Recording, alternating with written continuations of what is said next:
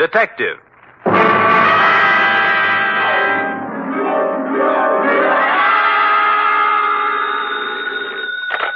Spade Detective Agency. Hi. Sam? Who else?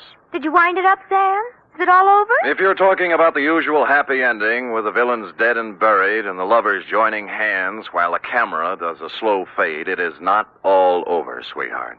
What do you mean, Sam? The villains in this piece are for real, still doing business at the same old stand from one end of the country to the other. Oh, Sam, you sound so grim. Only because I have a grim tale to tell, little one. So warn all within earshot that if they seek bluebirds of happiness, sweetness and light, and love conquers all, to try another detective. Because even now, I am on my way with something that might butt into your sleep for the next few days. To wit, my report on the Denny Shane caper.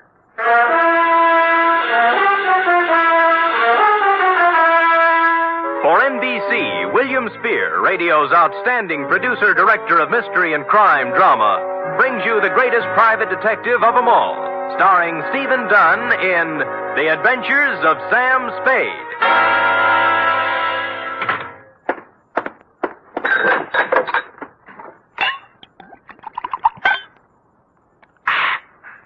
Effie! Sam? Yeah. Oh, I'm sorry, Sam. I didn't hear you come in. Ooh. Oh, tired, Sam? Yeah. You look pale. I guess maybe I'm a little sick, too. Now, Sam, I warned you about heavy lunches when you're on a case. Not that kind of sick, Angel. This kind starts at your shoe tops, runs up your backbone, and kicks around in your head till you're... Where's the book? Right here, Sam. Okay. The date, fill it in. 2? To John Q. Public. From Samuel Spade, license number 137596. Subject, the Denny Shane caper. Dear John Q. She was sprawled in the corner chair when I got back from lunch. A kid of 16 or so, complete with bobby socks, hair ribbons, and shoulder bag. The kind you see every afternoon in the drugstore near the high school, making jive talk over a soda. But she looked up as I walked in, and the eyes didn't look like jive talk at all. There was trouble in them. You're Mr. Spade? Yep. The detective? Well, according to some people. Fine. I need a detective. You're sure now? Mm-hmm. Positive. What would you be doing with a detective? Your ad in the classified section said you find people. Well, sometimes. They're not too badly lost, that is. Who do you want to find? Did you ever hear of Denny Shane? You don't really want to find Denny Shane, do you? Why not? Well, most people want to lose him. Then you do know him. I'm glad. Here's $20. Now, wait a minute. Hold it, honey. Don't get anxious. What's the matter? Don't you want to be paid for this? Not if I don't do it. What do you mean? Let's talk about you. What's your name? Mary Johnson. Does it make any difference? Mm-hmm. Mary Johnson. Where do you live, Mary? Well, I've never been in San Francisco before. I just got in yesterday. Staying with a friend out in the marina. My home's in Denver. Denver, Colorado. 2028 14th Street. Okay. Here you are. You want to sign the contract? Oh, all right. Where do I sign? On the line here. Oh. No. The right name. Sally Joan Michaels. How did you know that? Next time you use an alias, leave the identification bracelet home. Don't tell people you're fresh out of Denver when your coat label says it's fresh out of Ruse Brothers, San Francisco. Now, let's try it again, huh? What about Denny Shane? Well, I want to find him, that's all. Well, that's a lot. Why? I'd rather not say. Well, in that case, Sally, I recommend another detective. You'll find there's an ad in the classified section just below mine. You mean you won't do it? Sally, if I may get pontifical for just a moment, Denny Shane is not the kind of character I would pick out for a kid like you. He has a reputation for booking horses, which is illegal, and welching his bets, which is worse. He is associated at one time or another with almost everyone in the files of the Kefauver Committee. And as for the girls he runs around Stop with... it, will you? Oh, so that's it. No, that isn't it.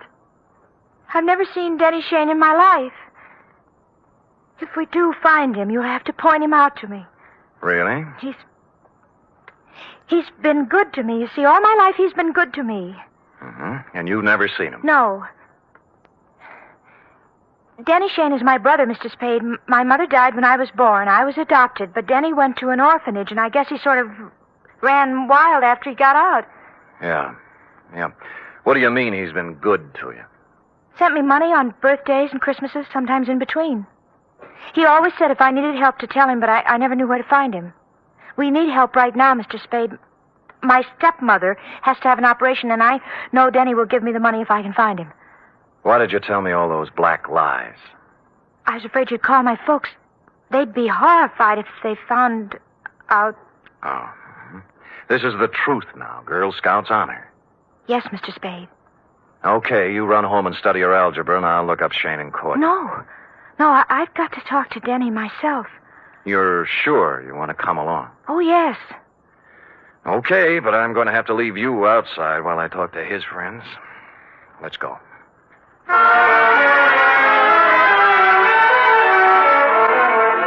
I hadn't seen Shane since 3 years ago when he conned a client of mine out of $3,000 on a phony mining stock deal. I knew it was waste motion, but I checked the hotel where he was living then and found he was long gone. Came next in the following order: one gambling joint in South City, one saloon in the Mission, and one very dubious apartment on Turk Street, run by a charming wench wearing wedgies, culottes, and peach brandy. She gave me a peachy smile. Oh, Denny Shane? Don't step on your laughs. You seen him lately? Funny you asking about Denny. I saw him yesterday. First time in 2 years coming out of Augie Dano's. Oh, who's Augie Dano? Runs a gym exercise studio, reducing setup on Sutter Street. You know, work a little, lose the middle. Get it? Yeah, I got it. But anyway, thanks.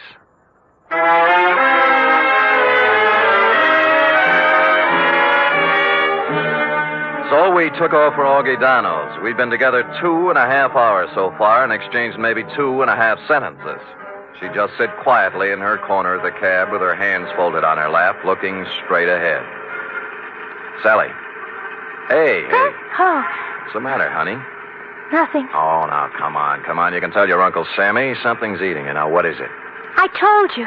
You're sure it has nothing to do with Denny and you? We settled that. I don't know, did we? You know, I got an ache in my bad knee. Is that good? Nope. I only get it when things are going sour on me. Well, here's Augie Dano's.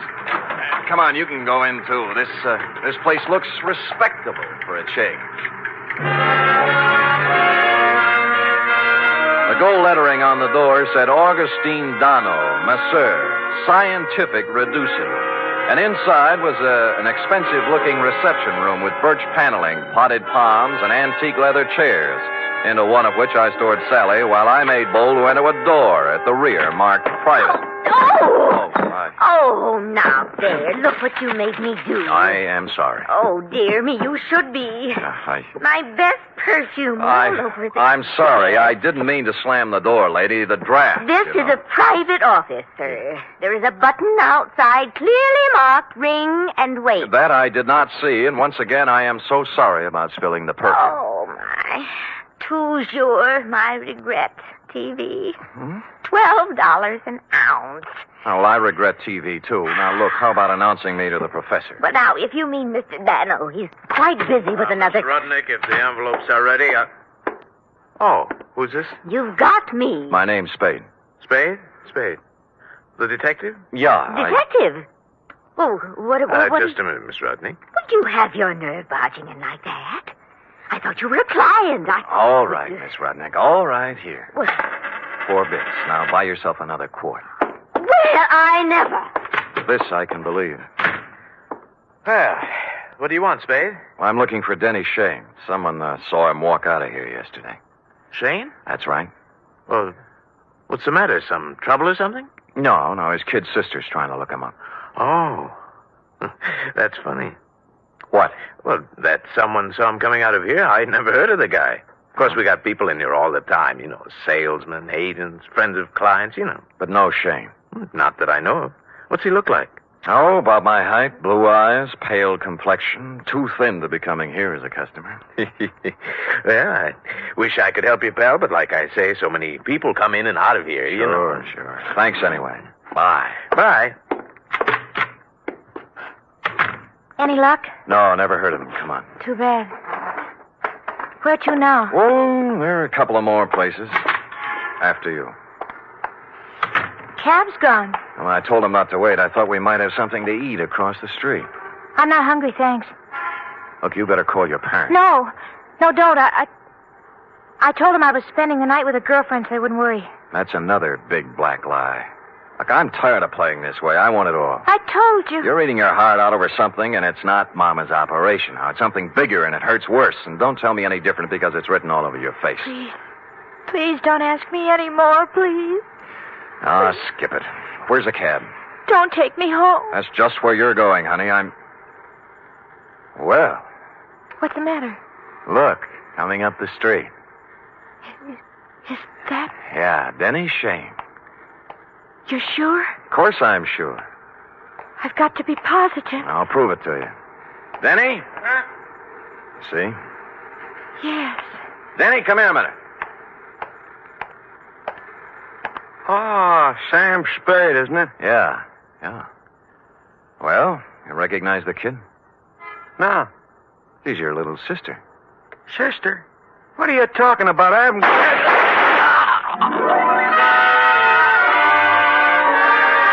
It all happened in less than a second. So hard, so fast, so horrible, it froze me in my tracks. The shoulder bag flew open, there was an automatic in her hand, and then Denny Shane was dead on the pavement, and she was turning toward me, her face a sick gray color, handing me the gun, handle first. There. It's done now. You can take me to the police.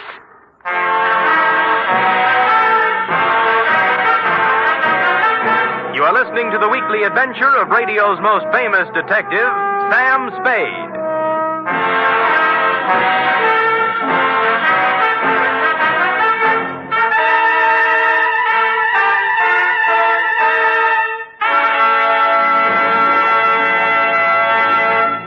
3 chimes mean good times on NBC. Whether it's comedy, music, or drama you're after, you'll find it on The Big Show this Sunday. The dynamic Tallulah is your hostess, and her guests include Fred Allen, Jimmy Durante, Vivian Blaine, Jane Morgan, and Rudy Valley. You're invited every Sunday to The Big Show.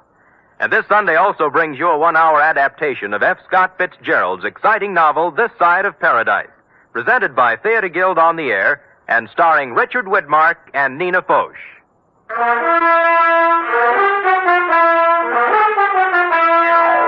And now back to the Denny Shane caper, tonight's adventure with Sam Spade.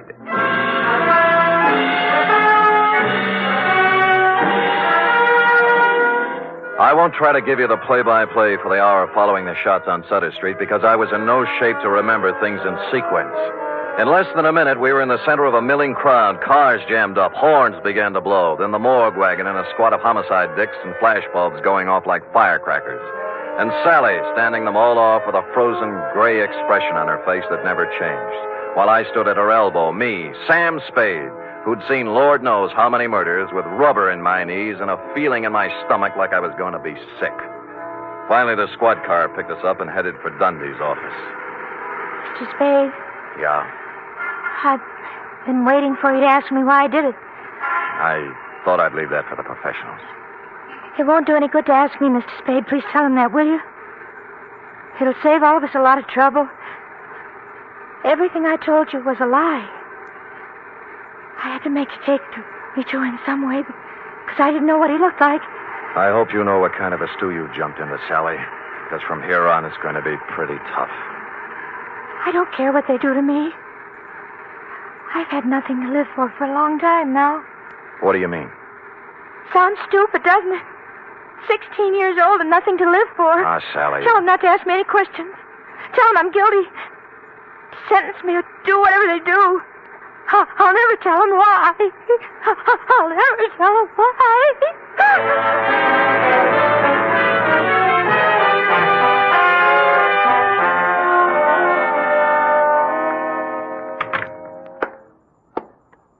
Give me a cigarette, Sam. Yeah. Why did I have to grow up to be a homicide, Dick? No dice, Lieutenant? No dice.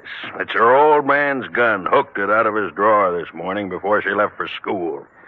I still think she's mixed up with Shane somewhere. Dundee, believe me, that's one thing I can guarantee. She didn't know Shane from Hopalong Cassidy. Well, I'm only falling back on the standard answer to this kind of a clam bake, Sam. This is not a standard clam bake. You're telling me. You know, Sam, it kind of scares you. What the Sam hell's happening to our kids? A 16-year-old girl still in high school walking up to someone on the street? Shut up, Dundee. Oh, I'm sorry.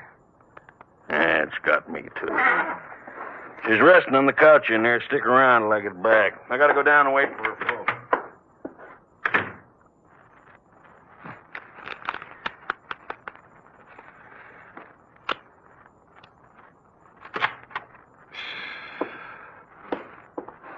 Oh, excuse me. I saw the lieutenant go out, and Come on in, sit down. I'm a friend of Sally's. Do you think I could talk to her for a minute? Well, I don't think she feels like talking. Look, I got to, mister. I got to talk to her. What's your name? Eddie Tucker. I go to school with Sally. I've been waiting for 3 hours outside for a chance to talk to her. Can't I, please? What's it about? It's kind of personal. Okay, through the door there. Oh, thanks. And leave it open. Yes, sir. The minute he went in, I slid along the wall into a corner between the door jamb and a file case. And through the doorway, I could see them both in a mirror on the far wall of the inner office. Sally? What are you doing here? I had to see you, Sally. I heard about it, and I had to see you, that's all. You're wasting your time, Eddie. It's all over and you know it. You shouldn't have done it, Sally. You know what I promised you. I know what you promised me all the other times, too. This was for keeps, honest. So are the other times. All right, look. Look at this, see? Out the window. Watch. Now do you believe me? Eddie, it's not your fault anymore. I don't blame you, honest. All those promises... I'll keep this one, Sally. Honest, I will. No. You're a zombie, Eddie. You know what a zombie is? Someone who moves and walks around, but who's dead inside. Go away. Now. Go away.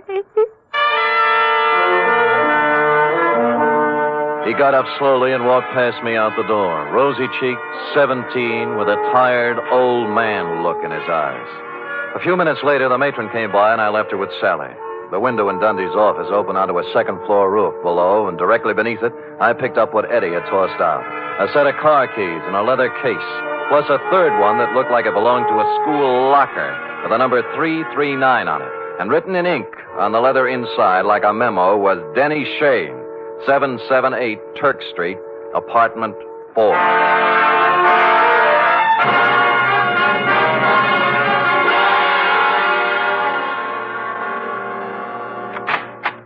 Hello, kids.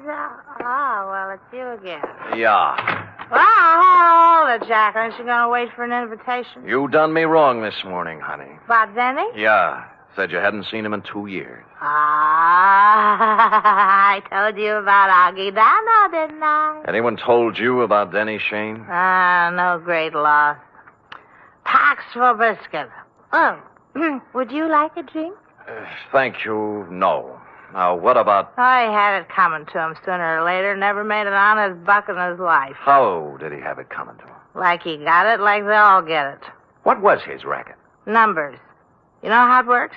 You buy a number Yeah. How do you know all this? Curiosity. Intellectual curiosity. I want to know things. All the time I want to know things. Follow? So one day, when Denny leaves his suit to be cleaned and I find a book in his pocket, I ask the questions. What book? His numbers book, stupid. What's that? Oh, you know, with the names and numbers of all his customers. You wouldn't know where it is, would you? Oh, perhaps. Oh, yes. How does $5 look? Bourbon is awful high. Yeah, you probably drank it straight. 10. Better. Come on. I think it's in his top drawer. Let me see now. Pies. There you are. That little black book. See? All the names, all the numbers. All the names, all the numbers, and one other feature. It was divided into sections, labeled Galileo, Balboa, Lowell, George Washington, and a couple of more fellows who passed on long before the numbers racket was invented. Under each was a list of names. Eddie Tucker's was on the page headed Thomas Jefferson, and after it was number 339-7th Street. At this point, several bells rang. The odd key in Eddie's case didn't belong to a locker. It went with a box in the main post office on 7th Street. Hey, now look, fella. It's 11 o'clock Yeah, at my night. name's Spade, clerk. Look. See? The license. I don't care about the license. The rules and regulations of the United States Postal Service. I know, through rain and sleet and snow and hail. But there's been a murder, you see. Murder? Yeah. Oh, well, in that case, I suppose we Great. Where's the mail for the boxes? On the table over there, but it isn't distributed. If you'll wait a shake. I'll wait a shake. It took more than a shake, but we got to it just before midnight. A scented envelope it was, addressed simply to Eddie Tucker, box 339. And in it was the answer to everything. The tired old man eyes on the kid Eddie, the zombie. And Sally, who figured her life was over at 16 because Eddie was through. But who had sent it to him was something else again. Just a plain white envelope, the kind you get for a nickel a pack in the dime store. I looked at it a little closer, wondering what manner of stationer would deem it fitting to sprinkle perfume on the kind of envelope most people mail their bills in. And finally, a possible explanation took shape in my mind. You don't have to hit Spade on the head with a baseball bat. Any large-sized mallet will do. Not just a minute, Spade. I deserve an explanation. You'll get it, Augie. I'm in bed asleep. What do you get off buzzing my bell this time of night?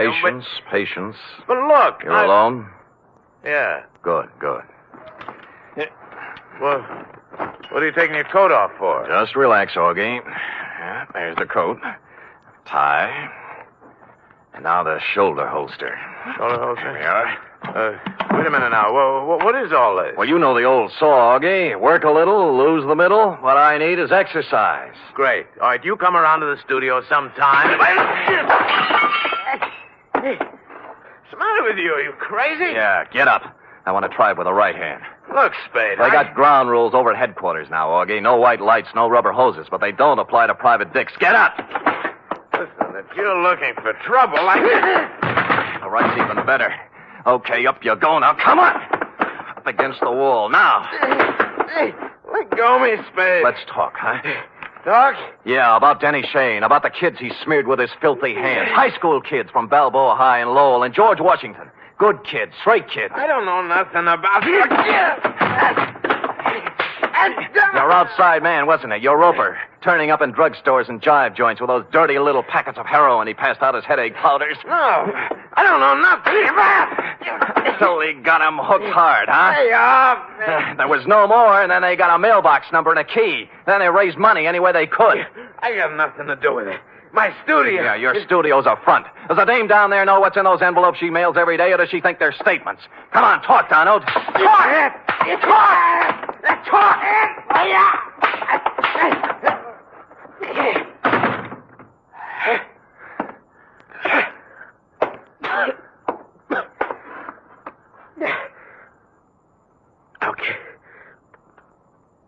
Okay. I'll talk.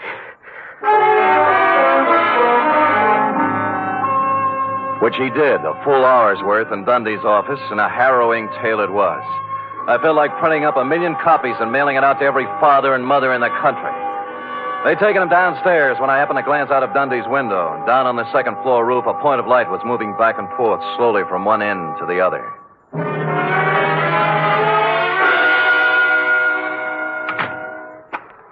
Eddie. Where are they? Where are those keys? I've got to have them. Here. Oh, thanks. My car. I couldn't get home in my car, you see. You don't need to kid key. me, Eddie. I know all about it. Oh. I can't do anything about myself, Mr. Spade. I'm helpless. What she said. Zombie. You're not helpless. You can't handle it alone, maybe, but you're not helpless. Other guys have licked it, and you can, too, if you want it bad enough. I want you. Honest. Good, that's all you need. We'll take care of the rest. Let's go, huh?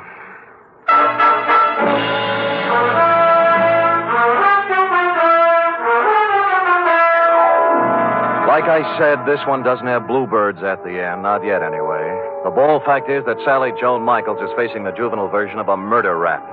However, the best criminal lawyer in town has volunteered to defend her, and the state will be represented by the most half-hearted prosecution that ever set foot in the courtroom.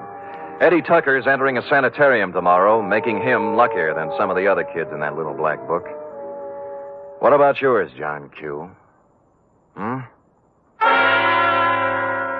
Period. End of report. Well? Oh, I don't know what to say, Sam. I feel so awful. I guess I'd better not make any comments at all. Me too, sweetheart. Let us lose ourselves in our work. Me in this cheap novel you were reading, and you in the merry chatter of that 1906 model Oliver. Scoot.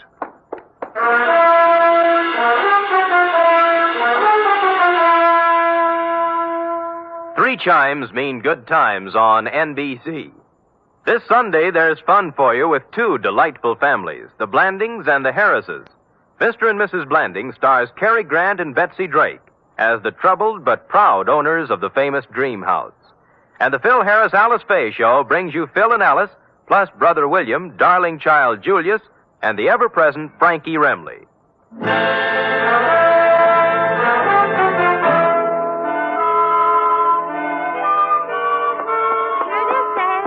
Amazing. Oh, not really, Sam. There's nothing amazing. Don't sell yourself short now. I'm just a plain garden variety secretary, Sam. Look at that. Immaculate. Not a mistake. Oh, Sam. And in 26 seconds flat, in just the time it took that man to read a short announcement, you type out 5 copies of a 28-page report. In my book, that is amazing. All right, I admit it, Sam. I'm amazing. Good. And another thing. What's that? I'm hungry. Oh. And tonight is sauerbraten night at Schroeder's, and Max Nishi's letting girls in now. Cherub, as you may have gathered, I didn't collect a fee off this one. Oh, but Sam, I still have $10 you gave me last week to cover my back salary from 6 weeks before that, so we really... Schroeder's it is, yes. Let me go home and put on my other shirt. And I'll get my sauerbraten hat. Good night, Sam. Good night, sweetheart. She is amazing.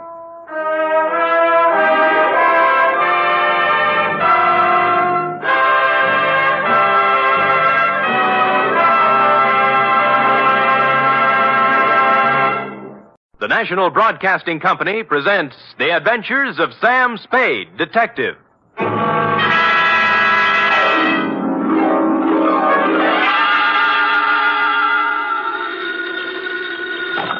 Sam Spade Detective Agency. Me, sweetheart. Sam! I heard you were hobnobbing with the wealthy set of our city. If what I was doing is their idea of hobnobbing, I'm glad I'm in the lower income brackets. What do you mean? What happened? I will only reveal that, Effie, in the intimate secrecy of our office. Was it that bad? Worse, F. Emotions ran amok. Passions were strewn from Fisherman's Wharf to the peninsula. Hatreds festooned the very air. And there was jealousy, too. My. It was positively lurid, as they say. Well, do you think it's all right for me to hear it? Well, I'll expurgate it a little, F. I'll water it down to your strength. I'll use monosyllabic instead of polysyllabic words, and so on. Now, Sam, I want you to tell me everything you think I should hear. And then just a little more. It's a deal, F. Prepare yourself for listening, and I will shortly make my entrance with a saga of society skullduggery, the lowdown on the uptown and all that. Now, if we need a name for it, why not call it the Vendetta Caper or the Revenge of Monte Cristo?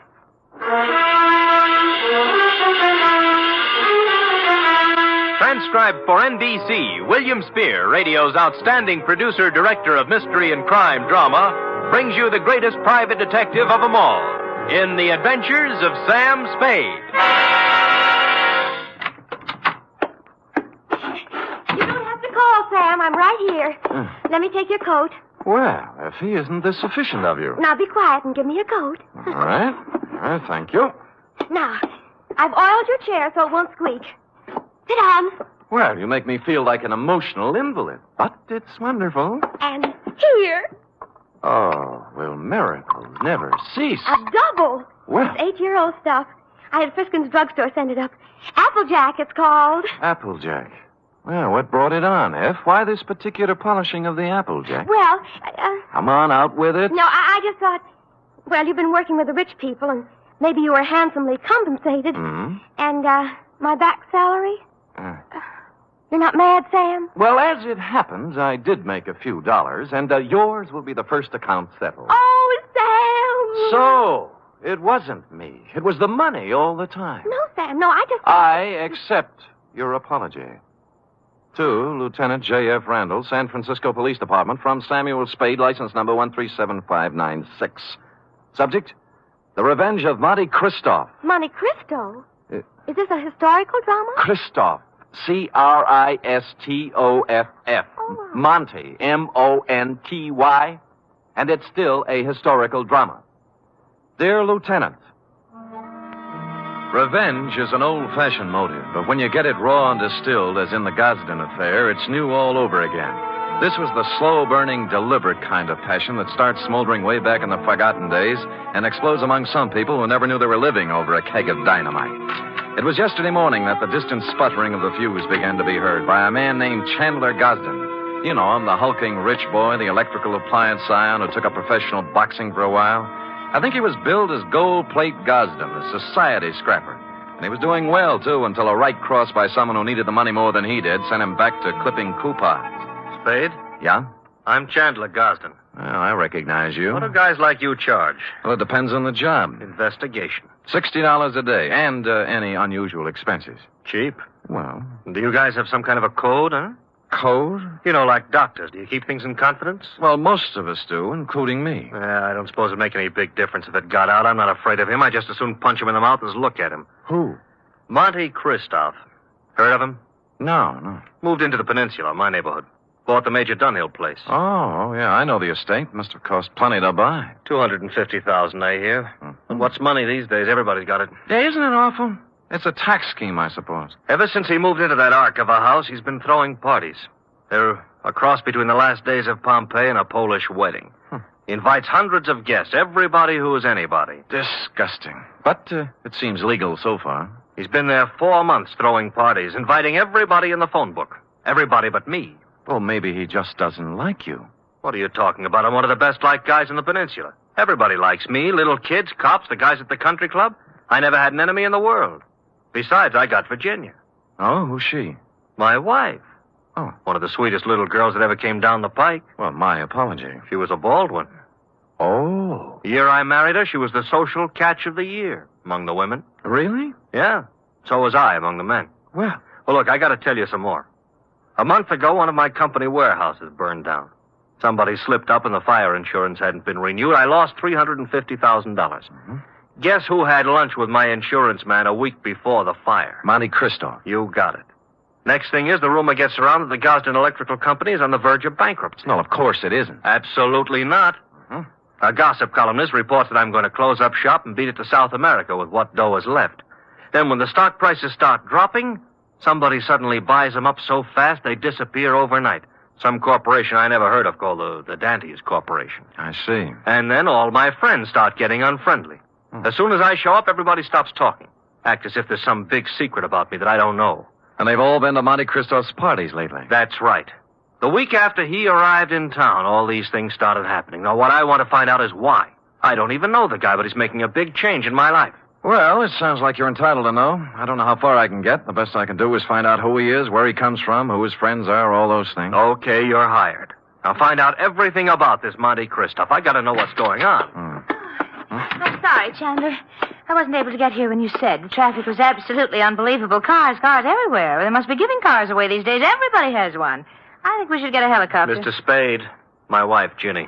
Well, how do you do, Mrs. Gosden? Chan, I hope you haven't lost your head and blabbed everything to him. I told you these sort of men weren't trustworthy. I beg your pardon, madam? Look, Ginny, I told him, and he's a good guy. Well, if you just want to go around giving your life secrets... Oh, shut up, will you? I'm the man of the house. Really? And I suppose I count for nothing? Oh, forget it. Spade, I'm depending on you. Don't let me down. You wouldn't think a millionaire would be hard to biograph, but I came up with very little information on Mr. Monte Christoph. He'd arrived in town 4 months ago, stayed 10 days at the St. Mark Hotel, then bought his house. He had a bank deposit running into 7 figures. He had no known business connections, just money. The register at the St. Mark said he came from Chicago, and an airline company verified that he'd been a passenger aboard one of their ships from the Windy City. This was as far as I'd delved when my place of business was entered by a man in powder blue livery. You Spade? The same.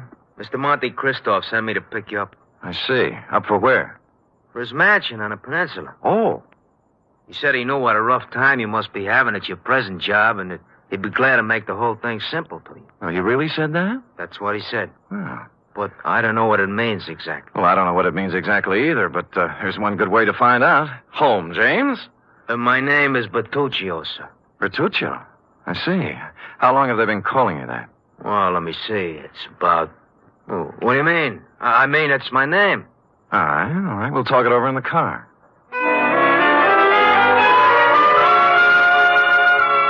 The car was long and blue and smooth.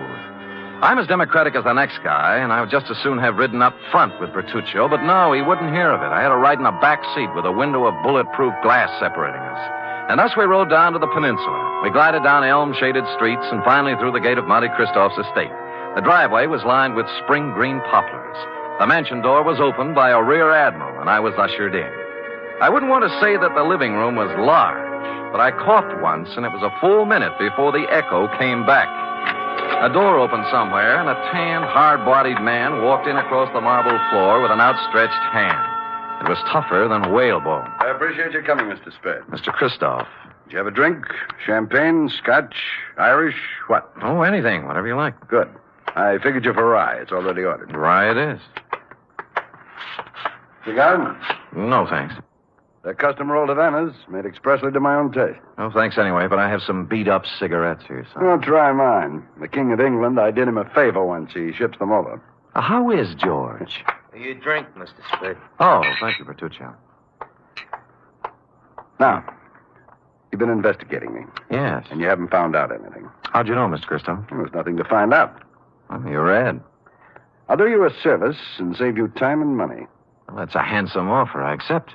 I was born in Michigan to a prosperous lumber family. I went to Phillips Andover and Harvard. Well. Mark's fair. I served with the Army in the recent war. Major. Military police. Wounded twice.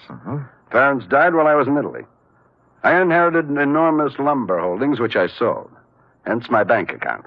I like San Francisco. Came here, settled down. Well, you're very kind, but I don't need all this information. I have more money than a man can spend in a lifetime. And by that, I don't mean to boast. It was an accident of birth. Yes. Now, Mr. Christoph, I'm only trying to find out... I know what you're trying to find out. Chandler Gosden put you on my trail. Well, there's no need to deny it. And, what would you take to get off my trail, Mr. Spade? Well? New car, a selection of fine liquor, a better job, cash? All rather enticing, but I'm afraid you've misjudged me, sir. I only work for one client at a time. Is there anything wrong with switching your allegiance? Well, I'm afraid it wouldn't be cricket. Is that the way they say it at Andover? Very well. Then I'm afraid I've given you all the information I can about myself. Well, you've been very generous. But just one other thing. How long did you live in Chicago? Chicago? Yes. I never lived there. But you flew here from Chicago. Oh, that. I was just there on business. Well, if you say so. Bertuccio is outside with the car. He'll drive you back to your office. And with that, he turned and left me. Outside, Bertuccio was waiting. Impassively, he ushered me into the limousine and started out. Only we didn't head for my office. Instead, we seemed to be leaving town. I banged on the glass between us, but Bertuccio didn't choose to answer. When we stopped at a light, I tried the doors, but they were both mysteriously locked. I was a prisoner in a moving jail. I made desperate signs to passers-by and traffic policemen I knew, but they just smiled and waved back at me. It was all very jolly. So I sat back and waited. About 20 or 30 miles out of town, we pulled onto a lonesome road and stopped. Here we are. Well, just where are we and why? Now, don't blow your top. Christoph told me to take you out here and to give you this. Oh? What's in the envelope? Money. $2,000 to be exact. Well, that's a lot of grands. They're going to do a lot for you. You're going to take it and keep going north. 48 hours will be long enough, just so you keep out of Frisco. Well, just so you know how I stand, I'm going back. You know, I was hoping you'd say that. Now I can do things my own.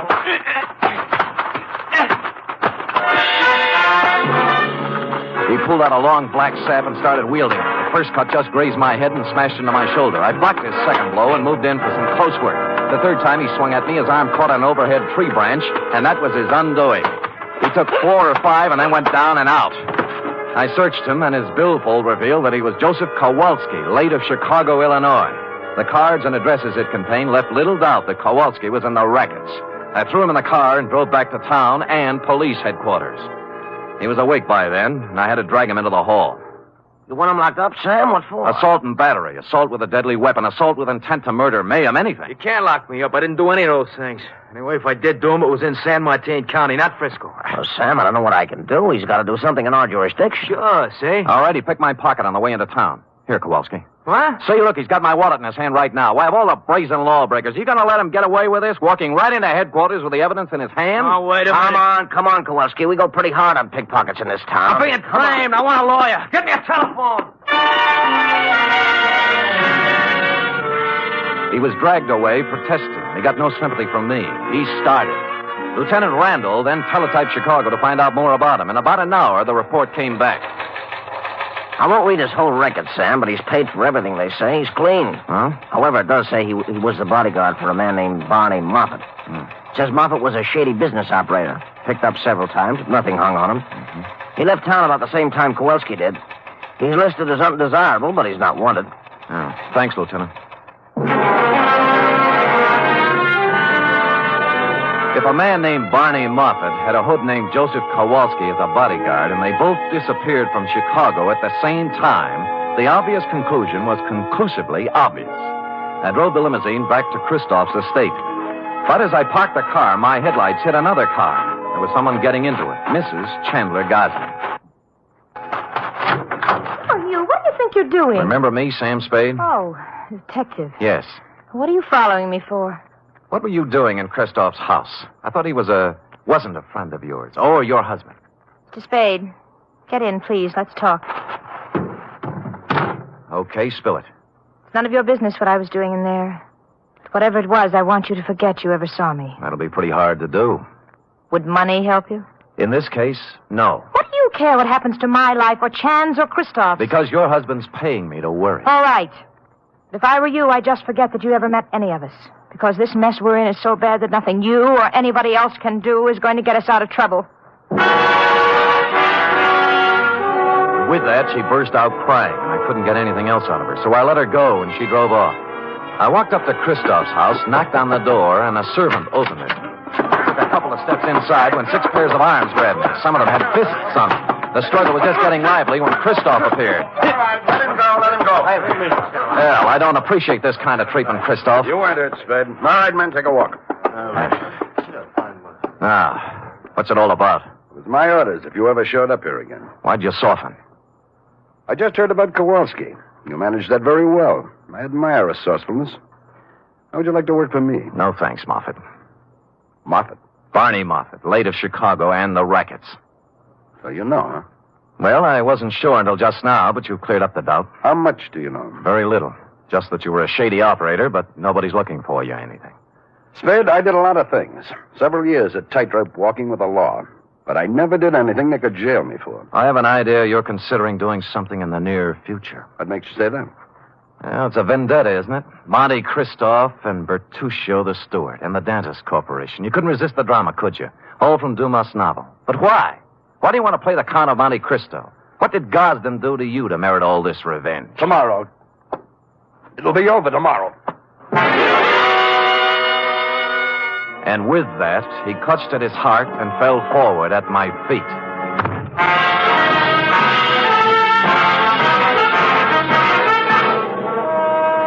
You are listening to the weekly adventure of radio's most famous detective, Sam Spade.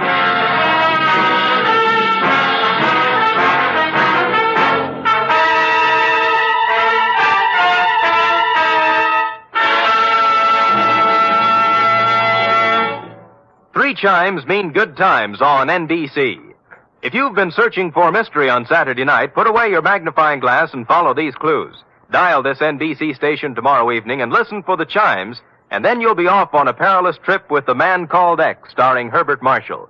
And if you've been searching for music, too, on Saturday, then Eileen Wilson is your dish as she stars in Your Hit Parade with Snooky Lanson and Raymond Scott's orchestra. And now back to the Vendetta Caper, or The Revenge of Monte Cristo, tonight's adventure with Sam Spade.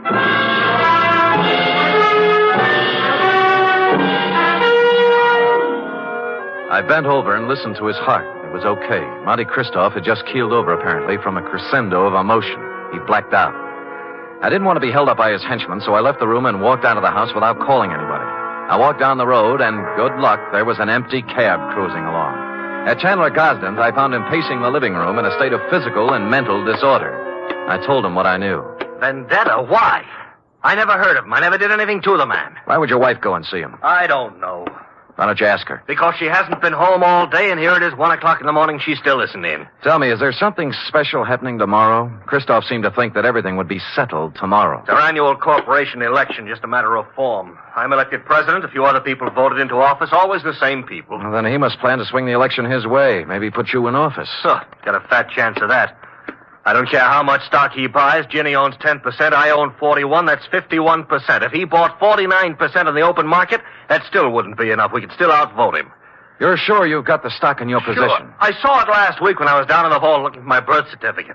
Stupid me, forgot I don't have a birth certificate. Huh? No, that must be Edson, my lawyer.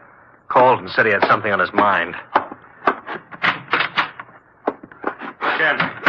Chandler, I have bad news for you. It can wait. No, it can't. This is Sam Spade, Ralph Edson. How do you do? Spade. Now, Chan, listen to me. All right, what's biting you? Just this.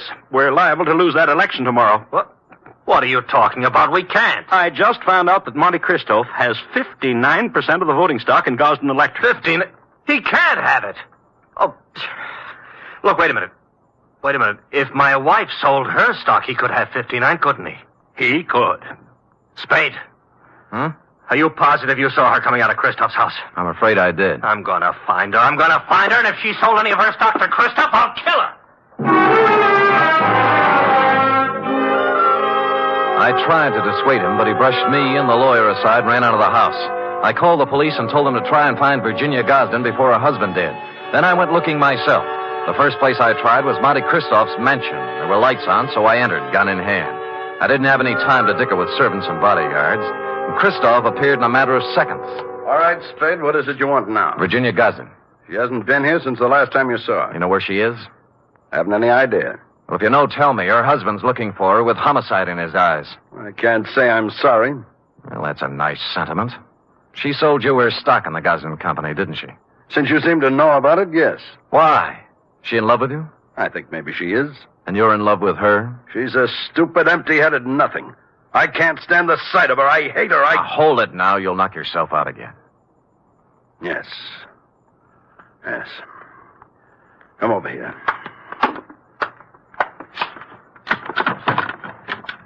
Take a good look at that. No, it's a pillow. An ordinary pillow. So? You notice how dirty it is? Yeah. Notice that it isn't even stuffed with feathers. They were too good. It's stuffed with dirty cotton rags. Well? My father's head was lying on that pillow when he died. I've kept it ever since as a reminder of who killed him. Who did? A man named Elwood Gosden. A man who cheated and lied and stole everything he had in his life. Chandler's father, huh? Yes. My father and Elwood Gosden had a hardware store once. My father invented an electric iron. Ever heard of the Gosden iron? Yeah. It should have been the Moffat iron. Elwood Gosden stole the plans from my father, registered them first, and then drove my father out of business. He made a fortune out of it, and then went into other electrical appliances. Well, things are beginning to gel now. My father became a peddler and died poor and broke and ill. My mother died 20 years before she should have from overwork, while the Gosdens grew fat and respected on the Moffat brains. So you started your vendetta, huh? I started it the day my father died. I set out to make one thing in this world, money. And I made it in handfuls. You can look me up. Barney Moffat, Chicago. Gambling, black markets, gun running, slave trading, anything and everything that had a big profit in it. And then I set out for San Francisco to break that Creighton son of Elwood's and his whole family. And on the way, you lost a guy named Barney Moffat. What difference? Look, you've got money now and everything you need. Why go on with it? I don't care anything about money. I only want to use it against them. Do you know why I had all those parties? To buy stock from people. Yes. Stock in the Gosden Company. I've paid twice, 3 times what the shares were worth. But right now, I own 59% of the Gosden Enterprises. And tomorrow morning, when the two of us meet at the stockholders' meeting, I'm going to vote him out of office and take over the company. And then, I'm going to drive it right into bankruptcy. And you got Mrs. Gosden's stock by making her fall in love with you. I had to. Don't let's talk about it anymore. About Chandler Gosden, he's a man with a very short and violent temper. He might come gunning for you. That's just what I hope he does. Ask the man at the door to show you out.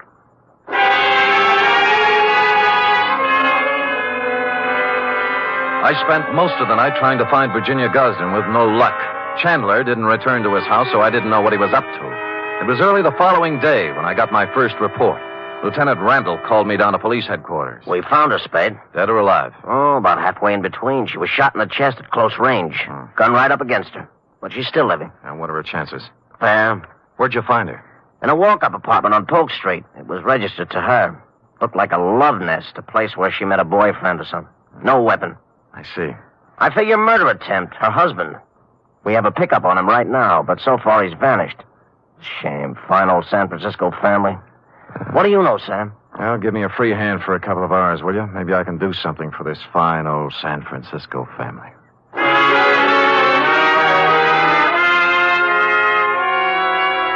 I had no more idea than the police where Chandler Gosden was at the moment, but I had a good idea where he might be later in the morning. I put a call into Ralph Edson, his lawyer. The stockholders' meeting of the Gosden Company was to be held at 11 o'clock at their executive offices. Edson got me in, and at 5 minutes to 11, Monty Christoph walked in. There were 3 of us. None of us spoke. We just sat around a long, polished table, alternately watching the clock and the door. At 11:03, the door opened. Chandler Gosden stood there, rumpled, red-eyed, vicious. He had a gun. The first man who moves is going to get a bullet right in the face. Chandler, for heaven's sake. Shut up. Is that the gun you tried to kill your wife with? It's the gun, but I didn't try to kill her. She did it herself because he drove her to it. Me? Yeah, you, Christoph. You were meeting her in an apartment. Don't think I've been dumb. Put the gun away and let's get down to business. Are you kidding? I got the same gun she used on herself, and I'm going to use it on you. Well, stop talking and get it over with. You act as if you want me to do it. All right. Edson, Spade, clear out of here. Gosden, use your head. I said get out of here. Now go on. Okay, but don't take your eye off him. He's got a gun in his pocket. Don't worry, I won't. You were working for him. Working for him all along. Everybody was. No, now listen to me. He wanted you to kill him. He doesn't care about himself. He just wanted you to be put away for murder. Spade, this is our affair, not yours. Now, look, both of you shut up and listen. This is a tough thing to try to settle something that's been boiling up in you, Moffat, ever since you can remember. You spent all of your grown-up life trying to get back at the wrong man. It appealed to some ironical sense of yours to carry out the Monte Cristo revenge story. Now, let me ask you this. You remember all about Monte Cristo and how he ruined the people who had ruined his life and how his father died heartbroken. But do you remember the end of that book? Go on. He found that he couldn't bring himself to revenge the wrongdoings of families on their innocent children. That reads good in a book, but I don't feel that way. Well, maybe you will when you hear this. What? This man right here that you spent 20 years getting ready to ruin is not even a Gosden. Huh? What? He's an adopted son. Mr. Elwood Spade, Gosden adopted him from an Oakland orphanage on October 11th, 1907. I got the records to prove it this morning. I don't believe it. I would have known. Mr. Edson, you've always been the family lawyer. Isn't this true? It was a long chance that Edson would play along with it. But to bring it off, it needed the final clincher. Lawyer Edson looked at me, then looked at Chandler Gosden. He gulped and licked his lips. It's true. It's true, Chandler. Adopted? Your father never wanted you to know. Chandler didn't move. He just stood there stunned. But Barney Moffat sank down into a chair and buried his head in his hands. Edson and I looked at each other and waited. And finally, Christoph looked up and spoke. Start the meeting. Mr. Edson? I hereby declare the annual stockholders' meeting of the Gosden Company open. Mr. Gosden? I don't care what happens now. I bow to the majority stockholder. Oh. Mr. Christopher... I beg your pardon, Mr. Moffat? As the majority stockholder, I vote that the chairmanship of the Gosden Electrical Corporation remain as it has for the past 20 years, with Chandler Gosden.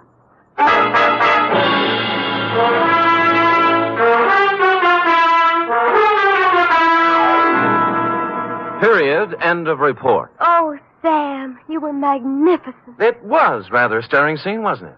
I was good. But it was superb. It really was. Mm-hmm. Did he sign over the stock and everything? Oh, he did indeed. Oh. Sam, do you think the world will ever get to a time when everybody has all he wants? And instead of trying to get more, everybody spends his time just trying to enjoy life? Well, you know best, Effie. Do you really believe that, Sam? Well, you've got to believe something. It's better than nothing. I guess. I have a theory, too, Sam. Well, spout it out. Well, if everybody in the world picks somebody else to be nice to, there'll never be any more trouble anywhere. How do you figure that? Well, before you can be nice to somebody, you have to think nice thoughts, see? And once you start thinking nice thoughts, well, you can see how silly the bad ones are. Effie, come here. You know, I might just put you up as a candidate for a chair of philosophy at Columbia. Oh, Sam. I know who you picked out to be nice to. Me. True? And I picked you. Good night, Sam. Good night, sweetheart.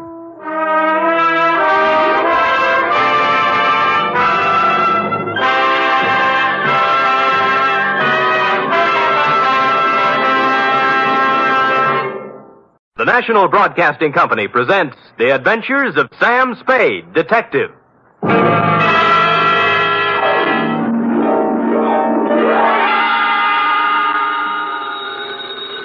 Sam Spade Detective Agency.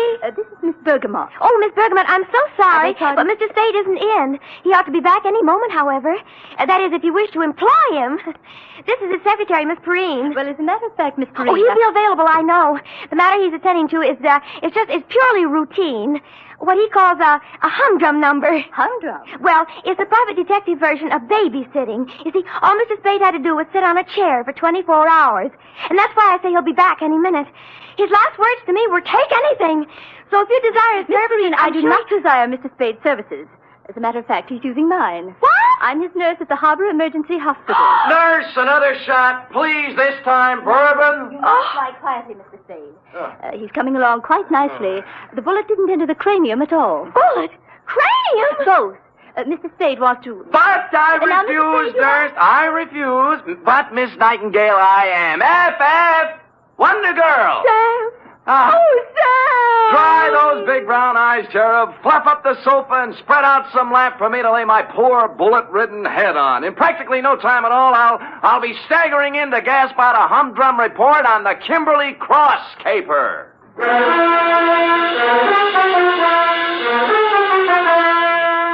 For NBC, William Spear, radio's outstanding producer-director of mystery and crime drama, brings you the greatest private detective of them all in The Adventures of Sam Spade.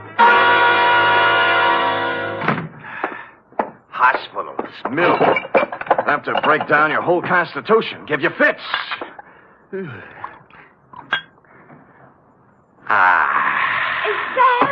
Who else? Oh, Sam. You look like the drummer man in the Spirit of 76. Nothing. As you know, Angel, no profession is without its hazards, least of all this tawdry one of ours. Now, sit down now. Oh, yes, Sam. Now, may I put my poor wounded head in your lap? Oh. Comfy? Mm-hmm. Oh, poor Sam. They're stupid, too, honey. Let's see now. Hey, new feeling. I too, huh? Date, fill it in to G.J. Runcible, claims manager, Sunset Indemnity Company, from Samuel Spade, license number 137596. Subject, the Kimberley cross caper. Dear Mr. Runcible. It's just as well for private investigators that we have no way of knowing, by the way a job starts, how it's going to end. I remember once I went beating the bushes for a mad dog killer and ended up playing Monopoly with him in a hotel room for 6 hours. And I remember, too, the time I agreed to take a box of homemade candy to an old lady who wound up with a double murder and a case of arson. Yours, Mr. Runcible, belong to this species. Spade. G.J. Runcible, Sunset Indemnity. You available? Maybe. What'd you have? Are in you mind? or are you not available, Mr. Spade? Answer yes or no? Yes. Yes. How much? $50 a day. Expenses, and... right. Got a job for you next 24 hours. All you got to do is sit on a chair and keep your eyes on something beautiful. Sounds keen. Might call it a babysitting job. Oh, who is she? Kimberley Cross. Pretty? Like $250,000. Oh, rich, too, huh? She's on exhibit at the Bergendorf Galleries on Sutter Street. She's on exhibit? Get over there right away. Well, I'd better. Check with Mr. Bergendorf personally and then see Johnny Stroud, our company man. He'll give you instructions. Fine. Now, why don't you tell me what we're... Hello? Hello? Always happens on page 6.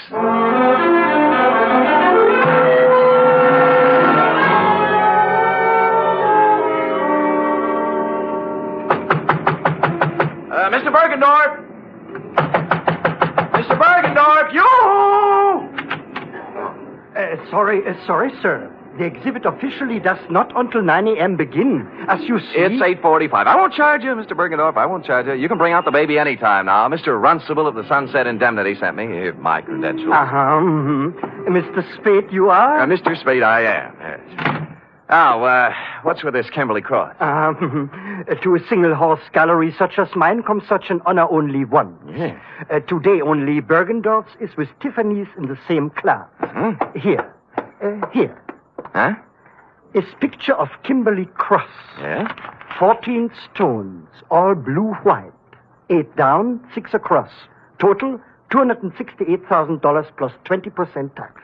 Oh, jewelry. To call this jewelry is to call Elizabeth Taylor a garden variety tomato. Yeah. Is a crown jewel from Thuringia, Mr. Spade. Really? Is part of a state of a dead duke. Is price tag $268,000 plus 20%. Yeah. Where is it?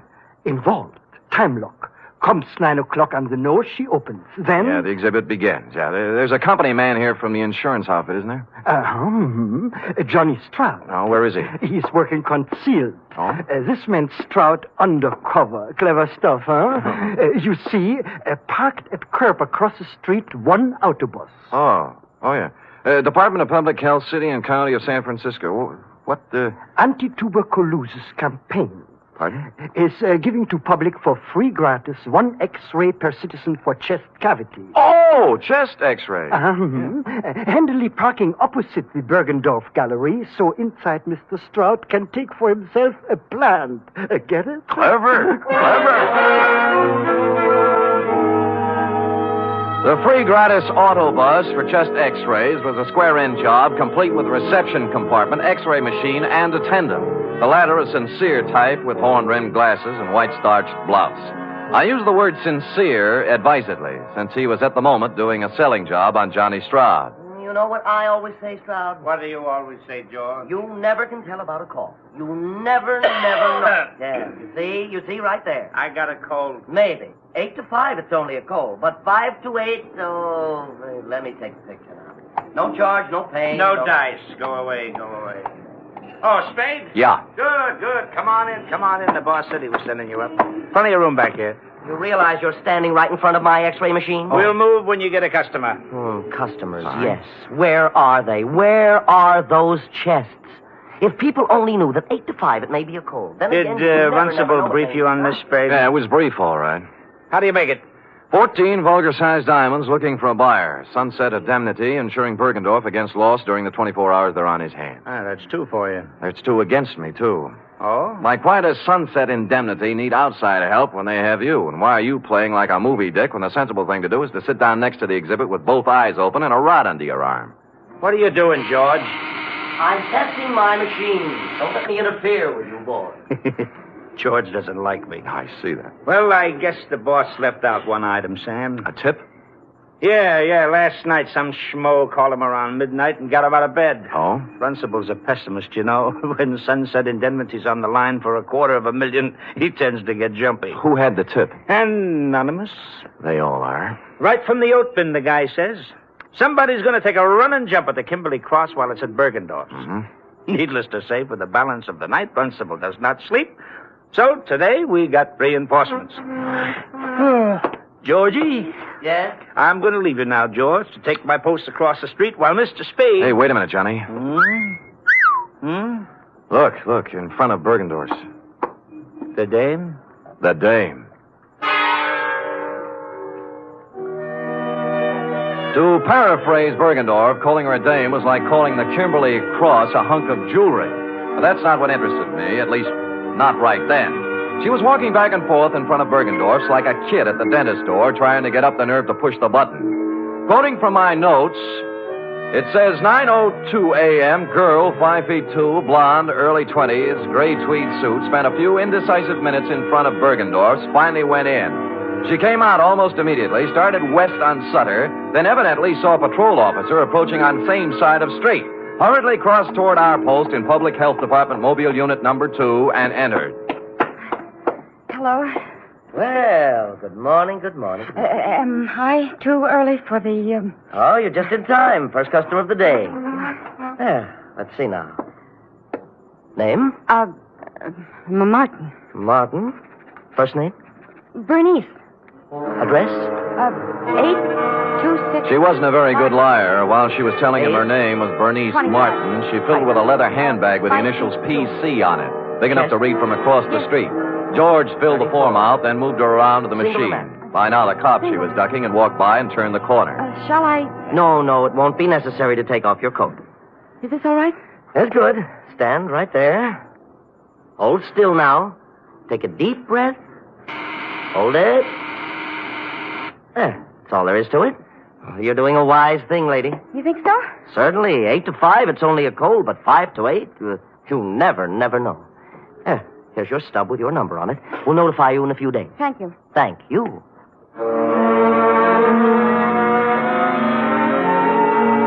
Whereupon Miss P.C. hustled down to the corner and into a drugstore. 5 minutes later, she still hadn't come out. Stroud was beginning to champ at the bit. So what, Sam? So she's worried. She's ducking cops. She's using a phony name. Or her girlfriend's handbag. Look, I'm going. Hey, wait a minute. I'm sure I've seen her somewhere before. Where? I don't know, but I think it was around headquarters. Now who's playing movie, Dick? Look, it's 10 after 9. I'll go over and settle down next to the Vulgar Diamonds, and you make yourself comfy with Georgie. If I get busy, out you go, Keep pal. your eyes on the customers going in and out. There's a good loud burglar alarm over the door there. You can hear it a block away. You see what I mean? It's good and loud. Holy cow.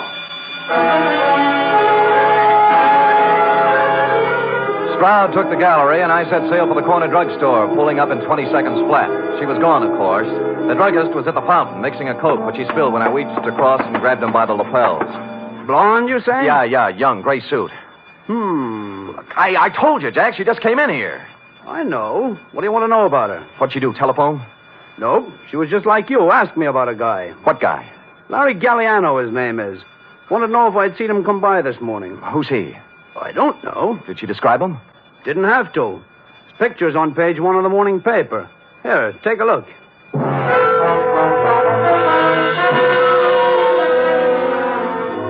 It was no time to dawdle, but I gave it 10 seconds. Larry Galliano, a one-time gas station stick-up artist, had just been released from Quentin after doing 5 years. On the way across the street to Bergendorf's, it came back to me where I'd seen her, standing outside the courtroom, crying when they sentenced him 5 years ago. Over here, Sam. Yeah. Oh, no. Bergendorf, huh? Yeah, shot from behind. The stones, needless to say. Sure. Maybe you were right about that day. No, she didn't have time. Someone was hiding in here waiting for Bergendorf's to open up this morning. How'd you get out? Well, there must be a back door in this joint. I'll check it. The phone's on the desk. Wake up Lieutenant Denny, huh? Right. How he'll love it, too. 2 of us holding hands across the street while...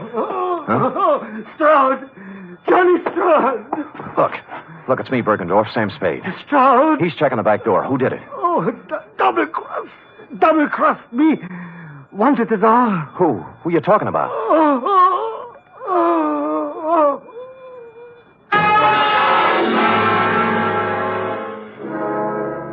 It was as plain as a man in his condition could have made it. Obvious to anyone with average intelligence. But for stupid Sam, it was still a long voyage home.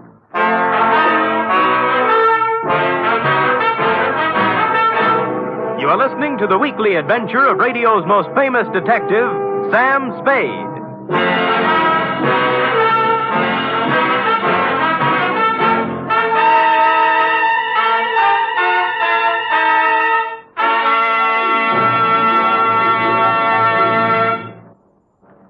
3 chimes mean good times on NBC.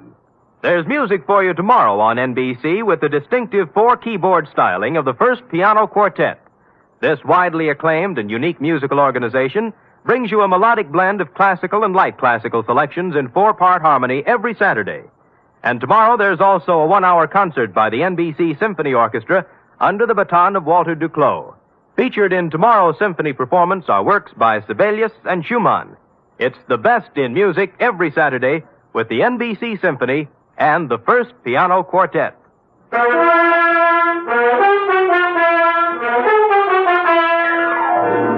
And now back to the Kimberley Cross Caper, tonight's adventure with Sam Spade.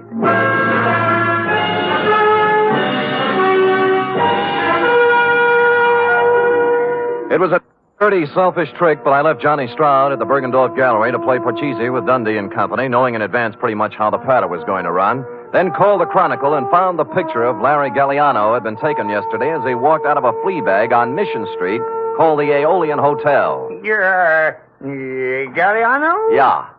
Sure. I know him. Stayed here night before last.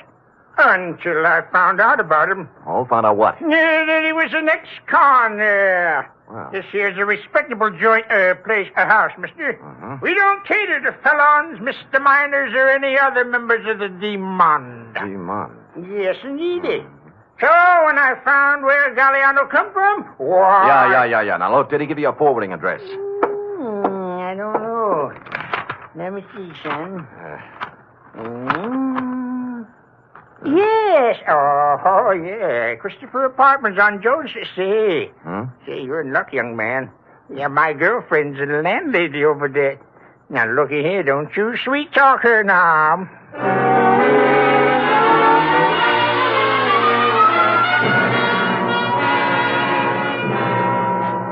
Out of the way, boy. Out of the way. Look, all I want, madam, is one moment of your time. I already told you, boy, I don't know no Galliano. Yeah. Never heard of him. Stop! So I don't want to hear from him. Yeah, well, wait a minute now. Will you just take a Not look at... one side, boy, one side. I'm Got sorry. One more right there, sweet. I had no time for Well, it. Mrs. Landlady, I'm afraid you've lost out. What? Yeah, you were in line to win a bagless vacuum cleaner, you know. Oh, wait a minute, Curly. Wait a minute. What you want to know, bud? Yes. Well, this Galliano just might be using another name. Now, this is his picture right here. Oh. Yes. Now, I will rephrase my question. Has he been around? Nope. I see, landlady. Well, do I win? Oh, I am sorry, but stand by for the giant jackpot. Is it electric?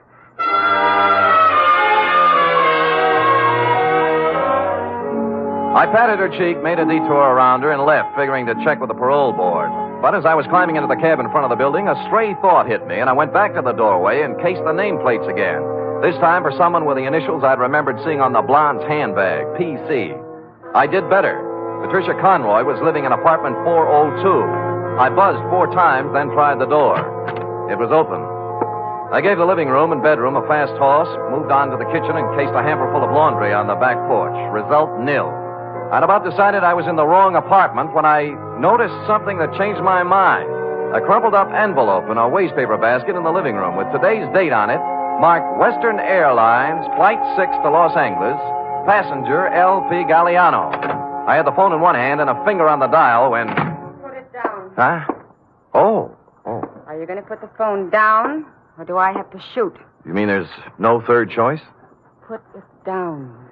Sure. Now what? Sit down. You'll be here for a while. Oh? His plane lands at Burbank in a half hour. If you have any dates between now and 4:30, forget them. Mind if I smoke? Go ahead. You know, this is pretty heavy-handed stuff for an you know. I've grown up a lot in the last 2 days. Not enough, honey. Or if you wouldn't be stooging for Galliano. He can't run away from this kind of a rap, you know. 48 hours.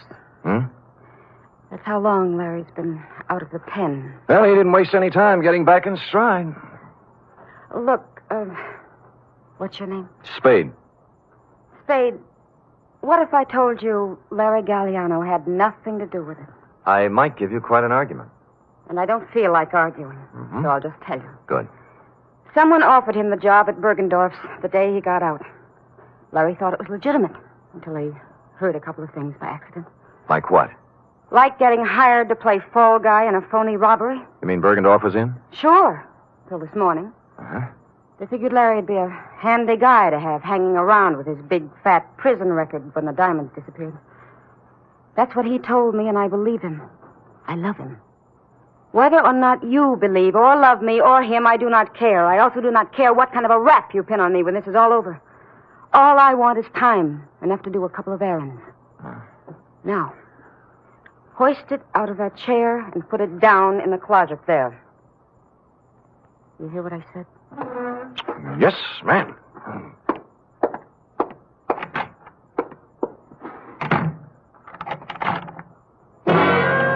I was wrong. She was no ingenue.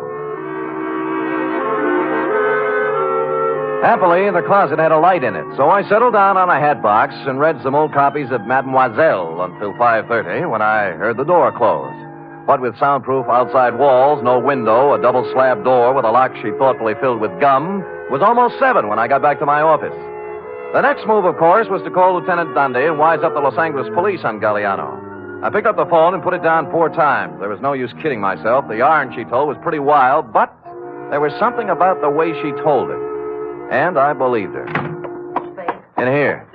Yeah. You remember me this morning? Oh, George, yeah. the technician from the X-ray mobile unit? Yeah, George, what's on your mind? Funny thing, that girl, 34 chest, you remember the blonde? Oh, yeah, I remember her very well, George. What about the blonde? Well, I tried to call her. Operator says there's no such number, and the company has no record of a Bernice. She was using a phony moniker, George. Her name's Patricia Conroy.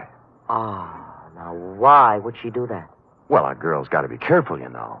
She does, for sure. How come? How come? I kind of took an interest in her case, you know. I rushed the pictures through as soon as we closed up tonight. She's an incipient case. Oh? Yes. I wanted to wise her up right away. You see, here. Oh.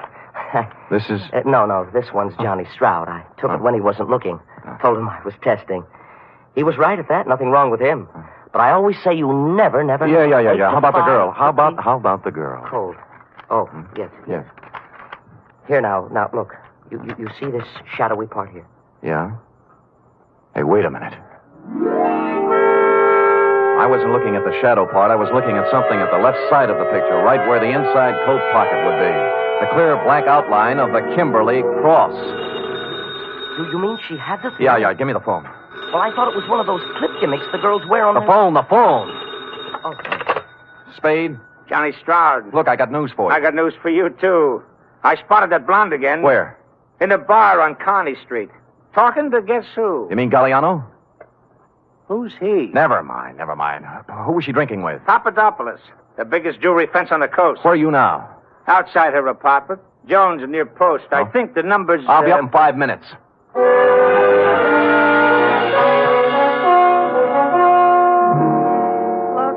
like I told you, Spade, I don't want to argue. She says she doesn't want to argue, Sam. Too bad. I don't mind telling you I'm a little burned up, baby. I fell for that line you handed me this afternoon. I didn't even mind sitting in your closet for 2 hours.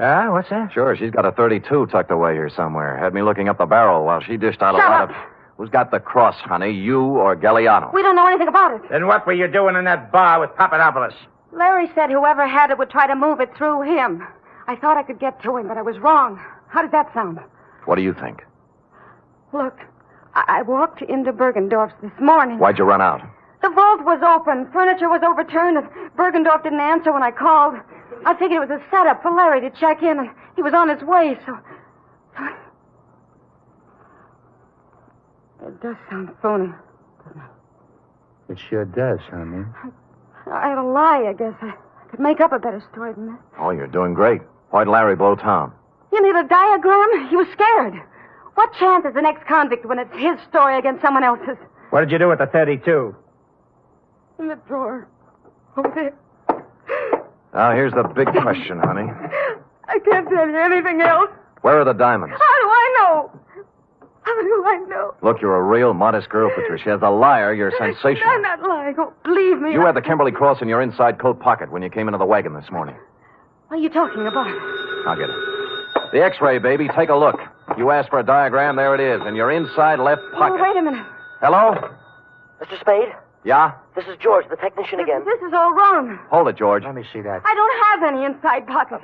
Look, I'm wearing the suit right now. Hold it.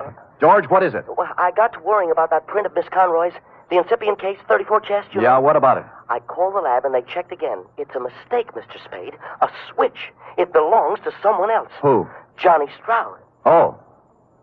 Oh, well, George, you won't have to worry about making more extra prints. What? The ones you have will do. Huh? Yeah, thanks. Thanks a lot, George. George is getting worried. Extra prints? Yeah, I had him run off a batch. Evidence, trial, DA's office, you know. Now, let's take her in, huh? Just a minute. This is crazy. I have no inside pocket. How can You wouldn't argue with a picture, would you, honey?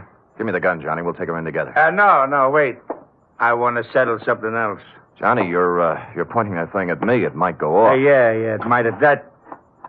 What's eating you, Johnny? I know what's eating him. He's... Shut up. You aren't a very good liar either, are you, Sam? There aren't any extra prints. Well, there's always George. In a couple of hours, there won't be any. George! Now you shoot!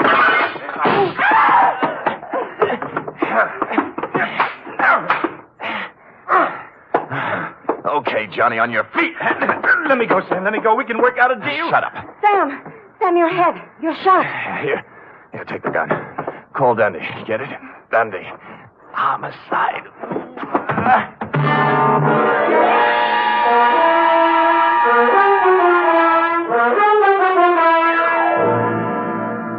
And the next voice I heard belonged to cool, brisk Miss Bergamot of the Harbor Emergency Hospital. Period.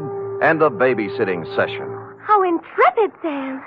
What's your wound? Nothing, sweetheart, nothing. As Hop Along Cassidy always says in Reel 6, don't worry, honey, it was only a scratch. Now... Wait. Now, Can't you get up without moving your lap? No, but Sam, there's one important omission. Oh? The Kimberley cross. What did Stroud do with it? That, cherub, is an intramural affair between Stroud and Mr. Runcible. While, as you know, this report is an affair between you and the portable. Oh. Scoot.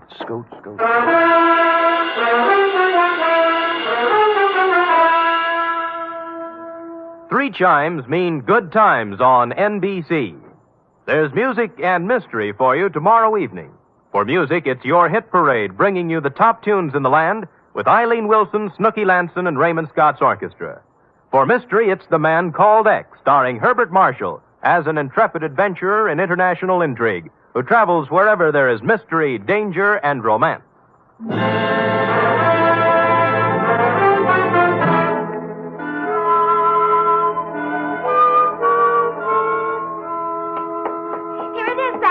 Oh, brisk, efficient Miss Perrine. You may lay it on my desk and restore your lap to its original position. Oh, yes, sir. Ooh. Comfortable, Sam? Loving every minute. Sam, Yeah? a girl can't help wondering sometimes. About what? Well, the way you described the blonde in your report. Glamorous, like the Kimberley cross and all. You like that? Oh, I just wish sometimes someone else could be your secretary, and I'd be the one you'd meet in a room with velvet draperies and a long cigarette holder and slanting glasses and a black lace negligee. Hold it, girl, hold it. You've gone quite far enough. I know, but it's only natural for a girl to want to be glamorous, Sam. Pardon me. You show up with any of those props, and I'll turn you over my knee. You like me the way I am, Sam? Yep. Why is it always this way? Just when I think I'm getting somewhere, I find myself saying, "Good night, Sam." My sweetheart.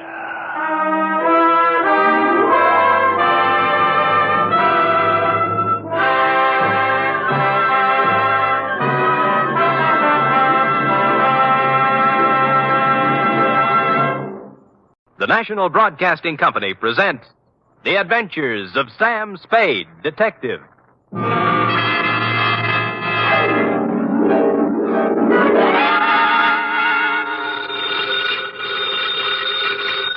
Sam Spade Spade Detective Agency. Buono, buono. I beg your pardon? Suonate il campanello. Sam, what are you... Nothing at all, sweetheart. I just happen to have the tourist lists of handy Italian phrases before me. North Beach never did that to you before, Sam. North Beach never did anybody like it. Just did me, F. But I thought you said old Bartolomeo just wanted you to drop by for a friendly talk. And some garlic bread and red wine. But does that explain the knife gash on my coat? Your new tweed? My old tweed now, Cherub. You see, it was never meant to be swum in. The bay? Yes. Not again. What else? By now, your keen feminine instinct should tell you this is not the social call, Wonder Girl. As a matter of fact, I plan to drop by presto presto with words anent a little something I call View of Fisherman's Wharf from the Water, or the Crab Louis Caper.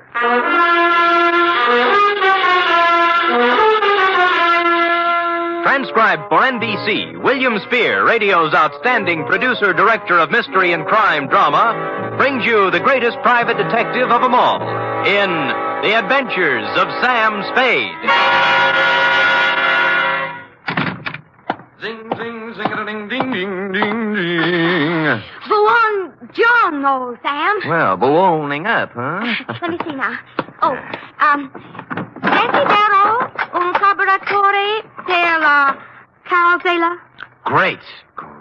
What's it mean? I found my secretary's list of most used Italian phrases, Sam. It means, I want a carburetor for my voiturette.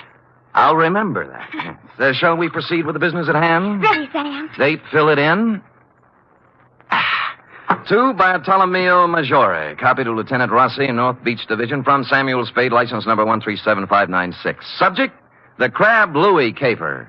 Dear Bartolomeo, Fisherman's Wharf, as you know, is as changeable as an Italian wench. All smiles and laughter of a Saturday night with the lights blazing in the Cioppino palazzas and the tourists 3 deep around the steaming cauldrons outside.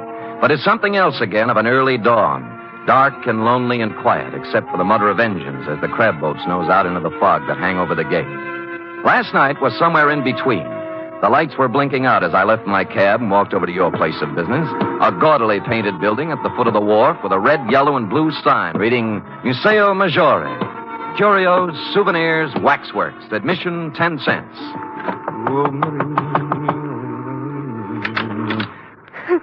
Who is it? I'm Sam Spade. Bartolomeo called me. He isn't here. Fascist grotto at the end of the wharf. Thanks. Look, is there anything I can... Sorry.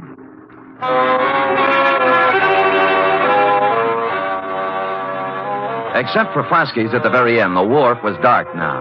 It seemed early, as if something had interfered with business as usual, and the late customers had been brushed off a couple hours ahead of time. I peeked through a hole in one of Frosky's window shades and saw why. It looked like the entire population of North Beach was inside.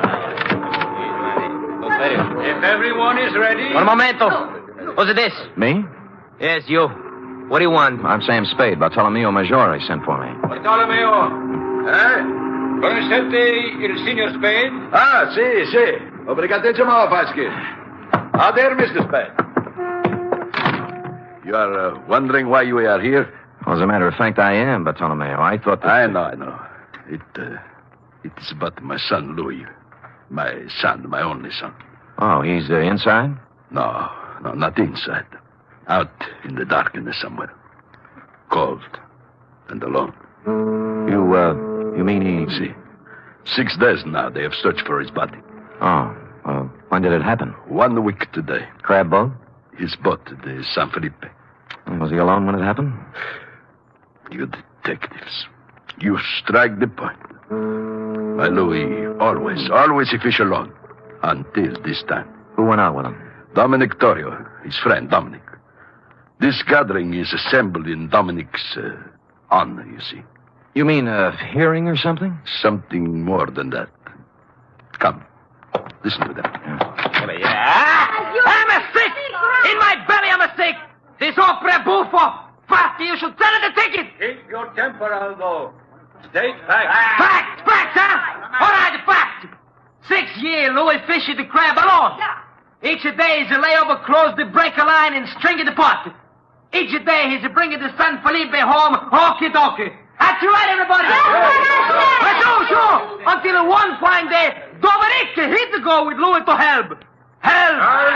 Aldo, we must deal in facts. Dominic is suspended! Fast in the truth! He's the King Louis. Joe is the King Louis. And you know why? Because he's the one to Rosalia. That's the why. See how it is. Who's Rosalia? You must have seen her at the museo. Crying? Yes, with reason. Next week, she and my Louis were to be married. It's tough. You think this Dominic was in love with her, maybe? I think nothing, senor. Two men, friends, alone in a boat in a heavy fog. One of them dies. The other says it is an accident. It is not for us to think or make guesses. Say, what am I supposed to do? In the records of the police, senor, my Louis died in an accident. Mm-hmm. In the hearts of his friends, he was murdered. For my sake, for Dominic's, for the sake of us all, we must know the truth. For this, I prefer to employ one who is professional and impartial. Come. We go in. I don't believe it. Believe me, before heaven, I mean it. Silencio. Once again, Dominic. How far was the boat from Seal Rocks? 100 yards, I think. I heard the break. Silencio. Let Dominic tell the story. Go on now. You had dropped the last crab pot over the side. Then? Something went wrong with the motor. Louis told me to look at it. I went below, then it happened. Louis was leaning over the gunwale. We untangled a float, and the sea took us by the stern. We broached. I saw him go over and plunge into the white water.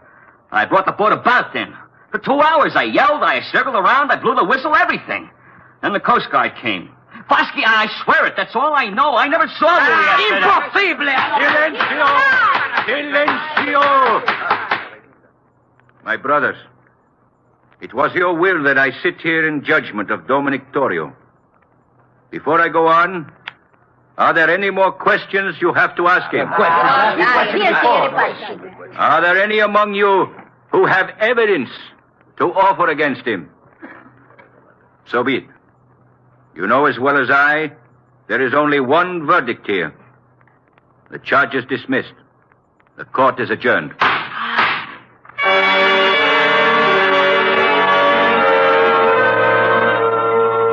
Everyone was still for a second, like a big tableau. Fosky, white-haired and dignified on the platform, looking down at Dominic, and the rest of them all on their feet now, boring holes through them with their eyes.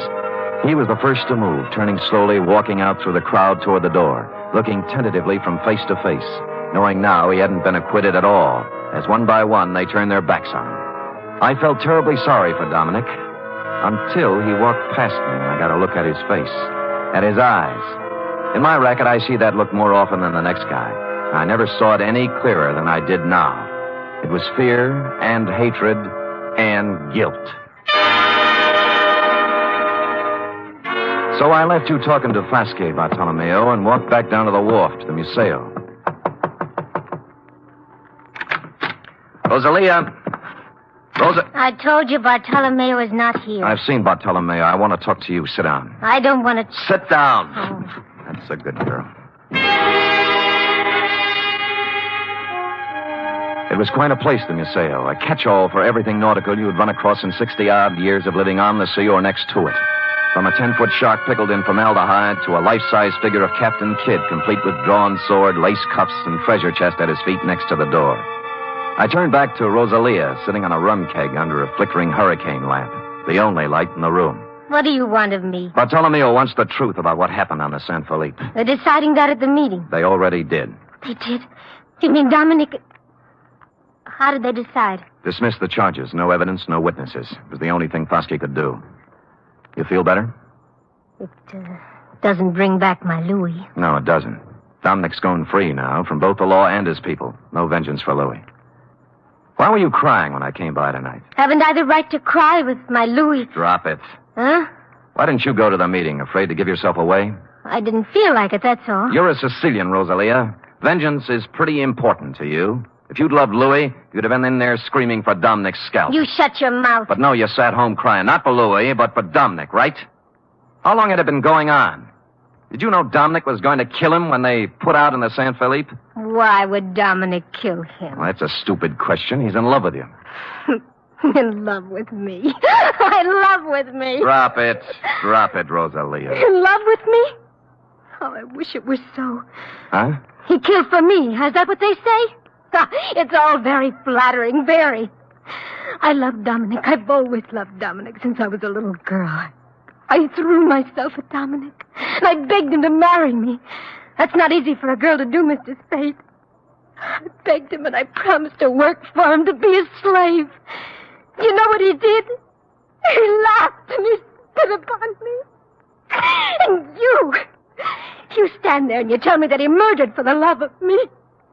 You wouldn't walk across the street. All right. Take it easy now. Come on, take it easy. So I do the silly woman thing. I promise myself to Louis. To crazy Louis, to a madman. Crazy? You don't believe that, huh? Louis the Great, il Campione. A champion of the crab fishermen who dares to fish right on the breaker line. Catches more crab than anyone else. Louis the Fearless. Do you know why he's fearless? He's too crazy to be afraid. What do you mean? He mutters. He talks to himself of great riches, of thousands of dollars, of him and me. Louis the crab fisherman and me, living in the finest house in North Beach. When was this? Last week. He went up in Bartolomeo's attic one night and he came down with a big hunk of his raw wax from the waxworks. A tresor, he called it. A stupid lump of wax.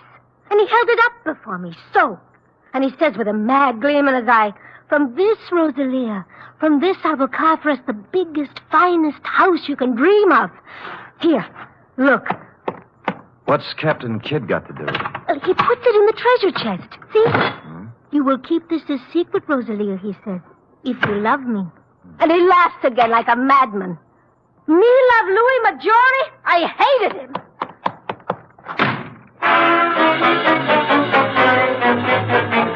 He was too good to be phony. The triangle notion had to go. You could hardly blame Rosalia for thinking he was crazy. And the treasure chest was a hunk of tallow. Not a very fresh hunk at that. And Louis's routine with it must have hit her like the graveyard scene from Hamlet. Therefore, having no theory, nor evidence, nor witnesses, I also had no motive. As always, in situations like this, I did the sensible thing. I went home and went to bed. Or I thought I went to bed. Hello? Spade? Yeah. I got a tip for you. No? Find yourself a nice, dirty divorce case somewhere and stay out of North Beach. Well, this almost sounds like a threat. Call it advice. There's $100 in the mail for you. You'll get it this morning. Plus a bribe? A gift. Can I keep it if I don't play?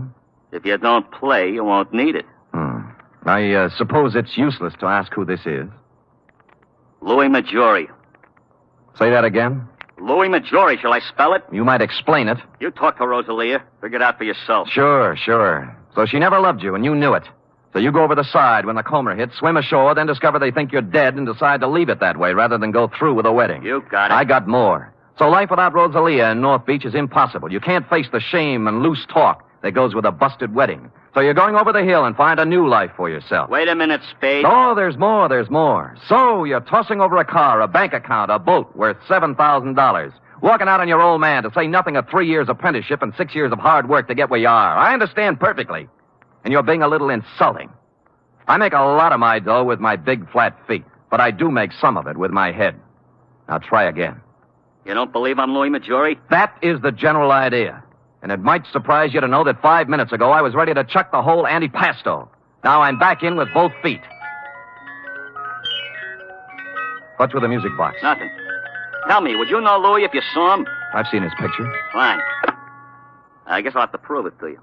If I satisfy you I'm Louis Maggiore, will you stay home? Scout's honor. Now where do we prove it? You know Castellani's grotto? Halfway out in the wharf, yeah. There's a ramp running around behind it. I'll see you there in a half hour. I know just what you're going to say, Bartolomeo, but I didn't go alone. Roscoe was right there with me, with his safety off. It was the kind of spog San Francisco puts on once a year for the tourists. Just to nail down its position as runner-up to London. I had to feel my way along the row of dark chowder houses to Castellani's. Except for the foghorn and the lapping of the water below, there wasn't a sound. The only cheerful thing in the picture was Roscoe, who was now out of my pocket at the ready. I eased up to the corner of Castellani's. There was an alley between it and the next building, leading around on the ramp over the water. Spade? I could see the glow of his cigarette first. Then I made him out, in a slouch hat and overcoat. He was standing at the rail. Spade. Right here. Well, you satisfied now? I'll let you know. I moved out from the side of the building and walked toward him. He must have known about Roscoe because he didn't move, just let me come right up next to him. I was stupid, sure, but it wouldn't have worked for him except for the fog. 2 feet away, I saw what I thought was Louis was a booby trap. The hat and overcoat were slung over a piling with a burning cigarette on the rail next to one of the sleeves. I rolled to one side just in time. The knife slashed through the padding on my left shoulder, and he was on me.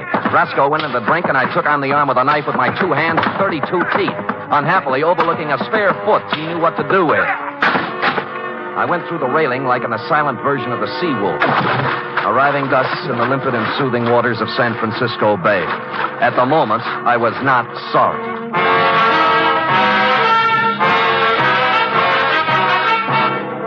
You are listening to the weekly adventure of radio's most famous detective, Sam Spade.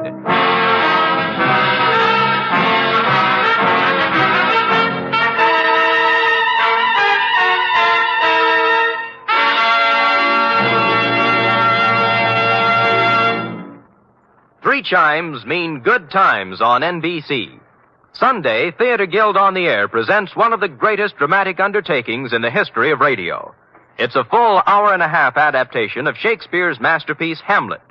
The immortal lines and matchless beauty of Hamlet come to life Sunday with John Gielgud, Dorothy McGuire, and Pamela Brown in Theater Guild on the Air. And a reminder, this Sunday also means another gala broadcast of The Big Show.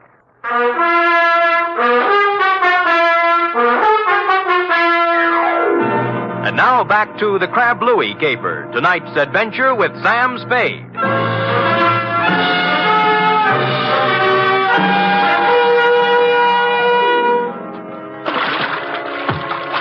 Wetting my finger and holding it up in the wind, I quickly determined where north was, and just as quickly decided there was no percentage in swimming the Golden Gate.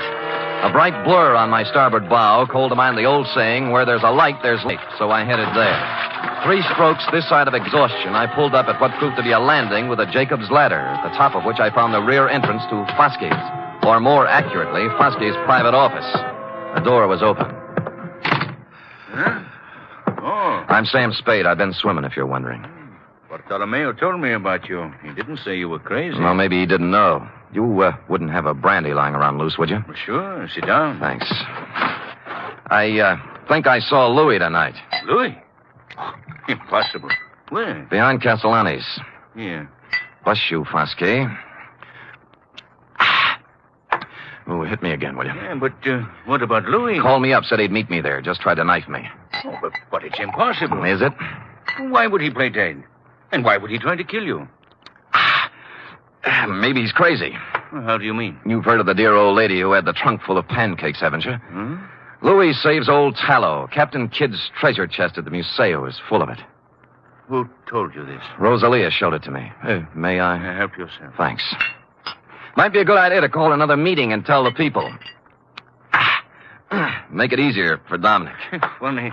Of the whole meeting here, I alone doubted his guilt. Good thing they made you the judge, or he might be 6 feet under by now. Got a cigarette? In the box there next to the phone. Thanks. Yeah, I went right along with him, too. Shows how wrong you can be when When what? when you go by emotions and not by evidence. This is, quite a cigarette box. Yes. It stops when you put it down. Hmm? Well. I suppose now you'll drop your assignment? Sure. I'm a detective, not a psychiatrist. You've got a lunatic running around, that's your problem. Good night, Foskey, and thanks for the brandy.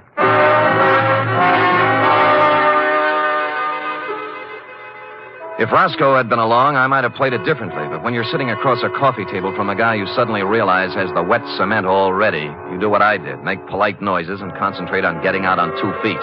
It was 7 to 3. Dominic was stashed in a handy closet listening to the whole thing, which was handy since the next obvious move was his room in a house on Jefferson Street. A rooming house owned and operated by a 4-corsage bosom-type lady known as Mama Luca. Oh, senor, I don't know nothing.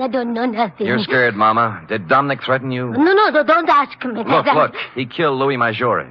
I gotta know why. I don't know why. I don't know nothing about it. Louis came here? Yes. Yes, Louis came here the night before it happened. Why? I don't know. He was all excited. A handful of wax. Wax? You know. What about it? He showed it to Dominique, and they go into his room and talk, and then he ran off to send a telegram. Telegraph office, huh? Well, since it's official business, I can let you read the office copy. Here. This message just came in tonight. Dominic Torrio. Regarding your inquiry, analysis of samples sent here by Louis Maggiore, highly promising. If quality uniform and weight correct, would estimate value minimum $60,000. Hartley Associates, Vancouver, B.C.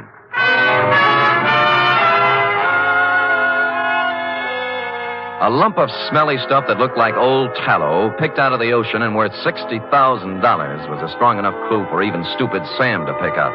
I left the telegraph office on the double and pulled up at the Museo Maggiore 10 minutes later. Blasted lock is jammed. He was too busy to notice me. I slid a marlin spike out of a rack next to the rum keg. Locked. Must be locked. I hate to do this, Fosky. Wait a minute, Spade. Wait a minute. The next voice you'll hear will be the nurse with a breakfast tray. Bartolomeo! Senor Spade, what have you... Look. What have you done? His Honor was playing Pandora with Captain Kidd's treasury. Treasure box? Yeah. But why? Who is it? Who? Fosky. Surprised? Fosky? Why would he, of all people? He likes a buck as well as the next one, possibly even more, when there are 60,000 of them. $60,000? Yeah. Is he mad? Like a fox. Here, let me pry this cover off. There. What is this? Well, it may not look like much to you and me, but to a perfume manufacturer, it's prettier than the Venus de Milo. Tallow? Ambergris. It's what happens when a whale gets a tummy ache. Louis must have run onto it 10 days ago. Padre mio, $60,000. Yeah. That's the big why of it, Bartolomeo. What now? You think Fosky... He won't talk, neither will Dominic. They're next and they know it. Still 2 men alone in a fog in a boat. See. There were only a witness. There was a witness. Hmm? The eye of God was on Dominic when he did it. And the judgment of God is swift and is sure. Dominic knows it. You think so? I know Dominic. Why you ask? There's a way to find out. What time is it? 1:30. There's time. Where do you keep your razor? Razor? Yeah. I'm going to shave Captain Kidd.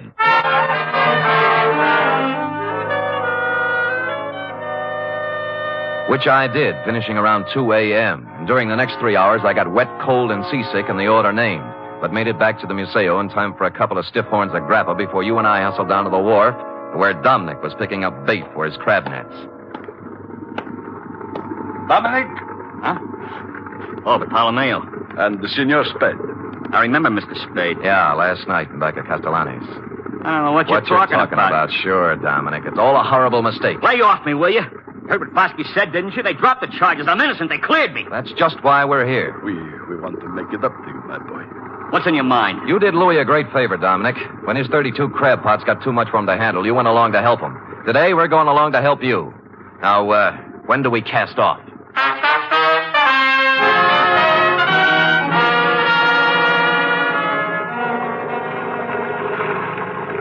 There's a float up ahead. What color? Yellow and red. Is that yours, Dominic? That's mine. Great. Pull up alongside. Well? What's this all about? I told you, Dominic. You're lying. What are you trying to do? Break me down? He's dead in an accident. You heard what Fosky said? Yeah. Forget it, Dominic. Forget it. We love you like a brother. I told the truth. What are you trying to do? Torture me? Is that what you want? Revenge? No. The matter is in other hands now. What? You mean? There is always one witness, isn't there, Dominic?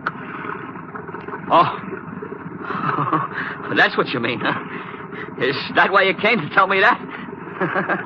That's a good one. Hold the wheel, Spade. I'll bait my net. I'll spit in your eye one day, old man. One day when you get smart. You and the whole lousy We war. both watched him hold the line, what you had playing planned it for on the me. deck, prattling to himself like a little kid whistling in the dark. He was a lousy actor, pale under his sunburn and drenched with I sweat. won't let you Up forget it it, came, pal. coil by I got coil. something to prove. Then it began to come slower. And make it stick. When I can prove it in court, I'll sue you till you bleed. Hey, what's the matter here? What's pulling on this line? Maybe it's your conscience, Dominic. It's heavy. The Lord moves in strange ways. Can't get it up. Let me help you. There we go. 1, 2. Up! Louie! Get away from me! Let me go! Louie! No!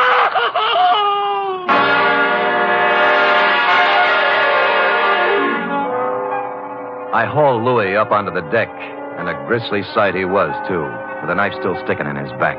I figured that was where Dominic would put it, and I was right. Not that it mattered, because Dominic wasn't thinking logically from the moment he saw Louis's body tangled in his crab line. He sang us all 50 verses then and there and repeated them for the police stenographer later when we got him to headquarters. It looks like a first-degree rap for both him and Foskey, but I'm waiting till it happens before telling him the corpse was Captain Kidd, minus beard and ruffles. Period. End of report. Sam, again and again I rediscover you. And each time a new facet, a new thrill. You're just wonderful. It's true, but it pleases me to hear it from you, F. And so I propose to reward you in a fitting manner. First, back salary? Tut, a carburetor for your voiturette. And second, back salary? 10 free tickets to the Museo Maggiore. Third, back salary. An invitation to accompany me, your employer, to browse upon 2 bowls of cioppino tonight at Castellani's. And fourth, I give up. back salary. Sam! Count it, girl, count it, and bless you. The voiturette, complete with carburetor, will call at your door in precisely 1 hour. Until then... Good night, Sam. Good night, sweetheart.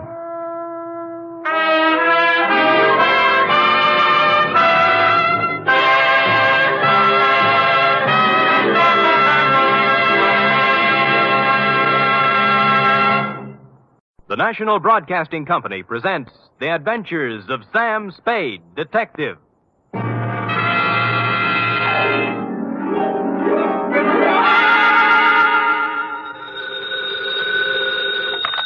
Sam Spade Detective Agency. Me, sweetheart. Oh, it's you. What kind of a greeting is that? Oh, it's you. Well, Sam, I may be only your secretary and all that, but I do have feelings, you know. What have I done now? If you'll recall... Yes? You were supposed to take me to the Geary Theater last night. Yeah? And you never showed up. Well, Effie, Oh, I know. You'll make up some big story like you always do. Always an excuse. No, I'll try to tell you the truth. And then... The truth?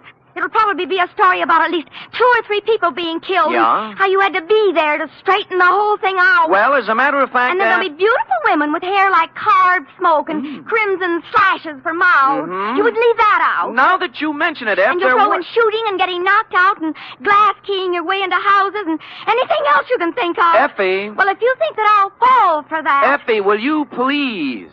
What's your big fat story? You've already told everything about it but the title. I might as well add that. My big fat story is called The Shot in the Dark Caper.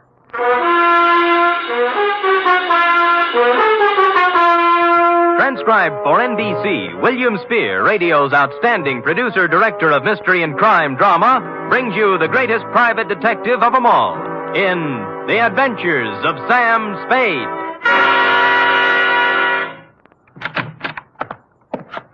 Effie?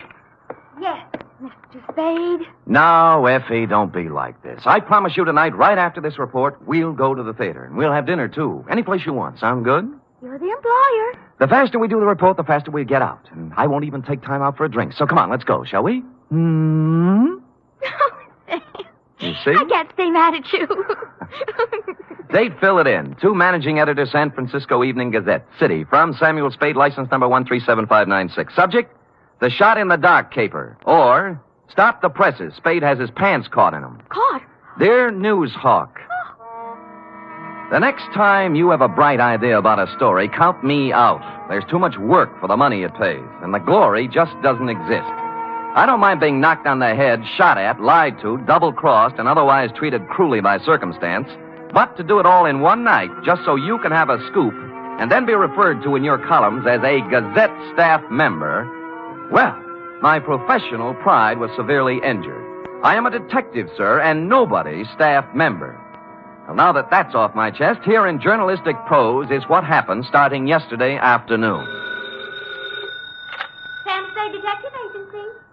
Yes, he is. It's for you, Sam. I'll take it in here, Ed. Spade.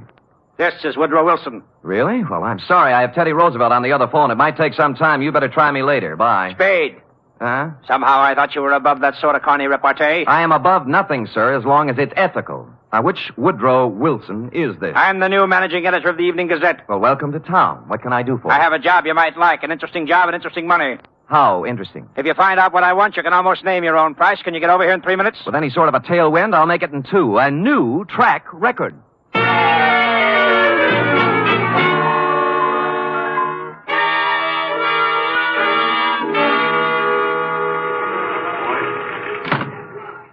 Take a seat, Spade. Now, what is this interesting job? First, let me say I don't know much about you personally, but you come well recommended. I've tried. Second, this is a confidential matter, and I want it to remain that way. Of course. I'm going to trust you as I would one of my own staff members. The police aren't to find out about it until it's all over.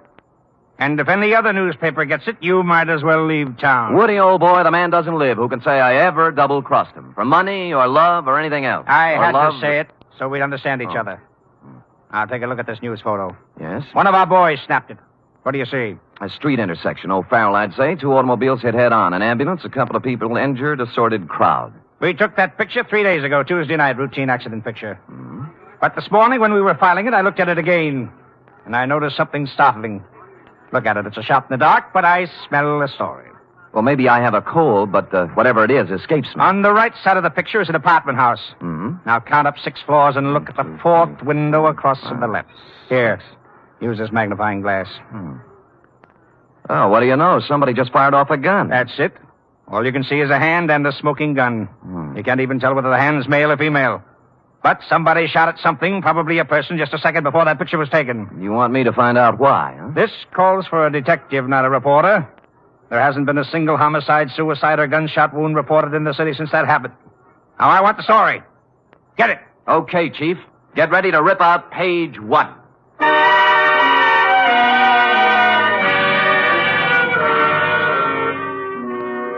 The apartment house was the Greystone. It was actually an apartment hotel and a little shabby.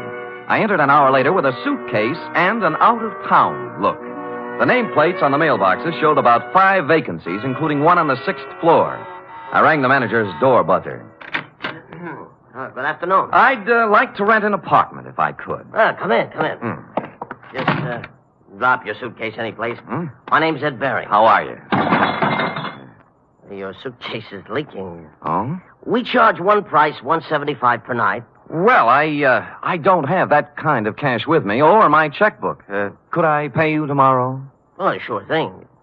Your name? Mark Humboldt. Mark Humboldt, B-O-L-T? Yes, that's it. Where you from, Mr. Humboldt? New York, boy, New York. 48 East 51st Street. Near Broadway. Next to kin? Huh? Any family, relatives? No. Oh, you own a car? Look, I'm just renting an apartment, not taking out life insurance. Well, you see, there's a state law here requires us to get this sort of information. I'm sorry, but there's nothing I can do. No car. A bank account? Corn Exchange Bank. You own any property? Yes, I do. Albany, New York. Just how much, would you say? 6 feet in a cemetery. I expect to be buried there. Yeah, well, I guess that about takes care of it. Anything on the 6th floor? Well, why the 6th particularly? My lucky number. Oh, well, I'm sorry. Maybe later. Right now, we got nothing on the 6th. Come on, I'll show you around.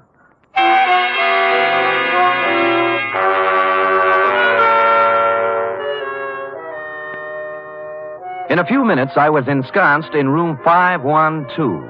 As he stood in the doorway, Ed Baring, the manager, scanned my luggage, my clothes, my ring and wristwatch, as if he were trying to estimate what he could get for me from a fence. After he went back to his apartment, I took a stroll up to the 6th floor. Woody Wilson and I figured the gun incident took place in apartment 608. So I counted back from the end of the corridor and found we were right.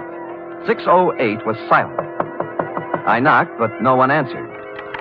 So I sprung the lock and went in. The place was absolutely empty. No furniture, no nothing. In fact, it was being completely remodeled. It's gonna look swell when they finish, huh? Huh? I said it's gonna look swell. Well, where did you come from? Oh, gee. I guess maybe I startled you, huh? A little. I was just coming down the hall, taking some of these groceries in, and I saw you standing there. You're new here, huh? Huh?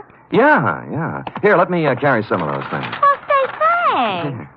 You know, you're the kind of man a girl should have around. Well, I've tried to convince several of that. Oh, who are you kidding? A big, handsome guy like you wouldn't have any trouble getting a girl? Well... At least not if I was the girl. Well, you know best. My place is down here. Shall we go? Well, why not? My name's Honey Kane. What's yours? Mark Humboldt. Gee, what a fascinating name. Oh, not half as fascinating as yours. Really? Say, isn't it wonderful how fate just throws two people together?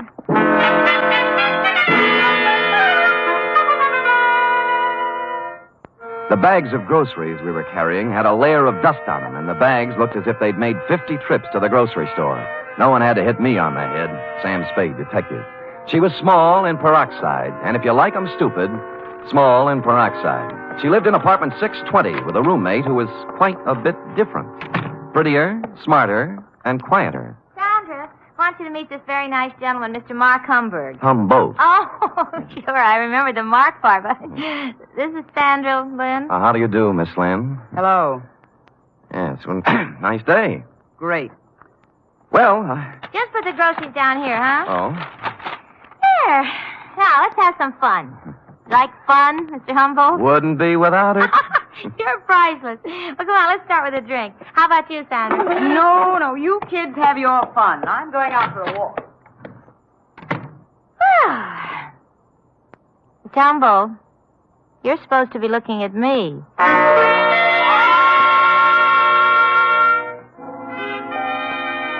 An hour later, under the pretext of going out for some snuff, I shook her off and left. The next half hour went to giving the apartment house a thorough casing. I looked at all the names on the mailboxes, and the only one that rang a bell was one Max Barstow, a former heavyweight who never got past club fighting. I inquired about him of charming Ed Bering, the manager. Max Barstow? Yeah, I tried his apartment. He isn't home. Yeah, well, you see, he won't be home for some time. You see, he took a vacation. Went to visit his family in Portland. Well, when'd he leave? Last Tuesday night. I remember him saying, Ed, I won't be back for a while. Look after things, will you? Well, you have a good memory. Yeah. Hey, can you tell me something about those two girls in 620? Why? One of them made a pass at me. Well, mister, I feel this way. I rent apartments to responsible adults. What they do is their business. You won't get any trouble from me. Now, that isn't what I asked. I always like to be sure. Now, are they honest, hard-working girls? I don't know nothing about them, but let me tell you something confidential, mister. Why look a gift horse in the mouth?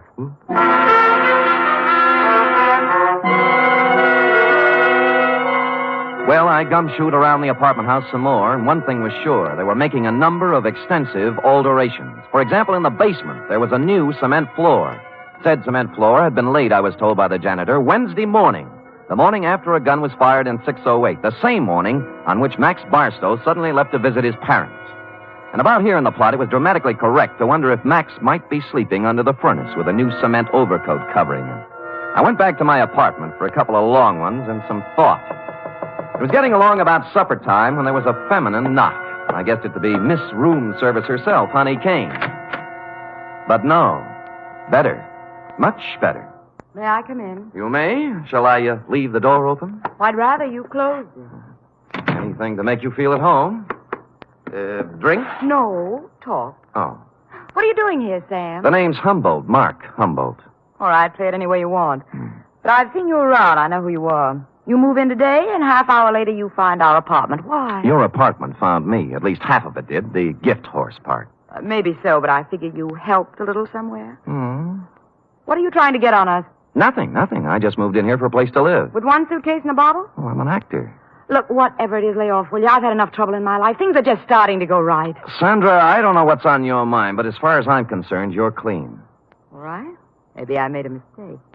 I'll try to make it up to you sometime. Well, maybe you can start right now. I think I'll open the door again. Just a question. Seen anything of Max Barstow lately? I knew it was something. I knew it.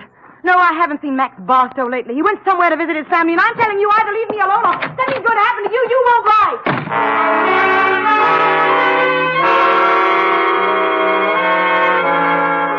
She stormed out looking lovely all the way, and I sat very quietly for a minute. It was the second time somebody said it. Max Barstow was visiting his family. And that was very interesting because, you see, Max Barstow didn't have any family. When he first started fighting, he was under the aegis of the St. John's Orphanage. So, What was all this rehearsed account of his absence? I watched at the window to see if Sandra Lynn went anywhere, and she appeared on the street. I was out of the room and down the stairs, presto. 10 blocks later, she turned in at a brownstone on Polk Street, went in the first apartment on the first floor. 15 minutes later, she hurried out, and I went up to the apartment and knocked. The door opened cautiously. Yes, what is it you want? Is Mr. Fairchild in? Nobody here by that name. You got wrong address. Now, just a minute. He used to live here. No more he does. Well, could you tell me where I could find him, Mr. Sigmund Polkus. I don't know. Try the manager.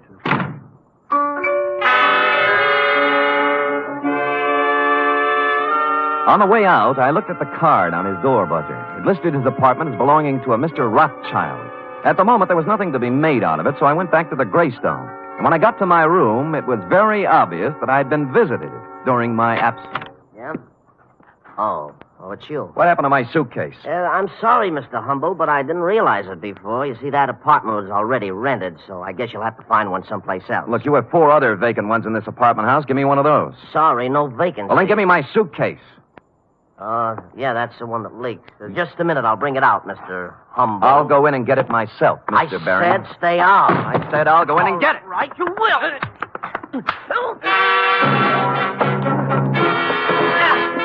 He swung at me, I blocked, and stepped into him.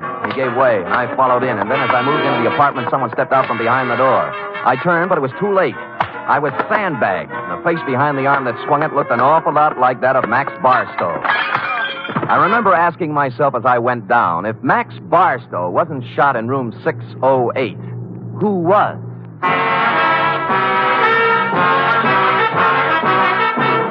You are listening to the weekly adventure of radio's most famous detective, Sam Spade.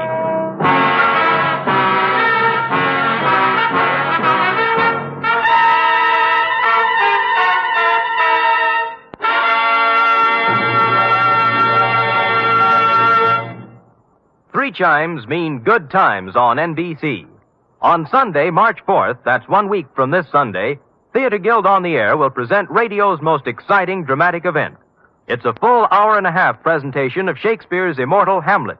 John Gielgud will portray Hamlet, Pamela Brown, the Queen, and Dorothy Maguire will appear as Ophelia. The intrigue, beauty, and romance of Hamlet come to life Sunday, March 4th, on Theater Guild on the Air.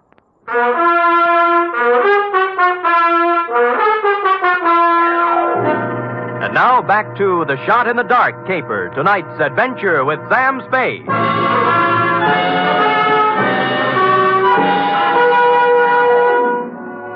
I wasn't out for long, but it was long enough to have been carried out of the apartment manager's place and dumped in an alley. I sat up and rubbed the back of my head and discovered the boys had a sense of humor. Pinned on my chest was a note that said, "Beat it." This time, when I went back, I had my gun handy to hand. Nobody was home at Mr. Baring's apartment, so for something to do, I looked in on Max Barstow's diggings, 413. I glass keyed in and turned on the lights. And a search revealed items, a rent receipt showing Max was paid up for 2 months and intended to stay put. But more interesting were 2 phony detective badges, a policeman's uniform, and a flash camera. Couple these with a dossier on a man named Sigmund Polkus, and I knew just what Max had been doing since the fight game stopped paying his bill. It read, Sigmund Polkus, 60 years old, Minneapolis, just sold 2 restaurants for $175,000. Intends to retire and settle down in San Francisco. That's as far as I got when Honey poured herself on me again. Mr. Humble. Yeah. What are you doing in Mr. Barstow's apartment? Come in. Thanks. You shouldn't be here. Mr. Barstow ever found out. Honey, you can drop the act. Act? You know who I am, and I know who you are. You're part of the bait for one of the oldest rackets in the world. World? The Badger Game. Who, me? You. All right, Sam. I didn't know who you were at first until Sandra told me. Now you tell me, what are you doing in Max's room? A number of things. First of all, getting enough evidence on him to give him a free vacation on the state. Second, I wanted to see who would show up and why. Now, what's your story? I just dropped in to see if Max was here. Try again. Sam, if I tell you anything, will you leave me alone? If I can bear it. I came over to get some things from Max. You know. Where's he staying? Right across the street in the Arlington, 314. Mm-hmm. Ed Baring manages both apartment houses. Why doesn't Max stay here? Who are you working for, Sam? I'm just asking. A client. Not the police? No. Sam, I don't have a thing to do with the mark Max is working on now. Sigmund Polkus. Some old man. Did you hear any shooting here last Tuesday night in apartment 608? Oh, Sam, I didn't hear a thing. Not a single thing. All right, get whatever you came for, but remember this. You tell Max I was here, and I'll tie you into something that'll get you to Hatchapee if it's the last thing I do. Oh, sure.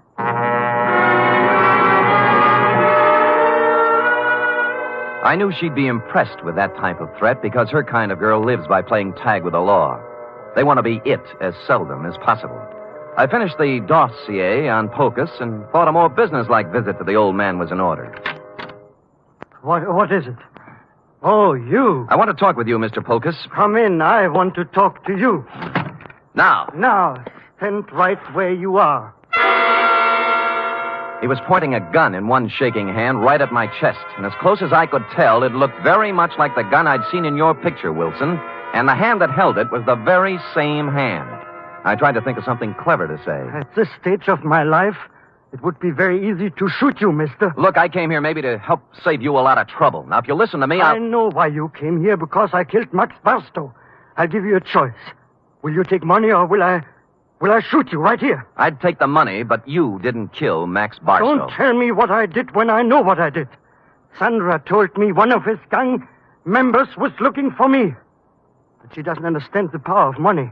How much will you take to leave us alone to our happiness?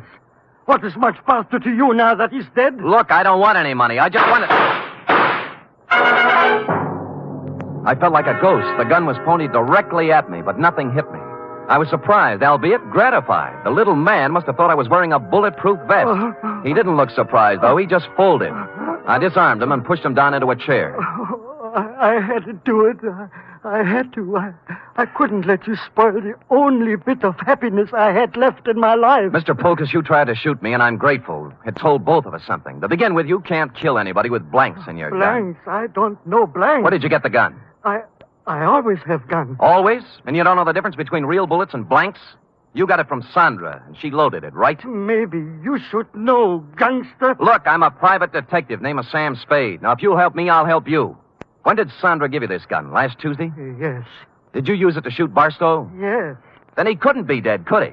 This gun wouldn't kill a fly, and besides, I met Max Barstow tonight, alive. I saw him fall to the floor, and blood came out of his coat with my own eyes. Mr. Pocus, you just came from Minneapolis with $175,000. You walked into a shakedown gang. They're after your money. That girl Sandra's just bait. Oh, don't speak about Sandra that way. Sure, she tried to shake me up for money, but only because that meant that Barstow make her. She was a slave. She couldn't get away from him. Why did she stage a phony murder with you killing Barstow? Oh, I don't know. I'm so confused. Tell me how it happened. Oh, Barstow posed as a policeman. He found me in Sandra's apartment. Hmm? I was supposed to pay him $5,000, but Sandra told me she loved me, and Barstow was a racketeer. We were to meet in apartment 608 for to pay him. She gave me a gun to frighten him with, but instead I killed. Nuts, 5,000. They knew how much money you had, and they wanted to get all of it away from you on a phony murder scare. Sandra doesn't want my money away from me. She loves me. Mr. Pocus, I'm sorry disillusionment should come to you so late in life. But... I say she loved me, and I can prove it. How? This morning, she became Mrs. Sigmund Polkis.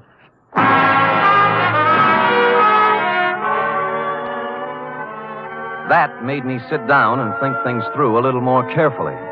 She could have gotten his money, or most of it, without marrying him. Maybe she did love him. Or maybe they felt he was too dumb to pay off. Or maybe she married him so she could murder him. And maybe a dozen other things. His suitcases were packed, and he said that he and Sandra planned to leave town tonight. He'd been waiting for her when I came in, but she was already 2 hours late. I could think of only one place she could be, so I left poor Mr. Pocus and went to the Arlington. 314, the address Honey Kane had given me. And she was there. Oh, Sam, I'm glad you came. I was scared. I didn't know what to do. I'm scared. Now, honey, quiet down and tell me what you're scared about. In the bedroom, Max, he's dead. A knife job. When'd you find him? 5 minutes ago. I was with him before, and then I went out for some Chinese food when I came back. All right. Who else was here tonight? I didn't see anybody, But what? he was awful mad at Sandra. Said she was double-crossing him, and he wouldn't let her get away with it.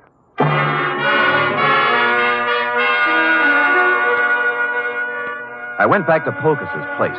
He was gone, but his bags were still there, so I figured he'd be back. I put out the lights and sat in a chair. Sigmund? Sigmund? Go ahead. Go ahead. Ask me what I'm doing here. Where's Polkus? Well, if he's smart, he's on a train back to Minneapolis. I'm going to look for him. You're not going anywhere. Sit down. Oh, yes, I am. I said you're not going anywhere unless it's to jail. What are you playing Mr. District Attorney for? Because you killed Max Barstow. Now tell me why. Oh, don't be a joker. Max Barstow's as alive as you are. I'm not talking about the phony murder staged for the benefit of Polkus. Barstow was stabbed to death a half hour ago. He wasn't. He was. I saw him. Who? You. Oh, Sam, I didn't. I saw him earlier today, but he was all right. You married Polkus to double-cross him, didn't you? You were going to skip town with the mark. Well, sure I was, so why would I kill Max? Because he knew what you were going to do, that's why. I tell you, I didn't. I couldn't kill anybody. What did you have planned for Polkus? A shove over to the Grand Canyon? No, I love the old guy. Come on, we'll drop in at police headquarters. No, Sam. No. Sam. Nothing. I wouldn't take you with a U.S. Mint thrown in. Will you let me go if I tell you what happened? If I tell you who killed Barstow? Well, if you didn't do it, nobody could hold you. For murder, anyway. Bering. Ed Bering did it. We planned the whole thing together. It was a freeze-out on Barstow. Somehow he found out Ed had to take care of him. I didn't have anything to do with it. I tried to tell him not to. Tried to tell him not to what? Ed. I've got a gun in my hand, Bering. So have I. Which one of us is going to shoot first? You wouldn't shoot.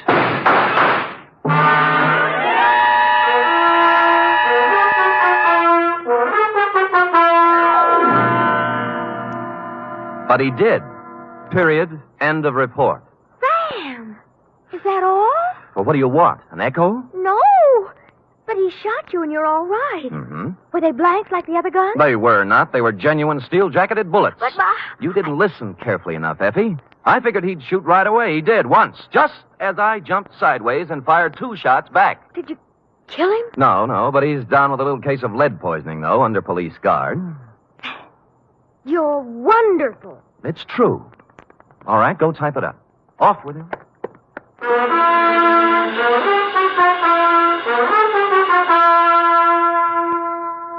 Three chimes mean good times on NBC. Tomorrow, you're invited to a 1-hour concert by the renowned NBC Symphony under the direction of Bruno Walter.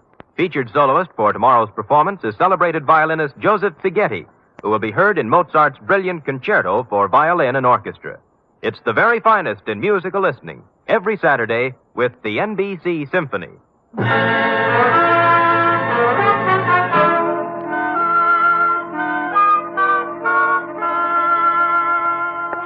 Here it is, Sam, but there's something I don't understand. To wit. Well, what happened to nice old Mr. Polkus? Why wasn't he in his apartment waiting for Sandra? Well, he did just what I thought he should have done. He walked down to the railroad depot and got on the first train for Minneapolis. Who knows? Maybe he's opened a new restaurant. Yes.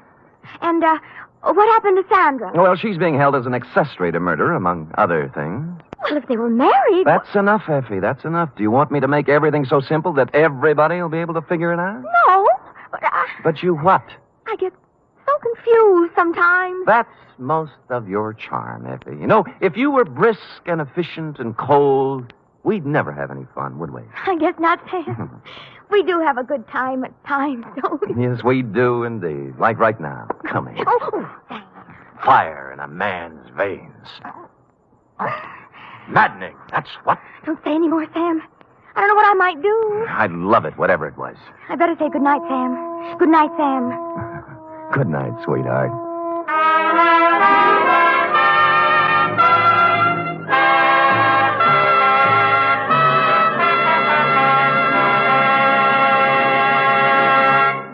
The National Broadcasting Company presents The Adventures of Sam Spade, Detective.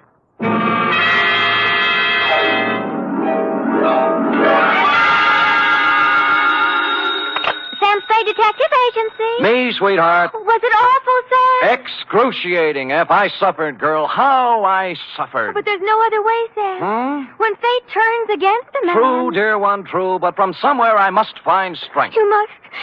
To pick up the shattered fragments of my life, to raise my eyes once again to the horizon and piece by piece put them together again. And the two of us, dear one, hand in hand, shall go marching down the years together. Oh, yes. Brace yourself, sweetheart. I'll try, Sam. Gather together the homely, humble tools of your trade. Find 6 dry handkerchiefs and prepare to greet me with a smile behind the tears. I'll be down before you can change stations with a report entitled The Soap Opera Caper.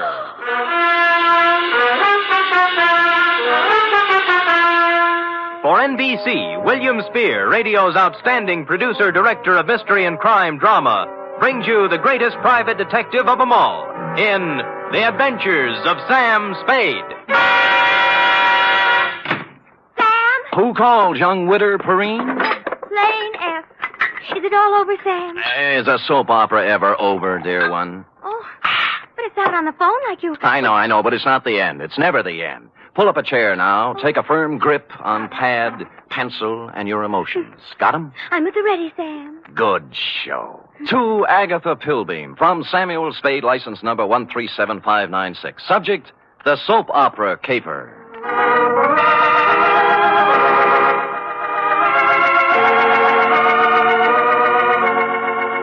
How was I to know what was on her mind? This strange woman, this mysterious Agatha Pilbeam, this voice on the telephone, directing me to the big, sprawling house in Hillsborough. Is that clear, Mr. Spade? How urgent is it, Miss Pilbeam? Very, very urgent, Mr. Spade. I don't know which way to turn. So I went to the big, sprawling house in Hillsborough, pulled up behind an ancient Model A parked at the curb, and was walking past it toward the gate when... Spade. Huh? Oh, Croc Morton, isn't it? Good old Sammy, you remember. Yeah. When'd you get out? Last month. But I'm a good boy now. Here, take one of my cards. If you know anyone who needs a first-class private eye, Croc's available. What are you doing here, Sam? A lady wants to see me. The soap opera queen? Is that what she is? Sure, 6 or 8 of them, she writes. Behind the Clouds, The Heart of Julia Jukes. That must be Life, I forget the rest. Yeah. Beats gumshoeing, Sammy. Yeah, well, right if you get work, Croc. I'm on a job right now. I mean, you got your license already? Oh, me? Well, you can always run off a photostat of someone else's.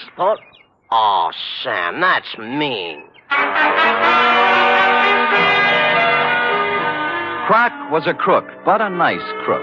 He never killed anybody. He was just an uncurable camera fiend, specializing in taking pictures of people doing what they hadn't ought to be doing. Stuff like that. Or if you wanted a photostat of somebody else's document, Croc was your man. Well, I walked up the drive to the door, threw it past a white shirt front that turned out to have a butler in it, and toward what seemed to be your study. But it wasn't. It was your bedroom, and you were reclining on 6 pillows with a cigarette in a long holder in one hand and the mouthpiece of a dictating machine in the other. But, John... Hush, Melinda. There is no way to go now but ahead. John, you're so strong. I need you. I need your courage. We must face this thing together, Melinda. The organ What was a Veronica phonograph says is true. playing in her ear. There is indeed I another waited for an woman who opening, has but there life. just wasn't any, Don't so I had to say it, interrupt. John, don't even... Miss But don't Pilbeam. you see, Melinda, we can't run away from life. Miss... We must approach this Miss thing Pilbeam? calmly, Melinda. Don't... beg pardon? Just a minute. My mood music. I see. I'm Sam Spade, Miss Pilbeam. Come. Come sit beside me, Mr. Spade. Well. It's time we talked things over. Well, thanks. Oh, maybe you'd better start at the When a beginning. woman reaches 40, Mr. Spade, she comes to lean upon her man. Oh? To look upon him not just as someone to cherish, but as a source, a spring, a fountain of strength. Are you still dictating? I'm talking about me, Mr. Spade. Oh. Whom can I turn to? Whom? I grope, I flounder in the darkness, I cry out, I listen in vain for an answer. But there is none. Well, you always have a better chance of getting an answer when you ask a question. What do you mean? What are we talking about? What indeed? Well, I haven't caught the show lately. You'll have to bring me up to date. Why don't you run through the announcer's part, will you? Right after the organ when he says, when we left Julia Jukes yesterday... I'm sorry, I thought I told you on the telephone. No. For many days now, I've seen somewhat of a strange new look on my husband's face. Husband? Dr. Martin Hawkes. Oh, you're married. I thought it was Miss Agatha Pilbeam. 2 years ago today, I met young Dr. Hawkes and married him. Good. Life became beautiful, a gay, laughing thing, a road to happiness. And then... Then? A cloud passed over the sun. Martin became moody, silent. I tried to penetrate the shell, but he only drew farther into it. A strange, terrifying crevasse seemed to have opened up between us. Well... What is it, Martin? I asked him repeatedly.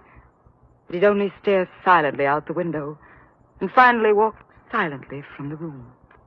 Well, how long did this go on? How long a series did you get out of it? For weeks, until a few days ago when the final blow fell. It was evening, and Agatha and Martin were at dinner. Let's look in on them as... Oh, sorry. We were at dinner when the doorbell rang, and I answered it. It was a telegram from Martin. From Mexico. I gave it to him and watched the blood drain from his handsome features as he read it. His hand trembled, his jaw clenched. But you forced yourself to speak. Yes. What is it, Martin, I asked. Tell me, please, for the sake of our love. And he... Looked down at me as if I were a stranger. Then he crumpled the telegram, threw it savagely into the fireplace, and strode silently from the room. Here, I rescued it from the flames. Read it. Thank you. Regret must confirm your worst fears, Cardoza.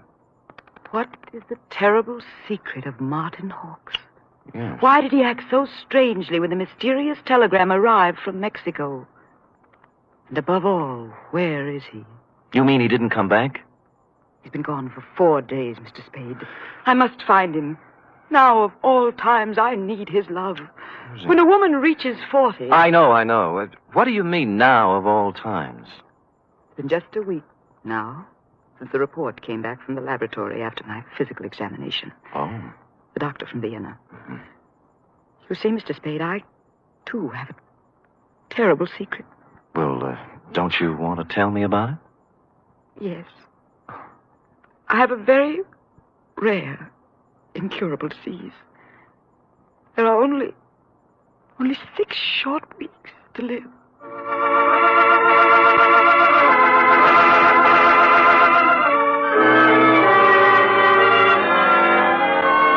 Well, less than an hour after his distressing interview with Agatha, our boy Sammy walked into the beautifully appointed office of young Dr. Hawks at 450 Sutter to find his nurse, pretty young Nora Sheldrake, a new character, working at her desk in the reception room.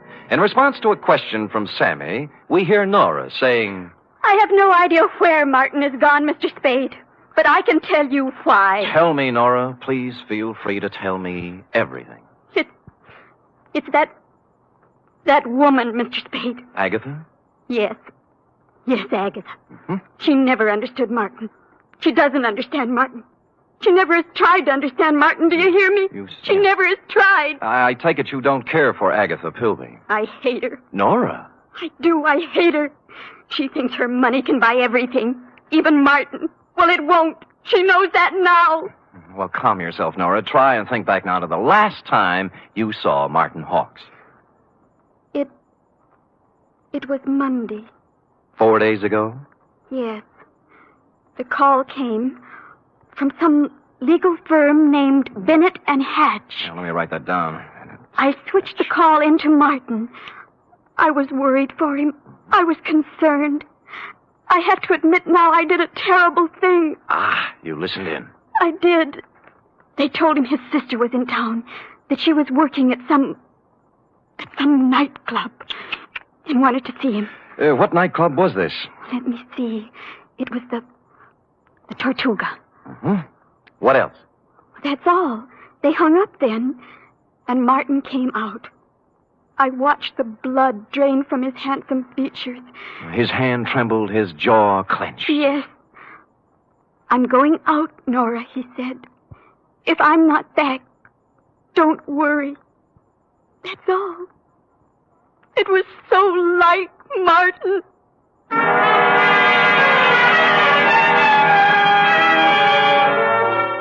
The Tortuga was only a few blocks away on Post Street, so I walked there.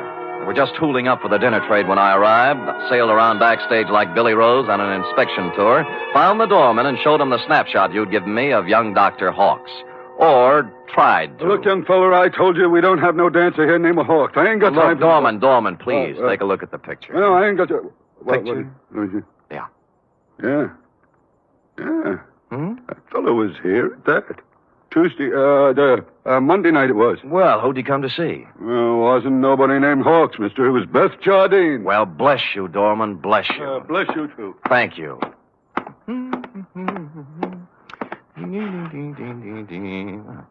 Beth Jardine. Well, Come in. Close the door, will you? Yeah. Drafty. Yeah. Is there anything I can... There sure is. Zip me up, Jack. I'm Sam. I don't care if you're Boris Karloff. You got hands, haven't you? Well... Zip me up. Okay. You say when.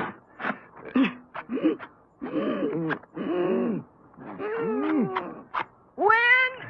Can you breathe? Oh, no. You can't have everything. Ouch. What's on your mind, Jack? Martin Hawks. Sorry, never heard of him. Look, we're getting along beautifully up to now, honey. Let's not spoil it. You not only know Martin Hawks, you're his sister. What makes you think What's I that know? card stuck over there in the mirror? Bennett and Hatch, attorneys at law. Aha! The same Bennett and or Hatch who called Martin Monday afternoon and told him his sister wanted to see him here. Now, what's this all about?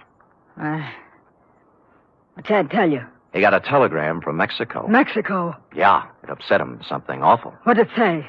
Regret must confirm your worst fears. You're dead, huh? Yeah. Oh, that's great. Great. Pretty hilarious, huh? Jack, you just ain't got no idea. I got a piece of advice for you, Jack. Oh? Forget about Monty Hawks and live a long and useful life. I got a tip for you, too. You're in a tight spot. Watch that zipper, Jack.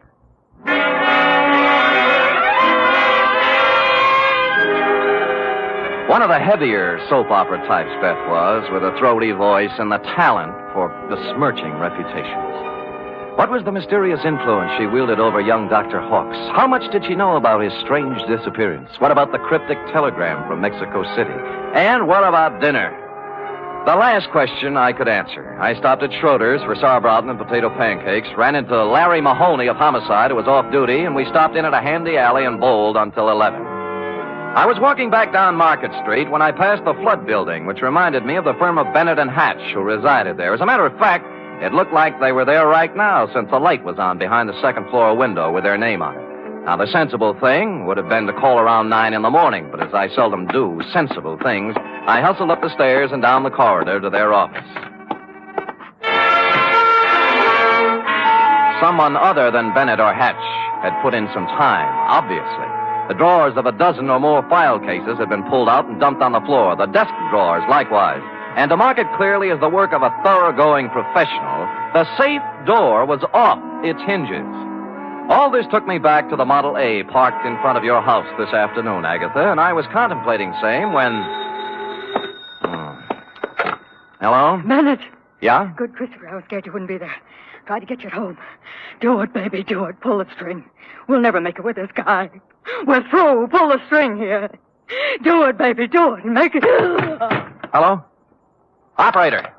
Operator! Operator! I finally got someone at the Tortuga Club who knew where Beth Jardine lived, an apartment on Russian Hill. I didn't stop to ask which apartment, and when I got there, I found I didn't have to. All right, stand back, everybody! Stand back! Dugan! Hello, Sam. What happened? Dame just knocked herself off. Huh? Jumped from a room on the 8th floor. Stand back, you yahoos! There was no need to, but I looked at her anyway, just to make sure. It was Beth, all right. When she said she was through, she meant it. I was just turning to go, and something big in a tan camel's hair brushed past me and bent over the body. Where is she? Where? Beth! Sister! Beth! Beth! Oh! I recognized him from the snapshot. Wild-haired, with a 4 days' growth of beard on his lean, handsome face. It was Martin Hawks, on the verge of collapse. Officer Dugan and I helped him through the crowd toward the ambulance that had just rolled up, sat him on the running board, and began to question him. What was that again? Your name. What's your name? My name. Of course, my name, I don't know. I don't know my name. It happens to everyone in soap operas, sooner or later. When he'd filled out the forms on poor Beth Jardine, old Doc Peterson gave Martin a double O, blew his nose, and announced with a twinkle in his eye, "Appears to me like young Dr. Hawks has got himself a case of amnesia."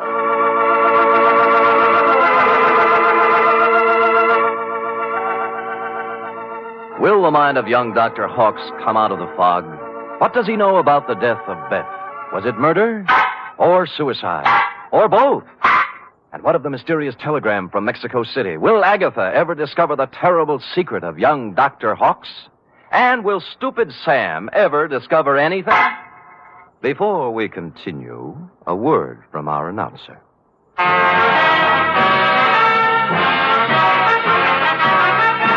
You are listening to the weekly adventure of radio's most famous detective, Sam Spade.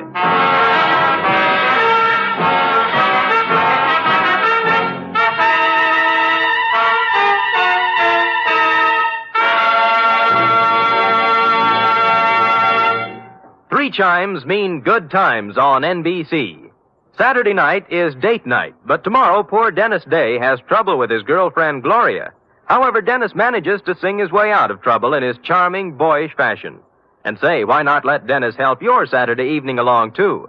And for more music and fun tomorrow, there's the Judy Canova Show, starring Judy in a melodic and carefree half hour of laughs. And Grand Ole Opry with singing MC Red Foley and his special guest, cowboy troubadour Ernie Tubb.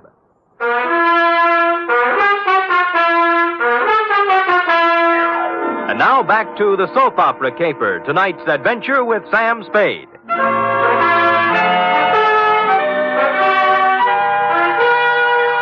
It's a half hour later now, in the sterile whiteness of a hospital room, that the 3 of us, you, Agatha, I, and old Doc Peterson, gather around the pale, quiet form of young Dr. Hawks. Martin. Martin, speak to me. Martin, darling. Who are you? Agatha, dear. Your own Agatha. Come, Agatha. Let her leave him be for now. Doc, I can't go on. When a woman reads... I know. You gotta be strong, Agatha. Sam, we better leave him be for now. Well, you're the doctor. Oh, Doc, what could have done this to Martin? Oh, shock sometimes. You don't mean... Yes, I'm afraid I do. Seeing his sister, then? Could be. Or sometimes it's just a matter of a body getting into such a fix his mind backs off and refuses to have any part of it. The wire from Mexico City. Huh? His terrible secret.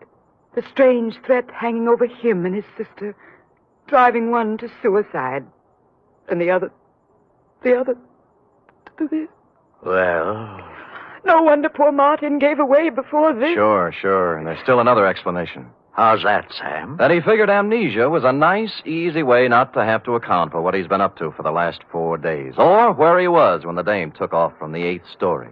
Mr. Spade, you're not accusing Martin. There's something buzzing around in his little mind. The nurse tells me she got him into a pair of pajamas and tucked him in nice and cozy before we got here. Well? Yes, well? You may not have noticed, Agatha, because he'd pulled the covers up around his neck, but our boy had his clothes back on just now. What? Martin! Hey, he's gone. Indeed he was Martin, as we could plainly deduce from the open window and the curtains blowing gently out over the fire escape. Young Dr. Hawks, indeed, had packed up his amnesia, his terrible secret, and his toothbrush, and taken off into the night.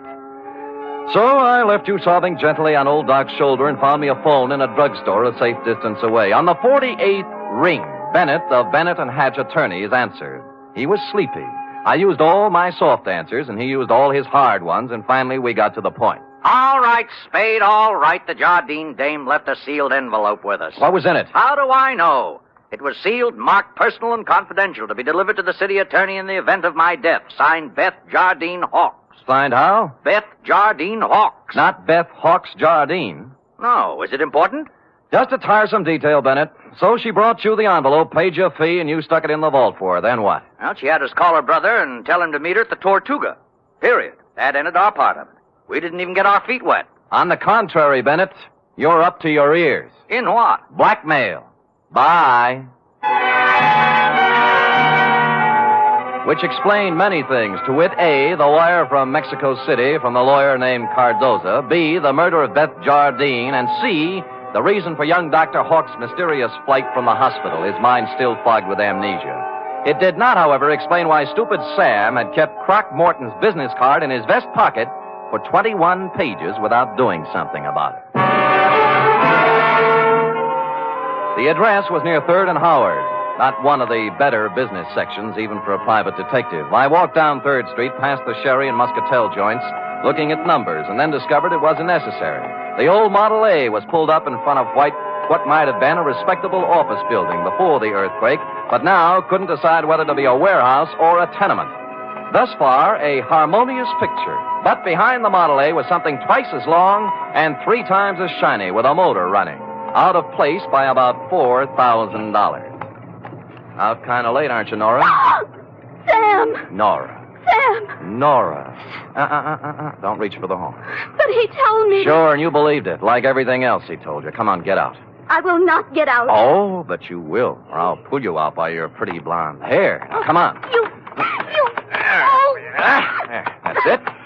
You can't do this to me, Mr. Spade. Nothing can stop Martin and me.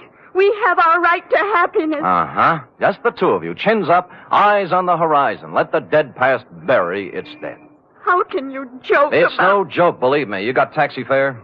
Why? Because you're going to get in my cab, go home, put your hair up in curlers, and go to bed. After saying to yourself 1,000 times, what a lucky little girl you are that Martin Hawks didn't shove you out a window, too. Now scoot. Scoot! It was a kind of a dark stairway that made me yearn for the comfortable feel of a shoulder holster under my left arm.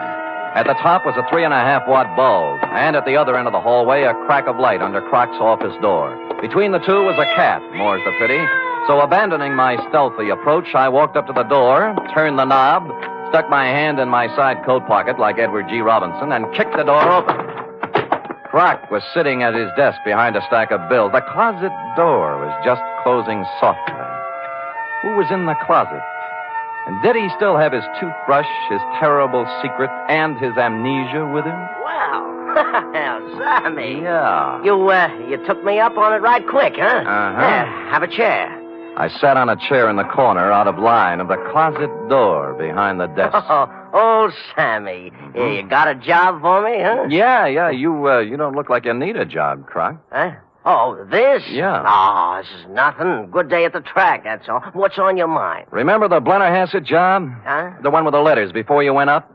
What are you talking about, Sam? The shakedown, Croc. The dame who wanted you to get the letters back. Remember? You know, so you got them for her, delivered and collected after you had the photostats made. Sam, you're crazy. I never done no such thing. You can level with me, Croc. You collected on the photostats for 8 years. Oh, wait, Sam. Well, forget it. Anyway, I got another one.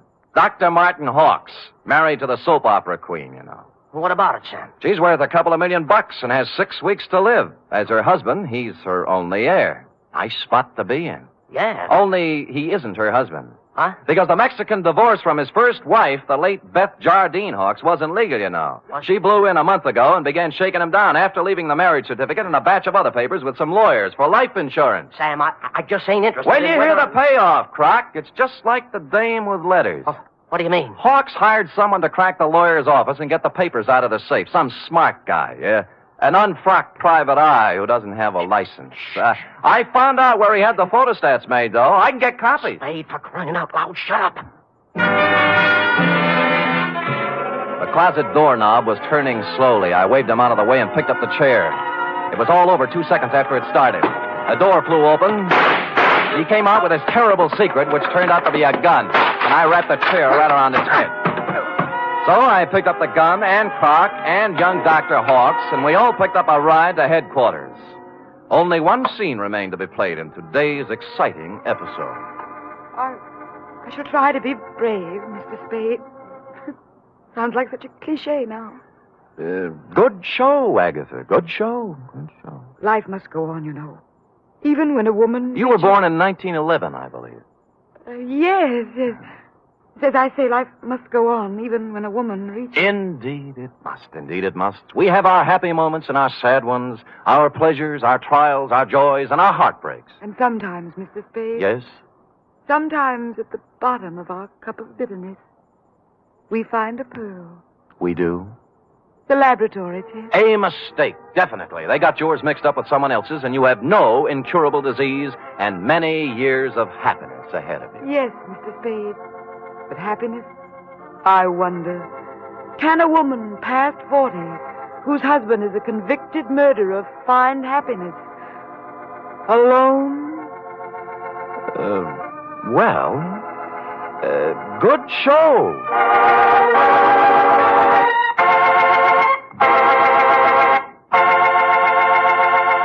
Period. End of opera. Oh, Sam. Uh-huh. Sam, I can't wait for tomorrow's episode. Be sure to tune in at this very same time, Cherub, and meanwhile, answer me this. What, Sam? How long will it take a woman past 20 to turn out a 25-page report? Yes, sir. I'll have the answer after a brief word from our announcer.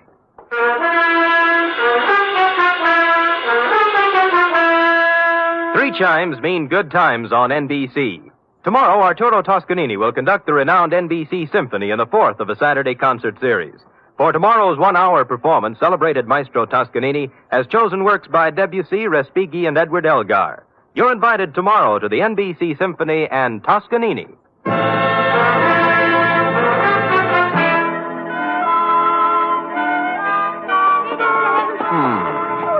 'Oh, there, little girl. No tears now, no tears. They're tears of gratitude, Sam. When I read all this about other people's troubles, I'm so grateful to you for the smooth life we have together. Effie. Sam. Effie. Sam. Effie. Sam. That takes about 10 seconds. Go ahead. I'm only merely a secretary, but... It's over now. Matter of fact, we're 10 seconds over. Oh, well, Sam, I haven't even your wife to be versus... Nothing but peace and quiet.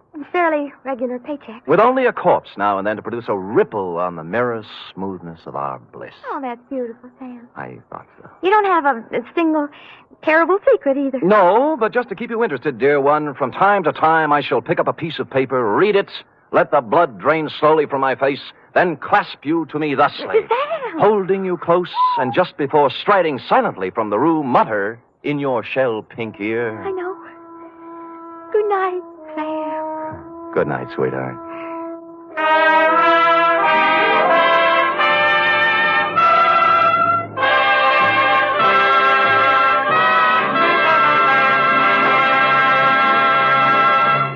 The National Broadcasting Company presents The Adventures of Sam Spade, Detective.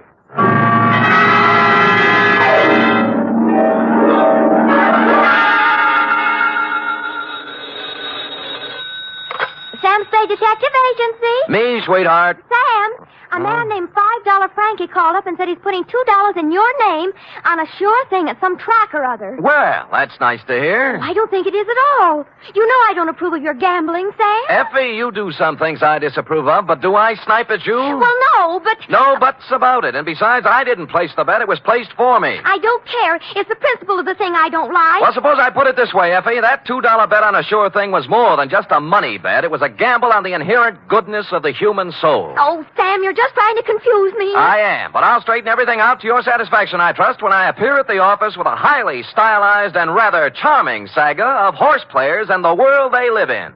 What else but the sure thing caper? For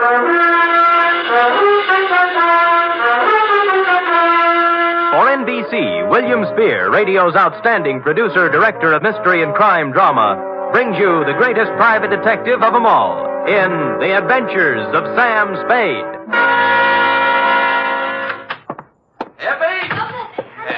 Yes, and I hope you always are at the wages I pay you. Oh, I'm glad you brought that up, Sam. When I pay them. I don't want to start an argument, but I do need some new clothes. Oh? You want me to put up a good front, don't you? I will rephrase my answer. Yes. Well? Effie, if you can hold Warp and Wolf together for a few weeks, I have a feeling we'll be rolling in dough, driving big cars and wearing mink. Oh, you mean that best. All conjecture. Enough of your sneering. Now, you hear me out. Weigh the evidence, and maybe you'll feel differently. I doubt it. No good comes of playing the horses. Dates, fill it in. 2 $5 Frankie, care of... Sam, wait a minute now. $5 Frankie what? What's his last name? I don't think he has one, F. As I get it, he was born just before a Gold Cup handicap at Pimlico, and they didn't have time to give him a last name and place a bet, too. So they chose the bet. Oh, Sam, that's awful. What do you mean, awful? That horse paid 18 to 1. Well, to get on, 2 $5 Frankie, care of Patterson Smoke Shop, Myrtle Street City, from Samuel Sucker Spade, San Francisco, license number 1375596. Subject, the sure thing caper. Dear $5 Frankie. For you to be seen at the hour of 1 p.m. post time anywhere but at the track is truly a veritable, unbelievable occurrence. So when my door pivoted open Monday at said hour and a short gent with 36 shoulders and a 44 long plaid coat came in, my eyes told me it was you, but my mind screamed no. I checked your wide-brimmed pork pie, your zoot gabardine slacks, suede and alligator wing-tipped shoes, and it still repeated, you. Sammy, do not look as if you have just lamped the ghost. It is I, $5 Frankie. But at this hour, Frankie, what is it? Your watch broken? Did you lose your way? You sleepwalking? What? No, Sam. I am in complete possession of my faculties. Good. And I came here with the full knowledge of my intellect. I even see through the crystal of my timepiece that it is 1 o'clock, the hour from which they break from the barrier. That's right. But I have not been drinking, and as for sleepwalking, that is strictly for gents with unhappy marital relationships. All right, Frankie, I'm forced to agree with you that you're standing in front of me instead of the $5 window. Now, what's the dope? Well, ordinarily, I do not resort to hiring a strong arm to consummate my business dealings. Naturally. There being a full supply of such muscles lying around the back room of Patterson's smoke shop. Loose? But when the job calls for both tact and muscle, I am forced to roam far abroad in search of the same. You mean you have a job for me? A real honest-to-Seabiscuit job that'll pay money? With the ordinary Seamus, I might try to offer a little paddock chatter, you know? Yes. But with you, Sammy, with you, I will tender coin of the realm. Good. I will pay you, of course, in $5 bills, as is my wont. In advance? 10, 20, 30, 40, 50. 10 times 5. Figures. Now, do you veritably consider yourself in my employ? I am veritably in the race, Frankie. Good. Now, Sammy, leave it to be understood by both parties that I am not touting you off on any sour deals. A rather curious situation has arisen, and I will explain it to you candidly, as they say in certain novels which I have not read. Well, most novels lose so much in the translation. True. Yeah. My narrative begins yesterday, to be exact. Yesterday, their heels and toes into the back room of Patterson's smoke shop, a gent whose face was once as familiar to me as my own. By name, said gent? They call him Gentle Joe Higgins. Gentle Joe. Yeah, a horse trainer by profession, which in our civilized society stands second only to jockeys in importance. Granted, no argument. Well, I say to Gentle Joe, it has been some time, Gentle Joe, since I see you around and about. And he says, I have gave up the old life for the new, as I no longer am welcome at the track since a certain embarrassing incident 5 years ago. What incident was that, Frankie? A horse doping job, the illegal type, which depresses me to relate. You know? So I will not. Ethics. Yeah. Well, Gentle Joe looks a little worse for the wear, his clothing being literally shabby. Oh, I figure a touch, and I am preparing a story that will wring tears from a tax collector even. But Gentle Joe does not mention the word touch. Instead, he announces he has a sure thing. Sammy, you know how those words do to a horse player. It's like throwing a bale of catnip to a lion. Oh, my arteries open to let the blood through faster. My nerves give off loud, ringing noises, and my mind is already computing. Of course. Well, before I can stop myself, I have pressed 500 rocks in Gentle Joe's hand, begging him to place them on the same sure thing. I'd have done the same thing under the circumstances. Of course. But Gentle Joe says it will take at least 1,500 rocks to pull off the deal. Oh. He further advises me that the horse in question is due to return 20 rocks to 1. So you gave him the other 1,000? Well, not having it in my genes at the time, I cut 2 other business and professional friends in on the gravy. Dinosaur Torelli and Bones Moulton, 5 bills apiece. And then? Gentle Joe rushes out of Patterson's and... has never been heard from again. A sad tale. You think he just stole the money? Sam, Gentle Joe Higgins is a horse player, not a common sneak thief.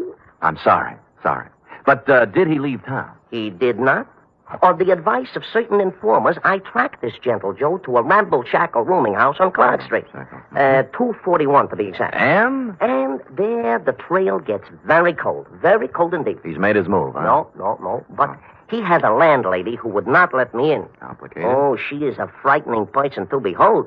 She is indeed half wildcat and half witch. I'll deal with her. Good. And tell Gentle Joe that I am not an overly suspicious person, but also relate to him my position. Dinosaur Torelli and Bones Moulton are 2 such gents as it is wise not to cross. Rough. Back fence gossip has it they are the Undertaker's best friend. Well. Indeed, it is also rumored they are behind their quota for the month. Well, and Sam, Yeah? at Bay Meadows, Yeah? a bad card. Nothing going today. Oh. In preparation for my meeting with this redoubtable landlady, I ran through my repertoire of low, mean faces in front of the mirror, leaving smoking holes in the glass. And then I stamped out, heading for the rooming house on Clark Street, 241 to be exact. My knock was answered by, well, it was even worse than you told me. She was gumming a sen-sen. What are you standing there for? You're shading my geraniums. Oh, no. Well, sir? Speak up, Curly. I ain't got all day. Madam, perchance do you house in this quaint colonial inn a fine old gentleman called Gentle Joe Higgins? You the Lord? No, I'm in business for myself. You see this? Oh, one thing I hate worse than the law is private detectives. Can't trust them. No. Cheap. Never have any money. Look. Never want to pay anything. Look. Always want something for nothing. A surly, no good lot of pocket pickers who should all be boiled in oil and thrown in the pits full of snarling One beasts moment, of prey. madam. Madam, look at this. Oh, Yeah. well.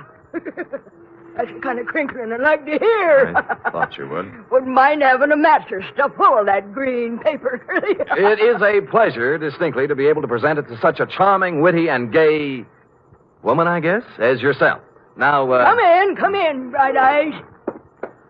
Yes. Now, where did you say Gentle Joe could be located? Second door to the left.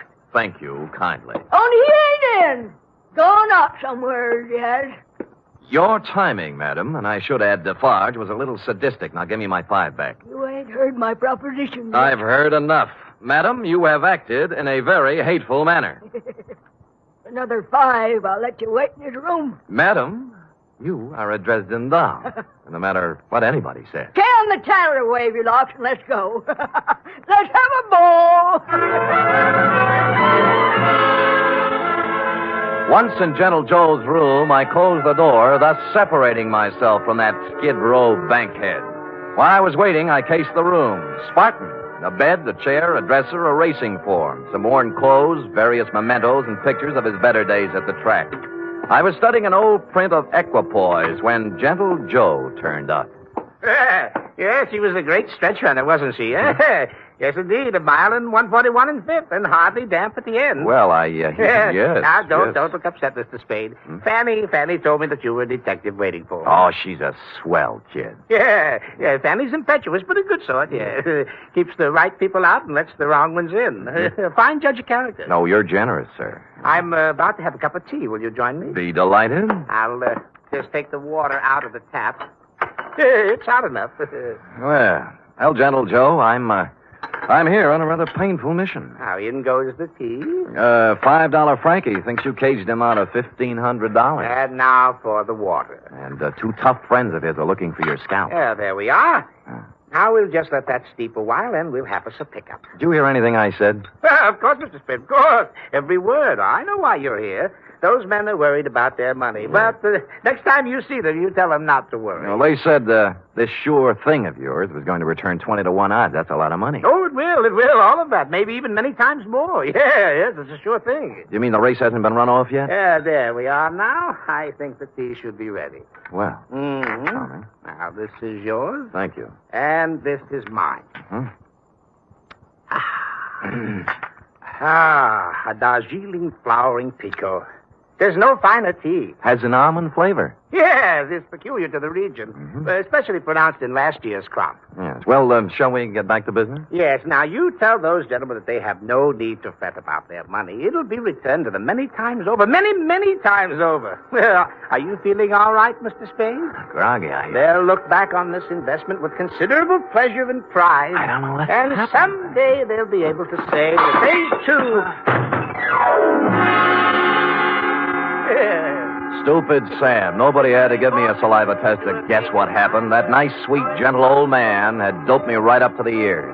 I tried to stand up, but my legs were like 2 wet pieces of spaghetti, and I went down. Gentle Joe went right on talking and smiling until everything was nothing. When I came to, Joe was gone, and so was my faith in horse people. Fanny had made herself scarce, too, and I stumbled alone out into the daylight for resuscitation. It took walking, coffee, whiskey, and a bowl of raspberries to bring me around. I eventually found a safe haven in my own office. Sam Spade Detective Agency. Mr. Hangover speaking. Mr. Spade, this is Gentle Joe. What? Listen, you... Yeah, I know how upset you must be over my little deception. Little but, deception? It was What? all to a good purpose, Mr. Spade. You see, I had to get out of there in a hurry with the minimum of discussion. I seem to remember you were hustled out of the racing game for doping a few 3-year-olds. Well, that's what some people in official circles felt. But, Mr. Spade, I want to apologize to you and tell you that I will be able to explain everything to your satisfaction. No. What's the matter? Help! Get away! Hello! Hello! Hello! Hello! Somebody put the phone back on the hook, so I hung up and dialed a friend at the telephone exchange. She quickly traced the number. The call came from the Sunset Stables out near Bay Meadows. I dialed back, but nobody answered, so I beat it out there. It was dark, and the only person I could rouse was a young stable boy. Yeah, what do you want? My name's Spade. A guy named Gentle Joe was calling me from here, and something happened to him. Gentle Joe Higgins? That's what I said. Oh, I haven't seen him in 2 or 3 years. Now, look, don't give me that. He called from here. Now, where is he? Oh, look, beat it, will you, before I scream for the cops? All right, I'll look myself. Oh, I say you can't. Now, no.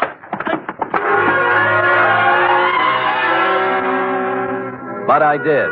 There were 2 phones inside the stables, both hanging on posts. The second one had the number the phone company had given me, and although someone had tried to cover it up with sawdust, on the floor, under the phone, were 3 tea bags, and somebody had done a lot of bleeding. Looked like Gentle Joe's parlay had run out.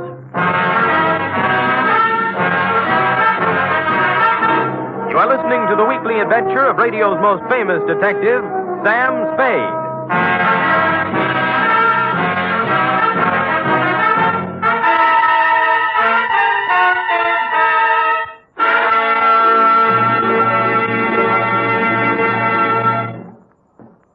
3 chimes mean good times on NBC. There's music and mystery on NBC every Saturday night. For music tomorrow, your hit parade brings you the top tunes in the land as selected by you and presented by Raymond Scott's Orchestra, Snooky Lanston, and Eileen Wilson. For mystery tomorrow, Herbert Marshall stars as the man called X. In all the strange and far-off places of the world, wherever there is intrigue, danger, and romance, there you will find the man called X. Hear him tomorrow night.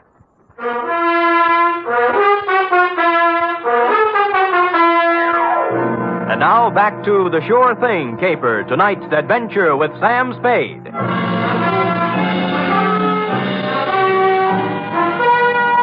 I collared the stable boy and questioned him about the blood under the phone and about what could have happened to Gentle Joe Higgins. Nothing. Just wouldn't talk, and he was too small to beat up. So I went looking for the stable manager. He lived in a small white house behind the exercise ring. He wasn't too happy at being awakened, but when I explained things, he came down to the stable with me. I can't understand it, Mr. Spade. Gentle Joe Higgins hasn't been around here for at least 2 years. That's what the boy told me. You see, for doping a horse once, he can't come near a track or a stable. If we let him hang around here, the racing commission would fine us. Well, he called from here and something happened to him. The number the phone company gave me matches up with one of your phones. And there was a lot of blood on the floor, too. Well, here we are. Now, which phone was it? That one. All right, let's look at it. This is the phone, and here's the... Wait a minute. Come in here, you. Let go of me, you big... Let go! Now, tell Mr. Kemp here what was on the floor when I came in. Nothing. Nothing but sawdust. I tell you, there was blood there. No, honest, nothing. Mr. Spade, this boy's been with me for 5 years. He's perfectly reliable. Well, so am I. Well, what do you think happened? I think somebody used this old man for a punching bag. Maybe you'd better go home and sleep on it, Mr. Spade. We'll talk about it tomorrow. Look, don't humor me. Make this kid talk. Mr. Kemp, this guy's tappy. Danny, are you certain there was no blood or no Gentle Joe? Mr. Kemp, I'd swear on my father's grave if necessary. You see, Mr. Spade? I calmed down in a little while and searched the place myself. I came up with exactly nothing but an attack of hay fever and a horsey smell. And I suddenly wondered why I cared about Gentle Joe at all after what he'd done to me. So I went home and called $5 Frankie. You say you have conversed with Gentle Joe? Twice, and both under rather trying circumstances, Frankie. Once I was doped, and once something happened to him. Uh-huh. I take it he did not heed the message I employed you to convey. So far, he hasn't heeded anything. Then he is, without a doubt, in considerable trouble. I would say so. It seems that my business associates, Dinosaur Torelli and Bones Moulton, have blown their tops and gone looking for Gentle Joe with something special in mind. Something like assassination. I was afraid of that.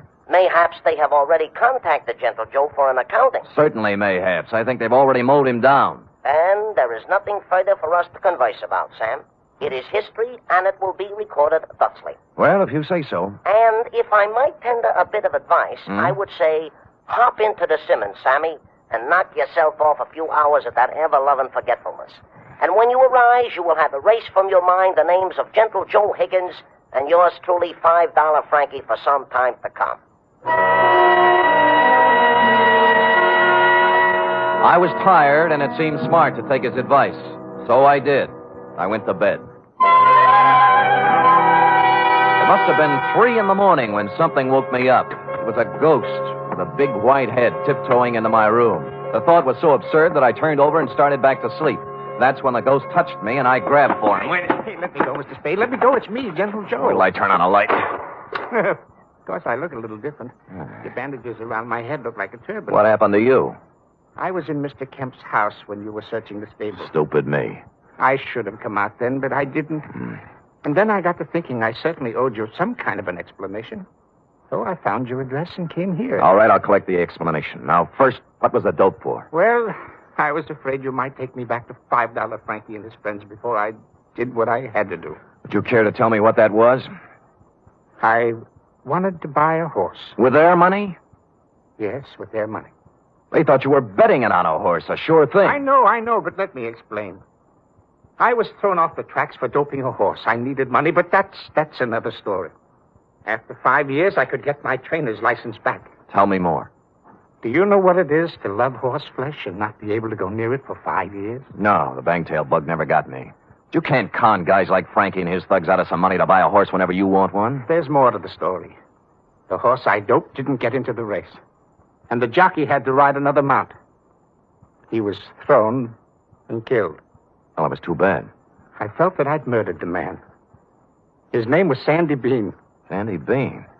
That stable boy at Sunset Stables any relative? His son. Oh. His wife and son ran out of money, and they've had a hard time of it. I've worked as a janitor for the past 5 years trying to raise enough money to buy them a horse to help make up for what I did. How much did you save? Only $1,500. The horse I wanted, a 2-year-old named Sure Thing, cost $3,000. Well, things are beginning to clear up now. How did you figure you could take money from Frankie to buy it? Well, Frankie and his friends made a lot of money off Sandy Bean when he rode. I figured it wouldn't hurt them to pay a little of it back. Well, I don't think they'd see it that way. I wasn't stealing the money. I was going to give each of them a 10% of the horse. I didn't dare tell it until after I bought it. Well, Gentle Joe, maybe they'll see the light, but I doubt it. I was going to take 10% for training her, give the other 60 to Mrs. Bean and her son, Danny. He'll make a good jockey. And Sure Thing is a great horse. I know. They'll make a lot of money off of it. It's a noble plan. Tomorrow my 5 years is up, and I wanted to give them the horse then. I see. Who roughed you up when I was talking to you on the phone? Danny was backing a horse into the stable, and it got excited. It started kicking, and I was in the way. I thought maybe you'd been done in. I know. That's why I came to see you and explain things.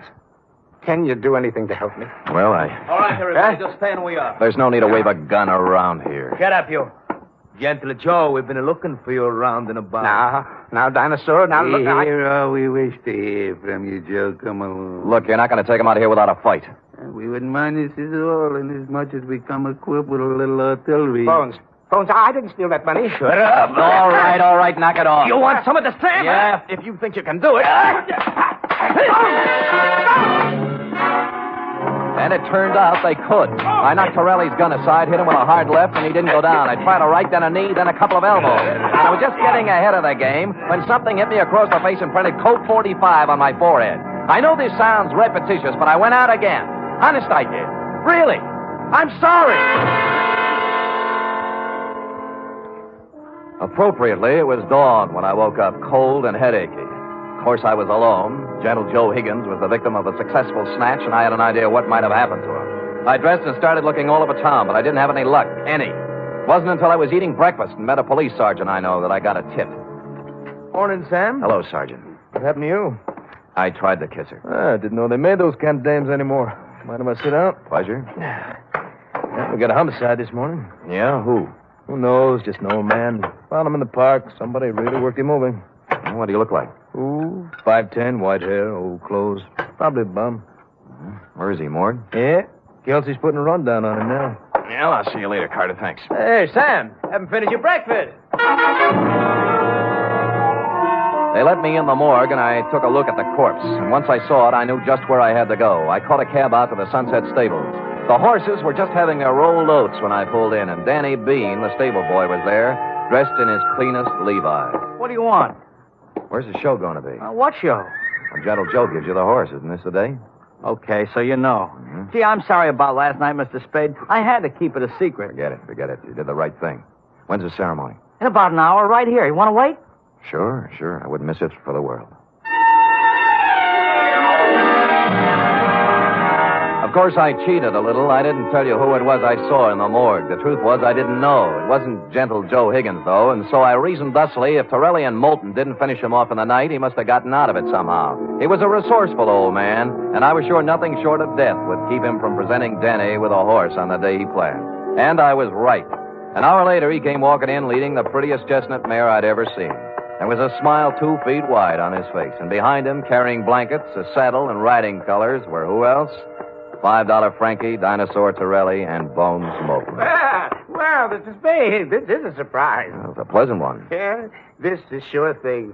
Oh, isn't she a beauty? She is indeed. How'd you do it, Gentle Joe? Well, Mr. Spade, I just invited them over to my place to have a cup of tea.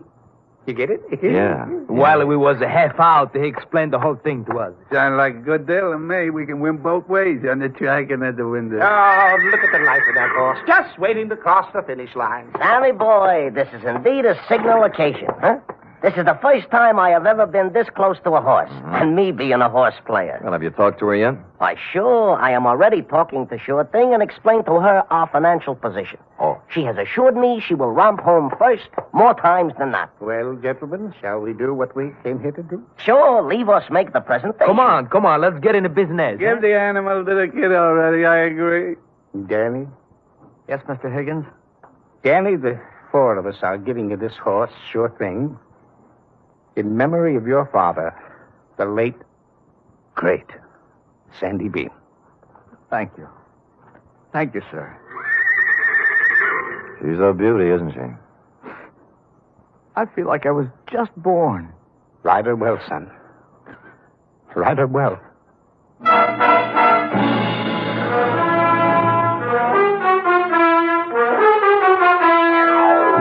And I think he will.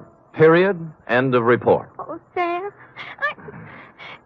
It was so beautiful. A simple, old-fashioned type story, F. We feel we can use one now and then. And I'm glad nothing happened to anybody.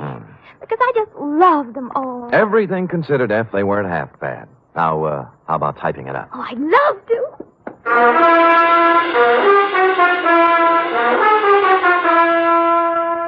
Three chimes mean good times on NBC. There's music and fun in the air tomorrow evening, styled to suit your Saturday night of merriment. Dennis Day brings you songs and comedy in his charming boyish manner, and then Judy Canova gets together with her frolicsome friends for Mountain Melody and Mayhem, followed by Grand Ole Opry with singing MC Red Foley and his gang. It's a Saturday night of fun designed for you.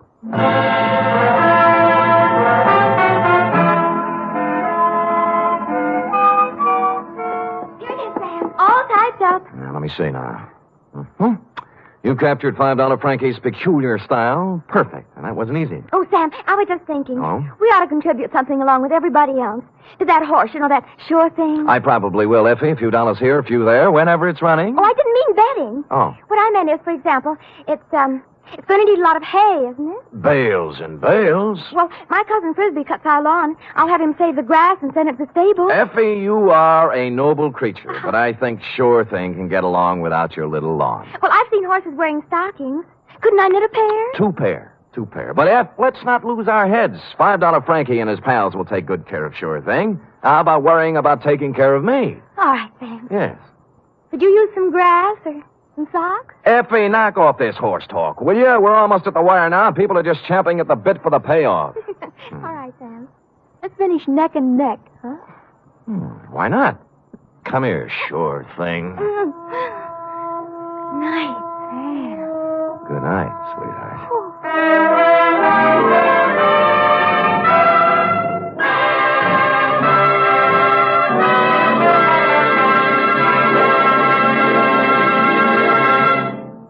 The National Broadcasting Company presents The Adventures of Sam Spade, Detective.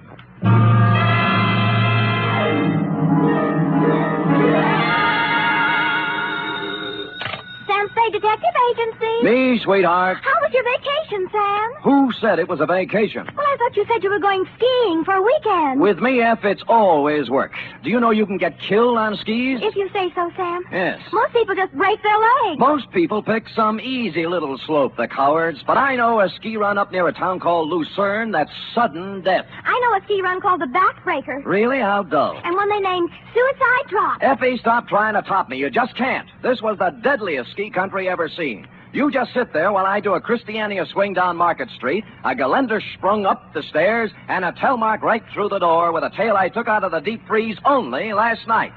The Chateau McCloud caper.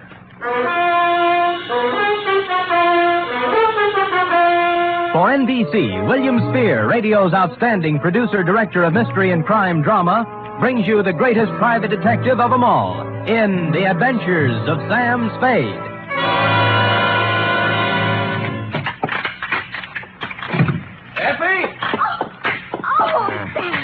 Take off those skis. I just wanted to prove I could do it. I did a herringbone up the stairs. And those clothes. I'll just bet you've rented all those things, Sam. You were never in the snow country at all. So, you don't believe me, huh? Well, here, Doubting Effie, I brought you proof. And don't tell me I rented this. A snowball. Yes. Sam! A real snowball. Yes, I brought back 2 of them in a thermos box.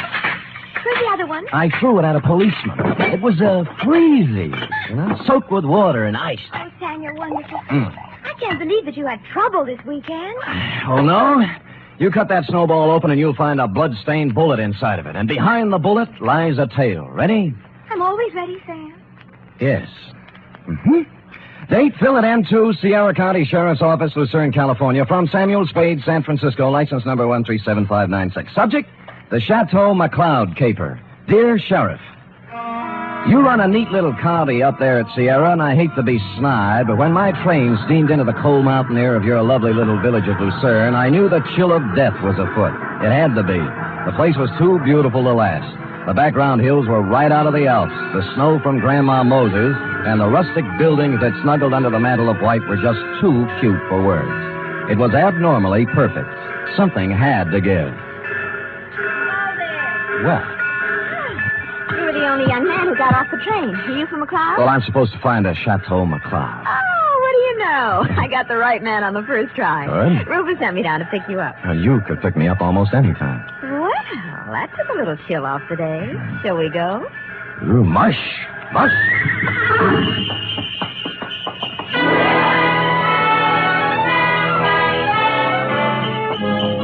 We glided out of the station, runners squeaking on snow, the soft pat of hooves, and the jangle of merry bells. We had a bearskin lap robe. It was a short bear, so we had to move close.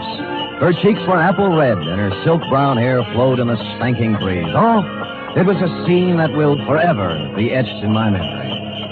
Rufus tells me you're an advertising genius. Well, I have placed a few ads in my day, mostly help wanted. Aha, don't kid me. He says you're going to put the McCloud tanneries right on top with a new campaign. On top. You know, you're supposed to have a big name. Just 8 letters, Sam Spade. Oh? Well, I'm Rita Parker. I'm supposed to be Rufy's girlfriend.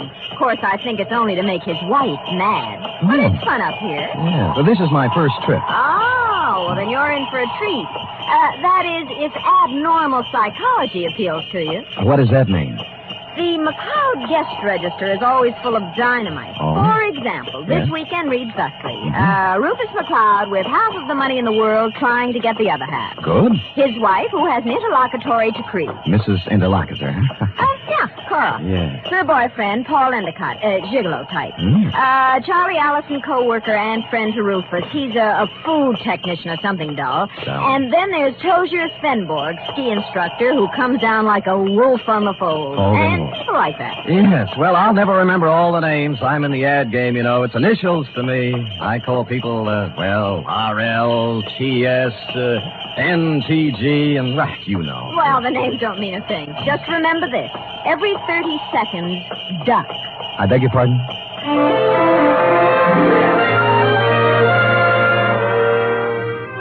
The McCloud estate was 8 miles out of town, and it seemed we were there in no time at all. Rita Parker hustled the Alpine buckboard and mare into a stable while I went up to the Chateau to meet my employer, Rufus McCloud. It was more of a Swiss chalet, you know, where the second floor is larger than the first, and I guarantee that no one in Switzerland could have afforded this chalet, even with the second floor the same size as the first. I walked in and found Rufus, big and red-faced, standing in front of a fireplace that could easily have roasted a brace of oxen, rump to rump. Of course, you're Sam Spade. I am, Mr. McCloud. You came at an opportune time. There's no one around to overhear our conversation. I suppose you wonder why I hired a detective for a place like this. Well, not especially. I go where the people go, and the money. You'll be paid well for your time and trouble. I must be quick. In essence, this is my situation. Yes. Earlier this week, I received an anonymous letter saying that if I invited the guest list I'd planned for this weekend, there might be serious trouble. Here's the letter. Keep it to yourself.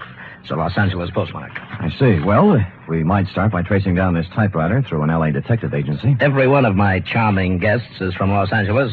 One of them wrote it, if you ask me. Very likely. I want to know who wrote it, if I can, but more than that, I wonder what serious trouble the writer is referring to. The girl you sent to pick me up said you had a very volatile group of people assembled. Perhaps they're high-strung individuals, but they're civilized. I'm sure their conflict would never get beyond a cutting phrase or two, or perhaps a punch thrown here or there. Well, then you really don't believe you'll have any trouble? I don't know. I thought it would be advisable to have a man like yourself around. Yes. One who deals in trouble professionally. Perhaps if things do get out of line, you can help repair the damages or even prevent things from occurring. Well, I'll do my best, Mr. McCloud, but it's not easy to look for something when you don't know what you're looking for. Oh, here they come, Spade. Oh. Back from the ski runs. Oh. I told them you were handling an advertising campaign for my canneries.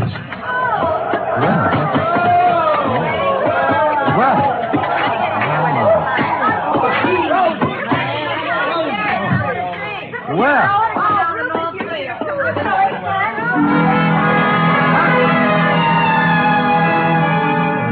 They came stamping in, pulling off gloves, unzipping parkas, and if it hadn't been for the grown-up dialogue, looking all the while like a group of carefree children, it was hard to believe that the chill of death was also in them even then. I couldn't keep my eyes off one of the particular members of the group, Mossberg ski boots, Chinese vermilion downhill pants, and a candy-striped parka, which she now pulled over her lovely head. The sweater she wore underneath was, I'm sure, designed for someone much smaller. A Dachshund, perhaps? Is this the advertising man you've been telling me about, Ruth? Oh, Mr. Samuel Spade, my half-wife, Cora. Well, how do you do? Glad you came, Sam. We can always use another sport in the crowd. Hey, everybody, shut up!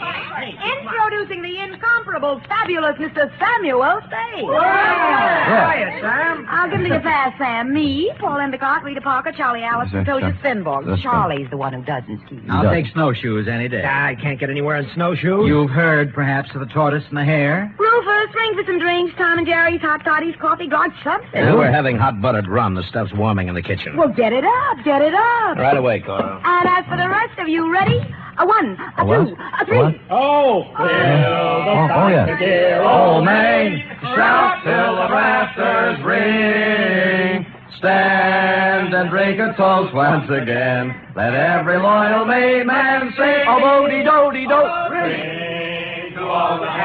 They took up the song with a gusto, lifting imaginary drinks into the air, and it was all very jolly. For a party that was supposed to be fraught with danger, this one certainly started out in just the opposite direction. The drinks came, and things got even merrier. Lunch was served, and afterwards I slipped into some outdoor gear and strapped on some skis. Everybody scattered different directions. Rufus McCloud and I skied to a place 3 miles away called the Halfway Cabin. Between the chateau and the cabin was a small lake called Royal Lake, completely frozen over. Rufus stood in front of the cabin, firing a .30-30 at a target set up down in the woods to the east. What do you see through the glasses, Spade? 2 bullseyes and nothing outside of the 8-ring. That's great offhand shooting at this range and standing on skis. Well, I can do much better than that. What's this? See that silver tip on that big Norwegian fur over there? Yeah? I'll cut it off. Hey, look out! What? Well, he came swooping out of nowhere, Spade. I swear he did. Well, I think he hit him. Who is it? It's Paul Endicott. No, he's up. Good. There's Cora with him. You told me nobody was supposed to be skiing in that area. Yeah, they're not. Well, here he comes, and he looks plenty mad. What do I care about him? He just after Cora for the money I give her, that's all. You're going to kill me, you stupid fool. You weren't supposed to be skiing there, Endicott, and it was an accident.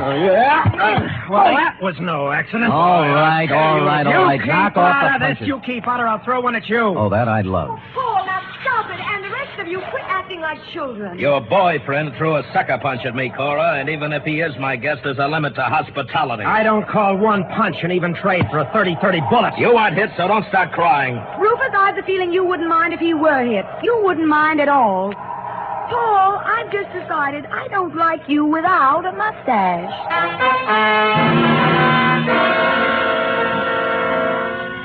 Well, from then on, everybody dropped the pretense, and you knew where you stood. And it was chilly, too. Later in the day, we were all back at the Chateau again, and Paul Endicott wove his delicate variation on his main theme. I'll knock your block off. I tell you, Mr. Endicott, you have some delusions. I have no delusions, Tozier. I've seen the way you look at Cora, the way you two are always trying to lose me on the trails. Some people ski faster than others. Yeah, well, let me tell you something. The next time you try to wolf this girl, it's going to be your last. I'm nobody's wolf. I'm a ski instructor. That is what I was hired for. Well, stick to what you were hired for. Knock off the extracurricular activities. I don't have to take this kind of talk from you. Anything you'd like to do about it? As a matter of fact, there is. Fellas. Get it. Boys. Men. Stop it. Fellas. Stop it. Yes. I'll never see either Fellas. one of you again. Sam. Yes, you want me to stop them, Mrs. McCloud? No, I want you to take me out of here. Oh, all right. Well, Let's put on our skis and get out of here. okay, here, I'll help you. Oh, thank you. Yes, that's it, gentlemen. Well, even so, I'll take a minute. Ready? Yes. Here we are. Now, where are we heading, Mrs. McCloud? Oh, I thought we might go out to the boathouse. It's on the southern tip of Royal Lake. It's only a mile and a half. Nothing. And my name is Cora. I'm not really Mrs. McCloud anymore. That's kind of rough on you, isn't it, bringing your new boyfriend around all of your ex-husband's friends? Well, I like it up here. Rufus likes to have me. They're not all against Paul. At least they weren't. But he's on the defensive so much, he's going to make enemies of all of them. Yes, he's off to a rousing start, I'd say. Do you know something, Sam? I don't care about Paul Endicott, really. Or Rufus McCloud, or Tozier Finborg, or anybody. I just care about Cora McCloud. Well, now, that's a good, honest answer. You know, most people wouldn't be that frank. But, Sam, Yeah? I haven't known you long. Well, I like your style. Style? I could care about you.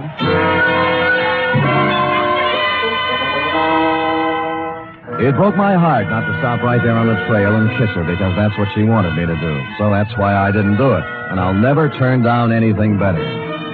Well, next scene, a boathouse. And when we got there, it was not at all the way I thought. A food technician and close friend of Rufus McCloud was there, working on something that baffled me at first.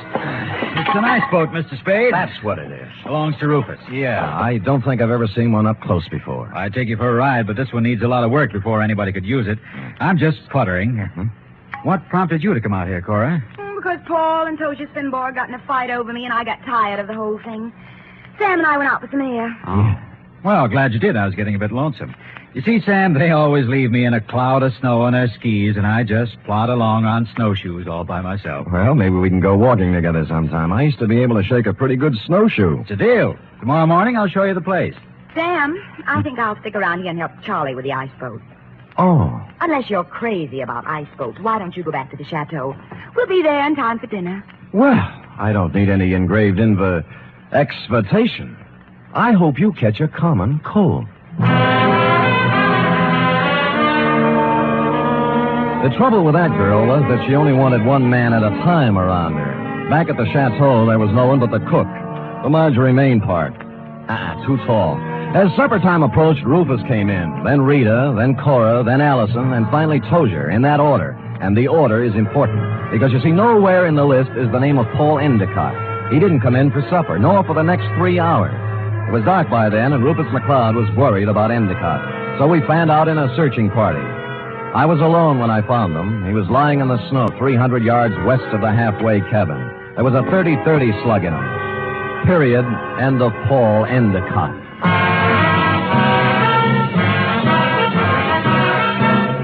are listening to the weekly adventure of radio's most famous detective, Sam Spade.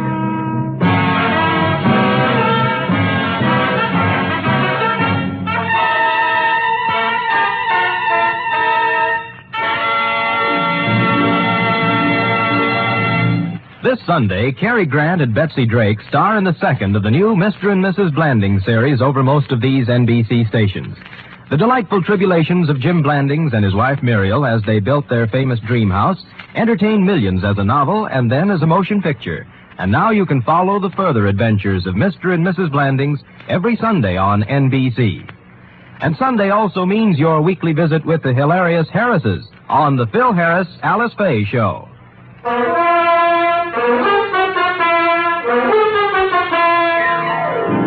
And now back to the Chateau McCloud caper, tonight's adventure with Sam Spade.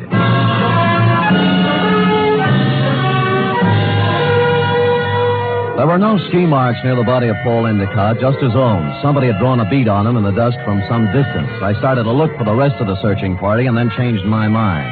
If the body of Endicott wasn't found, the murderer might wonder what happened to it, get worried, and make a mistake. So I picked him up, carried him to a small cave I found, covered the entrance with snow, brushed over the ski marks, and went back to the chateau. One by one, they all showed up, discouraged. Oh, we can't give up. We have to keep looking. I know how you feel, Cora, darling. It's too dark. We'll try tomorrow. Oh, don't worry about him. Paul can take care of himself. How can he take care of himself, Miss Parker, if he got lost? Who said he got lost? I am assuming. I think we're all assuming too much. I'm sure that it's nothing to worry about. If I know Paul, he'll show up tomorrow with some tall tale to tell. What do you think, Mr. Spade? What does an advertising executive know? Cora, your manners. A sponsor might be listening. Oh, I'm sorry, Sam. I'm upset. Okay. Frankly, I don't know what to think. But if I were a detective, I'd hazard a guess that Paul met with foul play. Oh, nonsense, Spade, nonsense. Come on, everybody, let's have a drink and have some fun. Paul will be back, and even if he isn't, who really cares? Scotch for me. And I guess nobody cared. Rufus was a little more jolly than usual, and the drinks began to dispel the gloom. It was as if Paul Endicott never had existed. It began to get late, and the bizarre wake broke up. Everybody went to bed, including me. I lay there fully dressed, looking up at the beamed ceiling for an hour. About then, my doorknob turned, and the door slid open and shut. Someone moved quietly into my bed as I was sliding my .38 out of its holster. Me, Rita. Oh. Are you awake? Yeah, I wasn't even under the covers. Mind if I sit down here? Not a bit. Sam. Sam, I'm scared. I wish I could leave here. Oh, what's the matter? Paul's dead. I know he is. He didn't mean anything to me one way or the other, but I know he's dead. Anything to back up your feeling? I guess not. It's just something I'm sure of. Why'd you come to me? Because you're really a detective, and I know it. Oh, me? Oh, now, you handled a case for my father once. You just don't remember me. All right, I'm a detective. Rufus hired me because he expected trouble. Sam, I'll tell you something about Paul. Yeah? Cora didn't really like him. They were always fighting. She only cares about herself, so she said. Tell me, what kind of a car does Paul drive? It's a yellow convertible, but it's still in the garage. I checked. Any other cars missing? No, they're all there. Oh, and I found out something else. What? Before supper, there was a gun missing from Rufus's gun rack. It's back now. Mm-hmm. Anything else? That's all I know, Sam, except that Paul's dead. I know it. I wish I'd never come up here.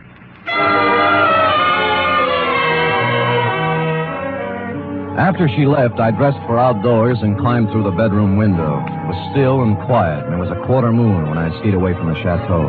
I wanted to look the land over myself before the next day, when the clues, if any, were trampled into the snow.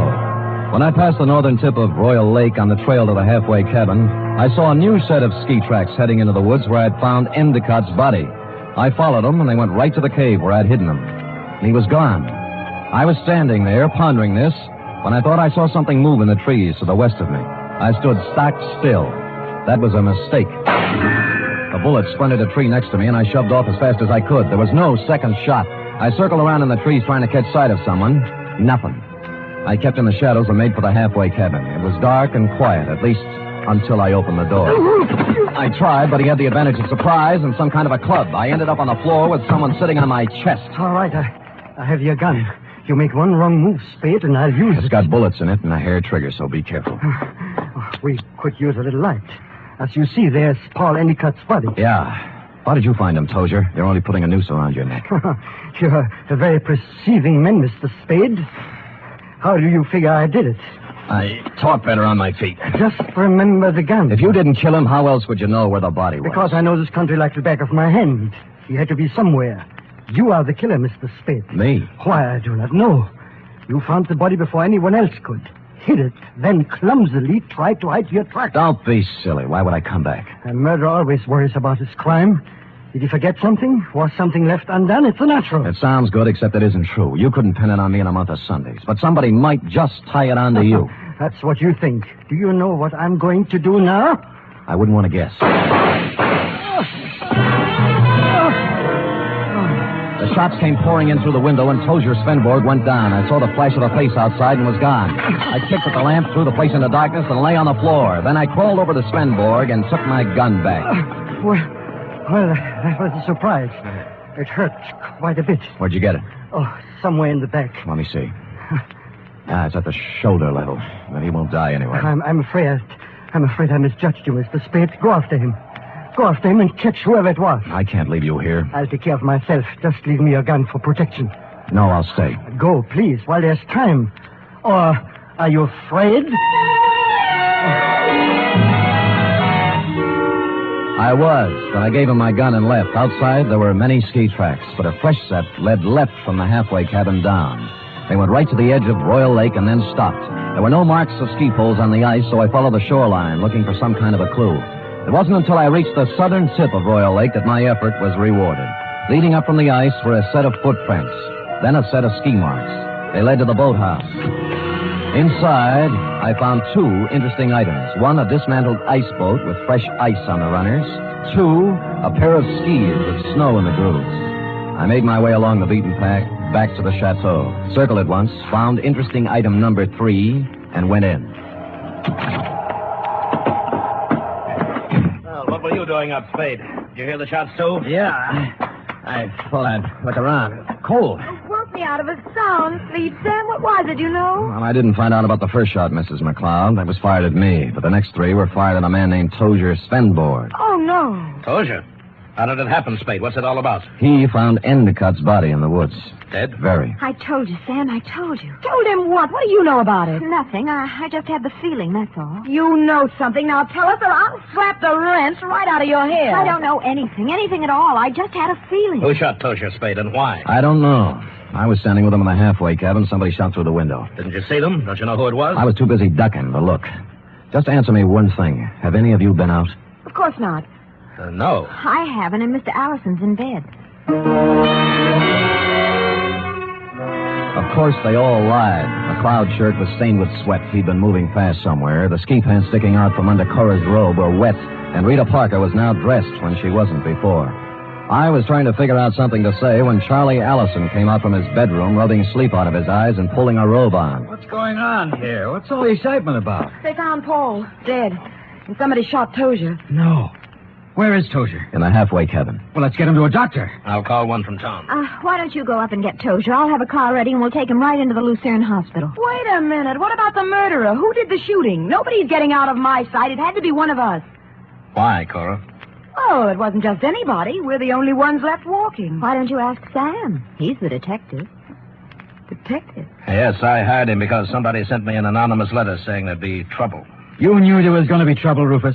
Somebody else knew. Then why did you let people come up here? What's the big Why did you do? Wait a minute. Spade, what did you find out? Well, if you'll all wait here a minute, I'll tell you. When I circled the chateau before I came in, I'd seen footprints leading to a window, not mine. That meant somebody else used the back way in and out, too. I wanted to find out whose window it was, and of course, while I was looking, I remembered the apparently dismantled ice boat and the fact that a set of skis were in the boathouse. It took me about a minute to find the right room, but somebody knew it. All right, Spade, stand where you are. Allison, you might be a great food technician, but you're a lousy killer. Yeah, well, at least he didn't get her. Neither will you. I got him, Spade.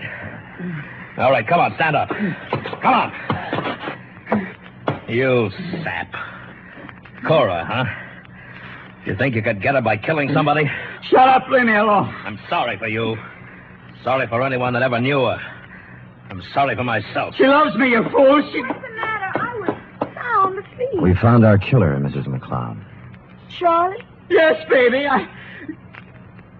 Oh, Rufus, it's been a long day. I need a drink.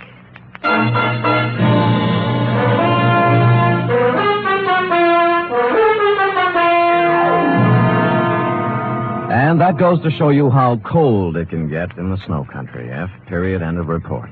Sam, why would a man do anything like that? When he knew he couldn't get away with it? Because he was stupid, Effie. People must have told him 1,000,000 times that they told him once, crime just doesn't pay. No. Yeah. Now, go type that up, will you? Go on, scamper. Woof.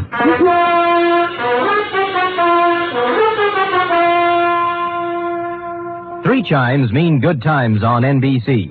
Here's news of 2 important musical events. This Saturday, Arturo Toscanini begins a new Saturday series of concerts with the NBC Symphony.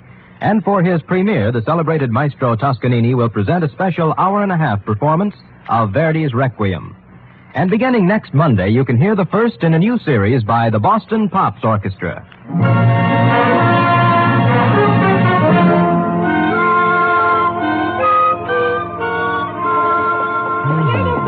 All typed up. All but the P.S. page, that is. What P.S. page? Why should it need a P.S.? Sam, you know that this report, to borrow a phrase from you, is full of holes. My phrase? I wish I'd never said it. Now, for instance, who sent the note to Rufus? Paul Endicott. He expected trouble. That's why he was so belligerent to everybody. All right. Yes. I'm going to come right out and ask you. Good. Why did Allison kill him? Well, I thought it was rather obvious, Effie. Cora was leaving Rufus McCloud for Allison, but because Allison worked for McCloud until Cora's divorce was final, they didn't want Rufus to know about it. So they used Paul Endicott as a decoy love affair. But I'll bet Endicott didn't want to give Cora up. I'll bet that was it, Sam. Effie, I don't know how you ever guessed. Endicott saw in it a chance to pick up a buck with a little blackmail. It's just a wild guess, Sam. Yes. And, of course, Allison did ski, didn't he? What do you think? Well, how else could he get around so fast? And he made such a point about those snowshoes. Sam? Yes? If I'd written the caper, I'd have covered that up a little. Come here. Oh, I'm sorry, Sam. I guess I shouldn't have said that. You certainly should not have. You know there's only one thing around here you're supposed to say. Yes, Sam, I know. Shall I say it? Make it fast. Good night, Sam. Good night, sweetheart.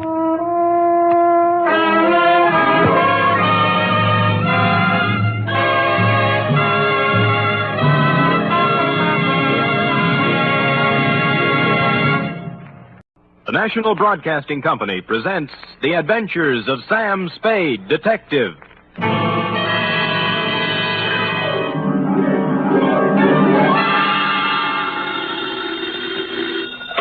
Sam Spade Detective Agency. Me, sweetheart. Merry 29th of December. You too, Sam. Did you take the little boy home? Yep. Straight home? Well, not exactly, F. Had to make a couple of emergency stops, but we got there. What do you mean, Sam? Well, I got my weekly knot on the head, for one thing. Sam, just taking the little boy home? Like I said, F, we were derailed. There was a dash of poison, for instance. A couple of pounds of $1,000 notes. And an infernal machine that nearly blew up half the Mission District. But other than that, we had a peaceful ride home. Why, Sam, this sounds like a caper. Which is just what it is, Angel. Get out our special holiday bottle of Napa Valley wine, and we'll get in our premature regards to the new year, following dictation of a report entitled The Prodigal... Prodigal, Sam? Are you sure that's the right word? Certainly, I'm sure. The Wanderer will return to the roost. You and your big fat roost. With our last bedtime story for 1950, namely... The Prodigal Panda Caper.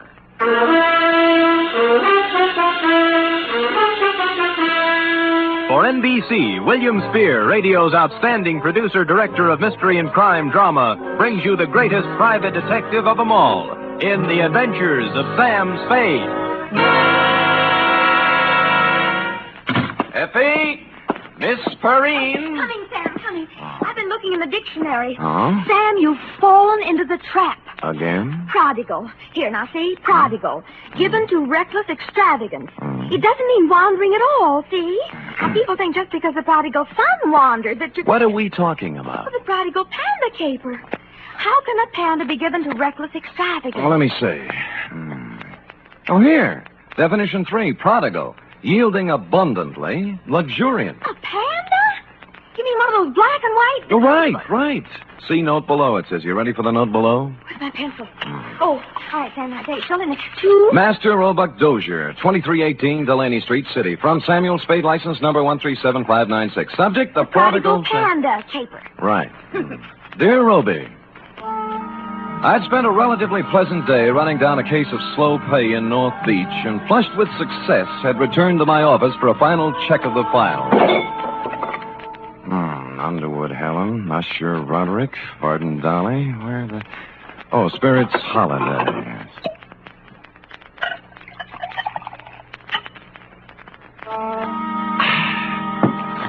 I sat down, put my hat and my feet on the desk, and was loosening my collar when I noticed just to the right of my off ankle one large bag of jelly beans. Sighting past it, I saw in the corner chair an open copy of a magazine featuring on the cover a blonde in a low-cut dress taking a .38 slug from a slack-jawed thug in the background under big red letters spelling out Thrilling Crime Comics. And behind all this, sound asleep, was you. Hey, Sonny. Hey, wake up, will you? Come on, Revelie's blowing. Huh? Oh. Hi. How long you been here? Oh, a long time, I guess. What's your name? Roby, short for Roebuck. Well, what can I do for you, Roby? I've been to the police. They wouldn't do anything. They said I should come to you. You mean you got a job for me? Yeah. Dangerous? Yeah. A hoist. You mean a heist? What was it? My Panda bear. Oh, someone stole it? Yeah. It's not mine, really. I bought it for my little brother, Barney. Mm-hmm. He's 5 and he's always wanted one. So when I got the junk money, I went... Money? Oh, bottles and papers and stuff. Oh. I collected it from the neighbors and earned $6.15. And Barney wanted the Panda bear, so I bought it at Lacey's department store today, and they stole it. Who stole it? Well, there was this man in the checkered coat and the lady in the red silk dress, just like the story in the comic here. Oh. The man looked like that, but the lady looked different. Mm-hmm. She had black hair and a red dress, and her eyebrows went up this way instead of sideways. Oh. I was walking down the street with my Panda bear, and the lady called me over to a car she was sitting in and started to talk to me. Mm-hmm. And right away, the man in the checkered coat ran up and grabbed at my Panda bear, and they chased me up a fire escape. And the man pulled out a big black gun and said if I didn't come down and give him the Panda, he'd shoot me and Barney and Mom. So I came down and gave him the Panda. Well, that's quite a mouthful. Oh, excuse me, Roby. Hello? Sam? Yeah, Dundee. This is Dundee. Oh. Sam, there's a little fella about 8 years old on his way over there. No, he's here now, Lieutenant. What's the deal? He gave us quite a story. Well, how'd it go? Now, we took it down. I got it right here Good. somewhere. Let me see.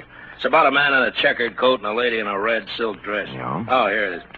Quote, I was walking down the street with my Panda bear, and the lady called me over to her car. Okay, Dundee. He hasn't changed it any. Yeah, we got hold of his mother. Runs an elevator in the Russ building. Good. She says he reads too many comic books. You better send him home. Okay, Lieutenant, thanks. Come on, Roby.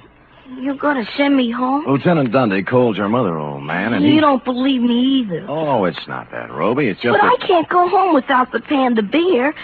What do I tell Barney? I promised him. My own brother. Oh, he's home now, waiting? Yeah. Well, tell you what I'll do, Roby. You let me put you in a taxi and send you home, and I'll take the case.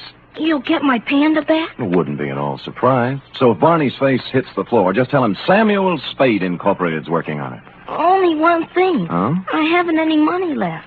Oh, well, you got jelly beans, haven't you? Yeah. Okay, you can pay me off in jelly beans. Now, come on now, let's find a taxi.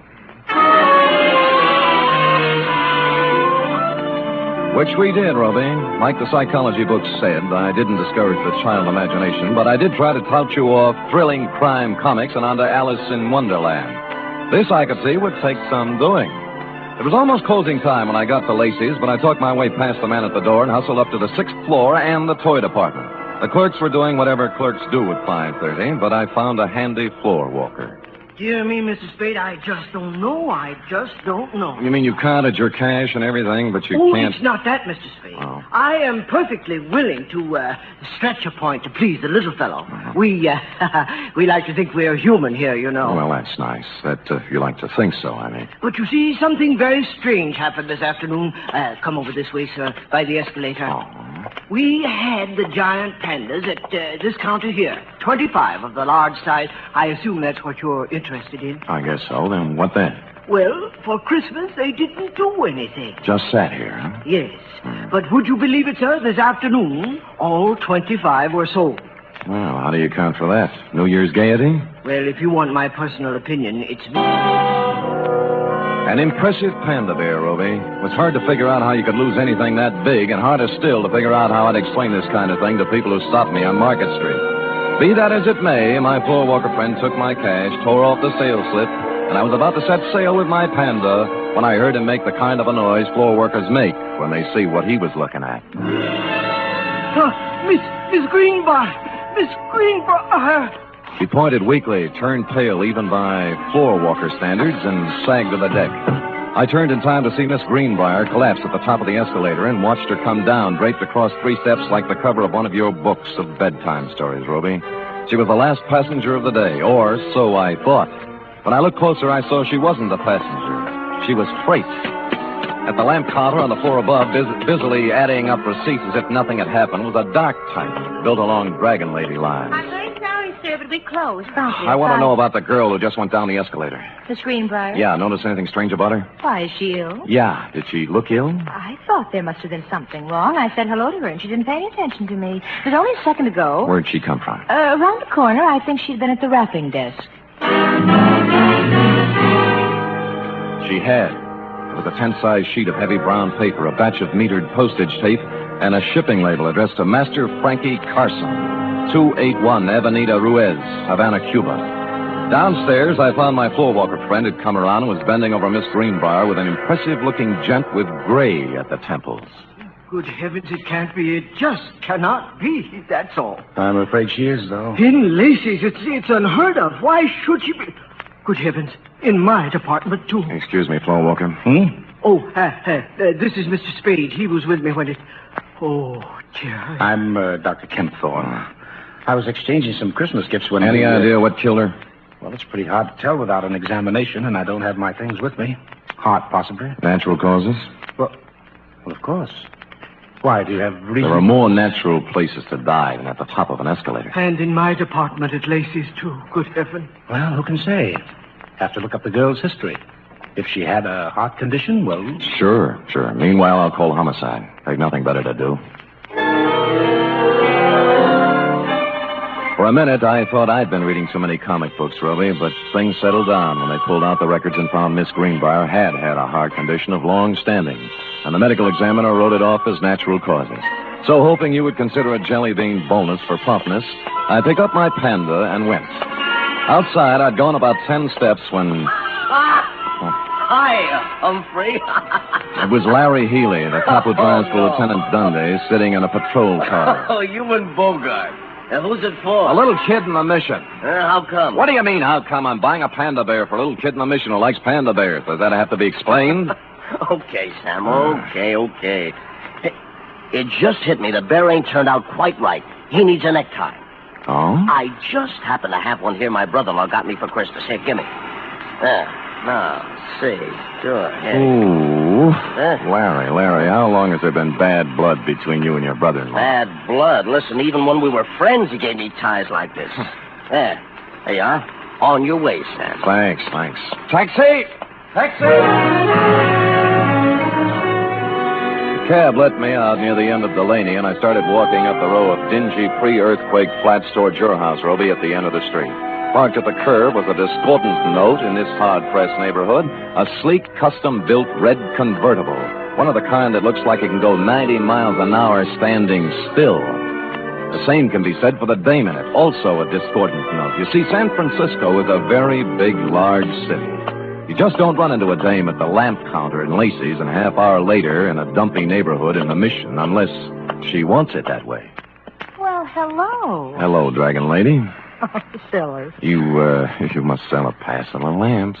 The car? Mm-hmm. But don't try and explain that now. Just tell me why you followed my cab. Follow you? Why, Mr. Spade. Come on, what is it? You're embarrassing me. I know. Since that moment at the lamp counter, you can't get me out of your mind. Well, that's a perfectly normal reaction. No, it's not that. It's... Oh, dear.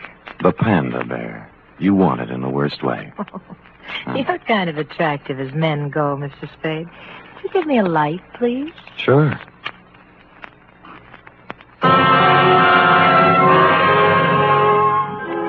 Holding the match up to her cigarette, three things hit me. The black hair, the red dress, and eyebrows that went up instead of sideways.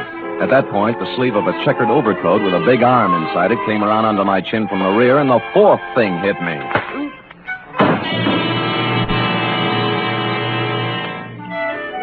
How long I dwelled in Panda Land, I don't know, but it was real nice while it lasted. I was a panda, too, I remember, and I was going somewhere with a big overstuffed private detective under my arm when a lady panda batted her big brown eyes at me and began pulling my nose. She seemed to have a very, very high voice. Wake up, Mr. Spade. Rifling's blowing. I call Lieutenant Denny, Mr. Spade. He's on his way. Lucky. Over here. Good, Christopher, Sam. What happened? Well, it was this way, Dundee. I was walking down the street with my panda bear, and the lady called me over to the car she was sitting in and started to talk to me. And right away, the man in the checkered coat up.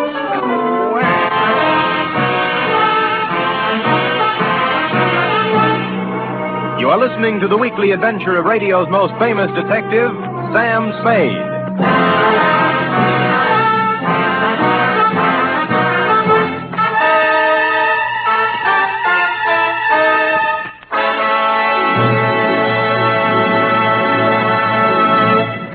Van Heflin stars this Sunday in State Fair, another outstanding 60-minute production by Theater Guild on the Air. Co-starring in this exciting broadcast is one of the leading families in show business, Jean Lockhart, Kathleen Lockhart, and daughter June. It's a gala New Year's Eve broadcast when Theater Guild presents State Fair. Sunday over most of these NBC stations also means another hour and a half with Tallulah Bankhead in radio's greatest spectacle, The Big Show. Among Tallulah's guests will be Ken Murray, Gloria Swanson, Margaret O'Brien, Jose Ferrer, and many more.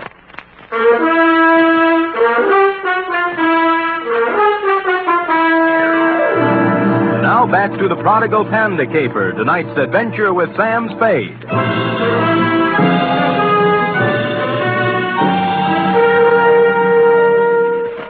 It was a humiliating experience, Rove, riding back to headquarters in black defeat.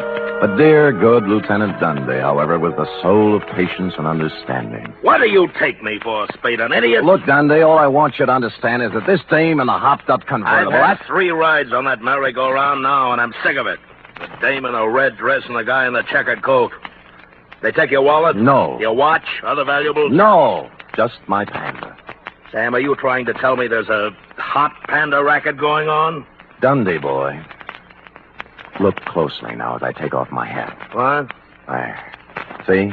Now, as you know, my head ordinarily does not come to a point. But this protuberance was made by a gun butt, not by imagination. Oh, someone slugged you.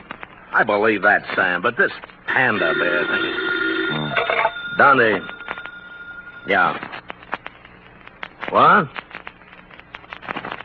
Yeah. Yeah. You were saying something about my panda bear, Dundee. Yeah, maybe I ought to take it back. That dame at the store this afternoon, the one who sold him? Miss Greenbrier. Yeah. I just finished the post-mortem. No heart attack. She was poisoned.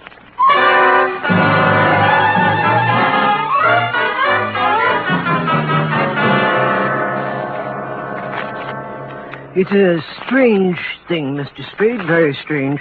I leave my business thoughts at the store. Floor Walker, just try and remember the Dragon Lady's name, huh? Dragon Lady. My good gracious, I can't remember my own name. I'm so upset. Oh, now concentrate. Now, look, dark hair, up-tilted eyebrows, red silk dress. Works in lamp department on 7th floor. I can picture her so plainly. Dark hair, Floor Walker. Dark hair. Upshot eyebrows. Eyebrows and the red dress. Yes. Red. Scarlet. Scarlet, that's it. Easy now. I got a list of employees right here. Let's see. Scarlet Townsend. Scarlet Townsend, that's the dame. Floor Walker.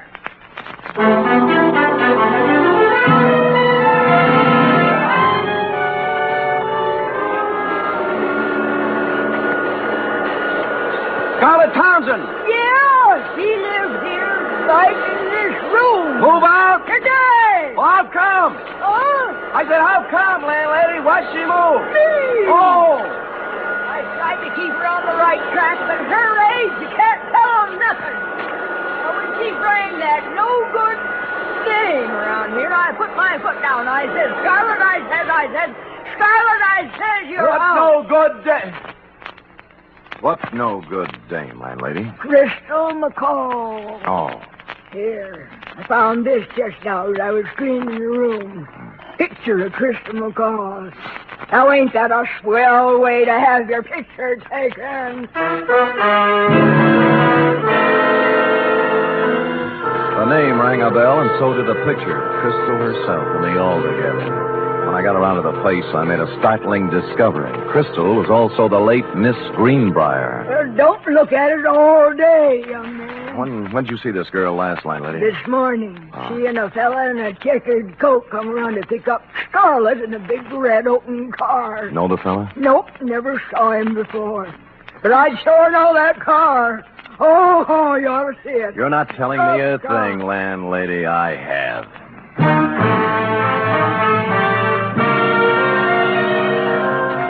In Los Angeles, I'd have been dead, but San Francisco is not a convertible town. I found a free phone and began calling the dealers, figuring a bright red custom-built convertible is something you remember, whether you see it or sell it.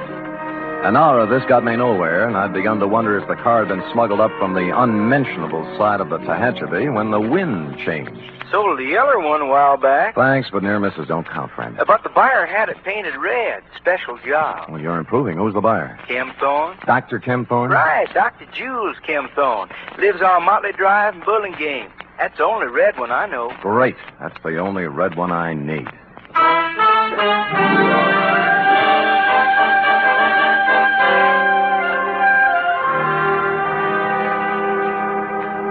Mr. Spade, this is utterly unbelievable. And I certainly don't intend to stand here all night discussing the pros and cons of panda bears. All right, Kim Thorne, let's slide over into your field. Meaning what? The sweet young thing at the store. It turned out dirty. The heart attack? The poison attack. Well, suicide, you suppose? What do you suppose? Well, I'm sure I don't know. Look, why don't we hold hands and tell the truth, huh? You'd better run along, Spade. I've had about all of this that I intended. Look, the dead dame was Crystal McCall. Does that mean anything to you? No. The same Crystal McCall was running around with a hood named Frankie Casella, formerly of New York, now of Havana, by Department of Justice request. This is all very interesting. What has it to do with me? She was riding around in your red convertible this morning, for one thing. That's a hot car, you know. I took a close look at it 2 hours ago and got slugged. I don't know how you score these things, Kim Thorne, but in my book, this calls for a couple of answers. You're right. You're right, it does. Where's the car? It's gone. Who has it? My chauffeur. This is the last straw, I guess. There's no point in covering up for him any longer. Who is he? Lenny Flegel. Oh, an ex-con, isn't he? Yes. I thought I could straighten him out. He's been missing for 2 days this time. He just took the car and left. I knew he had something to do with that girl in the toy department at Lacey's, so I went there today. I guess I was too late. You think Flegel killed her? I don't know. I don't know. Where did you see the car? Near the end of Delaney Street. What's the license number? 49H822. Oh. I'd better report it stolen. If you need me to testify, please... Feel free to call. That I will, Dr. Kim Thorne. Bye.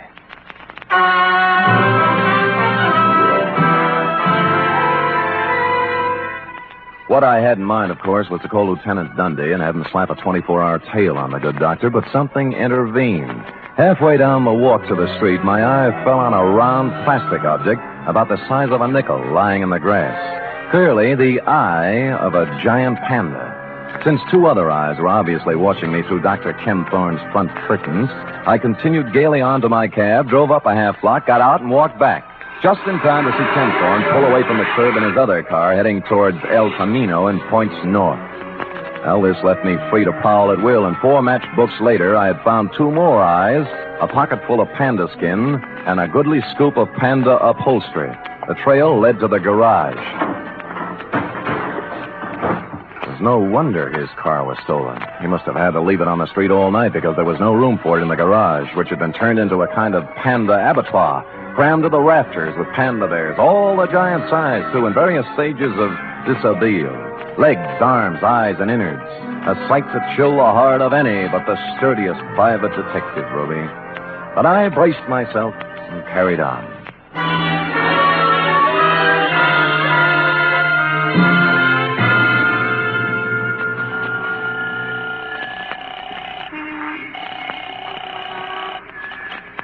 Homicide, Dundee. This is Sam, Dundee. Sam, where you calling from? Phone booth in a drive-in on El Camino. Listen, the license number on the red custom job is 49H822. And the guy driving it is Lenny Flegel, an ex-con. Don't talk to me about that car. Larry Healy picked it up tonight going 90 on the Bay Shore. Great. Lousy. Why? What happened? Next time I see one of them Panda bears, I'm going to spit right in its eye. So Larry pulls the guy down, and first thing he sees is the Panda bear with a necktie. What about the dragon lady? She came second. All Larry can think of is the hot Panda bear. Figures they stole it, so he takes it back to the patrol car to return it to the kid. No. Yeah. By the time he got the exhaust smoke out of his eyes, they were gone. Oh, what's that license number again? 49H822. You sure? Positive. I'm looking right at it. Oh, Sam. Dundee. Yeah. We're all at Anderson's drive-in on El Camino. Put it on the air.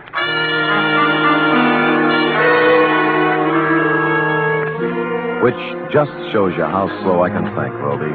The red job was staring at me with its big chrome eyes outside the plate glass window.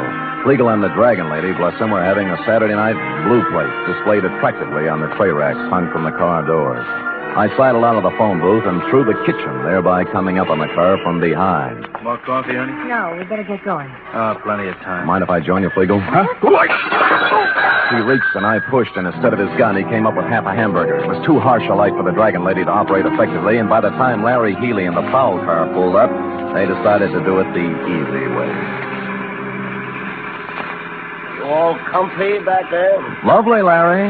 Flegel? Dragon lady? Shut up. What about the red job? What are you going to do with it? Larry? Oh, and pound it till the lawyers are through talking. Sam, you want to go by way of Delaney Street? Yeah. Okay. Why Delaney Street? Larry delivered the Panda. Huh? Sure, to the kid, Roby Dozier. We'll have to go and pick it up. Lenny. Yeah. What's it worth, Flegel? 50,000? 100? The little kid's got it? Yeah. Oh, Carcelo will be disappointed, Flegel. With the tax boys watching both him and Crystal, it looked like a safe way to get some of his dough out of the country club. Wasn't my idea. I hated him. I did 8 years for him, Spade. I could have killed him. Shut up, Lenny. I don't care anymore. The heck with it. Look, it wasn't me. The guy who's running things for him here is Dr. Kempthorne, but Crystal had the dough. He killed her. He took her to lunch today, and he... Go ahead, Lenny. So he poisoned her. Then what? She fixed up one of the Pandas. He didn't know which. Stuffed it with bills, 80, 100,000, I don't know. Anyway, you'll find the money in the red car under the back seat. Under the seat? What are you talking about? It's in the Panda. The kid's got it. Look, why do you think I'm telling you this, you stupid flatfoot? I fixed that thing for Carcelo myself after we took the dough out. What, kid? It's got a bomb in it.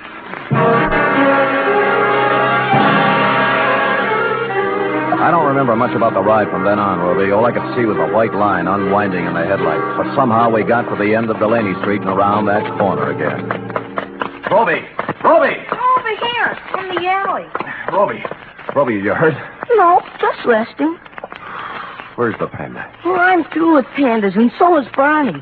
Next junk money, I'm going to buy him an elephant. What happened? Well, a policeman brought it. Yeah? I started home with it when a car drove up, and a man with gray hair got out. Kempthorne. What then? Same thing. He grabbed it and got in his car and drove off. He's around the corner there playing with it. Go ask him. I don't care anymore. Around the corner? You mean he...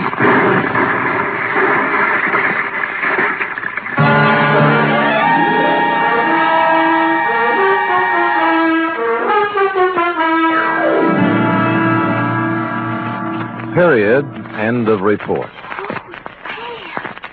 What a hurry. A highly inconsiderate thing to do to a Panda. But I'll give him one thing. What thing? He had the good grace to park in front of a vacant lot before starting to tear it apart. Oh. And, of course, to coin a phrase, he saved the people some money.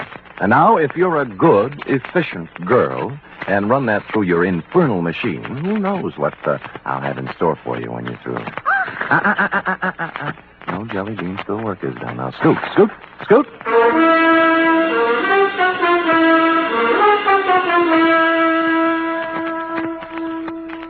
Three chimes mean good times on NBC. Friday means another visit to that entertaining eat establishment, Duffy's Tavern.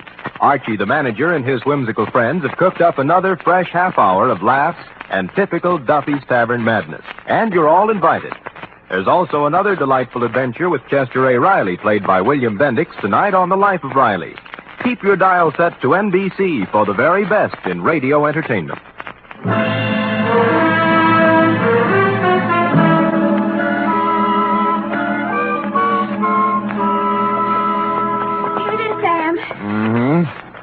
All official? Yeah.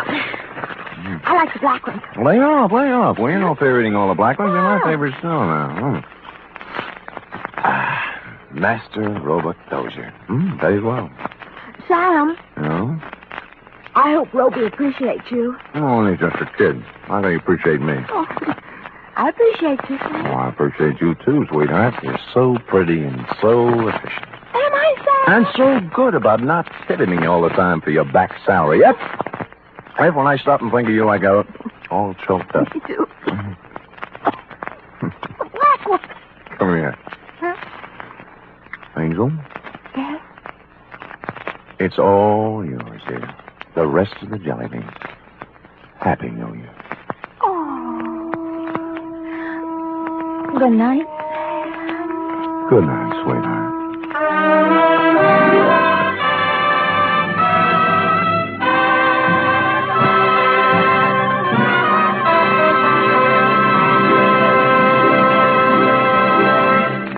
The National Broadcasting Company presents The Adventures of Sam Spade, Detective.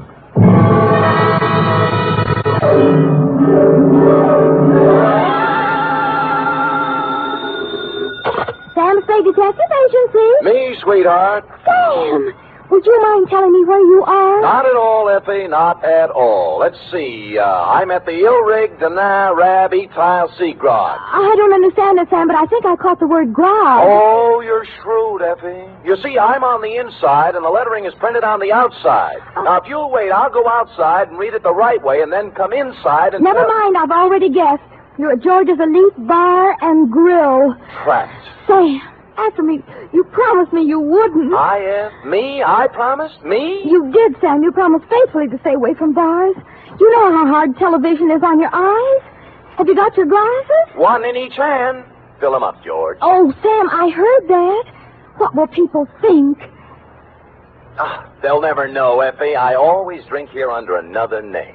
Oh. Just a little of the hair of the dog that bit me, Effie. But don't worry about me. Although it's true I have been dogging it and have been hounded from tree to tree, I am frisky as ever and will be in to unleash my canine chronicle, namely the dog bed caper, or he who lies down with dogs gets up with murder, or, condensed for easy reading,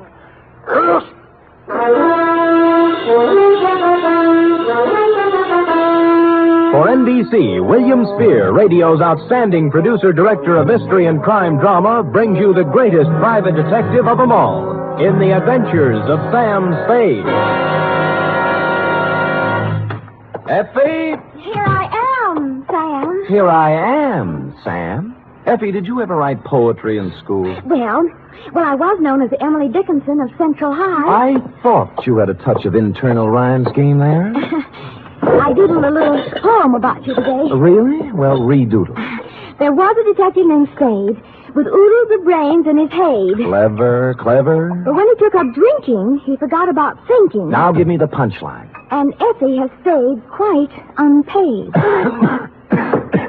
Well, a little rough, but cute. Did you get the idea, Sam? Never could make any sense out of poetry. Ready? It's getting close to Christmas, Sam, and Pencil point? I've used my last pencil, and I don't really have enough money to buy Please, Effie, I have no head for figures.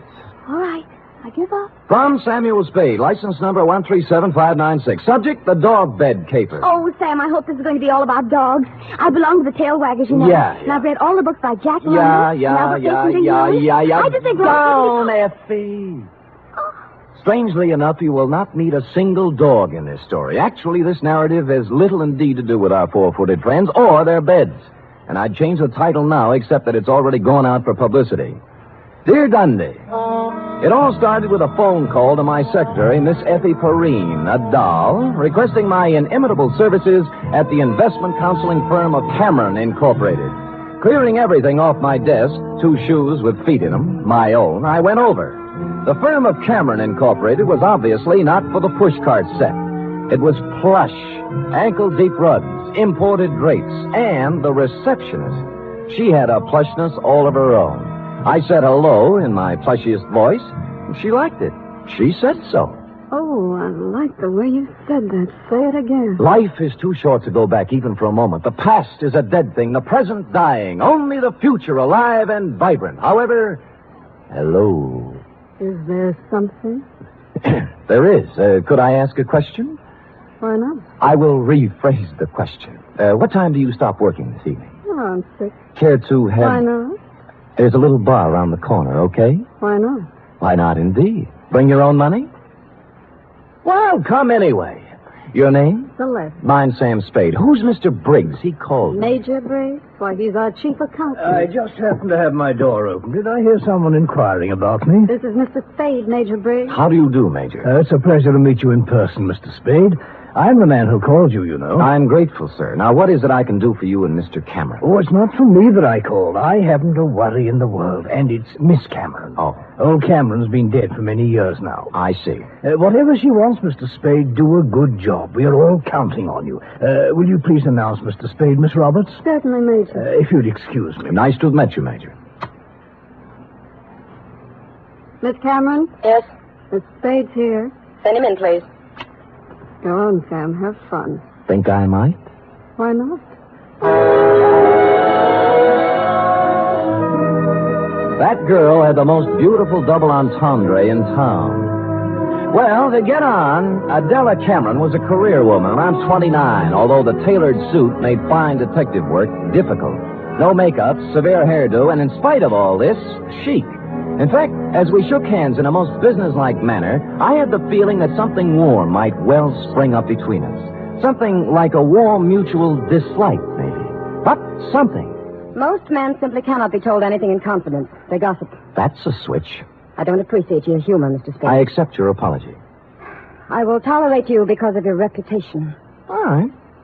I'm going to give you a very difficult job to do. Miss Cameron. What is it, Major? I'm sorry to interrupt you, but Courtney Pierce is on the phone. Mr. Spade, this is Major Briggs, our chief accountant. We've already met. Mr. Spade. Now, Adela, Pierce wants us to unload his short-term governments and buy American cattle. He's dividend crazy. AMCAT's declaring one in January, and he wants it. Well, let him do it. Well, I just want to protect your interests. You know what will happen to AMCAT after February?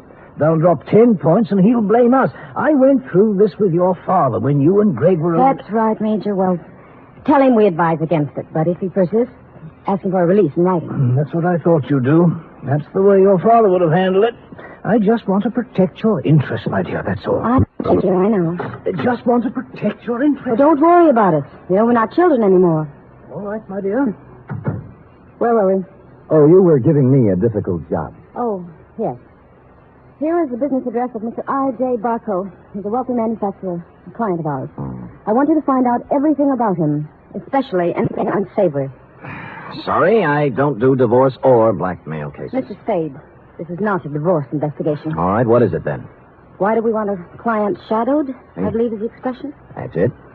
Because we believe he is investing money through us for some racketeers. If that were true, we would, of course, have to drop him. But we don't want to lose his business just on suspicion. I see. Find out anything you can about him. I'll give you $50 a day in expenses, 1 week guarantee. Will you consider the job? I have considered and taken the job. By the time I'd reached the door, she had already forgotten me and was hard at work on some papers. Outside, I planned to dally a few moments in idle chit-chat with Celeste. But before I had the chance, I was accosted by a husky young chap whom I'm afraid was a Princeton man. What were you talking about in there, Spade? Oh, you have the advantage, sir. Who are you? Gregory Cameron. Now, come on. What was Adela telling you? Well, if you step to one side, you can walk around me and ask her. Look, don't pull that cagey private detective routine on me. I pack a little weight myself. Well, pack it somewhere else, Sonny. I asked you a question. I expect an answer. There's your answer. Any more questions? He didn't feel much like talking then, and I was so irritated I walked out without saying goodbye to Celeste. When I reached the street, the white-haired old gentleman, Major Briggs, hurried out behind me. Mr. Spade, please don't think too badly of that boy. I've known him from the cradle. He's in a difficult emotional state at the Yes, moment. sure. As far as I'm concerned, Major, it never happened. You're a kind man, Mr. Spade. I could tell that when I first saw you. You're just the sort of man Miss Cameron needs. Well, I hadn't looked at it that way. If you require anything, don't hesitate to ask me. I've been with this company 40 years before those two children in there were born, and I know how difficult life can be at times. I just want things to go well for them. I'll do my little part, Major. Bless you, son. Bless you.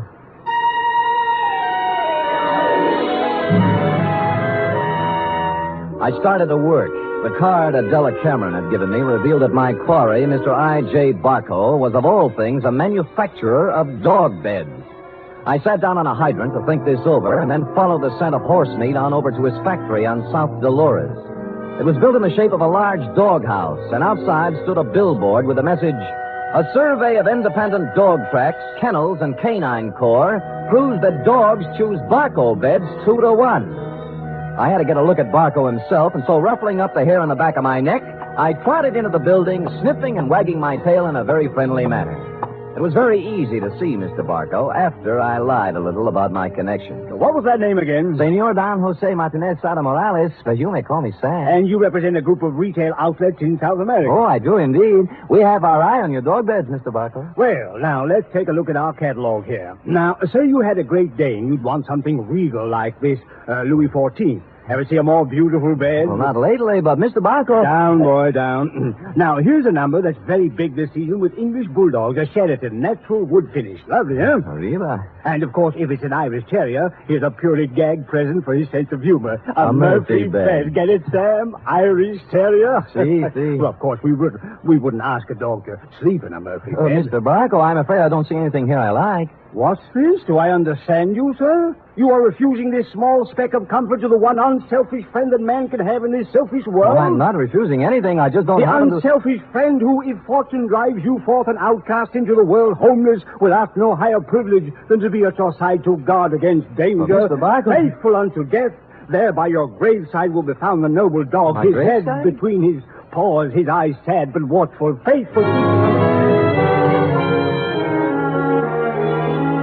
We shook paws, and I felt his nose to be sure it was cold. It was, and I left.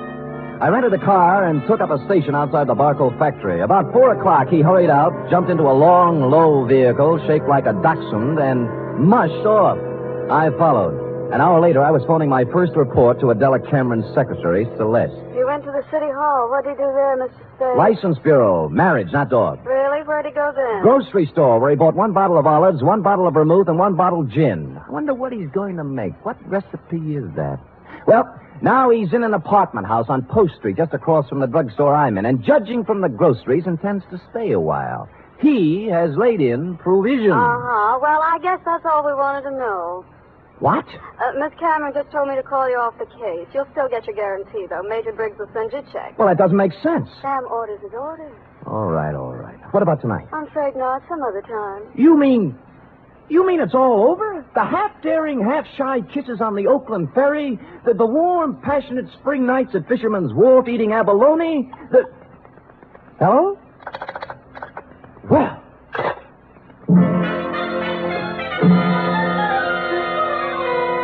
Puzzled, as who wouldn't be, I walked slowly back to my car. But before I had a chance to get in, I saw I.J. Barco hurry out of his apartment house. But he didn't enter his car. He came right for me. Spade! Just a minute, Spade. So sorry, my name is Don Jose Martinez Sada Morales, yet. Don't kid me, Spade. I'm not as stupid as I acted today. Look, I know why Adela Cameron is following me, and you don't. And you'll never find out, any more than the other 4 detectives did. I was the 5th choice? What? I shall speak with my agent about this. I'm going to tell her in person that this foolishness has to stop. If it doesn't, she'll live to regret it. One more thing. I presume you're going to follow me. Well, I'm turning right on Market and heading out to 1217 Ridgewood Place. You shouldn't have any trouble.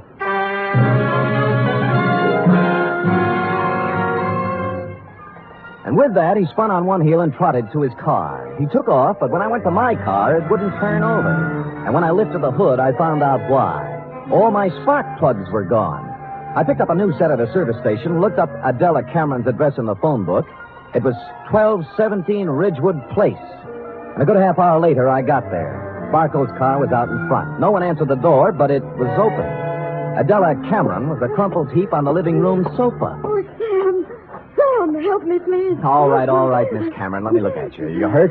No, I'm all right. It's him. Where? The bar.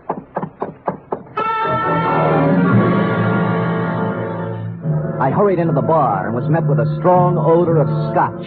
A bottle of it had been broken, and holding the neck of the bottle in one hand was I.J. Barco. He was on the floor, his hands slowly opened. The glass rolled out, and he died.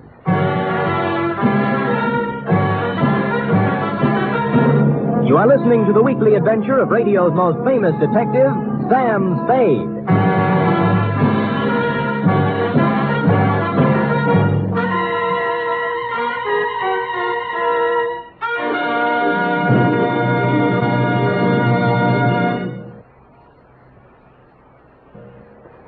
Act 2 of tonight's Sam Spade in just a moment. Meanwhile, here's news of other goings-on on NBC. There's no doubt about it, it's the big show. Not just any big show, but the big show. Brought to you every Sunday night over most of these NBC stations. An hour and a half of the very best in comedy, music, and drama. Your stars this Sunday on the big show include Fred Allen, Margaret Truman, Douglas Fairbanks, Danny Thomas, Mindy Carson, and many more. All presided over by the glamorous Tallulah. No wonder it's the big show. Saturday night on NBC means mystery with the man called X, a man without a name who travels the world over on missions of intrigue and peril. Herbert Marshall stars as the man called X tomorrow and every Saturday evening on NBC.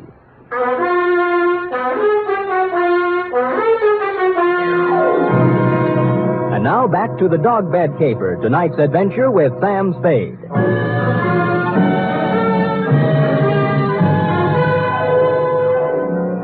It took 3 bullets in the chest to finish off I.J. Barco. He'd apparently been standing there pouring a drink. Barco broke the bottle as he fell. I couldn't find any other signs of violence or any gun, so I went back to Adela Cameron. She was beginning to calm down. I don't know who did it. I just don't know. Well, it couldn't have happened more than a minute ago, and you were in the house, weren't you? No. No, after I left my office, I stopped in the store for some things, then came home. When I was driving down Ridgewood, I heard some sound. And you thought they were a car backfiring? How did you know? I've heard this script before. Don't you dare accuse me of killing that man. It's not what I think that counts, but what the police accuse you of. Sam, I heard those sounds. I came in the house when I went into the bar. You didn't notice Barco's car out in front? Oh, I suppose I did. I don't know. I don't remember. Uh-huh. Who are you calling? Homicide. Sam, wait a minute. Just a minute, please. Wait for what? I want to tell you some things. All right. Go on. I kind of get the feeling I was hired to put the finger on the dog's best friend. That's not the way it was. The last thing in the world I wanted was for him to be killed. Oh, murdered, I mean. All right, what did you want? I'll tell you the truth. Why I really had you watching Barco. I'd be curious. We handled his investment account.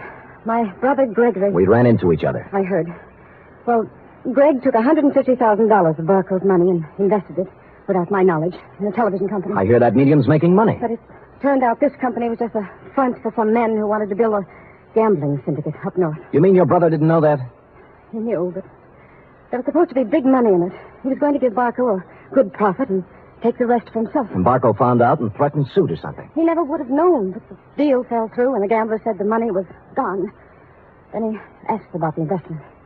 What could Gregory and I tell him? What did you? Unfortunately, the truth. We said we'd make up the money with interest, but he only gave us 90 days. We couldn't get it by then. So you didn't shoot him, your brother did, eh? No, Sam, no, he couldn't have. I know Greg. He'd have more sense. In my brief meeting with him, I didn't think he had any sense. Just one more thing before I call the police. And don't call them. Help me get him out of here. Somewhere. No dice. Sam, don't let my whole life be Stop it. You set me on Barco to find some blackmailing material, yes? Yes. And then why did you suddenly call me off the job tonight? I didn't. Your secretary said you did. I didn't. I didn't tell her anything of the sort. Can I have that phone now?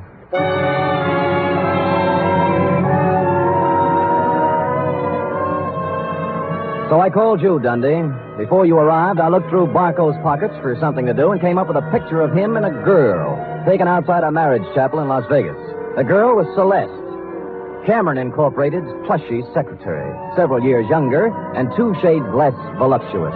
Her address, 627 Finley, was supplied by a now hysterical Adela Cameron. No one answered Celeste's door, but I heard a shower going inside, so I took the liberty of entering. Persona non grata. Is there somebody out there? There is. Well, who is it? Come out and see. Oh. No false moves now. Keep that towel right where it is. Am I doing here detective work? And I must say I've already found out a great deal. Well, Sam, I'll admit I did express the interest in you, but if you recall, I told you not tonight. It's my only night off. Sam, please leave. I don't want any difficult scenes. All right, we knock off the cute touches and get down to business. You were married to I.J. Barco, right or wrong? Wrong. Wrong, it's right. You were married in Las Vegas at the chapel of the Flamingo Hotel, the Tower. I was only married one day. My parents had it annulled. I was underage. Well, you don't have to worry about him anymore. He's dead. No. Shot 3 times at close range. Oh, no. In Adela Cameron's house. Well, not by you, of course. Although, on the other hand, as you would say, why not? I didn't do it, Sam. Suppose you spill. He wanted me to marry him again. Why? Well, I know all about the money the Camerons misused. He found out Greg and I were in love. I should have known. He said he'd forget about the entire $150,000 if I'd marry him for 6 years. $25,000 a year. That's a good price. How can you talk like that? Practice that, yes. So, Gregory had another good reason for killing. He didn't, Sam. I know he didn't. Anything that would stand up in court? I don't think so. Suppose we say you called me off Barco's tail so Gregory could get at it. I didn't. I called you off because I was supposed to meet IJ's apartment tonight and give him his answer. I couldn't do it with you there. Flimsy, but it might hold. The truth. I was going to see him, but I changed my mind. Any particular reason? You saw him. Would he be the kind of man I'd marry? You did once. Well, it looks bad for Greg. Because someone at Cameron Incorporated knew Barco was going to be at Adela's house. Sam, will you do me a favor? Maybe. Give me an hour. Then I'll go wherever you want.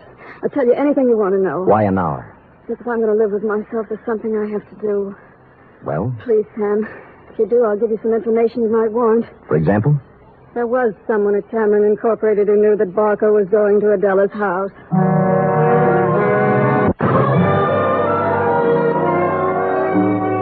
She must have known I was going to wait outside and tail her, but she didn't, because without once looking over her shoulder, she emerged from her apartment house, slithered into her car, and led me directly down to the railroad station. She met a man in the waiting room, threw her arms around him, whispered something in his ear, and they hurried out to track 7.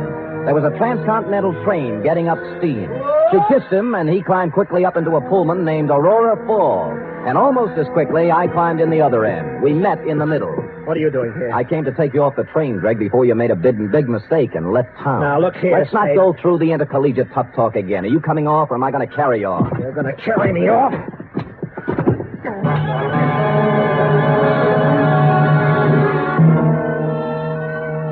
And I did. Celeste was gone, and he revived when he hit the cool air. I let him out of the station as unobtrusively as possible. Then we went down a side street to where my car was parked. That's where he began to show signs of life. Spade, look. You're all wrong. Guy's got a right to leave town when he wants to. I'm going to sue you from here to the city hall and back. Shut up and get in the car. Celeste just told me about Barco. You don't think I did that, do you? As I get it, you and Celeste were leaving town together, right? Yeah, she told me to go on and she'd come later. That was unwise of both of you. Come on, get in. Spade, I didn't kill Barco. Nobody said you did. Now, if you'll kindly get in the car and give me an address I want, and you know, we'll go see who did kill I.J. Barco.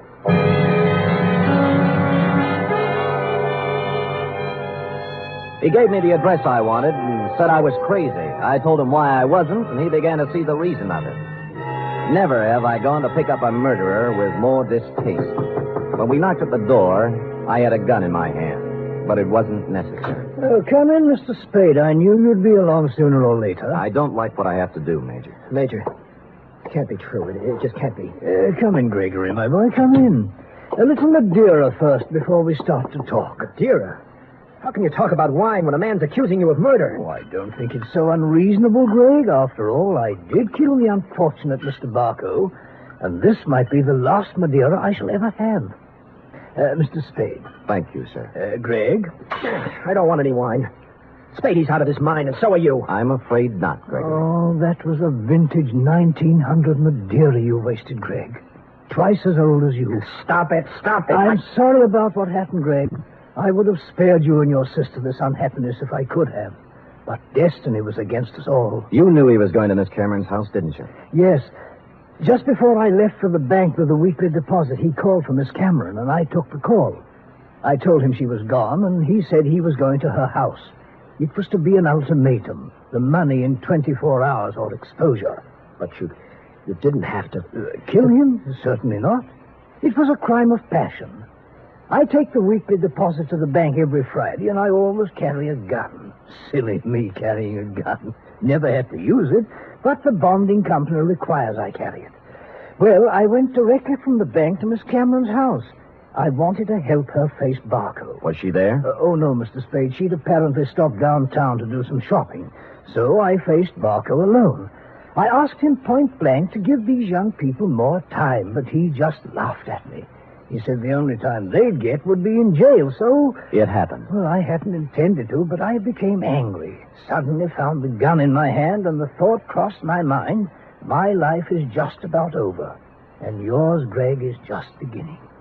It was easier to pull the trigger than I would have realized. Oh, Lord. More Madeira, Mr. Spade? Thank you, Major, but no. Well, allow me to present the bottle to you as a gift. I'll get my hat and coat. Greg, my boy, I'm sorry. You're sorry. Major, I wish I'd never been born.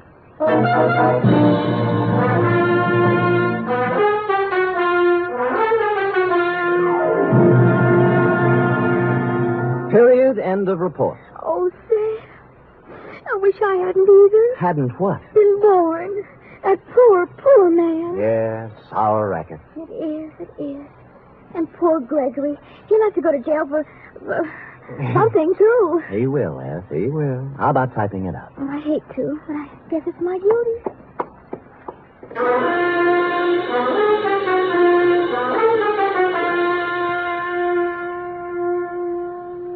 Three chimes mean good times on NBC. There's no cover charge at Duffy's Tavern. Just keep your dial on this NBC station this evening as Archie the manager, played by Ed Gardner, and his remarkable friends serve up another blue plate special of grilled English language, fresh laughs, and whimsy a la mode.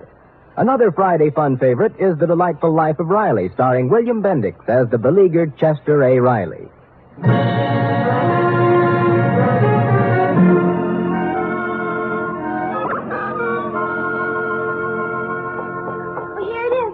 Now, let me see. Murder is all in place. Gunshots indicated. Dundee's grammar edited. My astuteness emphasized. Yeah, you've learned your job well, Effie. Oh, I'm glad you're pleased, Sam. Wait a minute. What's this? What? P.S. Dundee, hands off Celeste Roberts. She's mine. Effie, what's the meaning of that? Well, you are going back to see her, aren't you? After the way she threw herself at you, no? Do you think she's my type of woman? Oh, Sam, I think every woman's your type. Every woman but me. Now, Effie, come here. Would I have you working in this office if you weren't my type? Guess not. Well, then let that thought be your comfort. The world can have all the Celeste Roberts it wants as far as... Oh, I can't go through with it. You see, Sam, you can have her if you want to. But in the end, I know you'll come back to me. I never doubted it once. Oh, Sam, you don't know how much you mean to me. Yes, I do, Effie. 3 weeks back salary. Oh, you. Good night. Good night, sweetheart.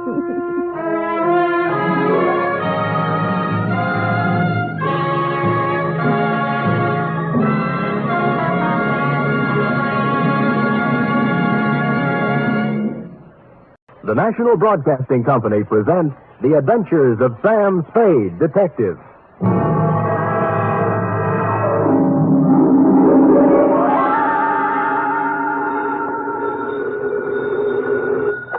Sam Spade, Detective Agency. Here's I, sweetheart. Sam! Oh, I was worried to death. This office, glass all over the floor, holes in the wall. That was just business going on as usual during altercations, F. Well, what was it all about, Sam? They tried, Effie, just tried to pluck my feathers and cook my goose. On Thanksgiving, too. How could they? Oh, they were a mean lot. Are you all right? Hale and hearty, every giblet in place and not a feather ruffled.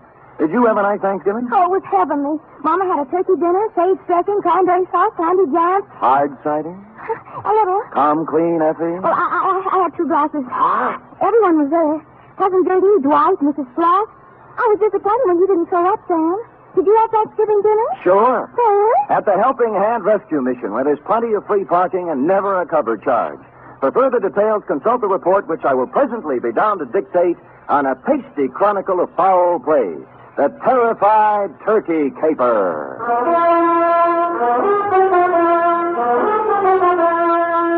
For NBC, William Spear, radio's outstanding producer-director of mystery and crime drama, brings you the greatest private detective of them all in The Adventures of Sam Spade. Sam Spade! Oh, you were waiting for me. Having Thanksgiving dinner at a rescue mission when Mama cooks it perfectly wonderful. Thank your mother for me, F. Tell her I'll be over to break wishbones with her tonight. And to atone for my social indifferences, here's a little something I brought for you. Oh, Sam, you shouldn't have. It's beautiful. What is it? A blunderbuss. A blunder what? Bus, as in step to the rear of. Oh. Well, what does it do? Shoots, F. It's a gun. Our founding fathers used it in foraging for feathered food when they settled this abundant continent. And it's mine. To do with what you will. Where's the get it? Pencil boy? Yes, Sam. Who gave it to Pad me? open? Oh, yes, but I don't know. Knees crossed? Did you mean the founding father? Don't peek. Date, November 24th, 1950. To Detective Lieutenant I.C. Kelsey, Homicide Detail, San Francisco Police. From Samuel Spade, license number 137596. Subject, Turkey. Dear Kelsey, this was a big week for the cranberry pickers, the butchers, the sage makers, and the stomach pill people. But for private detectives, it was strictly from hunger. My office door opened only twice a day, once to let me in and once to let me out. And when on Wednesday I heard a knock on the door, I went into a paroxysm of delight. Come in! Come in! Come in! Entrez-vous! Entrez-vous! Airline! When I ran out of languages, I got up from behind the desk, walked to the door, and opened it. Standing there was a small, middle-aged man with a pink, bald head. His blue serge suit needed pressing, and he was nervously fingering a strawberry birthmark under his left ear. Mr. Samuel Spade? I am. May I have a moment with you? May have several, but not in the corridor. It's not in my lease. Oh, I'll come in. Good. Well? Well, you'll have to excuse me, Mr. Spade. I've had so few dealings with private detectives. I find it hard to begin. Oh, perhaps I shouldn't have come at all. Goodbye. No, wait a minute. Maybe I can help you. Well, you see, Oh, what's the use? You won't believe me. Nobody does. I'd really better... Oh, now, wait. I'll believe you. All I ask is a chance. Now, let's start with your name. Oh, what, my name? Yes. Yes, my name. To begin with, you won't believe that. Oh, but I can verify it. Yes, I can. It's on the registration book of the old Colony Hotel, in the 1943 phone book, and on my old driver's license. Well, I'll have to know it before I can verify it. Yes, of course you will. It's Tom. Well, now that's not so hard to believe. Oh, you haven't heard the rest of it. It's Tom Turkey. You see, I told you wouldn't believe it. I'd better go. No, now, let me be the first to believe you. Now, Mr. Tom, what's your problem? Oh, dear, that's even harder to explain. Well, now that I don't believe. But take a breath and jump into it. Yes.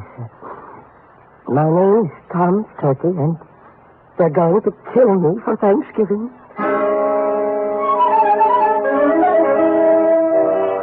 Well, I had asked for it, and I had gotten it. And I sat back wondering who had gone to all the trouble to play this funny joke on me. I was looking at my hand to see if there was any itching powder on it where he'd shaken it when my phone rang. I lifted the receiver, swung around on my swivel, and gazed out onto the street. It was Al Cuccio calling, a private eye whose reputation was shadier than a mushroom cellar. Hi, Spady. Al. Haven't seen much of you lately, Spady. Have to get together. Yeah, well, so long. Wait, I'll tell you why I called. I've had a pest in my office, keeps coming back. Thinks he's a turkey somebody wants to dress. I brushed him, but your name came up, and I just wanted to warn you. He might be in to see you. I'm confused, Al. I never knew you to turn your back on a buck. Oh, I don't want any of this one. His buttons are loose. My advice to you is to bounce him. Well, we've never traded advice before, Cuccio. Why now? Well, after all, we're in the same racket. If we can't help each other... Oh, sure, Al, sure. I appreciate it. Give me a ring. We've got to get together sometime. Yeah, when I get a free night, we'll Jimmy parking meter. Yeah, Huh? Oh, yeah. Parking meters. I'll see you later, Spady. I turned back to the desk, and what I saw in front of me was an empty chair. Tom Turkey had taken wing. I got up and walked to the window, and a minute later, I saw him come out of the building downstairs and start to cross the street. And then I saw something else. A large 4-ton truck was tearing down the street, picking up speed. Instinctively, I shouted a warning, and at the last second, Tom Turkey scrambled from in front of the truck and disappeared into the alleyway. The truck roared up the street, and on its side was printed in gold letters, Haynes, you drive it. There was nothing to say it wasn't coincidence, this near mishap, but somehow I found myself intrigued and wanting to hear more of the little guy's story. He said the Old Colony Hotel. On the way, I stopped at the library, found an old 1943 phone book, and looked. He was listed. Thomas Turkey, it said. Out of curiosity, I rang the number. Hello? I wonder if you can help me. I'm inquiring about a Mr. Turkey. Turkey. This ain't his number no more. I know. Haven't had any calls for him for years. Calling name. Yeah, I know. I knew a woman named Rabbit once. Mrs. Rabbit. About Turkey, could you remember what he looked like? I don't. Hey, Manny, what Turkey look like? Yeah.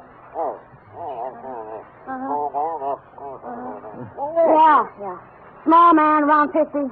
Nice fellow, Manny says. Strawberry under his left ear? Strawberry under his left ear, Manny? Yeah, strawberry under his left ear. Well, thank you, madam, for your information, and thanks to Manny. Well, you're welcome, but I don't know what you're going to do with it. Old man Turkey's dead. Been dead for years. Curiouser and curiouser, I thought. They had described the man who came to my office 20 minutes ago, and now he'd been dead for years. I continued on to the Old Colony Hotel. Room, 75 cents, it said. Tom's room was 114. Who is it? Sam Spade. Oh, come in, Mr. Spade. I'm sorry I ran away. I didn't think you really believed me. Well, I'm not sure I do yet. Tell me, was that truck an accident? Oh, I don't think so, no. They made 3 attempts before to kill me. Somebody tried to push me in front of a train, and then a wheelchair full of cement dropped off a building and just missed me, and then I was shot at. Well, who were they, and why would they want to kill you? I don't know. I just don't know. Look, let's tack. Tack? I dialed your old phone number, and the people who answered said you're dead. Oh, a lot of people think I'm dead. Yeah. Look, do you still want me to work for you? Oh, yes, please. Well, you'll have to tell me more then. I can't... I guess I'd better tell you everything. Oh, it's hard to talk about, Mr. Spade. It's not easy to admit to someone you've been a foolish man. You see, I just turned 50. I was quite tired of the life I'd led. Proper, dull, and unfruitful, except in money. My business was wearing, and so was my wife, Henrietta. This has a traditional ring. Anyway, to make it short, I decided to run away. One day I drove to work. I parked my car in the middle of the Bay Bridge where the suicide note left it and disappeared. Where did you go? Oh, all over the world. I took a job on a boat. I did. On a boat. And then I settled in Sao Paulo, Brazil, under another name. Now you're back. Why? Well, maybe I got lonely. Maybe I got wiser. Maybe I felt I paid enough for my mistakes. Let's just say I'm back. I want to be with Henrietta. Have you seen her? I checked into this hotel and wrote her a letter saying I wasn't dead. I was back in San Francisco, and I wanted to come back to her if she still would have me. But I told her I wouldn't bother her unless she wanted to see me, that she could contact me here. That was a week ago. And you haven't heard from her? No, and almost right away these attempts on my life began. I see. All right, what's her address? 3118 Monroe. Oh, she's taken her maiden name again. Black.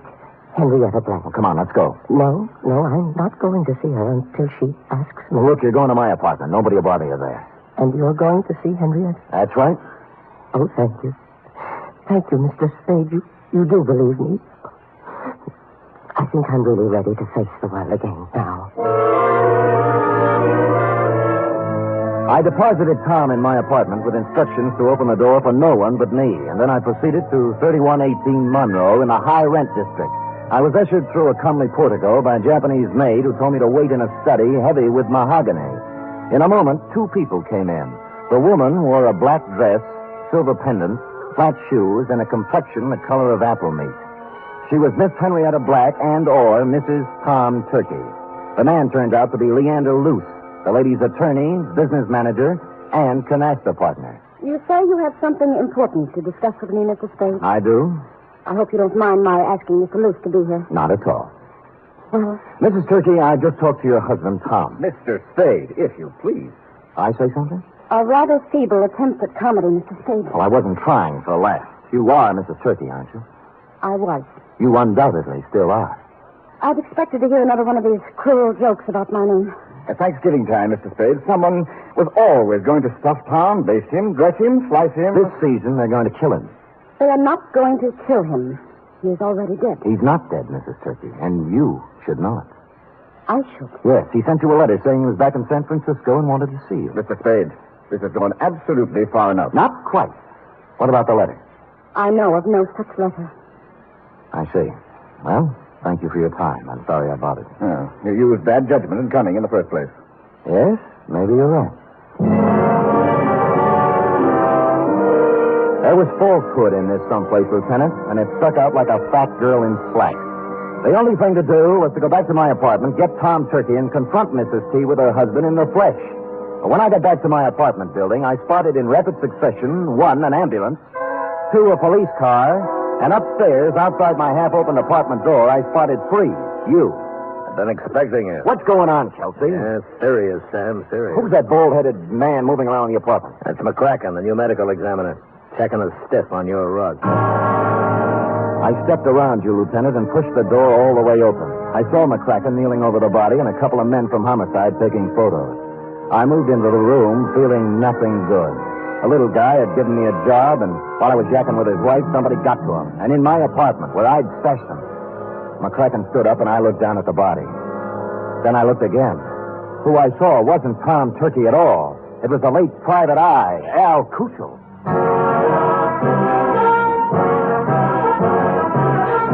You are listening to the weekly adventure of radio's most famous detective, Sam Spade.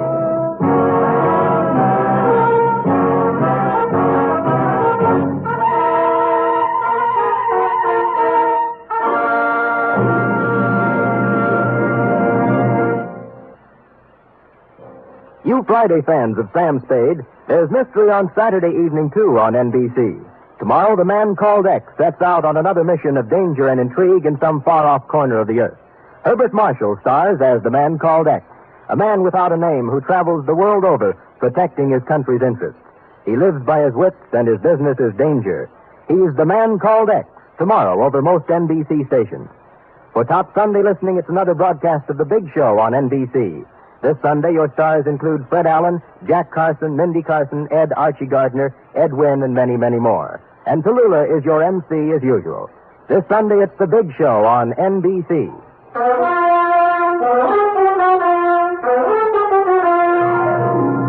And now back to the terrified turkey caper, tonight's adventure with Sam Spade.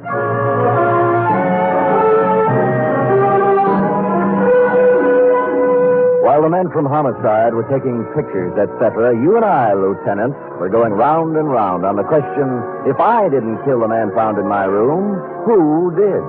And you were sufficiently impressed with my insult, Kelsey, not to hold me for the murder. We bowed to each other, and I left. Thinking back to the truck that had almost run Turkey down, I went to the Haynes U Drive truck rental garage.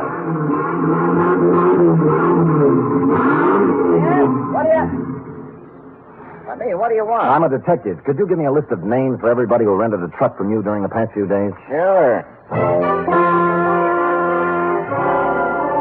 He handed me a big registration book, and I read every name for the past week. For the first 5 days, they all seemed to be nice, normal, abnormal names. And then, under the rentals for the day before, was the name of John Smith. John had given his address as 7200 Kearney. And I happen to know that Kearney only goes up to 2000.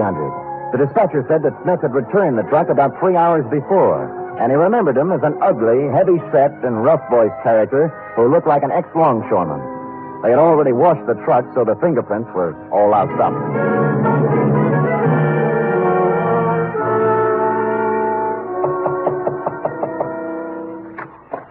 Well, it's Mr. Spade again. Look, I'd like to speak with Miss Black, if you don't mind. Come in. Come in. Thank you.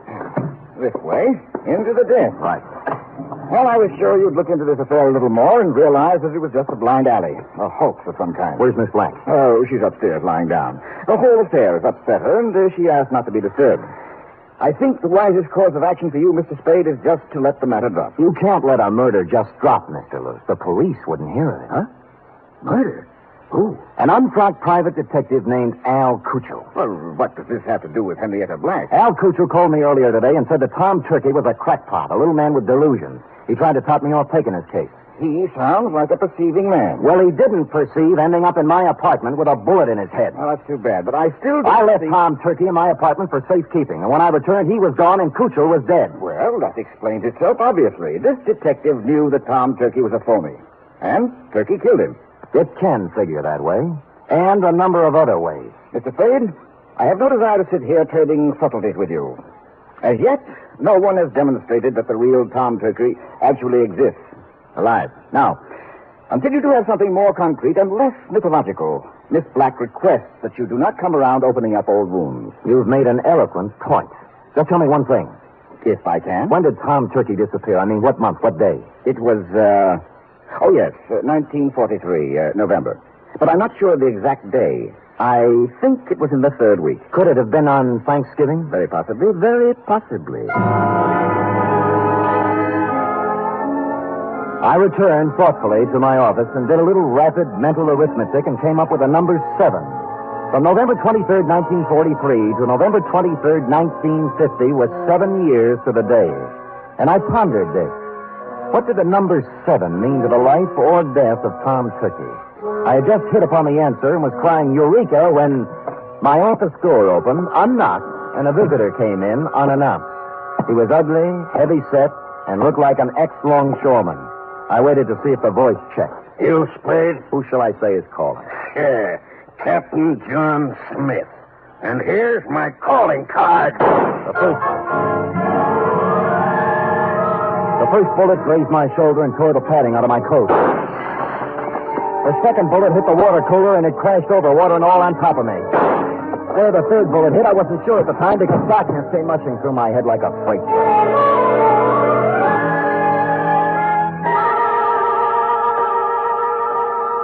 When I opened my eyes again, I expected to see St. Peter checking my ID card. But all I saw were the dust balls under my desk and a fly bathing himself in a pool of water spreading slowly over the floor.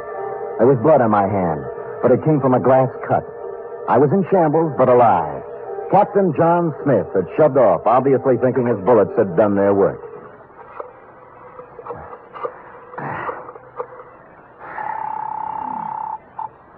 Homicide, Lieutenant Kelsey. Sam, Kelsey, have you found anything more about Tom Turkey? Nothing, Sam.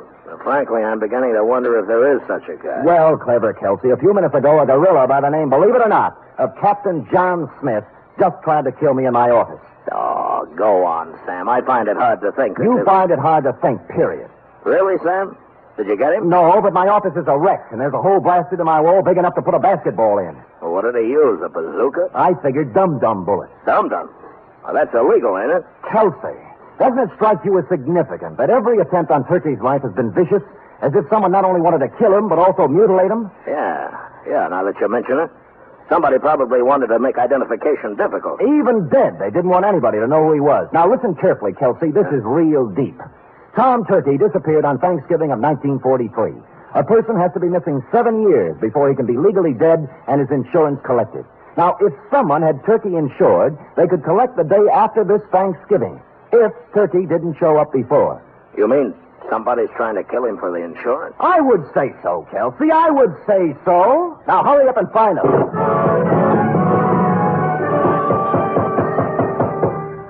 When I put down the phone, I heard a heavy pounding. For a minute, I thought it was in my head, until I turned to face the door, and standing there was a small pilgrim with bandy legs in black stockings, pantaloons, white-collared coat, and stovepipe hat. Hallelujah! He wore silver buckles, and what he was pounding on the floor was an 18th century blunderbuss. Hallelujah! Have I got the right place? Oh, offhand, I'd say so. If you're looking for Captain John Smith, he just left. Pocahontas is expected any minute. Now, don't you go trying to confuse me. I'm too thirsty. What's on your mind? Well, I'm looking for a fellow named Dan, Oh, I'm so thirsty, I forgot. Sam Spade? Yeah, that's it. Yeah. Oh, you broke your water bottle, huh? Yeah. Good. That stuff's poison anyway. Hallelujah.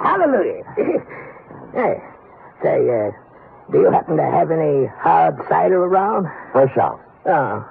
I'm kind of thirsty, you know. Any type of corn squeezing? Here, try this, Dad. Well, yeah. Good, huh? Oh. You like that, huh? Oh.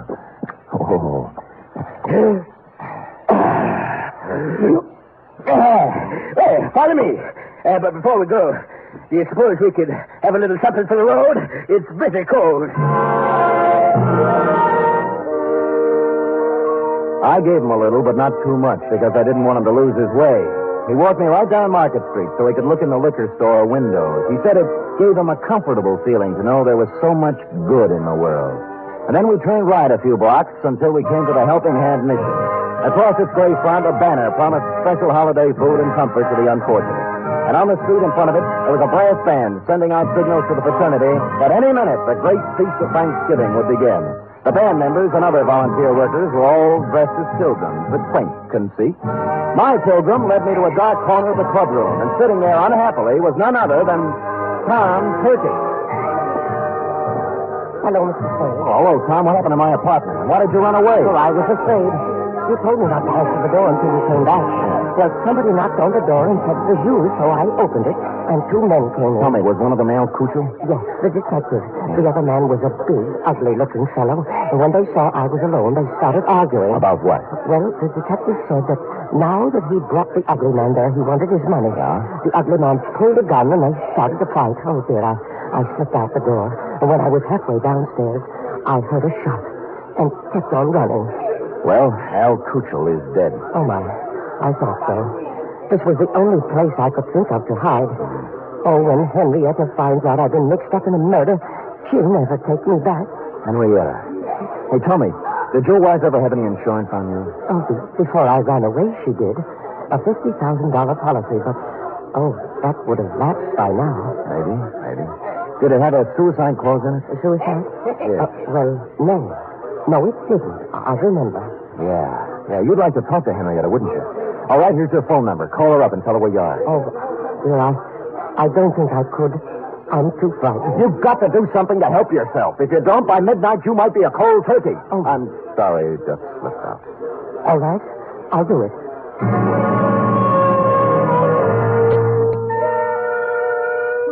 Well, he went and made the call. When he returned, he said that a man had answered who said Henrietta would come down and pick Tom up. He didn't want to wait, but I sat on him. The pilgrim brought us a dish of turkey dinner, saying he couldn't stand food himself, and we munched a spell. In a little while, a limousine pulled up in front of the mission with someone in back whom I couldn't see. A chauffeur stepped out and came in inquiring for Tom Turkey.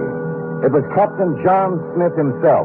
When he saw me, a look of shocked surprise came over his unhandsome face. Hoping to catch him off balance, I drove at him. It was the liveliest thing that has happened at the Helping Hand Mission in years, and we had a good house, too. Money was even changing hands. When I heard the odds starting to go against me, I realized I'd better come up with something. Use this, partner. And I did. The bandy-legged pilgrim shoved his blunderbuss right in my hand. And I swung. Smith dropped like pheasant on the wing. I looked up. The passenger from the limousine was just coming in. What's the meaning of this? It means, Leander Luce, that you're not going to carve Tom Turkey up for your Thanksgiving insurance policy. Hallelujah. Drumstick, anyone?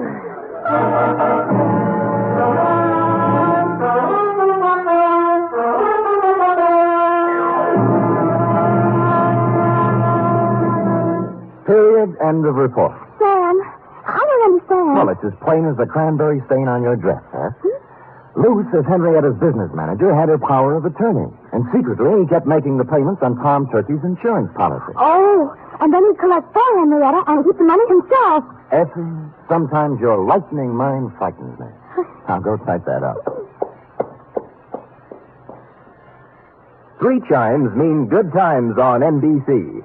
There's fun and laughs with the chimes later tonight when Ed Gardner stars in Duffy's Tavern.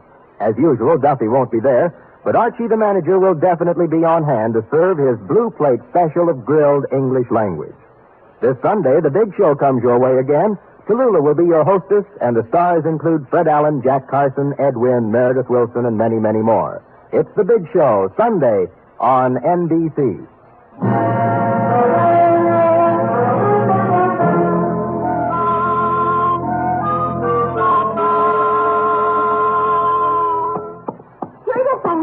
Sam, the man who killed Al Cuccio and tried to kill you, was his name really Captain John Smith? Now, Effie, could we have a Thanksgiving caper without a Captain John Smith? It wouldn't be right. It was a coincidence, wasn't it? Well, if you promise not to tell anyone. I won't. His real name was Michael Giuseppe Yablonsky Smith. I called him John for short. You're so kind. Are we going over to your mother's for cold turkey snacks? Well, all right, but I don't think there'll be much left. Oh? You see, my cousin Judy couldn't find a little boy. And Mother phoned and said they just found him. He was in outside the turkey, eating his way out. Effie, is there no way to curb that tongue of yours? There's one way. Well, come here. Oh.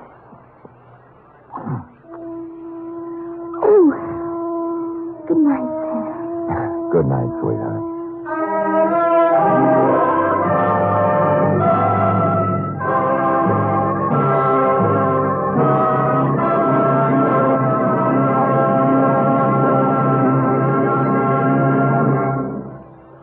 Wild Root Cream Oil Hair Tonic and the new Wild Root Liquid Cream Shampoo present The Adventures of Sam Spade.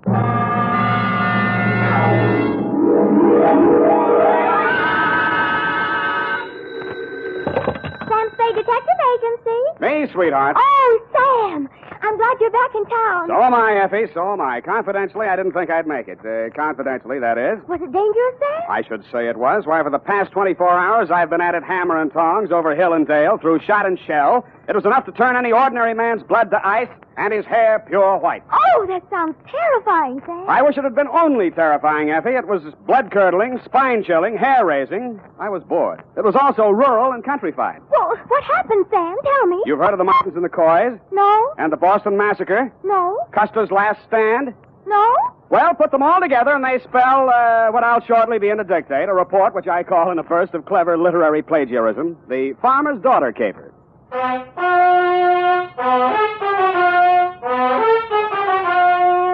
The Adventures of Sam Spade, Detective, starring Howard Duff, produced, edited, and directed by William Spear. Presented by the makers of Wild Root Cream Oil Hair Tonic, the non-alcoholic hair tonic that contains lanolin. To look your holiday best, friends, be sure to use Wild Root Cream Oil, America's favorite hair tonic. Wild Root Cream Oil grooms your hair neatly and naturally, relieves annoying dryness, removes loose, ugly dandruff. What's more, it's non-alcoholic and contains soothing lanolin. Get Wild Root Cream Oil in the big family-size bottle or handy tube.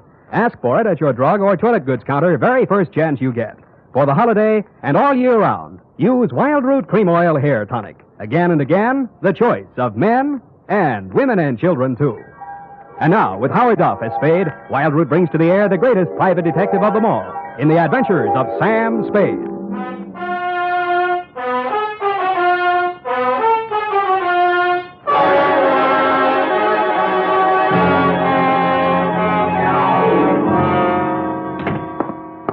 Effie, I'm right here, Sam.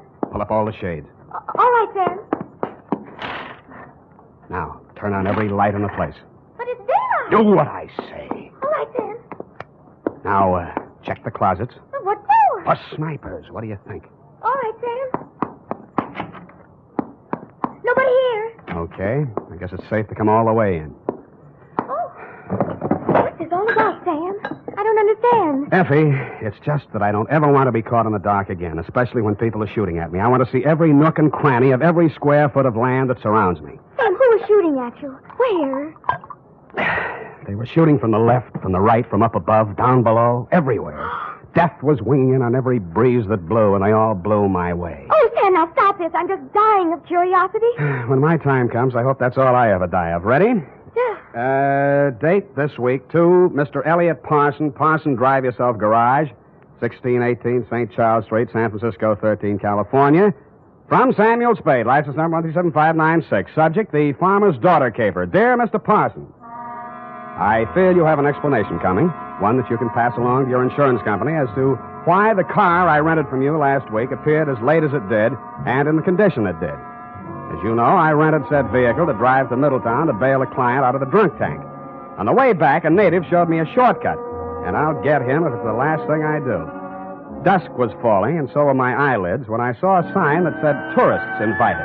Behind it stood a ramshackle farmhouse in a surly woodland setting. I should never have knocked on that farmhouse door, but then I wouldn't have had any story to tell, would I? Good evening, young man. Good evening, madam. I'm afraid I need a room for the night. Well, of course you do. Land sakes, you're tired. I can tell by your eyes. Been on the road long? Too long. Land sakes, of course you have. Come in, please. Thank you, ma'am. You'll find this is the homiest tourist home in California. Really like mothers, eh? Like your grandmother's. No electricity, no phones, just quiet. I see. Now, I have 2 rooms, a $3 one and a $5 one. Which one do you think you'd like? What's the difference? One less blanket, one squeaky spring, and with the $3 one, you might have to take a walk. I'll take the $5 one, thank you. I'm Mrs. Elkins. Mrs. Bert Elkins. Who might you be? Sam Spade. Spade? Land's sakes, that's a very unusual name. And who are you traveling with, Mr. Spade? I'm alone. Oh, I mean what company? We only accept traveling salesmen. You realize that. Oh, yes. Well, I'm traveling for the makers of Mouton mustache wax. Oh, use it all the time. You are well-groomed, madam. You will go far, young man. Yeah, but before that, I'd like to go to bed. Come on, this way. She led me upstairs to my $5 room and left me. As lumpy as it was, the bed invited me, but I decided to shave first and thus facilitate an early start in the morning. I poured myself a drink out of my traveling bar kit and then stepped in to shave. It wasn't easy because all I had for light in there was an oil lamp. When I came back to the bedroom with the lamp in one hand, I stopped short in utter surprise. I'd heard about these things in traveling salesman stories, but I never expected to see it. She was sitting in an armchair, smoking a cigarette. High heels, silk stockings, light rayon dress, and a face right off the cover of Cosmopolitan. Hello, Sam. Hello. Mary Smith. Huh? Hope you don't mind me just barging in. Well, no. No, that is, Afraid I'll bite you? It never entered my mind. Well, I might. I'm so tired of talking to myself, I need someone like you. You know, you're not bad to look at. Who, me? Where do you live? What do you do for a living? Well, I guess you'd call me independently wealthy. I wish someone would. How nice. San Francisco? There must be some fog on my lapel. Look, Sam, I'll give it to you straight. I want to get out of here, go to San Francisco. Could you take a passenger tomorrow? Well, what would your mother say? She's my aunt. What do I care what she says? I don't belong on a farm. Out in the wet pasture ruins my nylons. I'm a city girl, Philadelphia. Why did you leave? My parents died. Look, Sam, I won't be a burden to you. I just want to get to San Francisco. After that, I'm on my own. Sam, take me with you. Please take me with you. You won't regret it. Well, what am I going to do with this lamp? Who cares? Oh, Sam. Well, I thought I'd find something like this going on in here. And get out of here. Go back to your room, young lady. Go on. Now, Mr. Spade. It does look bad, doesn't it? Oh, I'm not blaming you, Mr. Spade. Land's sakes, it's her. She ain't responsible for what she does. She's like this all the time. I see. Now, when I go out, you just lock your door. Just keep it locked. But, ma'am, this is a $5 room. A sleepless hour later, I heard something slide under my door. I looked and found it was a note that read, Mr. Spade, Sam, please unlock your door, and when the house is quiet, I'll come and see you. I'm desperate, terribly, terribly desperate. Don't leave me. Give me a chance to tell you what it's all about, please. Stupid me, I unlocked my door, dressed again, and waited. An hour and a half later, I heard my doorknob turning in the dark. The door opened quietly and quickly. Sam, the things that go on in this house, they're insane. Oh. I've been here 3 months. When my father died, I had no money, and because Aunt Maud was my only relative, I came here. And ever since I came, they never let me out of the house for more than an hour. They never let me see anyone or do anything. Why? I wish I knew. 5 days ago, Uncle Bert left early one morning. He hasn't come back since. Aunt Maud says he's away on business. He doesn't have any business. Yeah, well, even so, that doesn't seem strange to me. Then there's my dog. And what about it? It disappeared the same night Bert did. They told me it ran away. I know it didn't. I've had it for 3 years. It never ran away. Well, what do you think? I was sure I could hear it howling somewhere for 2 or 3 nights. Then the howling stopped. I think I know where it is, but I don't know why. It scares me. Well, where do you think it is? Sam, you're going to think I'm crazy right out of my mind, but... Well, about 150 yards behind the house, there's a hillside with an old cave in it. Oh, an old cave. I don't know what it's used for, but yesterday I saw the whole front end of it closed with dirt. Sam, they buried that dog alive in that cave. I know it. Oh, wait a minute now. Did you ask Mrs. Elkins? Yes. All she said was the dog ran away and mind your own business. She told me to leave the cave alone. Sam, let's go out there and look. Please. Well... So big, brave, stupid Sam, idiot boy, allowed her to show me the back way out of the house, and we sneaked to the barn together. She found a shovel, and we walked to the cave. When my eyes got accustomed to the dark, I saw the entrance had been covered with dirt, and recently. I took the shovel while she stood watching. I cleared half of the dirt away and worked as quietly as I could, but apparently not quietly enough. A flashlight suddenly hit both of us in the face, and a shotgun barrel flashed in the beam. Get away from there before I shoot your head off. Point that thing someplace else, please, ma'am. What do you think you're doing, mister? Digging. Mary, you get back to the house. No. Aunt Maud, I won't. Get back to the house before I count 3, or I'll put a load of buckshot right through you. Now, 1. Aunt Maud, my dog is in there. 2. All right, Now, Mrs. Elkins, suppose you put that gun down and tell me what this is all about. I got one thing to say to you, mister. Get in your car and get out of here, and don't waste any time doing it. But, madam... Your suitcase is in the car, and your $5 is with it. Yeah, but... Now get, before I shoot you as a trespasser. And I could do it, mister. Land sakes, I could do it. Now get. So I got under guard to my car. I got in and drove off. And Mrs. Elkins stood in the driveway with a shotgun still pointed at me until I was out of sight. I turned left at the first crossroad, parked the car, and cut through the woods back to the farm. I could see a light in the living room. Nobody was in or near the barn. And when I got to the cave, there wasn't a sound anywhere.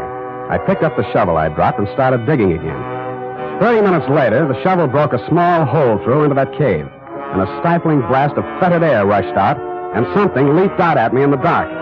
And it wasn't the dog. It was a human hand on a human arm.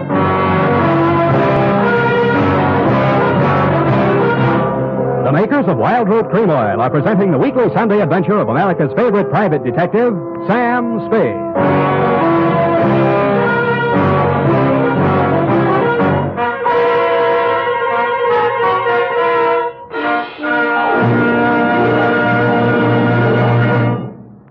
Now, here's important news on good grooming. If you want the well-groomed look that helps you get ahead, socially and on the job, listen. Recently, thousands of people from coast to coast who actually purchased Wild Root Cream Oil were asked, how does Wild Root Cream Oil compare with the hair tonic you previously used?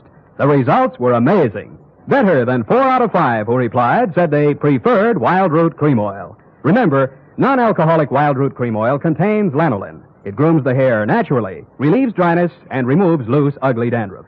So if you want your hair to be more attractive than ever before, get the new 25-cent get-acquainted bottle of Wild Root Cream Oil, America's leading hair tonic, on sale at all drug and toilet goods counters. It's also available in larger economy bottles and the handy new tube. By the way, smart girls use Wild Root Cream Oil, too, and mothers say it's grand for training children's hair. Get Wild Root Cream Oil. Again and again, the choice of men and women and children, too.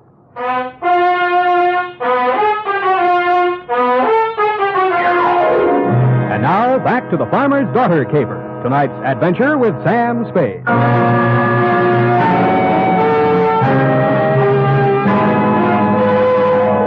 A night already full of surprises. I should have been ready for the next one, but I wasn't. The loose earth, which had blocked the entrance to the cave, suddenly fell away, and I fell with it.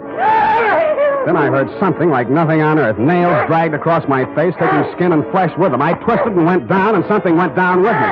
The snarl became a voice. Bury me alive! Bury me alive! I'll kill you! I'll kill you! And he did his best, which was pretty good. Finally, I got a good hold on him and sat on his chest.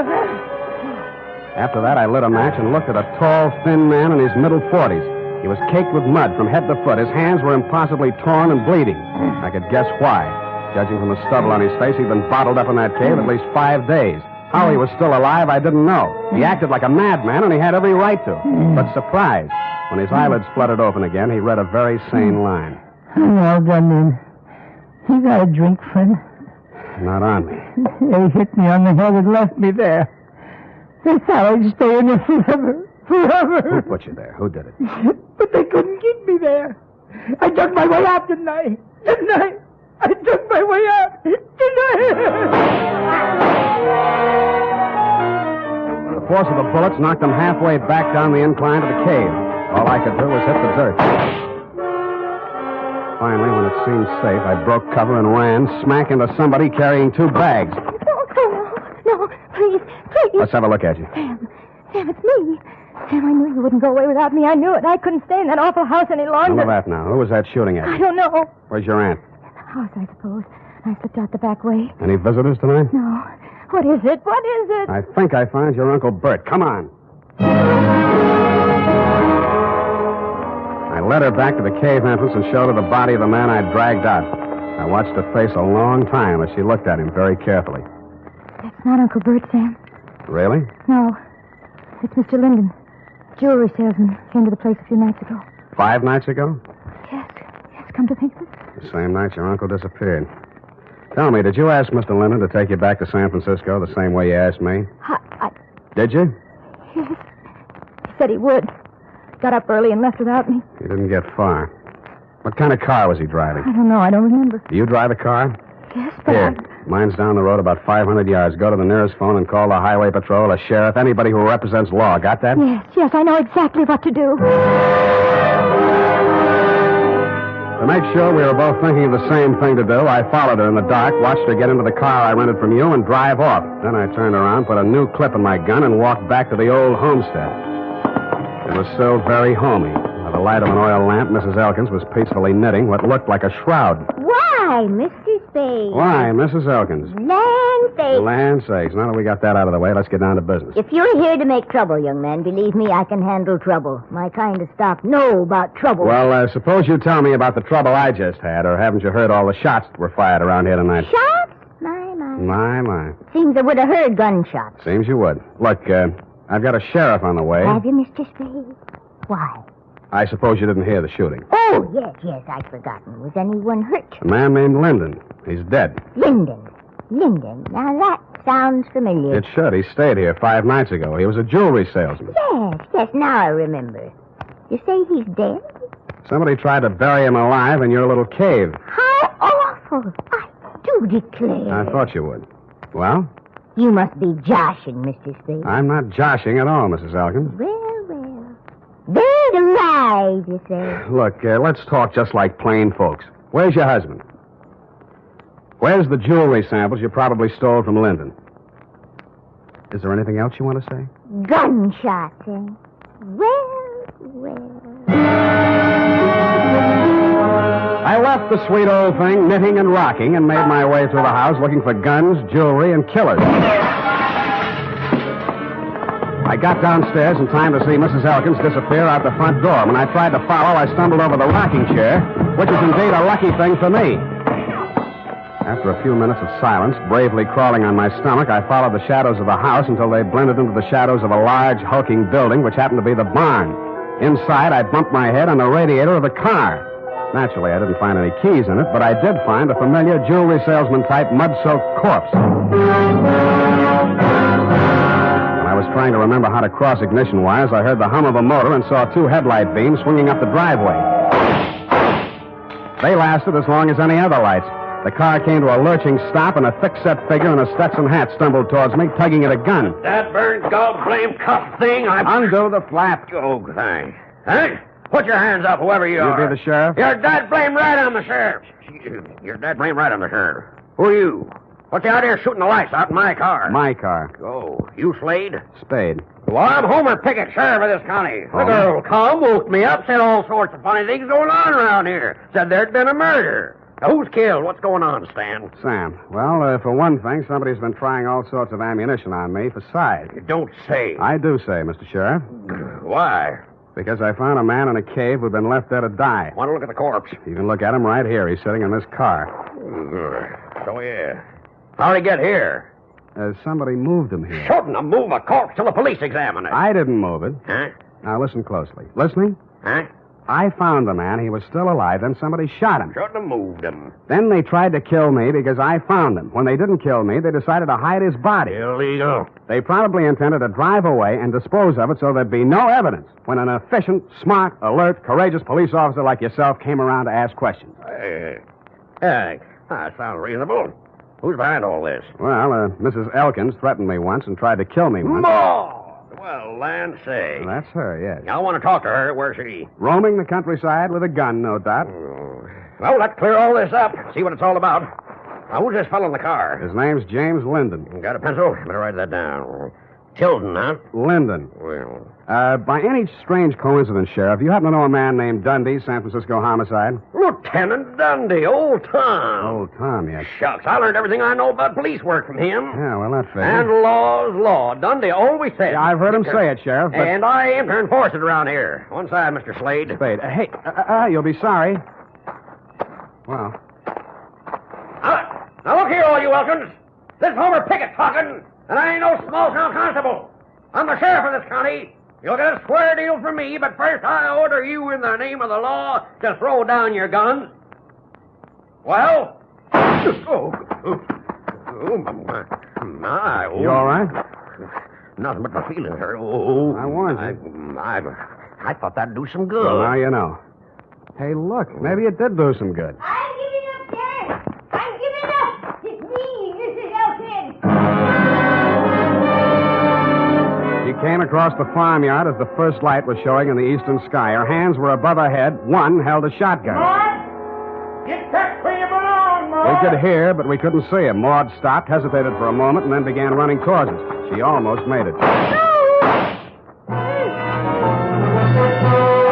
ran out to drag her back, expecting any second to be the target for the night. There was a sudden and curious silence as I pulled her into the barn. She was still alive. That man's been missing everybody all night. Never thought he'd be able to hit me. Easy. I come from good stock. I'm no criminal, Mr. Spade. Sheriff, you know that. Yeah, I know, Maud. I know. Let me take a look at you. You'll be okay. No blame Bert too much. He wanted to have money once in his life. So when this man came along with all the jewelry, Bert went out of his mind. He put the man in the cave. And the dog, too. So the dog wouldn't call attention to him. And then he took the man's car, went into San Francisco to try to sell the jewels and the underwear. No luck, eh? Bert says they laughed at him. The jewels were just paste, samples. And he came back and found me at the cave, and he figured he had to knock us both off. I just stuck by him all the way. Now he's like a tiger that smelled blood. No telling what he'll do. We'll have to get help, Spade. Roadblocks, bloodhound. No, this is his land. He won't run. He'll hide here. Where? Why, in the cave. Well, I reasoned, one, that no matter how much a man loved his land, he was not going to let himself be trapped in a cave with only one exit. And two, it followed, therefore, that if he did hide in the cave, there was more than one way out, which the late Linden hadn't found. Sheriff Pickett volunteered to watch the front of the cave while I looked around for a rear exit. After a 20-minute search, which netted me nothing, I remembered the car parked inside the barn and how quickly Elkins had carried Linden's body to it. I went back there and took a look around. In a corner of the barn, I found a trail of dirt leading to a bale of hay. When I moved the bale, I found, you guessed it, a trap door. I pulled it open, caught a familiar whiff of used-up air, and lowered myself into a black hole that turned out to be a passageway. I cautiously made my way forward in the darkness for a few yards. Who is it? Who is it?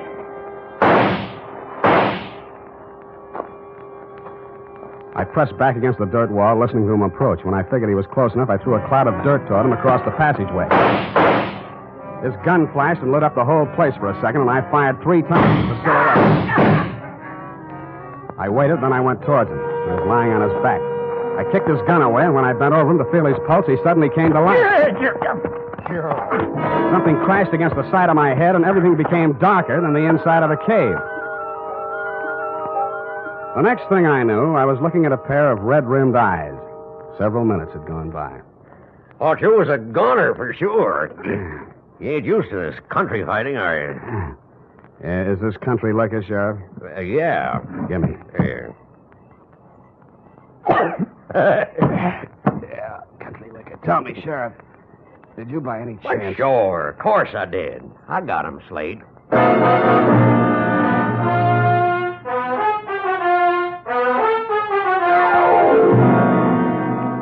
Period and a report. Sam. Do you mean to tell me you let a little country sheriff outdo you? Well, Effie, Homer Pickett's coming up for re-election next fall, and besides, you might think I was egotistical if I told you how it really ended. But your reputation. You're the greatest private detective of them all. And so I can afford to be generous. Now, not another word. Scoot, type that up.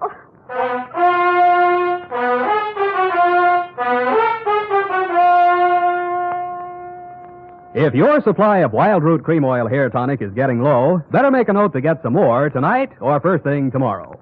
Remember, Wild Root Cream Oil is the famous hair tonic that grooms your hair neatly and naturally, relieves dryness, removes loose dandruff. Always keep a big bottle or tube on hand. And ask your barber for a professional application of Wild Root Cream Oil Hair Tonic. Again and again, the choice of men and women and children, too.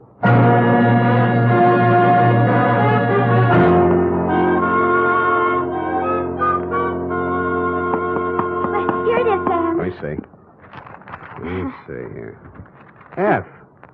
You rewrote the ending. I had to, Sam. You're much too modest. And Sam Spade, with a knot of cold fury in the pit of his stomach, a vindictive fire in his eyes, stepped wearily over the loose rocks on the cave floor to do battle with the thing that loomed up in the darkness ahead. Mm-hmm. The thing's roar filled the night with terror. But Sam Spade, dauntless and knowing not fear, stepped up to the monster, laughed in its hairy face, and with one quick convulsion of his powerful shoulder muscles, dropped the thing in its tracks. I see. Well, is that the way you think it ended, Effie? Oh, Sam, I guess I was being a little foolish. I'll change it. No, as long as you've done it this way, we'll leave it this way. Can't waste paper. No, I'll change it, Sam. Leave it! Oh! Sam, Yep. I copied that ending out of an old Black Mask magazine. You what? Don't be mad. Come here. Come here. I copied that out of an old whiz-bang. Oh, night. Good night, sweetheart.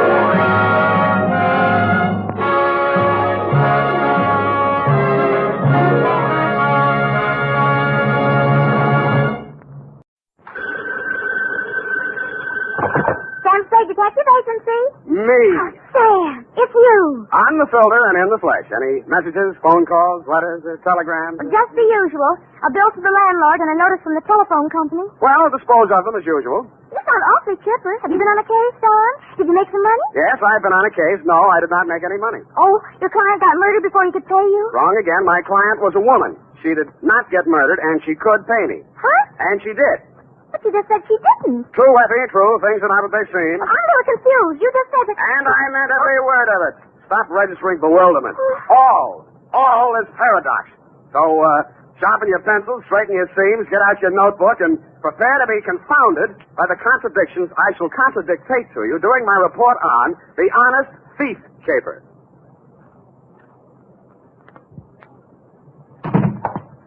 I'm not looking over for the pleasure. Wiggle alert, girl. We've many things to do. Up. Yes. You say the strangest things on the phone. All right. I don't believe I quite understood what it was all about. A natural misunderstanding. I didn't understand it myself. Date, Sergeant Frank Milgus, robbery detail, San Francisco police. From Samuel Spade, license on 1 You're fast today. Subject, Ben Comiskey. Who? Ben Comiskey. Comiski. Sam! I went to Albert High School with a boy named Ben Comiskey. Is he the same one? Very likely, yes. Oh, Sam, tell me, did he turn out bad? Is he good? Did he get married? Down, Effie. Sam, I knew this boy. I want to know. This is one mystery you're not going to solve by reading the last chapter first. Dear Frank, it was one of those days. The sky was black and it looked like rain, but when I put on my trench coat, the sun came out. At breakfast, it looked like I'd ordered fried eggs, and I wound up with pancakes. Also, I discovered I was wearing one blue sock and one black one. After that, I gave a cab driver a 5 instead of a 1 and let him ride off with the change. And there was one other thing. Sam, bank just called. You're overdrawn. Nuts, F. I made a deposit 2 days ago. I checked, Sam. It didn't. You're nuts, too. I made out the slip myself, and Oh. Give me, Sam. I'll take it right down. Yeah, better do that, Angel. Yes. Oh. Can I help you, miss? Is this Mr. Spade? Come right in, miss. Sit down. Miss Perrine, you may go and do that. Instruct them that if such a mistake occurs again, I shall take my account elsewhere. Yes. Now, please sit down, Miss... My name's Louise Miller, Mr. Spade. I want to hire you. How much will it cost? Well, now, Miss Miller, let's talk about it a little I first. haven't much time, Mr. Spade. I have to be at the office in a half an hour, and I have to cross town. You see, Well, Mama thinks I should forget all about him, but I can't, and Well, here I've got $95. Will you please do something? Just something. Come on now, come on. I'm sorry. That's all right. Now, who is he? What's he done? And why does Mama want you to forget him? Ben Comiskey. We were going to be married pretty soon. We even picked out our furniture. No. It's all right now. Go on. What's he done? I'm saying he held up a store 2 nights ago. We picked him up on the street today. He's in jail. Mm-hmm. Well, if he's innocent, I'm sure they'll find that out. He won't even see me, Mr. Spade. He won't see anyone. Ben's good and kind and sweet, and I love him, and I want to marry him. And I want you to find out why, what it's all about. Look, Miss Miller, I think you should be in the office of a good lawyer. I'm sure. He doesn't want a lawyer. He won't even see the public defender. He doesn't want anything. Oh, please, Mr. Spade. I just want to die if Ben went to prison. I just want to die.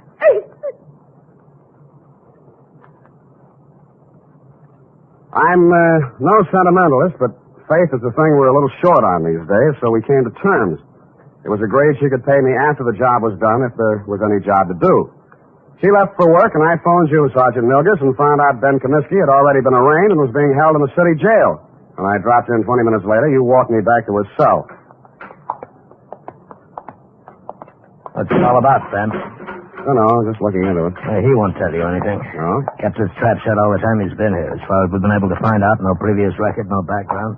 Well, maybe it isn't so bad for him at that, huh? First degree, Sam. Liquor store proprietor, a man named Potter over on Army Street, identified him in the morning lineup. Just like that. Picked him out of a dozen guys we hauled in. Then what? Yeah, we'd send a couple of the boys out to Comiskey's room and find all the dough in the dresser drawer, 900 clams. Now what? Take it easy, Comiskey. This is Sam Spade. He wants to talk to you. Ben Comiskey was tall, dark-complexioned, about 29 or 30 years old. His hair was black, straight, and closely cropped. His features were regular, not good, not bad. I've seen plenty of hold-up men and gun-toters in my day, and he wouldn't have been cast in the part in my movie. I didn't know what I expected to say to him or what I expected him to say to me, but I didn't expect what I got. What are you trying to do? Get out of here. He just got here, Ben. Well, you can just leave. Hasn't a citizen got any rights, even in jail? Well, they start to lose them, and they use a gun to make a living. I don't want any lectures. I haven't got any to hand out. I'm a private detective. A friend of yours hired me. She thinks you're a pretty nice guy. Louise, huh? Why won't you see her? She's nuts. She ought to have a head felt. What's she worrying about anyway? I'd say she was worrying mostly about you. And I'd say it's the sick kind of worry that gets into a girl when she loves somebody. She shouldn't. She's nuts. You said that. Did you rob that store? The guy who runs it says I did. I suppose I did. Why? For laughs. The complaint says you make $65 a week in an architect's office. You can eat on that. Look, Spade, go back and tell her this. I didn't want furniture at $10 a month for the next 80 months. I didn't want a car the same way. I didn't want her working and me working and getting nothing but wrinkles. Tell her I got caught and to go and find a guy who can pay the way. Is that all? That's enough. You're charged with armed robbery in the first degree. That means not less than 5 years. I know it. Shut up about it. Why'd you turn down a lawyer? Hadn't you heard, Spade? They're holding up my indictment. I'm a prize pigeon. They think maybe I knocked over 10 or 12 other places in town. Did you? Sure, but don't worry about me. And tell Louise not to worry about me. Got $1 million salted away, and I'm going to buy my way out through the DA's office. Okay. Have it your way, Ben.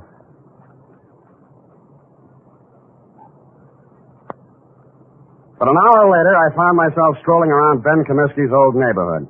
A man named Gabrini, who owned a grocery store, remembered him and liked him. A woman in a bakery shop told me how he'd gone into the Army as a private and been discharged a first lieutenant. A phone call to a Mr. Henderson, Allied Architects, revealed that Ben Comiskey was in line for a raise and promotion. All in all, I was getting a composite picture that didn't look quite right. I decided to try his mother's place. It was on Lombard Avenue, a street that starts on the waterfront. According to the penciled note above the doorbell, it was out of order. The slot in the mailbox read, Mrs. Anastasia Comiskey. Yes. What is it, please? You're Mrs. Comiskey? I'm busy now. I fixed lunch for my son. He come back from Cincinnati. Please. Oh, Mrs. Comiskey, I'm here to talk to you about Ben. He's your son, too, isn't he? Yes. Ben is my son.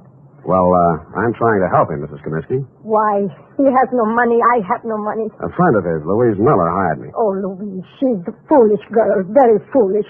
Her heart should not be with Ben. I think he's a very lucky man to be loved by somebody like that. If not for her, Ben would not be in jail, in trouble. Oh, you don't want to help my son. She don't want to help him. She'll leave him alone if she wants to help. Ben is bad. Not good like my son James. James is always good. Times he's away, he sends me money. From what I hear, Ben's always been pretty good, too. Always one good son, one bad son. What's going on, Mom? Oh. Who's this? He come to ask questions about Ben. Huh? I'm Jim Comiskey, Ben's brother. Oh, my... You run on in, Mom. I'll talk to this gentleman. All right. Get out of here. Look, I'm just trying... If you've got any questions to ask about Ben, go to the police. They can give you all the answers. And stop bothering my mother. Been through enough in the last 2 days. If I catch you around her again, I'll break you in half. The man who slammed the door in my face had the same angry look and the same angry glare of Ben Comiskey. The angry Comiskey brothers definitely wanted nothing that looked remotely like help, it seemed to this casual observer.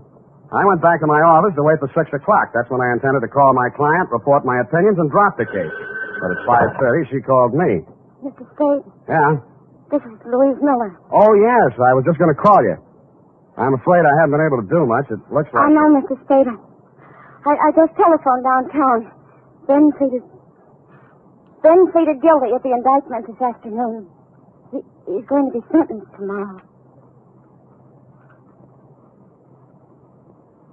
And that, to all appearances, Sergeant Milgers, was the crop. But 2 hours later, and for the second time in one day, I found myself doing what I didn't think I'd be doing. Walking around a dull, gray, 2-story apartment house on Adams Place. My ex-client's address, to be exact. I was wondering what a lonely, distraught girl would be thinking the night before her boyfriend was shipped away to prison. I found out. I got a whiff of it as I walked down the hall. It was coming out from under her door. I had to use my shoulder. The room was acrid and stinging with gas fumes. And Louise Miller was stretched out on the floor in a 6-foot kitchen. When I picked her up and carried her out, I wasn't sure whether she was dead or not.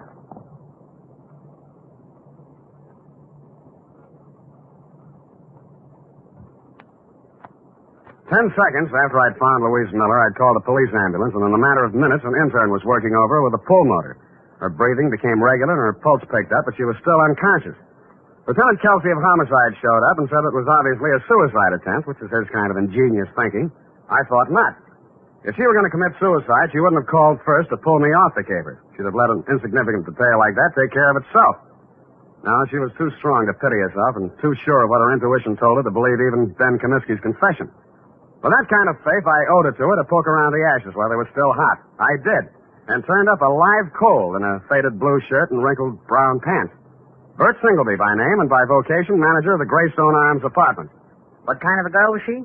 Oh, nice, clean, sincere. The kind mothers always want their sons to marry. Boy, I wish I'd listened to mine. Yeah, did you know her boyfriend, Ben Comiskey? Oh, salt hors d'oeuvre. Huh? I can't understand him pulling a hold-up like that. But then, the war did strange things to me. I guess it did. Well, I almost stayed in Europe and married myself up to a French doll myself. Yeah, I bet. But Sandra, that's my wife. She'd have hunted me down in Tibet. It was easy to come home facing music. Yeah, well, about Louise, you know any reason why she might commit suicide? Frankly, no. I met her in the hallway tonight, and she said, Mr. Singleby, she said, Ben didn't do that hold-up because I'm pretty sure I know who did. Well, I figure she's just keeping up a front, but if she did really know that Ben didn't do it, she wouldn't have turned on the gas now, would she? No, she wouldn't. Did she tell you who she thought did it? No, that's all she said. Quiet girl. Not like my wife. Now, Sam. Yeah, did you see or hear anything that might have been suspicious or unusual around her apartment tonight? Now, look, I don't want to go around breaking up any homes or spreading dirty gossip around. Unless it involves Sandra's relatives. Mr. Singleby, I promise you, sir, that I'll treat any information you give me confidentially as long as I can. All right. Now, listen. Sandra told me not to say anything because, it's a lot easier to rent a suicide apartment than a murder apartment. You know that? Confidentially, I'm a humanitarian. But if you tell anybody I said this, I'll just lie about it. I'll never tell a soul. Well, we were out of butter, see, so I had to run down to the store. Well, when I passed the mailboxes outside, a guy is standing there. He asked me which apartment Louise Miller was in, and I said 12B. What do he look like? Oh, let's see now. 5'10", medium build, tan suit, dark shirt, sort of wide brim hat, kind of flashy. Mm-hmm. Wore 3 or 4 big rings, diamonds they looked like. 3 or 4 big diamond rings on each hand. The Iceman. Why didn't you tell all this to the police? Bert, who are you talking to? Don't you dare say a word about that That's why. That is why. Sandra always says, keep your mouth shut and you keep out of trouble. But me, I don't know. I just love... Sir, stop talking too much and close that door. Yes, Sandra, dear. I'm closing it.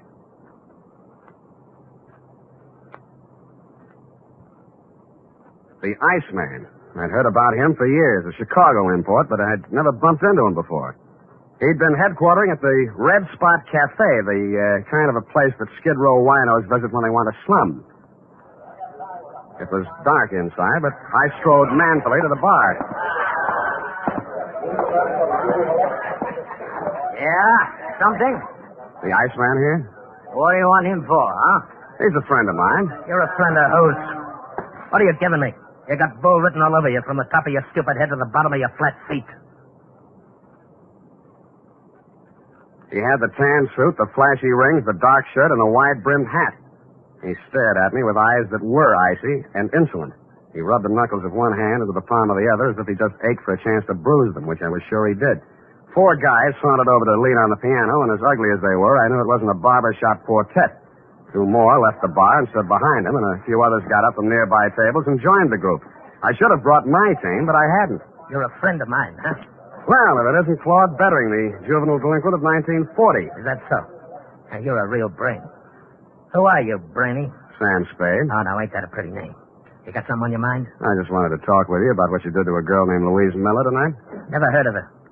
Sounds cute, though. Girls are a lot easier to push around, aren't they, Claude? Call me Ice. Claude? Some guys are just as easy as some dames. Where have I been all night tonight, fellas? Here, right. You heard that, Spade? I've been here all night. Any of you guys ever hear of a Louise Miller? No. Yeah, sorry, nobody ever heard of her, see? Well, she has a lot of friends who have. The police, the people down at Mercy Hospital, and me. And none of us are going to forget her. Or what happened to her. And who did it. Got something you'd like to do right now, maybe? Yeah. But I'll pick my time. All right. Enough of this cheap chatter. I don't want to be seen talking with you too long. I got my reputation to think about. Now blow before I take one hand out of my pocket and push your stinking face back through that door. You'll need both hands, Samson. Go on, you creep. Fellas. All right.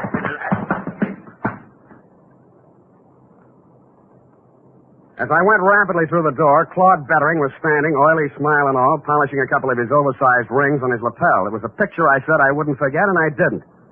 I went and rented myself a car, parked it down the block from the Red Spot Cafe, and waited almost all night. I knew that Louise Miller was not the kind of a girl who would have anything to do with a guy like Bettering. And if he came to her apartment, this must have been for some unloving purpose. Probably to keep her from telling who actually did the holdup Ben Comiskey had confessed to, if she found out the truth. Finally, a bunch of palookas came out, Bettering included, climbed into a car and drove off, me after them. One by one, Bettering dropped his men off at their hotels and apartments until he was finally alone. He stopped at a brownstone on Hobart, and I caught him just as he opened the door of his apartment. Well, the tough guy. You're going to find out. Don't think I'm easy.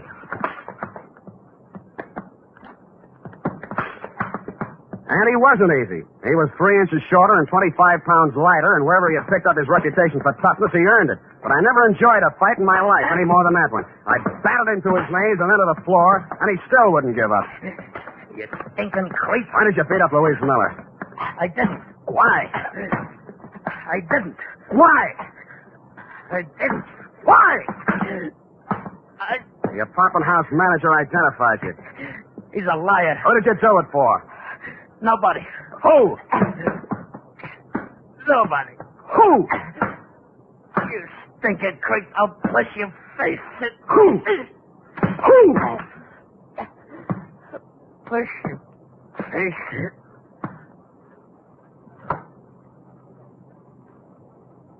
He went out. Quite a guy, the Iceman. I used his phone to call the police and tell them to pick him up for attempted murder. Then, with dawn coming up and my energy going down, I went back to the city jail, got a pass, and woke up Ben Comiskey. Why don't you stop messing around in my business, Spade? Did you ever really love that girl of yours? Get out, you sadistic jerk. Well, she's in Mercy Hospital now. You can send her a card. Write something nasty on it. So long. Spade, Yeah? what's she in the hospital about? What do you care? Tell me, please. Somebody turned on the gas in her apartment and tried to kill her. It's nothing, really. Please. Who did it? Who did it, Spade? I think it was a guy named Claude Bettering. They call him the Iceman in certain circles. But why? That's what I'd like to know. Who's Bettering? I don't know. Your girl believed you were innocent, Comiskey, but you said you weren't. My guess is that somebody figured she knew something and tried to shut her up. I think Bettering was hired by somebody. Spade, look, I don't have any dough, see? But I want to get out of here. For one day. You know anybody to raise the bail? I won't skip, and I'll pay back anything you want. Why? I gotta see somebody. I don't think I can. Who do you want to see? My lousy, dirty, low-down, no-good brother. He hired Bettering? Who else? He did everything. He's always done everything wrong. He held up that liquor store, but he's on parole, a 2-time felony offender. One more rap and he'd go up for 20 years. I did this for him, yeah. Look at me. I did it for him, and he tries to kill my girl. Your mother said he was a good boy, hard-working, lived in Cincinnati. Me again. I told her all that. She believed it. I started a whole stupid lie and had to go through with it. I could explain 2 years, 3 years to her, but not 20. He promised he'd go straight. He promised. I see. I even sent her money I earned and said it was from him. Oh, you never saw anybody like me before, did you? No, I haven't. Get me out. Get me out, Sam, and I'll drag him in by his back teeth. Thanks anyway, but I'll do it myself. Hey, let me do it. Let me do it, please.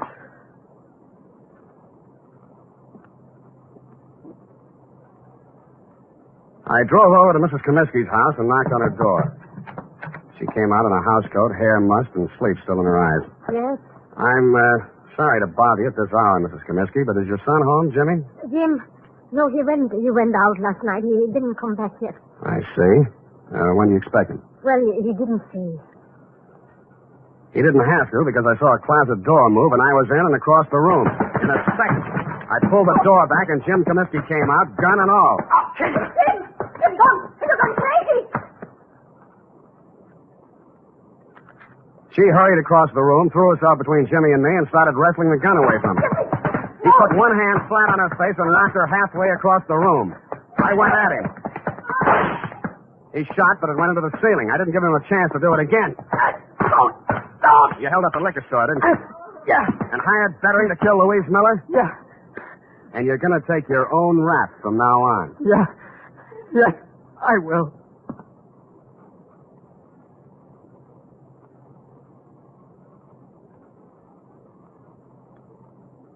And he did. Period. End of report. Oh, Sam, that poor old lady. Yeah, she lived in a dream world built by a son who had too much heart and not enough common sense. But, Sam, that man in the liquor store identified Ben as the hold-up man. Well, when he saw both brothers together, we realized we'd made a mistake. At night, with a hat pulled down and a collar up, anybody could have confused the Comiskey brothers. Sam, why is the world so cruel? Because people live in it. Now go on, type it out, huh?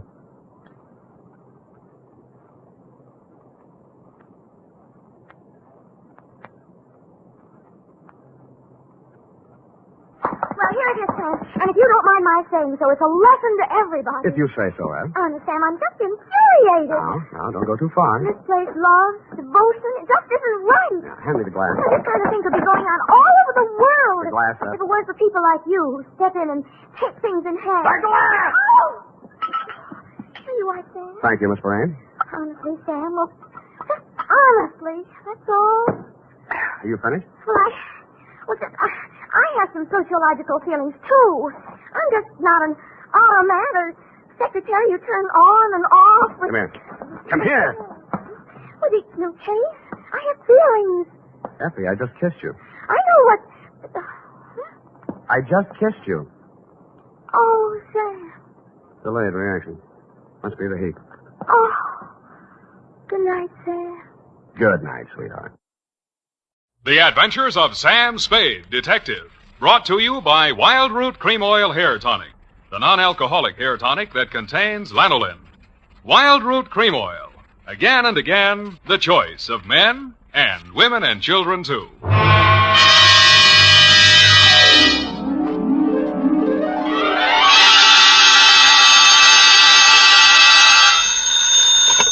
Sam Spade Detective Agency. Me, sweetheart. Shaman Spade. Shaman, not Sam? An old Indian word word signifying wise man. And it's true, Effie. I'm a lot wiser man than I was yesterday at this time. Oh, really, Sam? Really, little papoose. Put on some war paint, a few turkey feathers, and your best open-toed moccasins. Where are we going, Sam? Why, to Ted's teepee for a rousing repast of ground corn and dried buffalo meat. Oh, well. Don't quibble, Effie. Get the wigwam ready, sharpen my tomahawk, and lay out my herringbone breechclout. I'll be right in to dictate the Shargaga, the Shanagma, the Indian caper.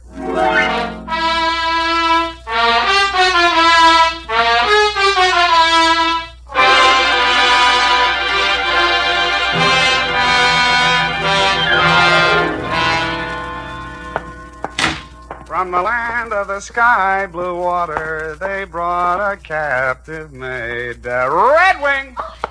Here I am running, Skunk. Running what? Skunk.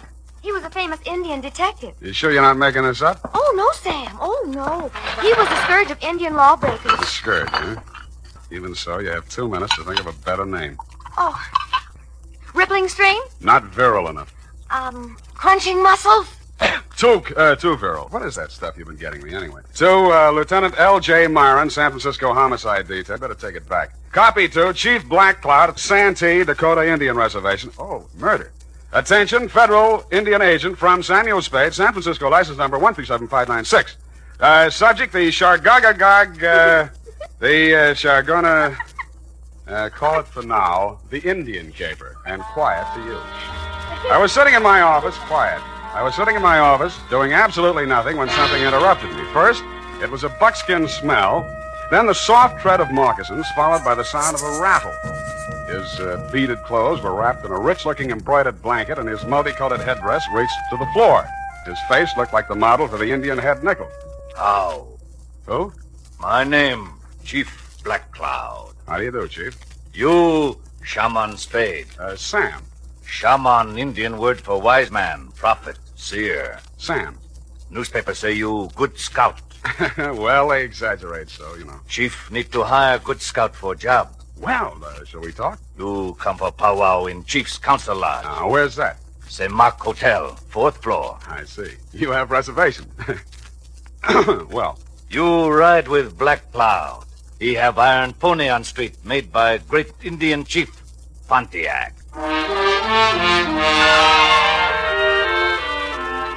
And he actually had a council lodge at the St. Mark, 4th floor.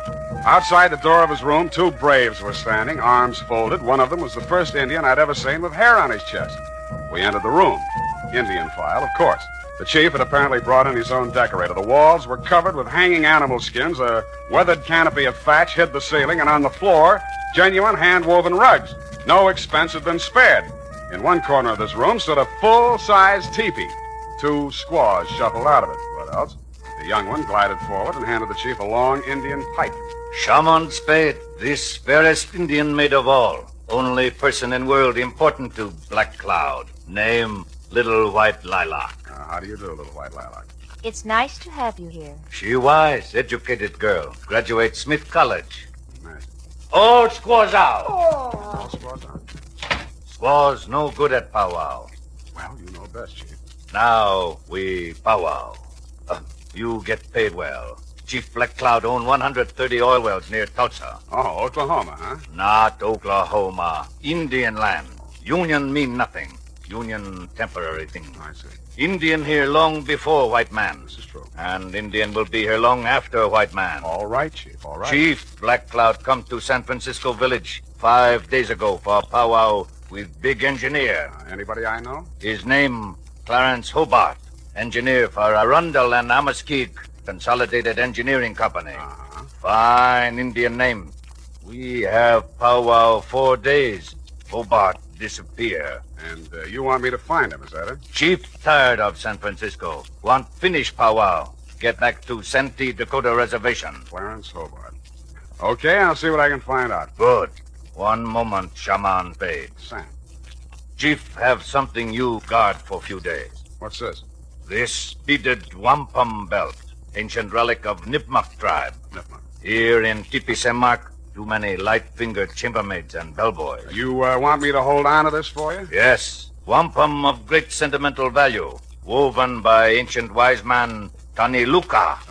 Tells interesting story in history of tribe. Guard it well. Haven't lost a wampum yet. Is that all, then? One more thing. We smoke pipe of friendship. I smoke. Here. Now, you smoke. To friendship. Now I know what happens if the bag of Lucky Strike doesn't bite.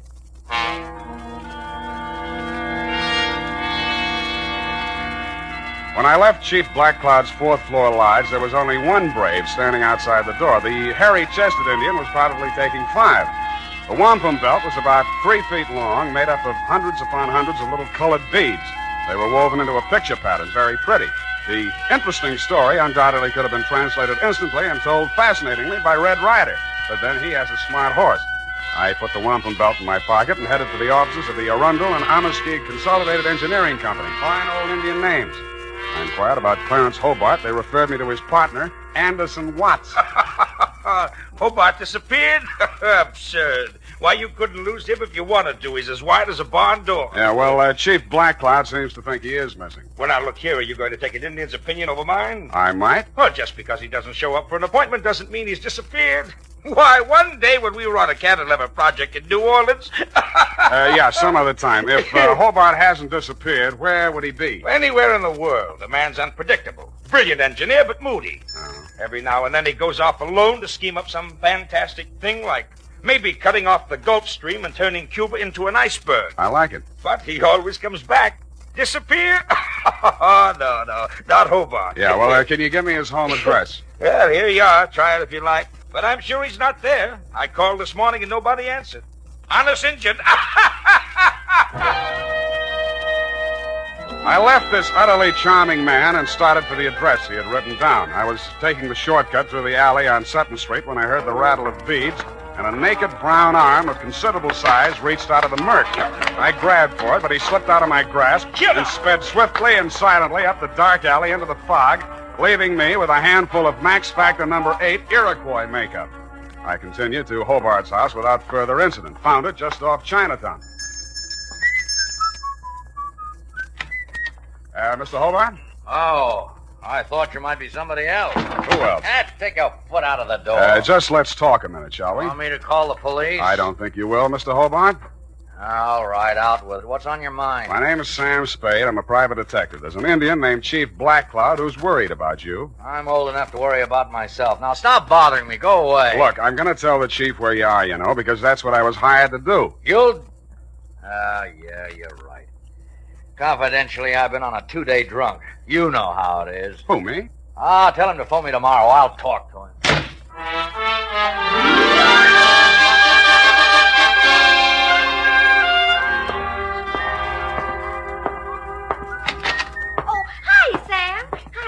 Hello, what are you doing here today? This is your day off.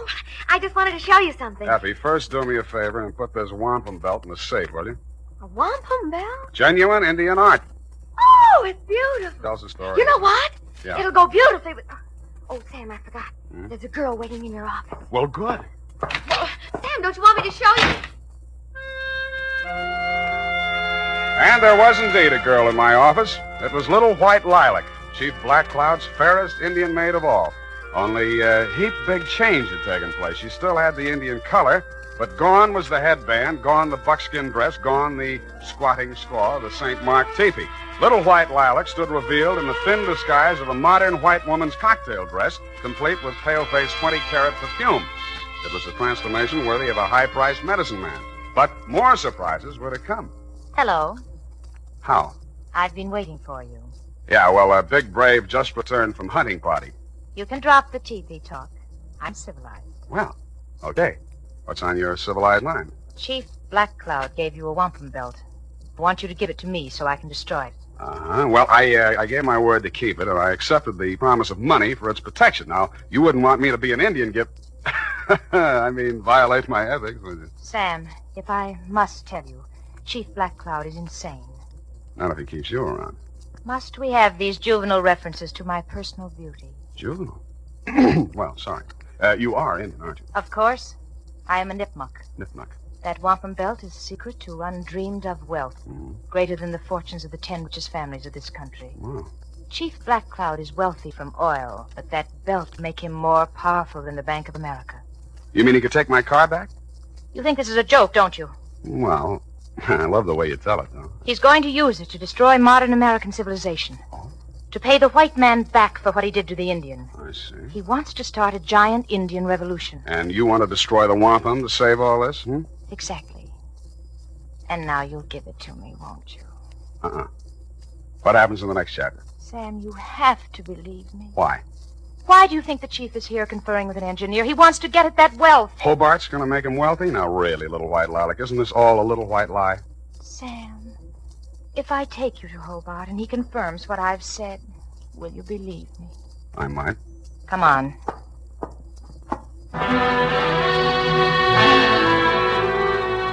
She took me by the hand, and she led me out of the office and up and down several streets until we arrived at a frowsy-looking brownstone. We entered, still holding hands, and came to rest in an apartment that looked just recently occupied. I guess that's what it looked like, because you couldn't tell much. It was being lit by either 110-watt frosted bulb or by fireflies. This is the place. Yeah, a little dim in here, wouldn't you say? I like dim places. Yeah. Mm-hmm. Where's Clarence? I'll get him in a minute. First, Sam. Yes, Lilac. You've been so nice. I have? I want to find some way to thank you. I'll wait while you like. I can start by kissing you. Hmm. Please, Sam. Oh! The kiss was great. In fact, it blew the top of my head off. After this, there was a free fireworks display, followed closely by a giant roar that sounded like Niagara Falls with a cold.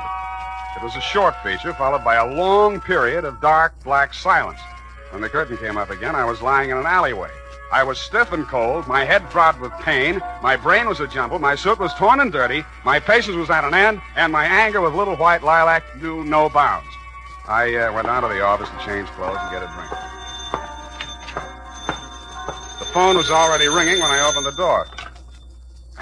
Sam Spade. This Chief Black Cloud talking from St. Mark Tipi. Yeah. What's on your mind, Chief? 10 minutes ago, bellboy delivered to Chief Black Cloud box. Inside box is scalp of Engineer Clarence Hobart. I hung up the phone, fell into my chair, snapped on the lights, and fell out of it again. My office had been massacred. The place had been ransacked thoroughly and looked like the morning after a Comanche smoker.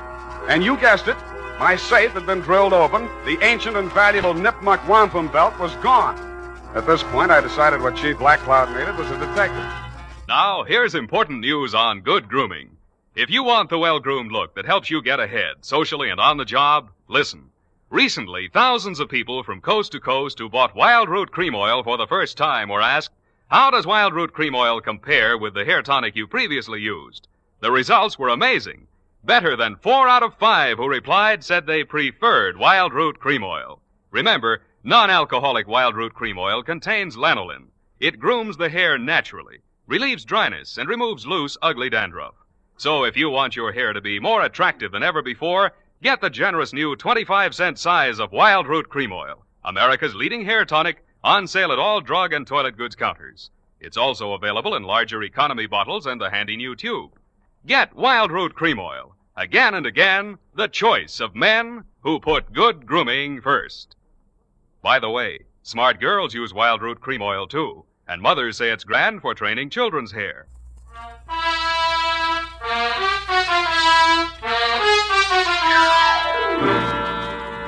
And now, back to the Chagagagog, Manchagagog, Shabunagun, Gamog caper. Tonight's adventure with Sam Spade.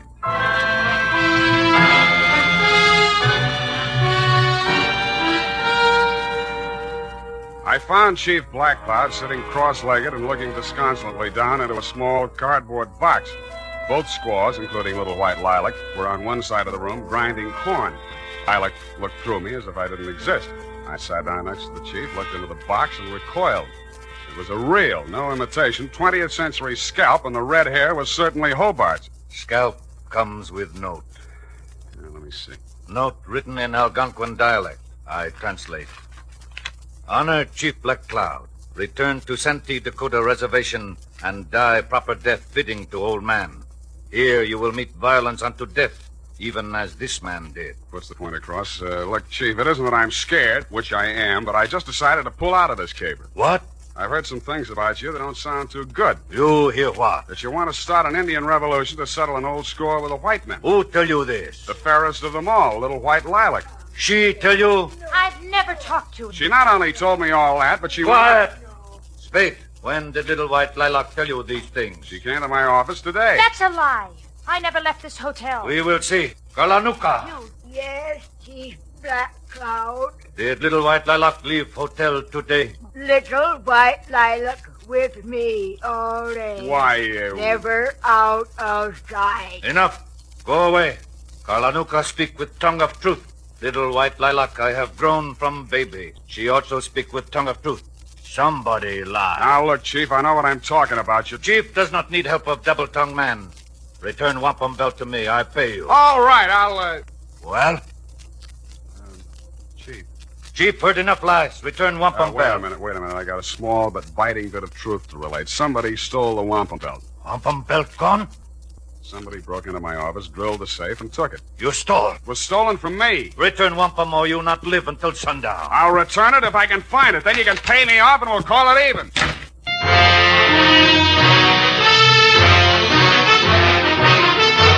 The makers of Wild Root Cream Oil are presenting the weekly Sunday adventure of Dashiell Hammett's famous private detective, Sam Spade.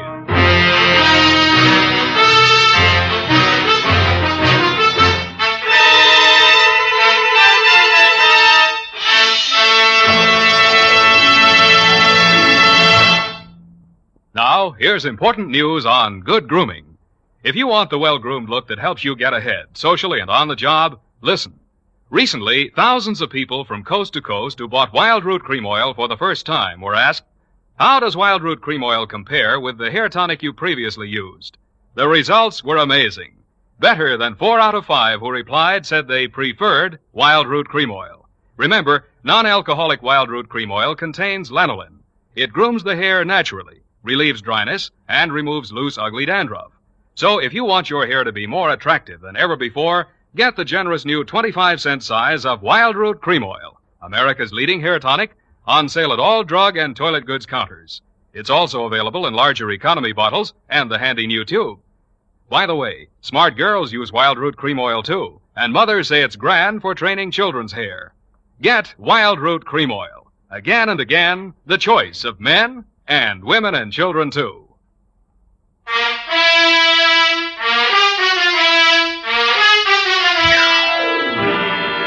And now, back to tonight's adventure with Sam Spade.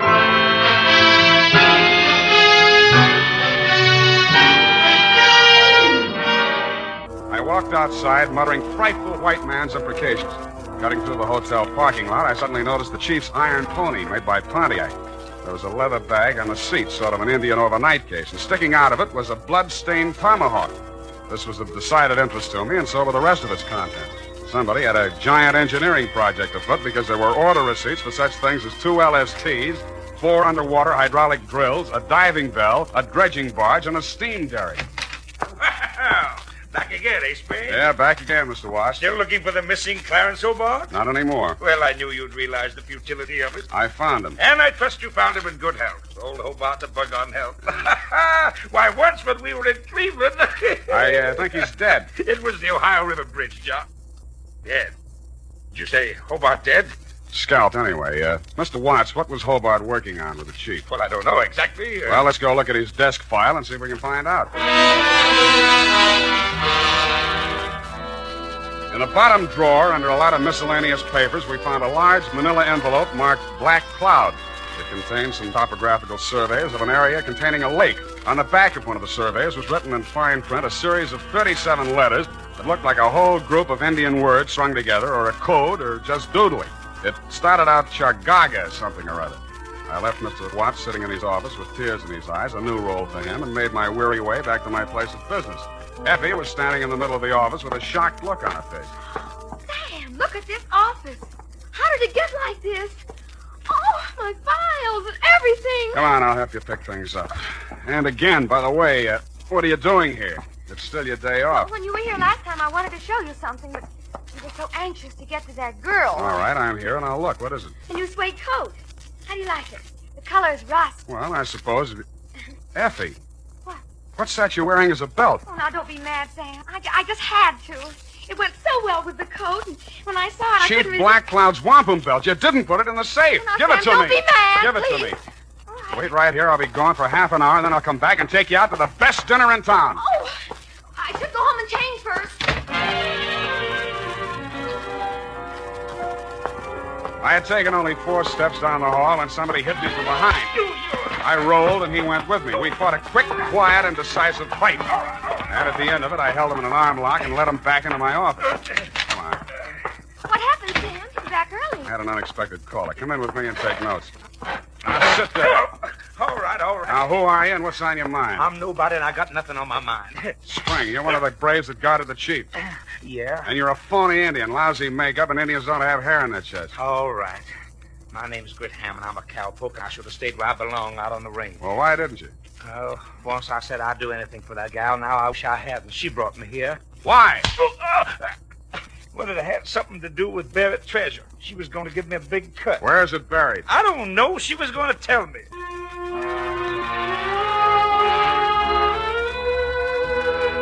I took Hammond around a homicide and left him in their safekeeping. While there, I got the latest flash. They had found Clarence Hobart dead and Les scalped down by the waterfront. There were no clues except a blow on the back of the head and lipstick on his mouth, which was enough for me, having been through the same course myself. Then I proceeded to St. Mark, 4th floor. Little White Lilac met me at the door. You can't see the chief. Why not? He's asleep. One side. When the chief sees what I've got, he'll wake up screaming his wampum. You have it? And with that, she pounced. I pushed her off, but she came back and got a hold of one end of the wampum and tried to pull it away from me, with disastrous results. The wampum came apart, and in a second was nothing but hundreds of beads rolling different directions all over the place. In fact, it was no more. Oh! What happens in Chief's council lodge? Chief cannot sleep. Well, I brought back your wampum, but now it's all over the floor. Wampum belt destroyed? Yes, it's destroyed, you stupid old man. You talked to Chief? Yes, stupid. You had the world in your hand. You didn't know it. You wanted it all for yourself, to tear down the earth. It could have been used to live. What are you saying? To live the way I'm supposed to live. Now nobody will have it, not even you or that fat engineer who wanted it. Little White Lilac, shut mouth. I've been shutting my mouth all my life. You're a stupid, ignorant, disgusting old man. You'd be better off... His big hands were around her throat. He stood there, anger and betrayal in his eyes. Then his hands dropped and he turned away with tears streaming down his face. It was then that the fair Indian maid went for him with a knife. And that was my cue to step in with a pale-face weapon.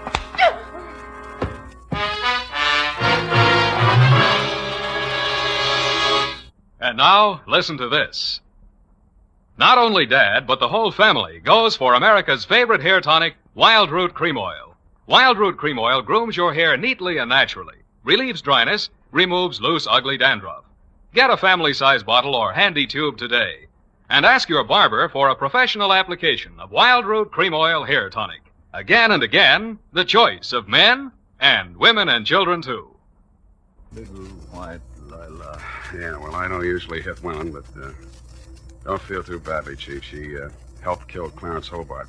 Now, Chief, believe anything. Yeah, Chief, why did you want an engineer? Design woven in wampum describes location of hidden Nipmuc treasure. Many years ago, Nipmuc tribe live in Valley of the Berkshires. Discover only gold vein in east. Mine gold and keep for decoration. Kennebec Indians want gold. Start out on warpath. Nipmuc Indians bury gold. Move village. Divert stream into valley. Make lake. Gold there today, underwater. Where is it? That secret chief keep locked in head. Chief once had evil plan for gold. Now you forget. Make pilgrimage back to ancient ancestral camp and die. Send me bill. Chief leave village of San Francisco for good.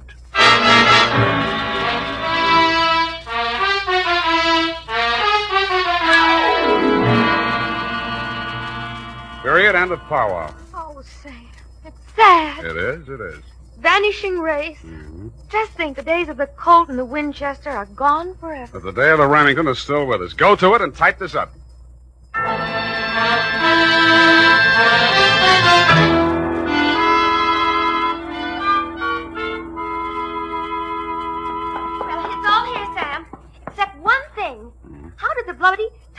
dog get in Chief Black Cloud's bag? A little white lilac planted it there. If anything happened to the chief, she, as the only other living nipmuck, would inherit the wampum. Well, she could have gotten the money by just waiting. Oh, shut up. Sam, you notice anything about the report? Yeah. Hey, you got the name of the caper right. The, Chargaga...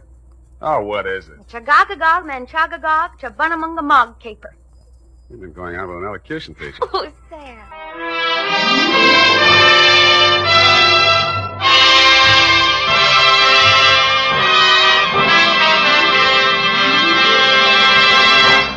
The Adventures of Sam Spade, Detective. Brought to you by Wild Root Cream Oil Hair Tonic, the non-alcoholic hair tonic that contains lanolin. Wild Root Cream Oil. Again, and women and children, too.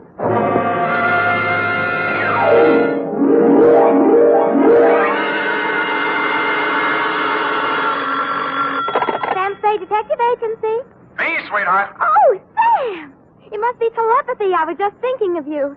You know, sometimes I think I can tell what you're thinking. That's an invasion of my privacy. Oh, when two people are as close as you and I think that often you can almost read one another's mind. Well, you may be right. I can see what you're doing all the way from here. What? Put those paper clips back where you found them. Oh, certainly, Sam. Own up, Ed.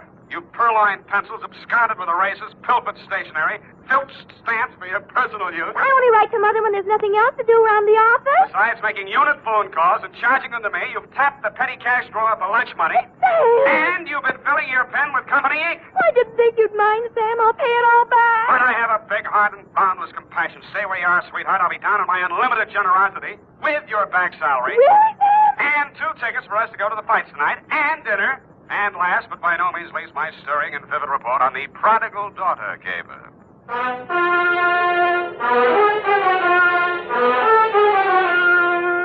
Dashiell Hammett, America's leading detective fiction writer and creator of Sam Spade, the hard-boiled private eye, and William Spear, radio's outstanding producer-director of mystery and crime drama, join their talents to make your hair stand on end with the Adventures of Sam Spade. Presented by the makers of Wild Root Cream Oil for the hair. Here's a smart resolution to make. First day back on the job after your summer vacation. From now on, every single day, I'm going to pay special attention to the way I look. I'm going to use Wild Root Cream Oil Hair Tonic. Yes, folks, smart's the word for that resolution, for Wild Root Cream Oil grooms your hair neatly and naturally, relieves dryness, and removes loose dandruff. It helps give you that successful look that's so important to getting ahead. So, if you've never tried Wild Root Cream Oil, get the 25-cent get-acquainted bottle. Wild Root Cream Oil Hair Tonic. Again and again, the choice of men and women and children, too. And now, with Howard Duff starring as Spade, Wild Root brings to the air the greatest private detective of them all in the Adventures of Sam Spade.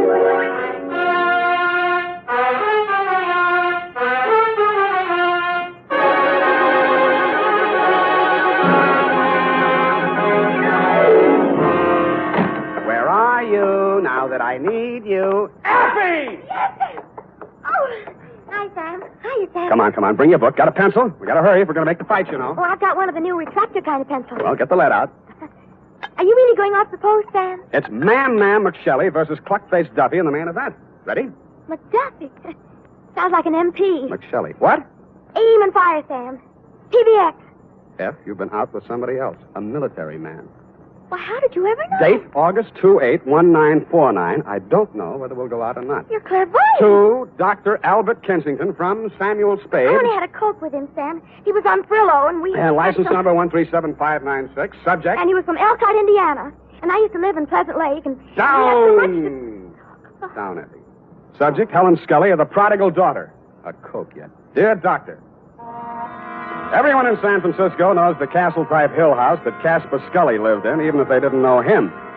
When I got there was an all-black 49 convertible in the driveway, and slightly smaller, same color, a Russian wolfhound wearing a spiked collar and expression to match. He broke his chain when he saw me and ran in the back of the house. That should have told me something, but I plunged the doorbell and was admitted by a butler named Stanley, who left me standing in a draft in the library, looking at a cold television set. I pulled up my coat collar, took a plant in front of the fireplace, and lit a cigarette. Pretty soon, things started.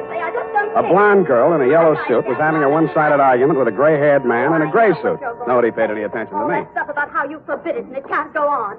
Well, let me tell you, it can go on just as long as I want it to. And there's nothing you can do about it, so don't, whatever you do, try to interfere. Oh, stop it. That hurt look again. I've seen it too often, and I'm sick of it. Do you hear me? I'm sick of it.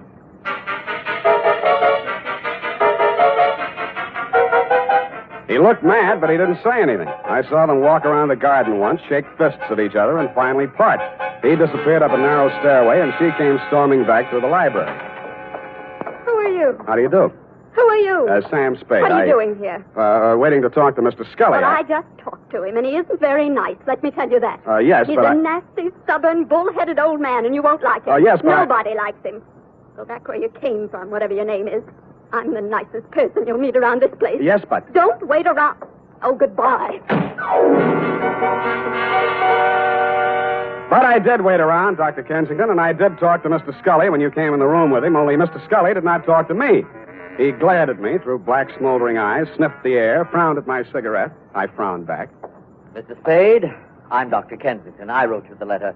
This is Mr. Scully. Oh, please, this cigarette. Mr. Scully suffered a severe accident many years ago that affected his throat and his respiratory tract. The smoke. Oh, of course, I understand, Doctor. Sorry, Mr. Scully, I did... Yes, thank you, Spade. This is not generally known, but the unfortunate accident in the chemical plant also robbed Mr. Scully of his vocal power. I see. Yes, the modern doctor, the physician of today, is a far cry from the general practitioner of yesteryear. Today, we must know the mind, the psychological quirks, well, he must follow through completely on a case. He is sometimes, as I am today, a confidant, an executive officer for his patient. He is a friend, to say the least, eh? Oh, yes, to say the least. Eh? Oh, of course, Mr. Scully, to the point, of course. Sit down, Spade. Oh, thanks. Now then, Mr. Scully, as you well know, and the world knows, has made several fortunes in his lifetime. And he didn't accomplish this by allowing people to run roughshod over him. But, Mr. Scully, I'm just backgrounding Mr. Spade. Please be patient. Mr. Scully intends leaving his daughter Helen his entire fortune. A great deal of money, to say the least. Say the least. But Helen doesn't care about the money. She's foolish, young, headstrong, and impetuous. Huh? I heard her arguing with Mr. Scully a bit. Now, Mr. Scully. We'll straighten all this out. Mr. Spade will help us. Well, then, Spade, you have half the problem right there. She is a headstrong, impetuous girl. And lately she's done several things to displease her father. Right, Mr. Scully? You see, Mr. Spade. Oh, I gathered that much, but what kind of thing? Helen's been singing in a cheap nightclub called the Blue Goose. What? Oh, it's very embarrassing. Low class, eh? Yes. There's a man named Torpy. He owns the club. A man named Chick Torpy? Ah, you know of him? I've heard of him. Contrary to all her father's wishes, Helen insists on seeing this man Torpy. How old is she? Well, that's beside the point, Mr. Spade.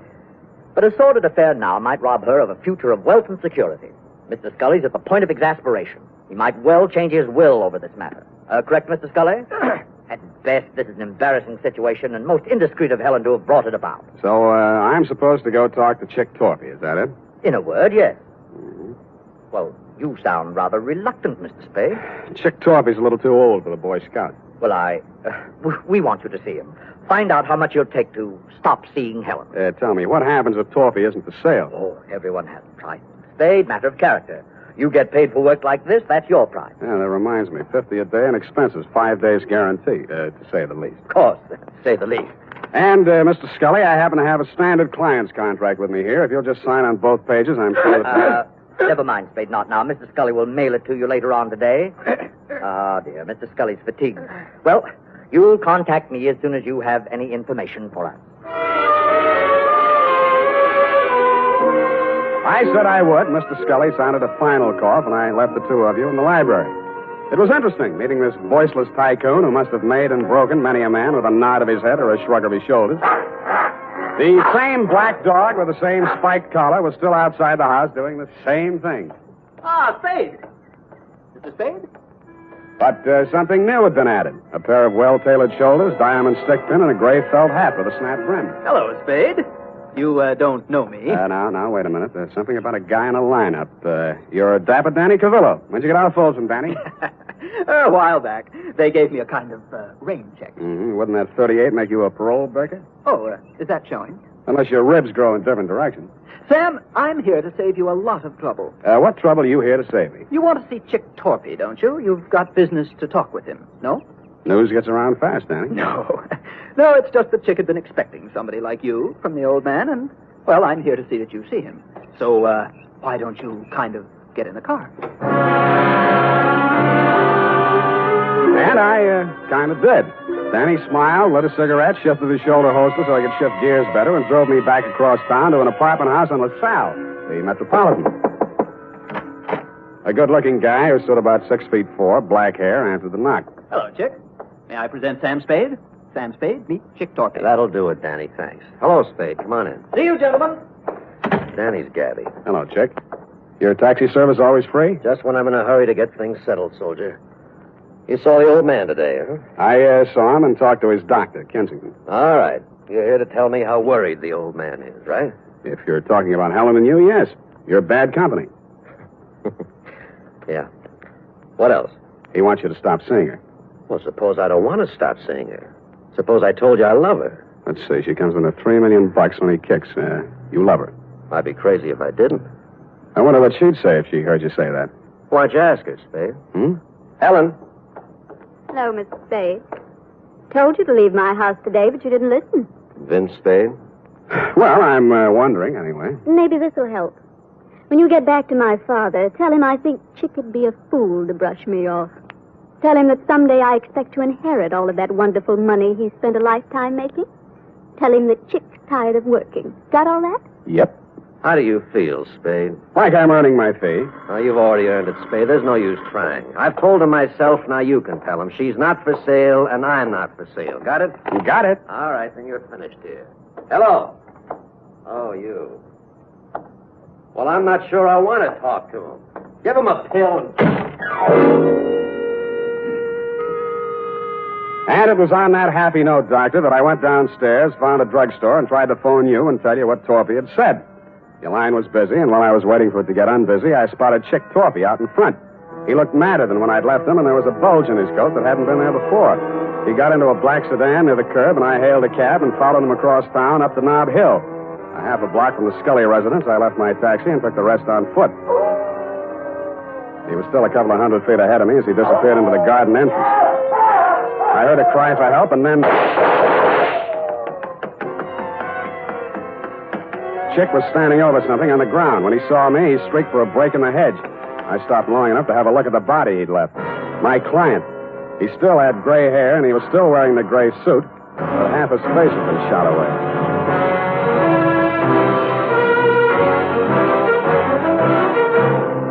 The makers of Wild Root Cream Oil are presenting the weekly Sunday adventure of Dashiell Hammett's famous private detective, Sam Spade.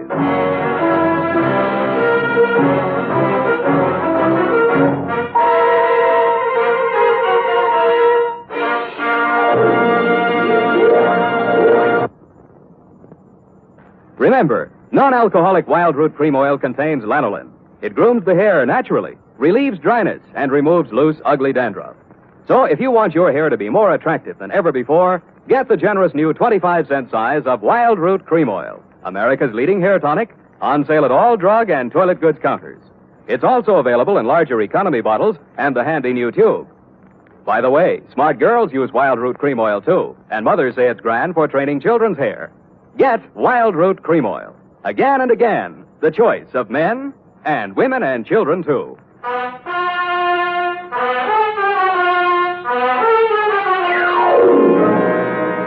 And now, back to the Prodigal Daughter caper. Tonight's adventure with Sam Spade.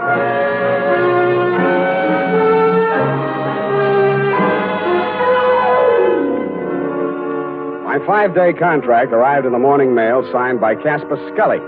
The headlines were no surprise. Chick Torpy sought in shooting of multimillionaire. Item: ballistics matched up slugs taken from body with weapon owned and licensed to one Chick Torpy. And item: because of a city ordinance regarding disposition, the body of Casper Scully, found off the immediate premises of his home, had been removed to the city morgue and would remain there until claimed by nearest of kin.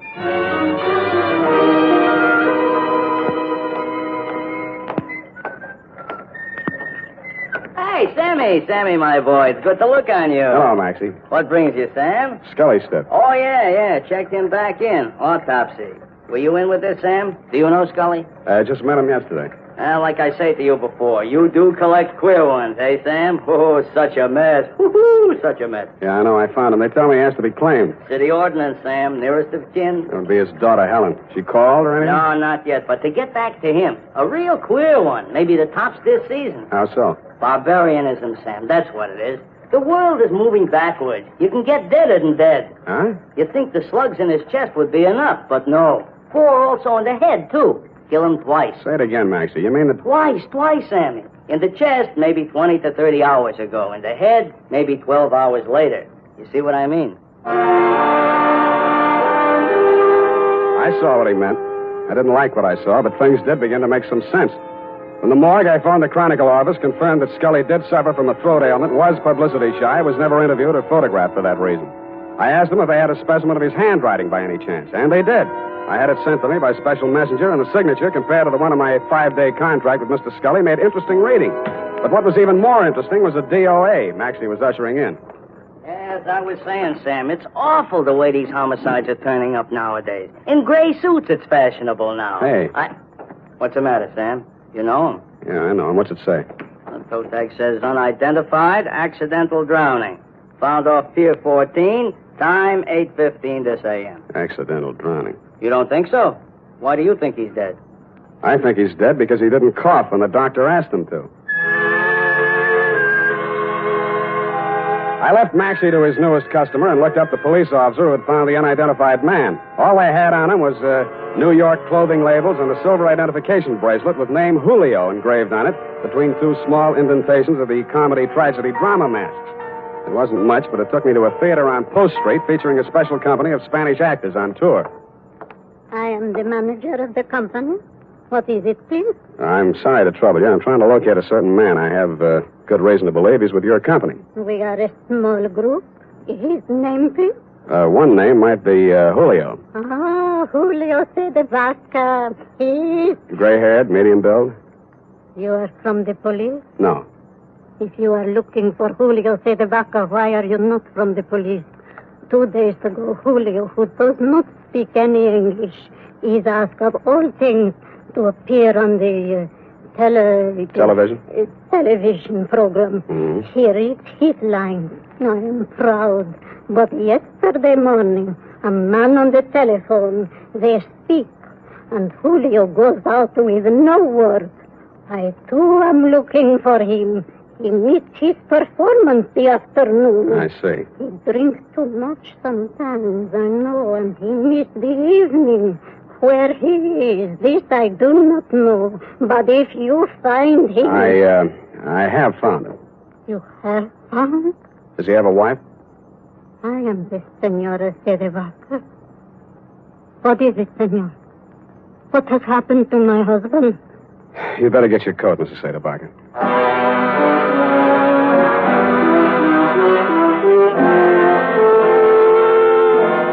I went back to the morgue with Mrs. Cedevaca, doctor, and after that I went over to the Blue Goose Club.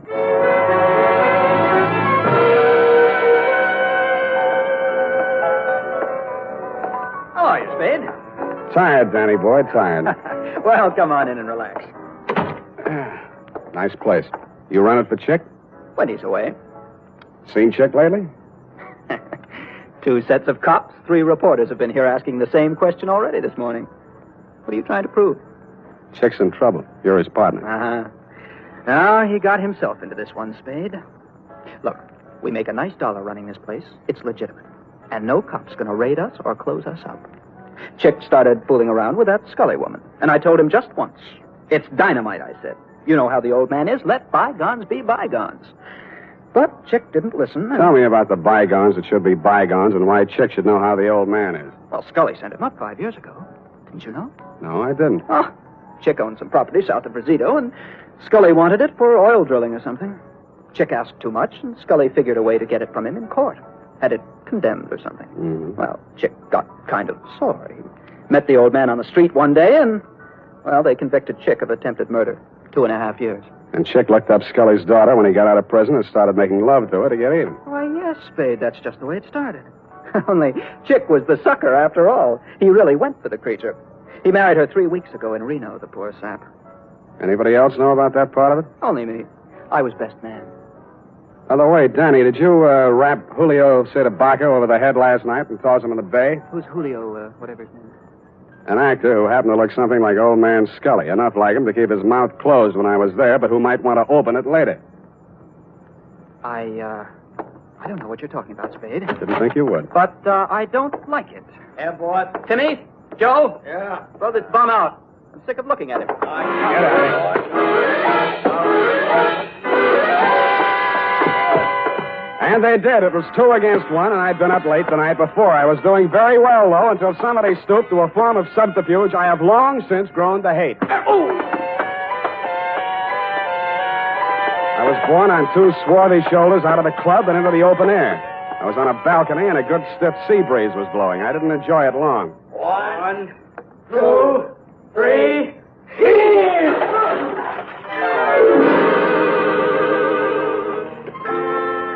The water was cold but refreshing, and I managed to swim the 5 feet to shore. And that was my limit.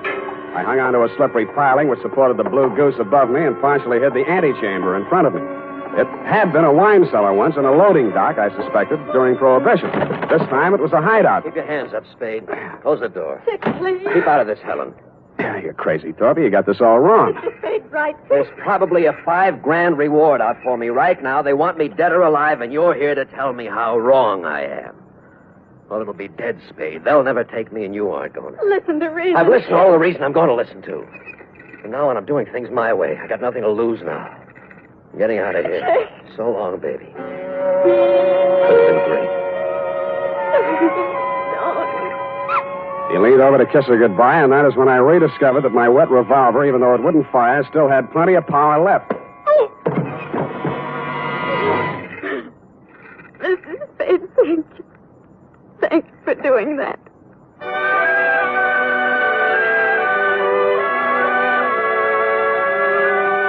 As you know, Doctor, I turned Chick Torpy over to the police along with Danny Cavillo and took Helen Scully home.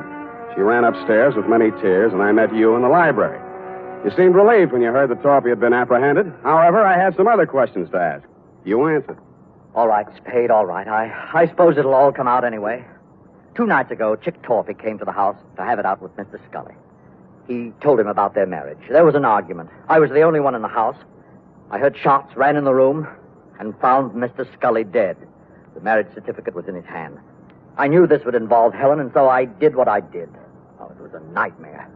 I hid the body, hoping to find a way, perhaps a death certificate on accidental shooting or something. In other words, you were helping Torpy get away with murder. Yes, but I was thinking only of Helen. Her father did love her. But you'd already sent a letter to me. You knew I'd be here the next morning. You'd seen an actor on a television program. He resembled Scully. You hired him for a job. You told Helen that Chick had killed her father and told her what kind of acting she had to do. Oh, it was crude, perhaps, but I didn't want you to become suspicious when a death report did show up. I intended to hire you and fire you. Only it didn't work out. I followed Torpy here and found the body. Oh, I've been such a fool, Spade. Helping a man get away with murder, I want to confess it all. I suppose this will make me an accessory to murder. Not exactly. You mean there's a way out? There's a way out, and you were going to take it. What? I was over to your apartment before I came here. You're all moved out. The doorman tells me your luggage has been at the station all morning. What'd you do? Came here to rifle the safe?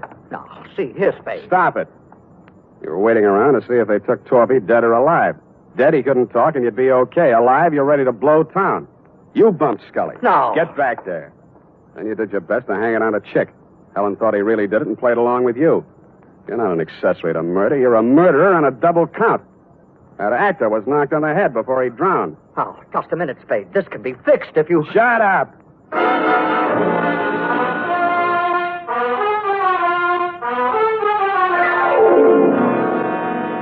Period. End of report. Sam, I don't understand. What, Angel? I don't understand, Sam. What? Well, you say you turned Chick Torpy over to the police, yet Dr. Kensington was the murderer. A formality, F. He will be released and cleared in short order. Anything else? Well, yes. What about Danny Cavillo? An innocent bystander. But he had you beat up and knocked on the head. And he has already made amends with those tickets for the fight. No more questions, F. Type this up and I'll give you the happy ending.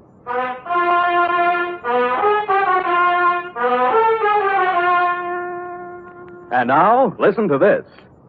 School days will soon be here, mothers.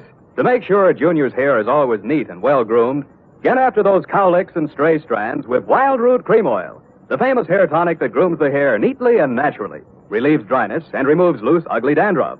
And remind Dad to ask his barber for a professional application of Wild Root Cream Oil Hair Tonic. Again and again, the choice of men and women and children, too.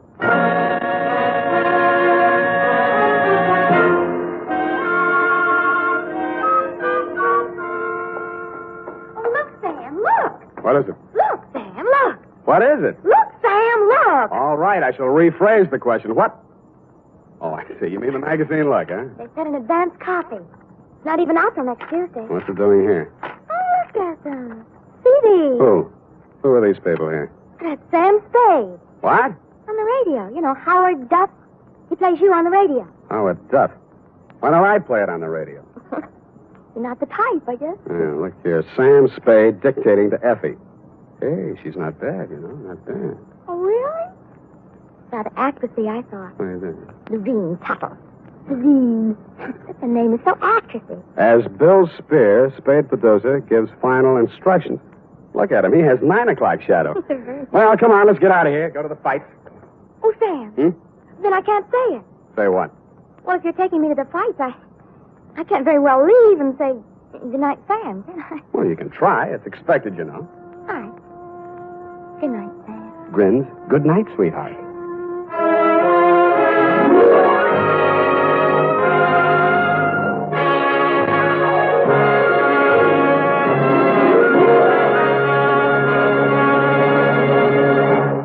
The Adventures of Sam Spade, Detective. Brought to you by Wild Root Cream Oil Hair Tonic, the non-alcoholic hair tonic that contains lanolin. Wild Root Cream Oil. Again and again, the choice of men who put good grooming first. Sam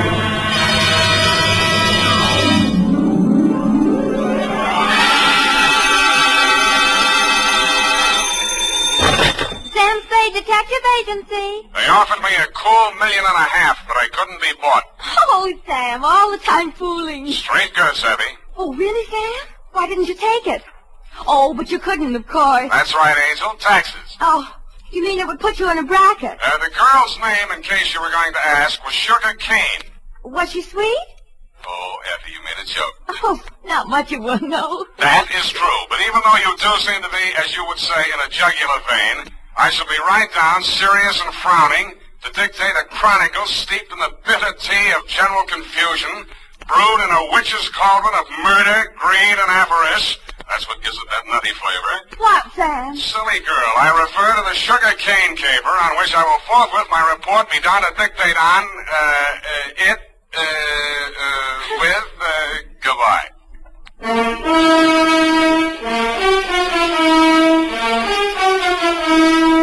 Dashiell Hammett, America's leading detective fiction writer and creator of Sam Spade, the hard-boiled private eye, and William Spear, radio's outstanding producer-director of mystery and crime drama, join their talents to make your hair stand on end with the Adventures of Sam Spade.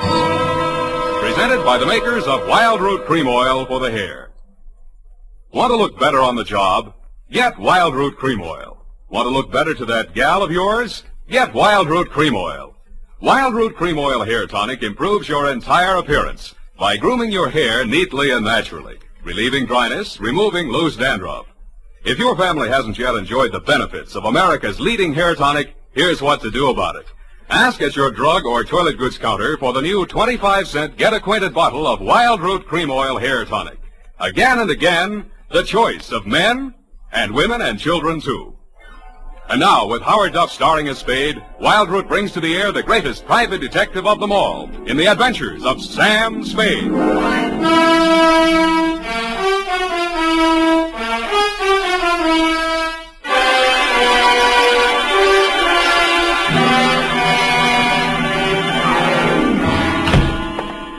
Hello, Sam. How are you, Sam? You were so lugubrious over the phone. Sometimes you're so bucolic, but tonight... What am I? When? Lugubrious tonight. Just bubbling over. Do you possibly mean I'm being lush with my verbiage? There, you see? Well, that's because I've been at work in the environs of Snob Hill, where they never use one word if 12 will do. Are you ready for Dictation, I guess it is. I plan to be most amusing tonight. Already I am yet. Look, I haven't even started. Oh. Really, I haven't. All right. Now, pencil. Date. Alan should ask us an audience. Date. October 3rd, 1948, to Clifton Cavanaugh, Esquire. Down, Effie. From Samuel Spade, license number 137596. Subject, the Sugar Cane Caper. On Thursday last, at 11 a.m., as I waited for the traffic signal so that I might legally cross Powell Street in order to board a cable car, a cat rubbed up against my leg. I leaned over to stroke it and noticed that it had 6 toes. I wondered if that meant anything. It didn't. Most Nob Hill addresses don't mean much anymore, but yours still does. The house was big, hideous, and reassuring. Oh. Are you from Peppersnell? No, I'm in business for myself. Mr. Cavanaugh in? Oh. Well, come on in. I can't understand what happened to that boy from Peppersnell. Oh, pardon me if I seem a little hungover. Gladly, but can you ever forgive yourself? I like you. You got a sense of humor. You'll need it. You trying to tell me you don't approve of Mr. Cavanaugh? That perfumed pothead. What did he do to you? He married my mother. Oh. Stepfather? Yeah. I'm Fred Blair. Spade's my name. Where do I find him? Detective? Check. I'll give you a clue. Look behind you. I did. I turned and found myself looking straight into your handsome face. You looked several years younger than your stepson, with regular aquiline features, dark, widely spaced eyes, and blue-black hair. Well, so you're the notorious Sam Spade. Well, I don't want to seem modest. Come into the conservatory. There's just the barest chance that we'll not be overheard. Good. There. Sit down. What's your problem, Mr. Cavanaugh? Problem indeed. Problems, plural. Starting with that junior grade lush that collared you at the door. He's very fond of you, too. Well, you can't imagine what a trial that boy's been to me. Both the children. For some reason, neither Fred nor his sister Eunice ever quite accepted me as their father. You don't say. I suppose my youth counted against me. I think they misinterpreted my motives. When any man marries a wealthy widow twice his age... Yeah, why did you send for me, Mr. Cavanaugh? Well, it all started several months back, before my wife, their mother, where was I? Oh, died.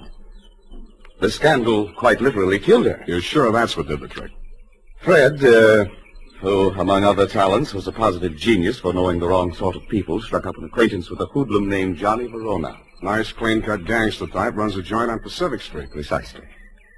With the positively hysterical name of the Subtropico. Mm-hmm.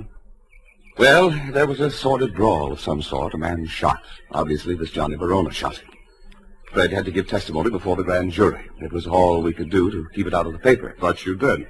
No, and old Eleanor, my wife, that is, dropped dead when the butler brought in the Chronicle. But the worst was yet to come, Sam. Well, don't keep me hanging, Cliff. Well, Fred continued to frequent this bistro, this dive of Verona's. I understand. I believe the bait is a toothsome little teaser with the unlikely name of Sugar Kane. She likes Fred. No woman in her right mind would look twice at that idiot, even if he were twice as rich and only half as sodden. Then, where was I? Oh, yes, this Verona person came here several times on the pretext of pouring Fred through the front door, and thereby met my stepdaughter, Eunice. Well, that's a very interesting story, Mr. Cavanaugh. Now, maybe you'll tell me what you want a detective for. Because my stepdaughter has brazenly informed me that she intends to marry this gangster. I want you to help me prevent that marriage. I don't see. Don't see what? I don't see how I can. Well, perhaps I didn't make myself clear. When Verona was arrested for that shooting in his club, Fred didn't tell the grand jury all he knew. Now, if you could prove that Verona is guilty, then we'd be rid of him for good. Is it Verona you want to get rid of, or your stepson? Good Lord, you don't think Fred did it? Do you? Why, no, of course not. Okay, supposing Verona did it, then Fred goes up on a perjury rap, maybe accessory. Oh. Well, I have no overwhelming desire to injure Fred. Look, why don't you tell me what you have an overwhelming desire for? Well, under the terms of her mother's will, Eunice will inherit $3 million as soon as she marries. When? When what? When do I meet her? Be serious, man. Now, I will pay Verona $50,000 in cash if he'll stay away from her. Would you take $50,000 as the payoff in a $3 million caper? In this instance, yes. Eunice is not very well, and you may quote me on that. Book, chapter, and verse. To Johnny Verona? To Johnny Verona. Okay. Water's mighty cold this time of the year at the bottom of the bay, but if you don't care, I don't. Thank you. Let me know how it comes out. Don't give it a second thought. You'll know. Don't get up, Mr. Cavanaugh. I know the way out. Hey, Spade, wake up. Well, you look a little better. Listen, there's something you ought to know. He was my sister's boyfriend before he married my mother. He did it out of revenge because Eunice threw him over. He still wants to marry her.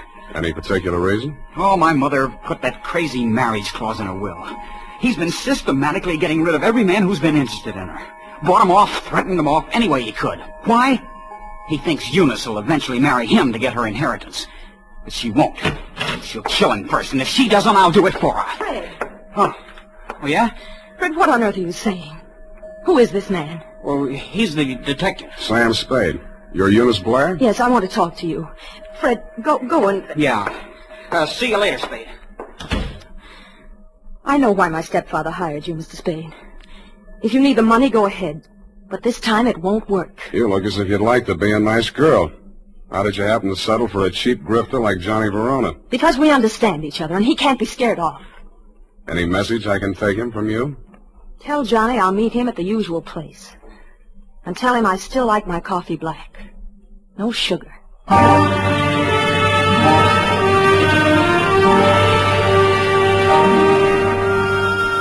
I didn't ask her what kind of sugar she didn't want any of. I thought I knew.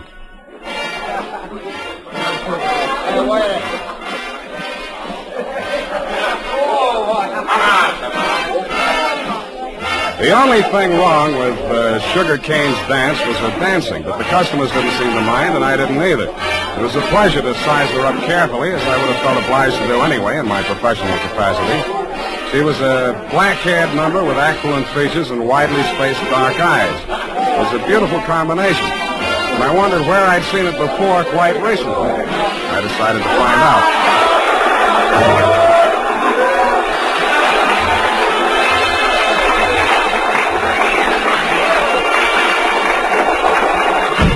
Hey, what's the idea of barging in here after me? Can't you see the sign on the door? No customers in the dressing room. Then let's go someplace else. I want to talk to you. Beat it. Take it easy. This is on business. Good. I'll fix it up with the boss. Johnny! Yeah, Sugar? What's the matter? Is Joe giving you trouble? He trailed in here after me, the cheap masher, on the pretext of discussing business affairs. Okay, out you go. Wait a minute. Come on, move. And don't come back. Well? Sorry I had to give that bum's rush routine. I don't want to get her excited. She's a nice kid, and she doesn't know why you're here. I take it you do. Yeah. Eunice called me and told me you'd be down.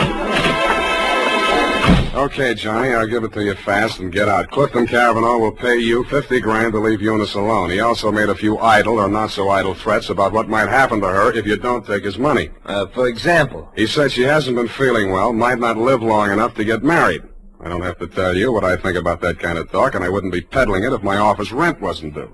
That's why when you started giving me that bum's rush, I made only, shall we say, a token resistance? Yeah.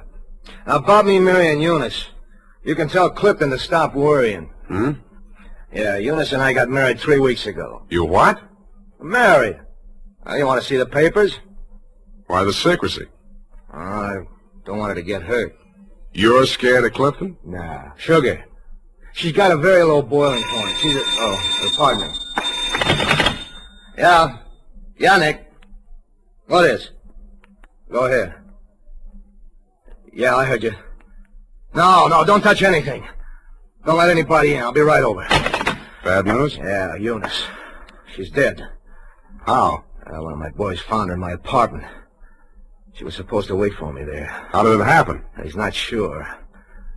He thinks she took poison.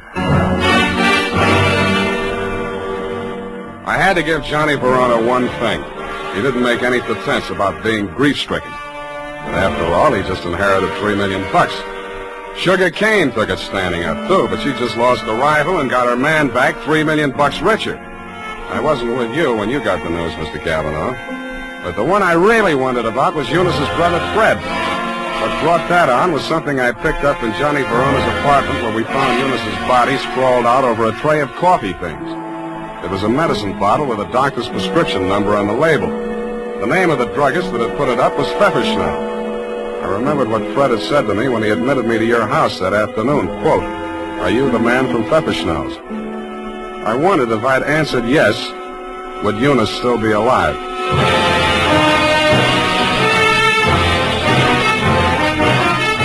The makers of Wild Root Cream Oil are presenting the weekly Sunday adventure of Dashiell Hammett's famous private detective, Sam Spade.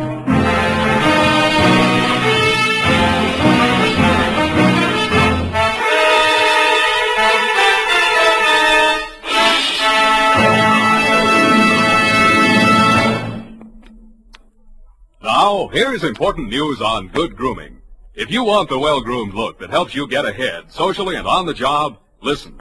Recently, thousands of people from coast to coast who bought Wild Root Cream Oil for the first time were asked, how does Wild Root Cream Oil compare with the hair tonic you previously used?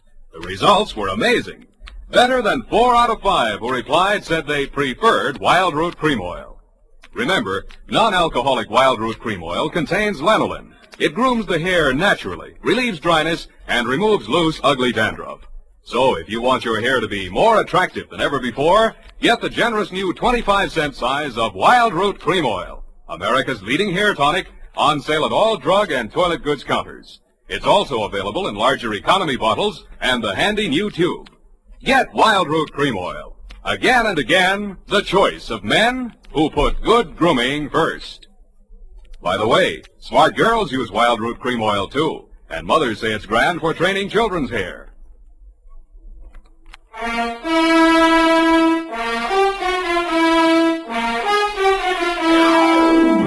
And now, back to the Sugar Cane Caper, tonight's adventure with Sam Spade.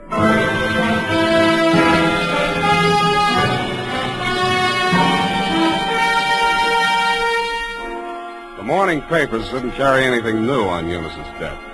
The cause was put down to an overdose of a toxic drug. The doctor who prescribed it said she'd requested it for migraine headaches, which he suggested might have driven her to suicide. He did not explain why she had taken 4 doses in capsule form and dissolved the rest of it in a decanter of coffee. I thought somebody else had dosed the coffee, and so did you, Mr. Cavanaugh. Verona did it, of course. We knew she was taking those pills and dosed the coffee just enough to be fatal when added to what she took voluntarily. You knew all that, too. Well, so did Fred. But you had more reasons, 3 million more. But they were already married. You know that when you hired me? Yes. Then how come? I knew she was planning to do away with herself. I thought if we could pin it on Verona, after all, he's guilty of that old murder, Fred's a witness to that. Well, if he were convicted, the money would revert to me. Nuts. You don't believe me? She wasn't planning suicide, and you know it. Well, then? I don't care who takes the fall, but I got less on Verona than I got on you.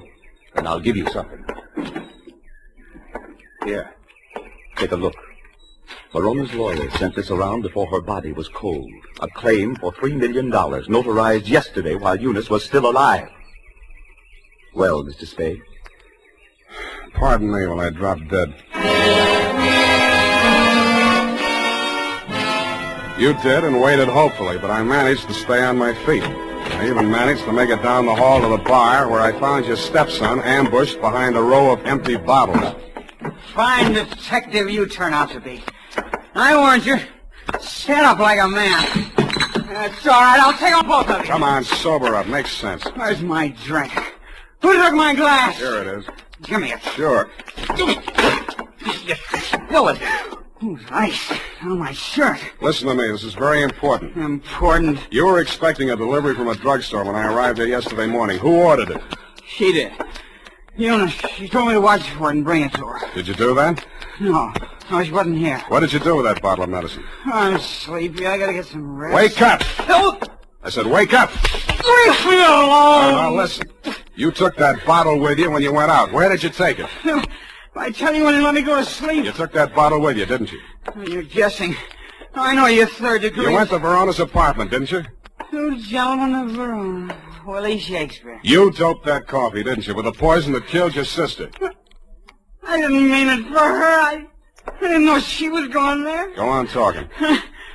I want a lawyer. I know my rights. Listen, I'm not a cop. I'm not taking a statement. You're too drunk for it to hold anyway, so you can tell me. Okay. Here's how it happened. She took her 4 pills and went to bed. Yeah? I sneaked a bottle out of the medicine chest and I went over to his place. His boy Nick was there making coffee for the boss, he said, when he got home. I hung around talking for a while and I stripped some of the stuff in the percolator while he was getting out the cups. And that's all. Why did you want to kill Johnny Verona? So Eunice wouldn't have to marry him. What do you mean, have to? She was doing it for me, so he'd keep quiet. About that brawl in the club, that old killing they tried to nail Johnny for? Yeah, that's it. The gun that did it. He got rid of it before the cops arrived. That was my gun. Fred, straighten up. Look. Yeah. Johnny dictated the story you told the grand jury. How do I know he didn't dictate the one you're telling me now? Who are you covering for? I didn't say anything. I didn't tell you anything. Get out of here! What's the matter with you? Get out the window! The revolver barrel that crashed through the darkened window pane behind the bar spoke twice. I answered it. I looked out into the darkness, making myself a good enough target to draw some fire. I fired back at the flashes. I was depending more on luck than aim, and luck was what I wasn't having much of. I went back to the place where Fred had fallen. The shots that had dropped him were luckier. He'd been dead before he hit the floor.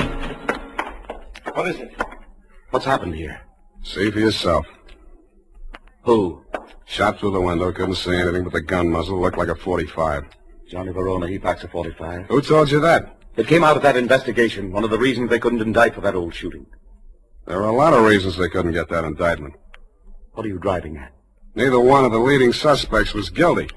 I don't follow you. Sugar Kane did that job. Well, that's wild. What if I told you Fred made a statement to that effect before he was shot? You're lying. He confessed. Did I tell you that? Well, he must have. He always talked about it when he was drunk. All right, I was bluffing. Why? Just a crazy hunch. I thought there might be something between you and Sugar. Now I'm sure there isn't. Of course not. Should have spotted it before. You're too much the same type. Even look alike. I can't make you out. Well, don't try. It's not worth it. You better call homicide about Fred here. Tell Lieutenant Denny if he wants my statement, I'll be at my apartment.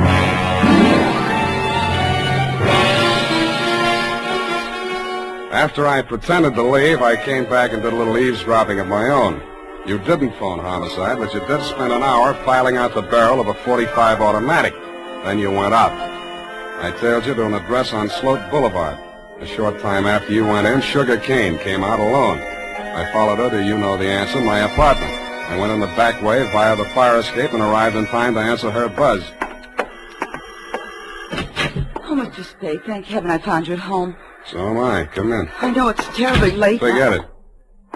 Won't you take off your coat or something? Can't stay very long. It's not safe.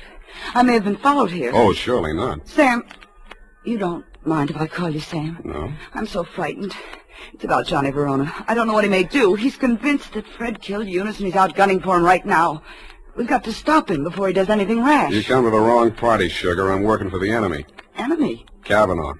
Oh. It's no skin off his nose if Johnny Verona drops Fred Blair or if you all drop. All he does is sit back and collect. Oh, he can't be as cynical as that. You ought to know. Has he told you anything about me? I'd rather hear it from you. Maybe sit down. Well, there's not much to tell. I played along with Johnny for one reason and one reason alone. To save Fred from that old murder rap. Were you figuring on marrying into that family, too? Oh, a regular pincers movement, was it? Johnny and Eunice, you and Fred. All right. It's true I wasn't in love with Fred, but it wasn't all the money. I was sorry for him. Money's not what I really want. I know that now. What do you want? Someone I can trust. Me too, Sugar. Oh, Sam, you're what I want. Say you want me to. Please say it.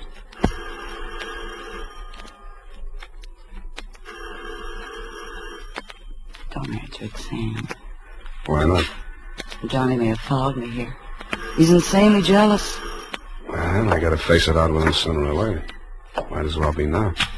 Sam, be careful. Stand out of the way, Sugar. No, Sam. No, please. Don't reach, Johnny. I'm not gunning for you, Spade. In that case, come on in.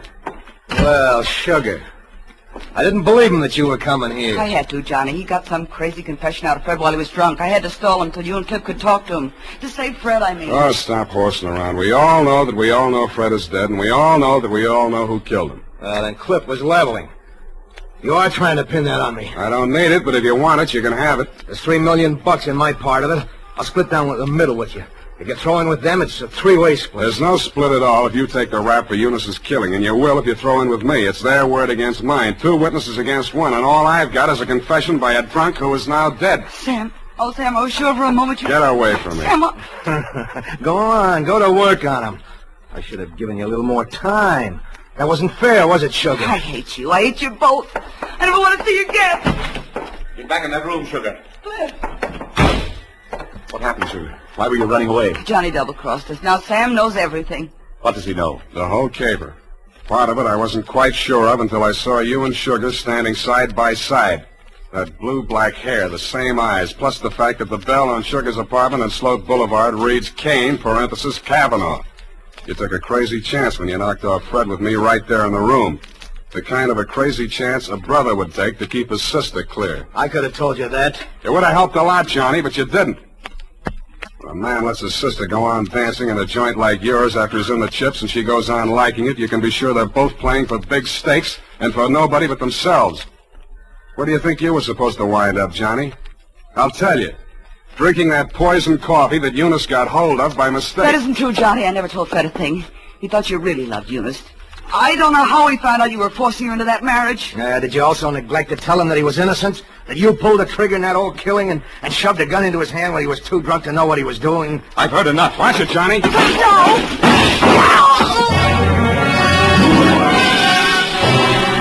I winged you a split second before you fired.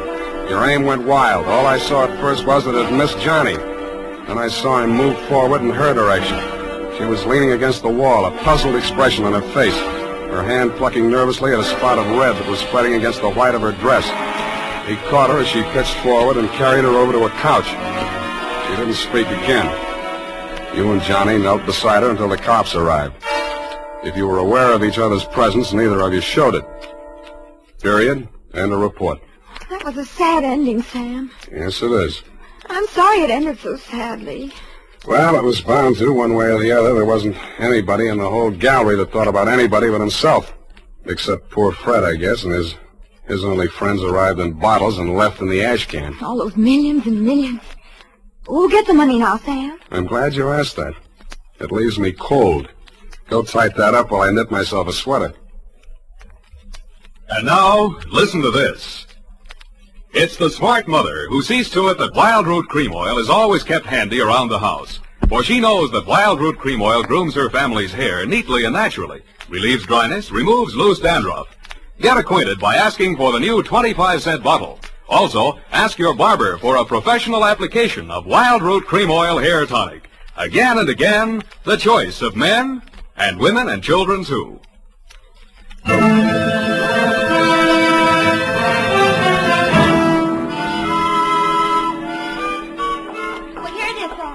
Goodness, what a terrible group of unfortunates. As you say, it just had to end badly. If you hope to get back in my good graces by quoting me, to trick me into agreeing with you, you have succeeded. There you go, Sam. So lugubrious. Effie, what is this? What means lugubrious? Oh, Sam, it's wonderful. It's my new habit. Oh? Every time I read a book now. You know, like you read a book and there's a word you don't know what it means or you're not sure. Yeah. Well, I make it a practice now to write down and learn 3 new words per day. Right. And learn the definitions to use them in conversation. You know, like desultory. And lugubrious? Yes, that's one of my 3 for today. See? Lugubrious, right here it is. To talk a great deal.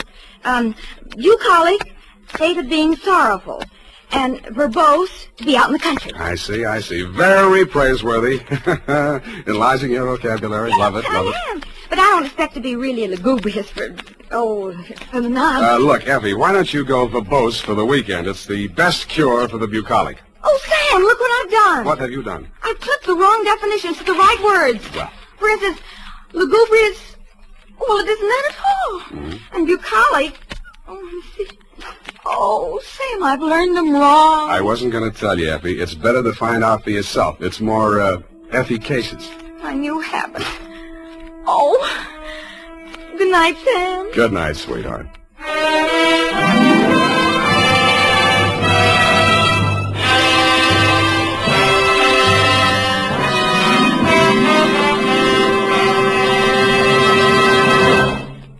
The Adventures of Sam Spade, Detective. Brought to you by Wild Root Cream Oil Hair Tonic, the non-alcoholic hair tonic that contains lanolin. Wild Root Cream Oil. Again and again, the choice of men who put good grooming first.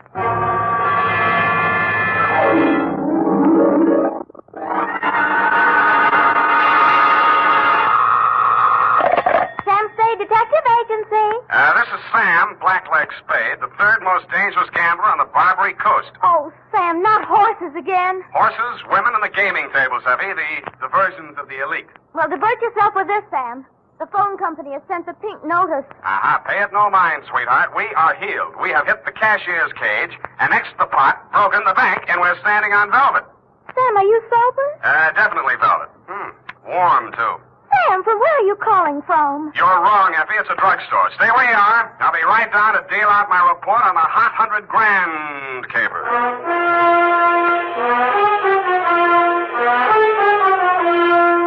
Dashiell Hammett, America's leading detective fiction writer and creator of Sam Spade, the hard-boiled private eye, and William Spear, radio's outstanding producer-director of mystery and crime drama, join their talents to make your hair stand on end with the Adventures of Sam Spade.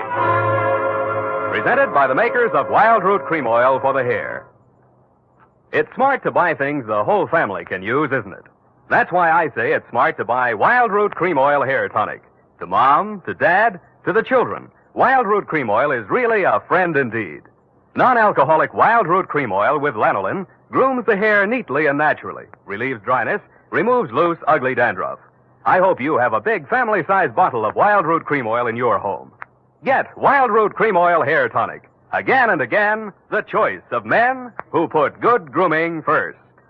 And now, with Howard Duff starring as Spade, Wild Root brings to the air the greatest private detective of them all in the Adventures of Sam Spade.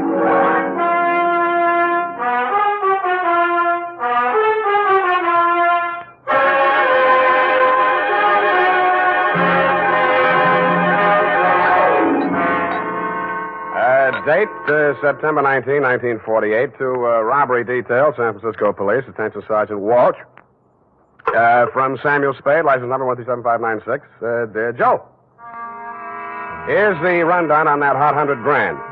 It started pleasantly enough when my secretary, Miss Effie Perrine, cute little mouse, eased into my private office, closed the door behind her, and leaned back against it with that air of pained resignation, which generally means there's a customer outside that she doesn't approve of, but that I'll see her anyway.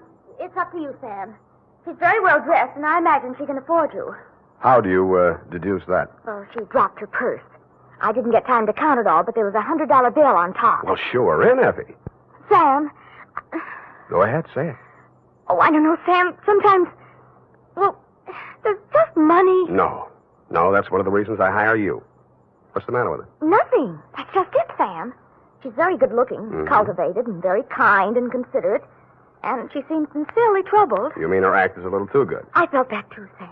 Thanks, Angel. I'll keep that in mind. Tell her to come in. All right, Sam. Mr. Spade will see you, Mrs. Stillcourt. Thank you. Thank you for seeing me, Mr. Spade. My pleasure. Won't you sit down? Oh, thank you. I'm Lorraine Kilcourse, Mr. Spade. It's about my husband, Leonard Kilcourse. Husband? Oh. We've only been married a short time. It was a quiet ceremony at the San Sigo Mission.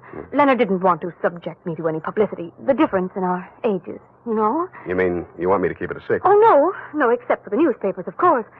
Naturally, all of Leonard's friends know. No, he doesn't have many, from what I've heard. I've thought it strange, too, that such a prominent man should have such a small circle of acquaintances. I met him only a short time before I married him. He's been very kind and absolutely devoted to me, and I suppose I should feel ashamed of myself for coming to you. But there are so many things about him that are mysterious that sometimes I can't seem to find my handkerchief. Here. Kleenex. Oh, I'm sorry. Thank you. I take it you're not a San Francisco girl. No. No, I met him at a dude ranch. Well, maybe I can clear up some of your mysteries for free. The reason your husband doesn't have many friends is because they keep dropping dead. I don't understand you. Oh, forget it. He's a big public servant. He's built a lot of sidewalks. The streets of the city are paved with his good intentions. His name is on 1,000 manhole covers. If the names of his former business associates land on headstones, it's nothing to me. I got my own racket. Well, what? I think my husband is paying blackmail to someone. Uh-huh. And upon what do you base your suspicions, Mrs. Kay? It started about a month ago. He began withdrawing large sums from our joint account. First it was $10,000, then $20,000, and last week, $50,000. Mm-hmm. And this morning, he closed out the balance of the account. $100,000. Yeah, well, he's got it to spend, Mrs. Kilcourt. Well, I won't pretend the money doesn't interest me, but what's behind it, Mr. Spade? Each time he withdraws these cash sums, he leaves the house without a word to me. And sometimes doesn't return until dawn. My husband is not fond of nightlife, Mr. Spade. Only a desperate situation could induce him to leave the house after dark. Yeah, so I've heard. They say that's how he kept his health as long as he has. All right, you want me to trail him, find out what he does with the money. Just one question. Why'd you pick me for the job? Why, your reputation That's is... local. You say you're new in San Francisco.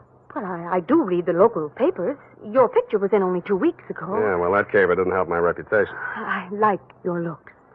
A nice, honest face. A man I could trust.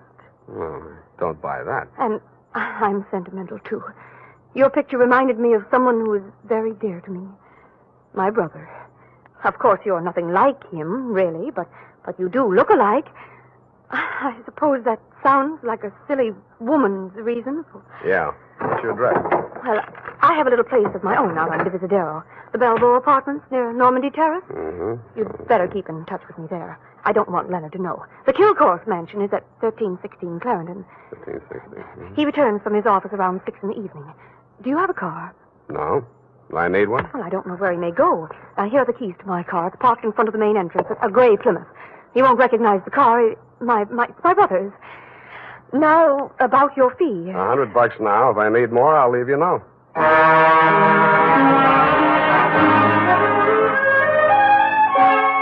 I had an uneasy feeling I would need more. The last detective that tried to follow Leonard Kilcourse had hospital insurance. I don't. But I'm a gambler at heart, so I parked Lorraine's Plymouth across the street from the Kilcourse mansion and waited. At 9 p.m., Mr. Kilcourse, much too old for her, came out the front door and flagged down a taxi. I made an illegal U-turn and followed.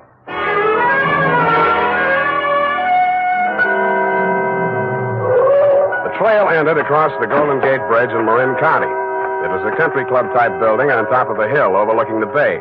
It did business under the name of Ernie Nogales' Racket Club. The racket had nothing to do with tennis. It came from two sources. The moans and groans of the customers losing money at the roulette wheels and crap tables, and the glad hand the management threw at my quarry as I followed him in. Well, Mr. Kilcourse, surprised to see you. Since when you go out after dark? Well, I thought a little nightlife might agree with me, Nogales. Oh, that sounds like you, Mr. Kilcourse. I didn't know you better. I think you was afraid to go out night.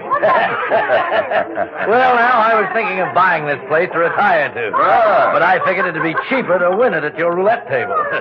What's your limit here? 10,000, but for you, wide open, the sky. $100 grand for a starter? Well, any time they catch you with hot money, Mr. Kilcourse. Come over to the cashier. I sell you the chips myself.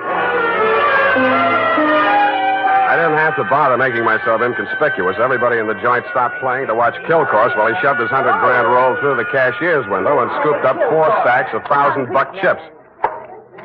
Make your bets, please. All right, you. Spin that wheel. Huh? How much you got there? $25 grand. Any objections? Is that okay, Mr. Nogales? Spin it, Joe. I'm covering through the table personally. Okay, sir. Around and round the little ball goes. 15 pays 15 and the red. Maybe next time, Mr. Kilcourse. Why don't you double up, play the red and the black? It's safer. I'll stay with the numbers. 50,000 on 15. There. Spin it. It's okay, Joe. I'm still covering. Well, it's your money, Mr. Nogales.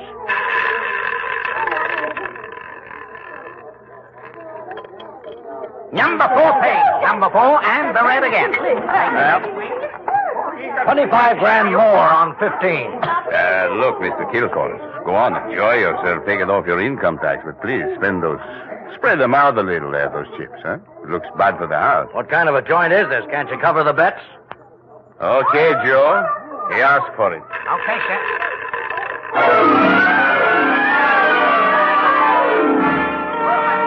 I didn't wait to see where the little ball went on the last spin of the wheel. I would have made a side bet with any taker that Kilcourse wanted to lose that $100 grand. I would also have made book he knew I was following him. As I left the table and walked out of the club, I braced myself for what usually comes next. There would either be a dead body in the car or somebody would crease my noggin with a sap. But nothing happened. I switched on the headlights and stood in the glare of them for fully a minute, but nobody even shot at me. I flushed the shrubbery, no gunman. Checked the ignition wires, no booby traps. Driving back to town, I racked my brain for some way to bring them out into the open. I felt like a man with his life savings all on one number, waiting for the wheel to stop spinning, which wasn't far from the truth. Not much of a cliffhanger, but the best we could do this week.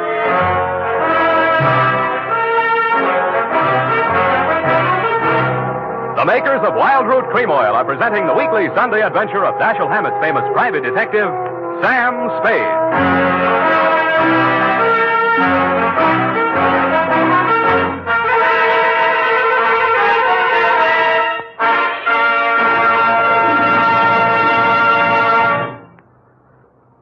Now, here's important news on good grooming. If you want the well-groomed look that helps you get ahead, socially and on the job, listen. Recently, thousands of people from coast to coast who bought Wild Root Cream Oil for the first time were asked, how does Wild Root Cream Oil compare with the hair tonic you previously used? The results were amazing. Better than 4 out of 5 who replied said they preferred Wild Root Cream Oil. Remember, non-alcoholic Wild Root Cream Oil contains lanolin.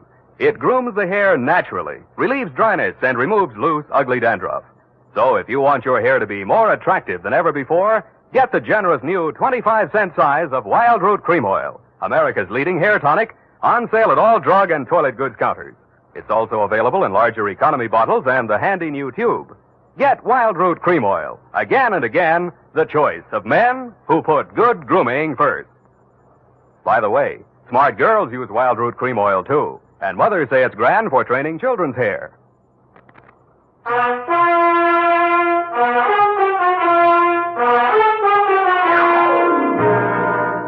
And now, back to the hot 100 grand caper. Tonight's adventure with Sam Spade.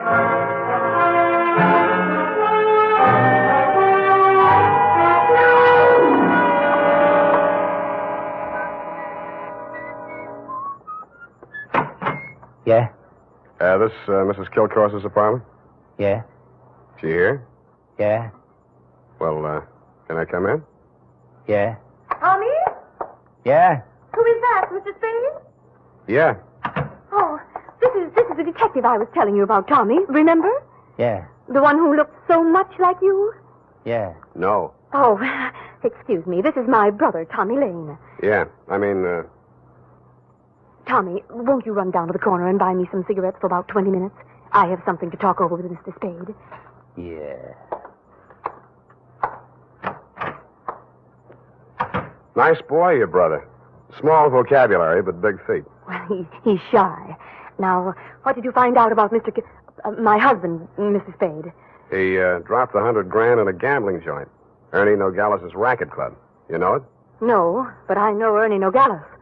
I knew him in Reno before I met Leonard. He lost his license there for running a crooked wheel. The way Kilcourse was playing tonight, that wheel didn't have to be crooked. He was trying to lose that $100 grand. But why? Why would he do a thing like that? One of two reasons.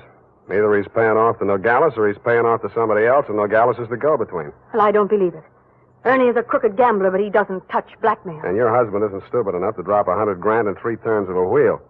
Anyway, I'm not tangling with him and or the Ernie Nogales mob for $100 of your money or anybody else's. Here, take it. Well, and here are your car keys. No, wait, please. You can't desert me now. Why not? Well, I haven't told you everything.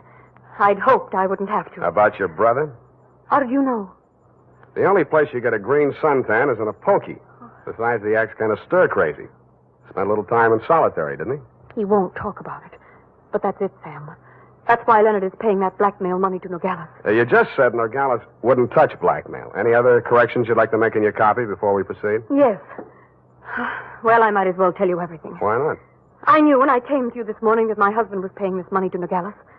I knew because I asked him to. You and Ernie Nogales are working together? I'm not that rotten. I didn't say you were, but you're a rotten liar. There's that much in your favor. But I'm telling the truth now, Sam. You must believe me. Everything that has happened is my fault. I persuaded Nogales to give my brother a job in his place in Reno. Mm-hmm. They quarreled, and when he got closed down, he blamed Tommy. He swore he'd kill him when he got out of prison. That's why I begged my husband to pay him to save Tommy's life. Who did rat on Nogales about that crooked wheel at Reno? I did. That's why I feel responsible. Leonard is so fine, so generous.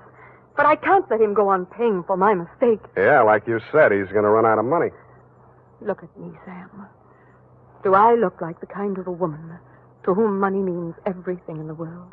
No, but you're looking at me, not at Kilcourse. You're laughing at me. Oh, I know what you think. Perhaps I did make a mistake in marrying Leonard, but he was so kind, so considerate, like my father. Everybody reminds you of your relatives. You don't believe my story? Well, since you asked. Well, all right, then, here's the truth. I'm really Jack the Ripper's granddaughter. My parents were terribly wealthy. I harpooned my mother in her Beverly Hills swimming pool, set fire to my father with a $50,000 negotiable bond, and eloped with John Wilkes Booth. That brings us up to 1865. Shall I go on? Don't stop. It's great. Oh, get out of here. Get out of here and leave me alone. After you've told me all your secrets, I'm not that rotten. You won't help me. You never intended to. Why go on torturing me? Oh, now, stop that. Please. I believe you. I believe all your stories. Now, what is my next smart move? Sam, the only way to stop Ernie Nogales is to prove that he's running a crooked wheel. And then he'd pay back all that blackmail money, and he wouldn't dare lay a hand on Tommy. Well, it's going to be hard to prove and expensive. I'll have to lose a little on that wheel before I can figure the way it's rigged. How much can you invest? Well, I have about $1,000 of my own. With you? Yes. Here. You take it. Smells nice. Sam. Yeah? Sam, after all this is over, and after I've put things to right with Leonard, I should have told him before this, but I owed him so much. Oh, Sam, I'm so glad it's you. Yeah. Me too, Angel. Go now, darling, before I beg you not to. What time does that joint close? Well, it runs all night, I think. Good. Let's stay up late and raid the icebox.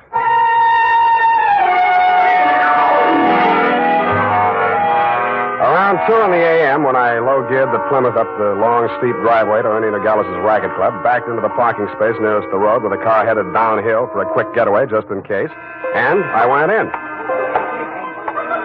The joint was still going full blast.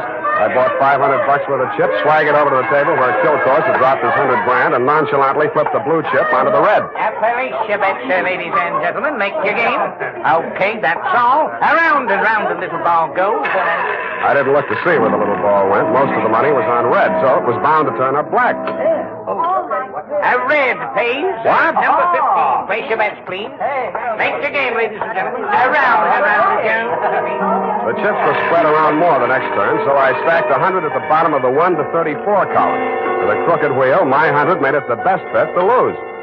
And 19, and the red wins again. Hey! I plunked 500 down on number 5 and raked in 17,500. I left my original bet on the table.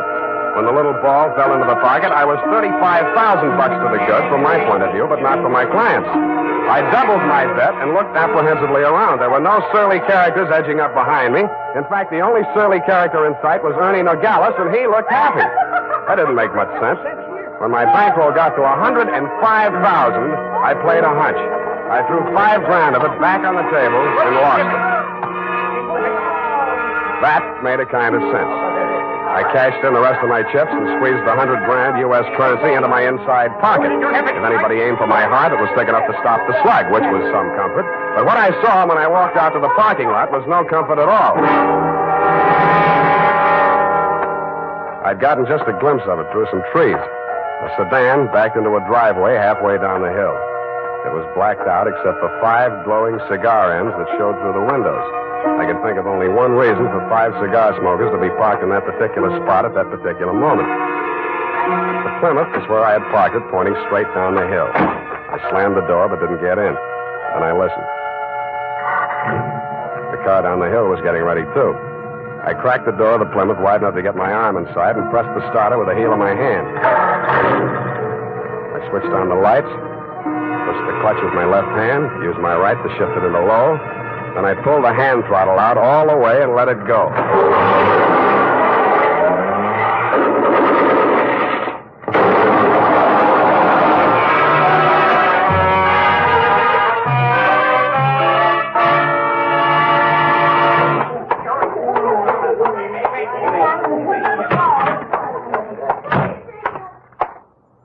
What's the big idea busting into my office? We're going to have a talk, Nogales. Please, don't wave that heater at me. It makes me nervous. I don't like guns. I don't either. That's why I'm here. Put your hands on top of the desk and keep them there. All right. Give me back that roll. I give you clean money for it. It was a gamble, so I lost. Can you blame me? Where'd you get this money? I buy it. 50 cents on the dollar. I don't ask where it came from, but I read the papers. I figured it was that shipyard payroll job a few days back. Like it just fell in my lap. I figured it'd make 50 grand instead of Kilcore's 5. I guess that was dirty trick you just out of stir, Tommy, huh? I got news for you, Nogales. I didn't know this money was hot, and I am not Tommy Lane. No? Then what? Private Dick. Tommy's sister hired me to take the fall for him. Look, I've got most of the caper. Kilcourse wanted to pay Tommy $100 grand.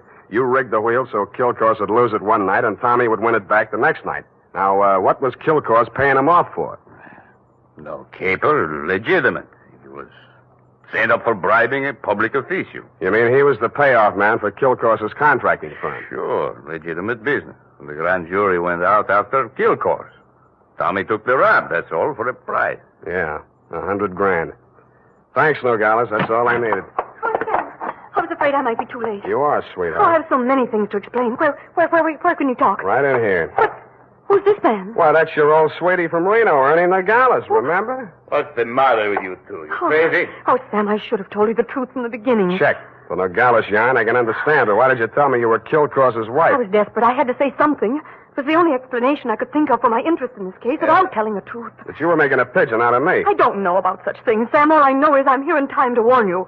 You mustn't walk out of here with that money. Listen. They may kill you to get it back. They already did. They're combing the wreckage of that car right now, looking for my body. Then Tommy was right. They did mean to kill him. How'd he get the rumble? While he was in prison, from another man that Kilcourse framed. He was in for life, so it was safe for him to talk. Hey, you two. Yeah, Nogales? That car that just drove up. I think that's Mr. Kilcourse. Oh, Hey, what's your hurry? Don't let me go! Come on, what's your hurry? Tommy's out there in that cab. I've got to warn him. Or tip off Kilcourse. Which is it? No, Sam, you've got to believe me. Sit down.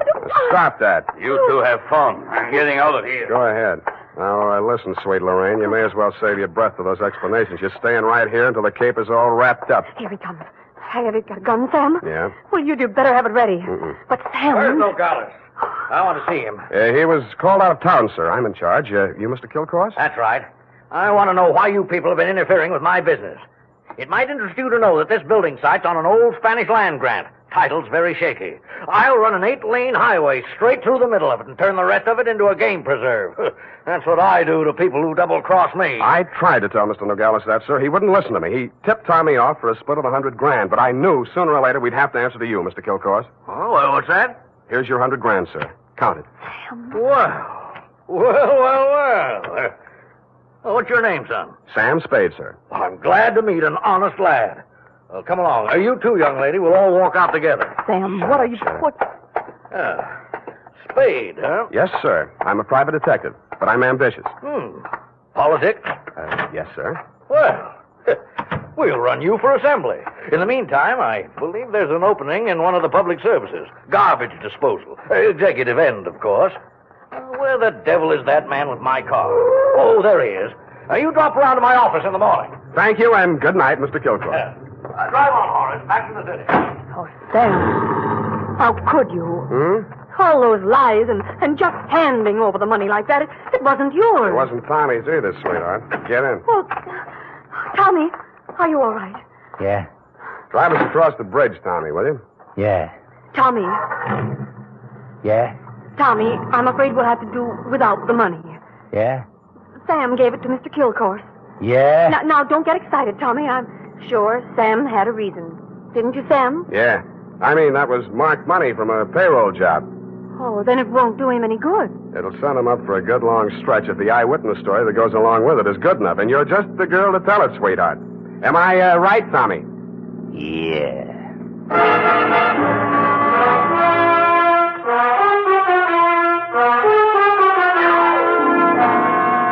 Period. End of report. Already? But Sam. Yeah? What happened? Who were the 5 men in the car? The ones who shot at that Plymouth in the mistaken belief that you were in it? Their names are of little account, Effie. Suffice it to say that Kilcourse pointed his pudgy finger at them in the hopes of keeping the charge of attempted murder out of his indictment. But I was too clever. I identified them. But Sam, you didn't see anything but their cigars glowing in the darkness. Have you never heard of Sherlock Holmes' monograph and the 49 varieties of tobacco ash, you fool? But Sam, Sherlock Holmes is only the figment of someone's imagination. He's a fictional detective. Well? You mean... Oh, Sam, you're tired. Yes, I am. It's affected your mind, winning all that money. Now, you just sit here and rest. What? Think of the snowy mountaintops and blue skies. I'll just go and type this up. Snowy mountaintops. Winter sports yet. And now, listen to this. If you haven't yet tried Wild Root Cream Oil, the famous hair tonic that grooms your hair neatly and naturally, relieves dryness, and removes loose dandruff, then here's a wonderful way to get acquainted. Buy Wild Root Cream Oil in the new 25-cent size bottle at your drug or toilet goods counter. Also, ask your barber for a professional application of Wild Root Cream Oil Hair Tonic. Again and again, the choice of men who put good grooming first. Well,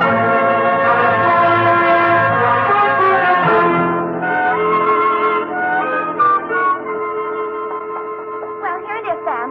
And not that it made any difference, but how did you guess that she wasn't Mrs. Kilcourse? Simple. Kilcourse didn't recognize it. But, Sam, that was after you denounced her. I did no such thing. From the report, Sam, in black and white. Quote, why did you tell me you were Kilcourse's wife? Unquote. At that point, you assumed that she was not Mrs. Leonard Kilcourse. I did not. I merely wondered why she had told me. Well, with all the lies she told, you might have assumed anything she said was totally devoid of truth. And I did, sweetheart. I did. Oh, well, that's a relief. I was afraid for a while she'd taken you in. What's that got to do with the truth? Good night, Sam. Good night, sweetheart.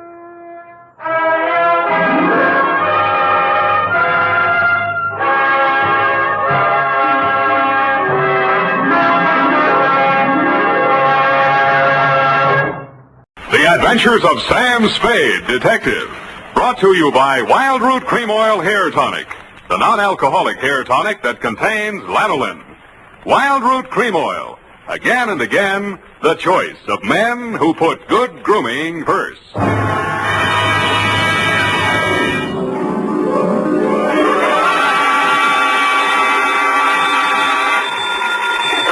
Sam Spade Detective Agency. Hey, it's me, Sammy the Spade. Sam, it's not true, is it? Every word of it. What? That you've been consorting with unsavory characters? Well, she was a savory enough girl, Effie, although a crook. Well, according to the paper, she's practically a murderess. Not to mention that she's dancing the Roomba with you. That's a lie. There's a picture of you.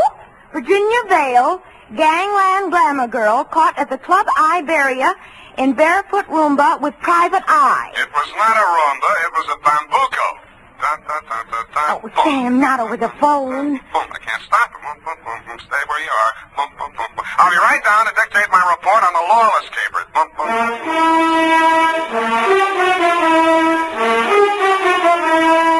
Dashiell Hammett, America's leading detective fiction writer and creator of Sam Spade, the hard-boiled private eye, and William Spear, radio's outstanding producer-director of mystery and crime drama, join their talents to make your hair stand on end with the adventures of Sam Spade.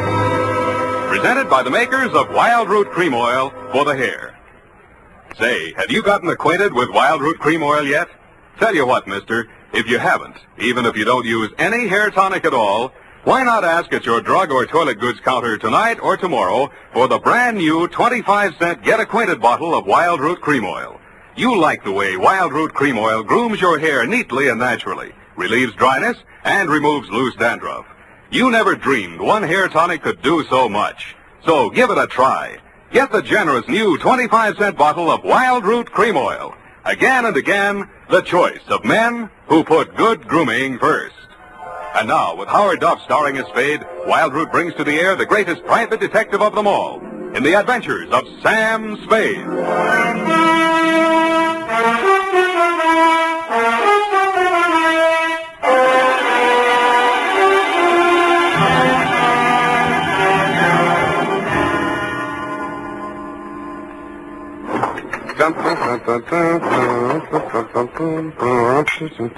I think I'm getting it now. You even lost your shoes. Ready, sweetheart? Yes, Sam. No questions? No, Sam. That picture in the paper doesn't mean a thing, Effie. There was nothing between Virginia and me. Just wasn't room. Well, that bambuco, you know, that's the way we dance it. Authentic. Sam, I troubled to call my girlfriend, Edna Mae Schwartz, who is an instructor at Arthur Murray's. I quote, "The partners exchange graceful nods in the center of the dance floor and then separate. Well, As the senorita provocatively leads the pursuing caballero through a series of gay whirls, turns, and figures." There you see, provocative. But he never catches her, Sam. Well, I have my shoes off. That gave me the advantage. You know best, Sam. Well, that clears that up. Date? August 29th. I will give the date. Fill it in. That still doesn't explain your operating on the wrong side of the law. Down, Effie. This goes to John M. Lawless. A known gangster. What else? From Samuel Spade, license number 1375596. Dun, dun, dun, dun, dun. Boom. Well, thank you, Effie. Subject, Joe Morales. Dear Johnny. You hired me yesterday morning, but the real start of it was back in 45. Flashback. San Francisco was just recovering from VJ Day, and crime was practically at a standstill because your number one competitor in the West Coast mobs had just been rubbed out, and you were on trial for same. Nothing about the trial made any sense. The tea-time chatter in the better pool rooms was that you were taking the rap for your worst enemy, Joe Morales. What made even less sense, the lawyer defending you was Joe's brother. So I wasn't a bit surprised to receive your check for $25, together with an invitation to be in the third row of the courtroom when the jury returned the verdict. I was. The defendant will please rise. Step forward, please. Have you anything to say why judgment of this court should not be passed upon you? Yeah. It's a bad beef. The judgment of this court is that you, John Lawless, for the crime of manslaughter, having feloniously run down, run over, and killed with a certain automobile the deceased person named in the indictment, and having subsequently departed the scene in violation of the hit-and-run statute, are hereby sentenced to a term of 3 to 10 years in the state prison of the state of California. You didn't even look at the judge while he was dishing it out. Your eyes were on the man sitting directly in front of me. The man you were supposed to be taking the rap for. The man you had deliberately planted me behind, Joe Morales. I wondered what that meant. When the judge brought down his gavel, I found out. You came up the aisle with a deputy on one arm and your lawyer on the other. He seemed upset about something. I'm sorry, Johnny. I did the best I could. They gave me the judge I asked You for. passed on the jury, you cheap shyster. Okay, just wait till you get my bill. Shut up. Now, wait a minute, Sheriff. I want to speak to a friend. Hey, Johnny, hurry it. We got a train to catch. Hey, you, Joe. Yeah, Johnny? I got just this to say to you. I'm going up, but I'm not staying, see? If I'm not paroled out in 3, I'll break out. Either way, I'll get you, even if it means a murder rap. Oh, now listen, Johnny. You heard me, Spade? Yeah, Johnny, I wish I hadn't. Well, Johnny, we gotta go. Okay. Don't forget what I said, Joe. So long, Sam. Good luck, Johnny. Hey, Sally. Yeah, Joe? You hear what he said? I know. He's gonna knock me. This guy's a witness named is Spade. Spade, my brother Sally. Salvador Morales. You may have heard of me. Yeah, if I'm ever up in a hit and run, remind me not to hire you. How long, Spade, where we can talk quietly? Just over here. My conference room. Look, we got nothing to talk about. Oh, yes, we have. Watch it. I just got this suit pressed. Yeah, right in here. Sally, is it all over? How did it come out? Where were you? In the air. I couldn't force myself to stay out there. What did he get? 3 to 10. 3 to 10, is that... Oh, I mean, how terrible. How terrible. Best I could do. This is Sam Spade, my dear. It's Virginia Vale, Johnny Lawless's fiancée. The San Quentin widow. Well, how's tricks, Virginia? Why did they bring you here? Maybe they know. He's a witness. Witness? To a threat Johnny made against my brother's life. My own client. What's funny? Ask your brother. That threat would even get you a writ against him to keep the peace. What do you mean, Sam? Sweetheart, threats don't mean anything in law unless they're backed up by some action. Even if he told you the when, the where, and the how, it wouldn't be worth anything until you're dead. But it would be worth something then? Sure, it shows premeditation. And if he knew he was overheard, you'd be forced to testify if anything happened to Joe. Hey, beautiful, what are you trying to do to me? Well, I mean, he'd think twice before he tried anything. You'd be safe, Joe. Well, honey, I didn't know you cared. About you, I don't. I just wouldn't want Johnny to do anything foolish.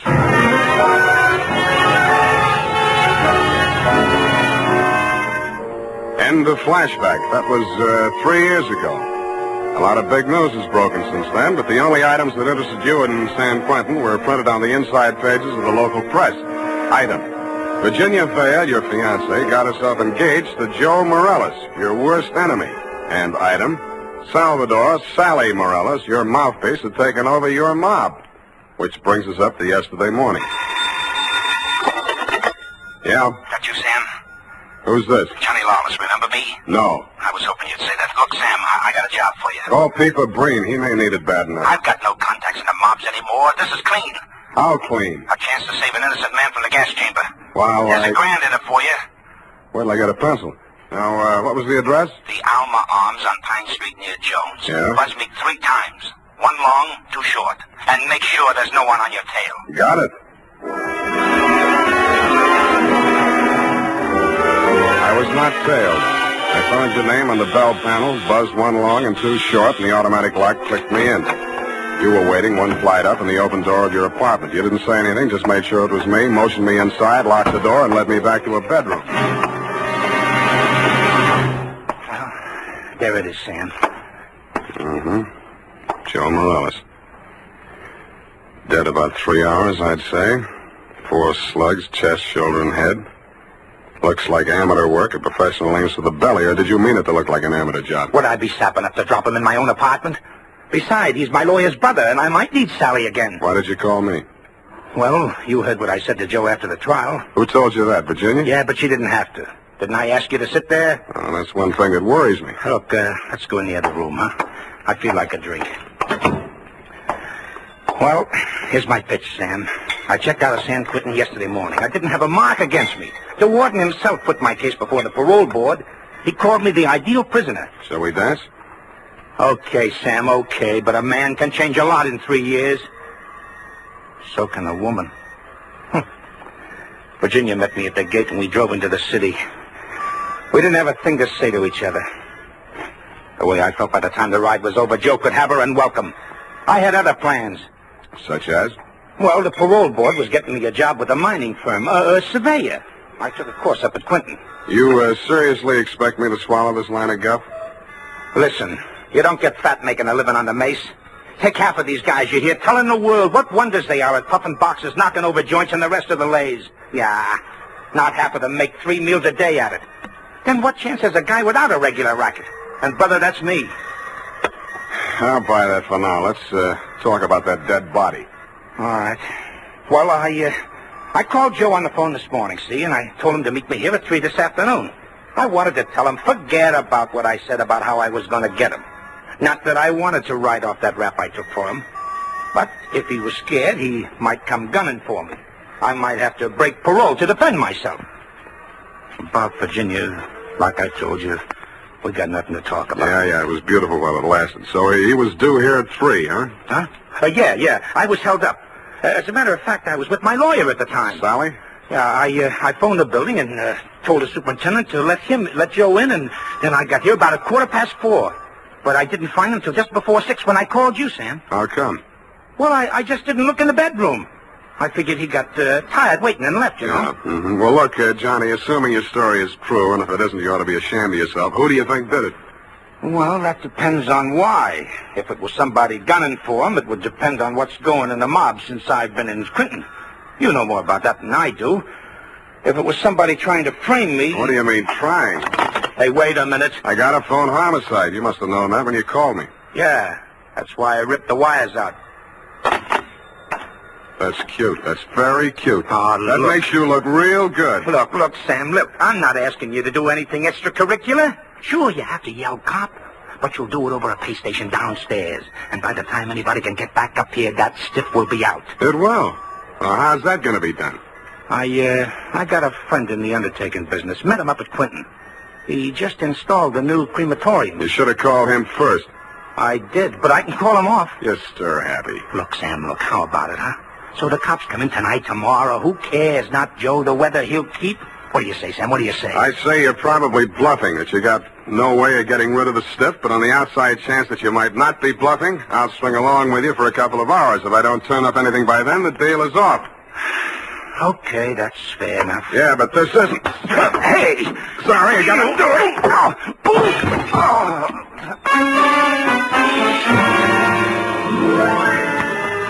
I hated to do it, Johnny. You were out of condition and you weren't expecting it. But I wanted you to look like a hospital case. After you went down and out, I transferred my fee from your wallet to mine, examined your wounds, and decided you were good for 2 hours at St. Agnes Hospital, where I know the head nurse. Incidentally, never mind. So without further delay, I toted you downstairs, threw you into a taxi, and delivered you to the ambulance entrance. That's when I remembered that I had forgotten one thing. I hadn't given you a chance to call off your alleged undertaker friend. I was sure that part of your story was bluff, but just to make sure, I rushed back to your apartment in less time than it takes the average undertaker to back his hearse out of the garage, I thought. When I got there, I wasn't so sure. The apartment had been tidied up, ashtrays emptied, glasses put away. They'd even vacuumed the rug. The blood-stained bedspread had been removed, and with it, the corpus delicti. I found myself humming an old tune. I ain't got no body.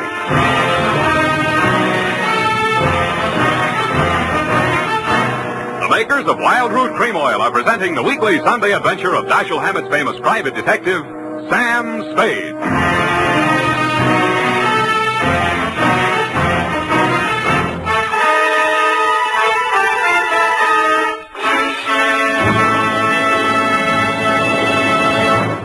Now, here's important news on good grooming. If you want the well-groomed look that helps you get ahead, socially and on the job, listen. Recently, thousands of people from coast to coast who bought Wild Root Cream Oil for the first time were asked, how does Wild Root Cream Oil compare with the hair tonic you previously used? The results were amazing. Better than 4 out of 5 who replied said they preferred Wild Root Cream Oil. Remember, non-alcoholic Wild Root Cream Oil contains lanolin. It grooms the hair naturally, relieves dryness, and removes loose, ugly dandruff. So if you want your hair to be more attractive than ever before, get the generous new 25-cent size of Wild Root Cream Oil, America's leading hair tonic, on sale at all drug and toilet goods counters. It's also available in larger economy bottles and a handy new tube. Get Wild Root Cream Oil. Again and again, the choice of men who put good grooming first. By the way, smart girls use Wild Root Cream Oil, too, and mothers say it's grand for training children's hair.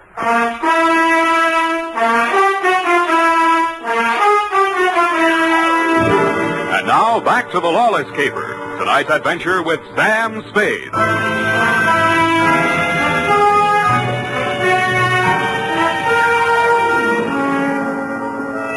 In most murder cases, there are too many suspects, too many motives, and too many clues from the very beginning. I'd been on this one 3 hours, and I succeeded in turning up no suspects, no clues, and the most shameful thing of all, I had lost the body of the victim.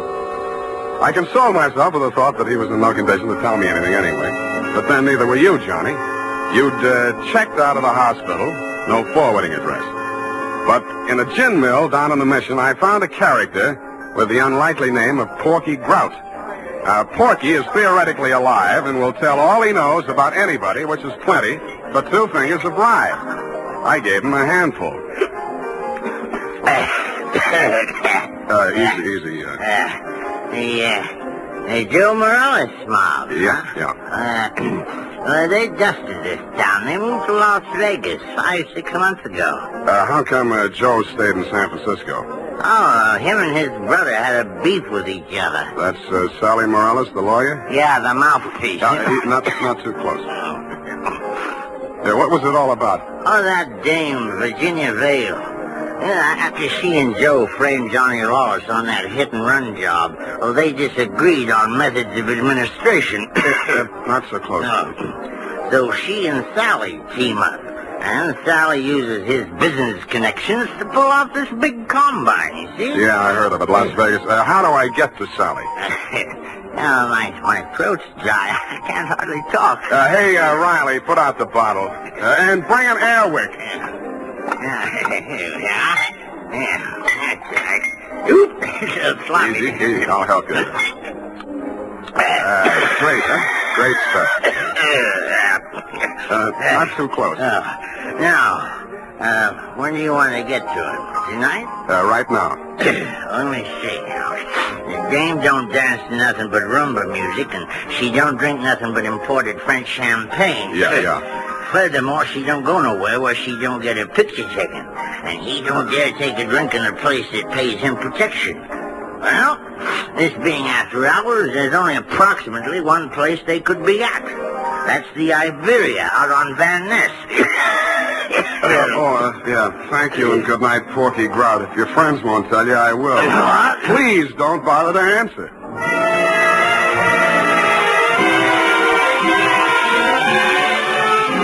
I didn't have any trouble picking out their table. Virginia spotted me at about the same time, grabbed up her purse, muttered an excuse to her escort, and edged around the dance floor. She caught me in the middle of a bambuco, a combination of a rumba, a samba, and guaracha, and whirled me lightly out onto the floor. I followed as best I could. Listen, you shouldn't have come here. How did I know our first dance would be a bambuco? Now, you danced divinely, Oh. but you must leave at once. Sally is insanely jealous, and he's in an especially bad mood tonight. Yeah, so am I. I know why you came. You one up on me. Johnny Lawless has been in touch with you, hasn't he? You talked to him since yesterday morning? No. He's bound to get in touch with you. I don't know what story he's told you, but don't believe a word of it. He only wants to get you out of the way so he can get back at Joe. Still thinks Joe framed him into San Quentin. Now, you can stop worrying about Joe. Huh? Sam, what are you... He's dead, if that's news to you. I think you'd better talk to Sally after all. Come on. Well, I was just getting the hang of it.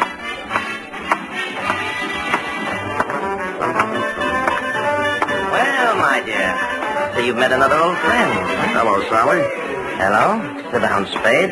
Thanks. Sally, Huh? Sam says Joe is dead. Joe? Murdered? Yeah.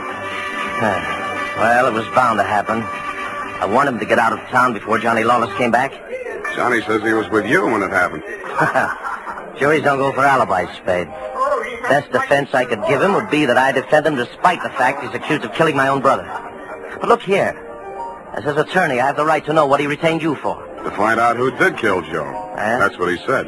Have you found out? Not yet. Any leads? Not many. Now, what's the difficulty? The corpse. Somebody swiped it. You can't mean that. I can, and I do. Well, that doesn't make sense. Unless Johnny arranged it himself. But he couldn't have. No contacts. Of course, he might have disposed of it without help. It's been done, you know. Not tonight. I'm his alibi there. I don't believe it. You're just telling that story to see how we'll react. That's why I'm telling it, but it's not a story. It's the McCoy. Sally, what can it mean? If Johnny didn't do it, then somebody must have done it to frame him. And if they did that, they wouldn't turn around and get rid of the evidence, would they? What? Well, the whole thing is wild.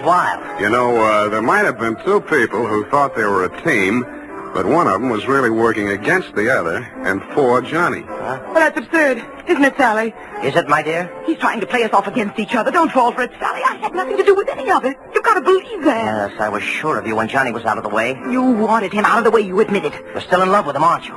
Oh, aren't you? Alice, you're hurting me. Hurting? I'll help the DA write his brief. You'll go to Tehachapi for body snatching. Go ahead. I can't wait to get on the stand. The things I'll tell about you, how you let Johnny go up on that hit and run when you knew it was my idea and I was in the car with Joe. You will. Not a jury in the country would blame me for protecting my own brother. Protecting him? You were framing him even then. So you can have me for yourself. Oh, I'll have you in a gas chamber if you keep insisting. Your own brother. Squeeze out of that one if you can. How about the body? Love of woman surpasses brotherly love. I can see the jury now, eating it up. Victim of a designing woman caught in the toilet. Nuts. I don't care whether either of you is guilty or both or neither or whatever. If I get that body back tonight, I'll let the cops worry about it. If I don't, I'll confess to everything myself and name all three of you as accomplices. All right, Spade. You say your only concern is that body? Right.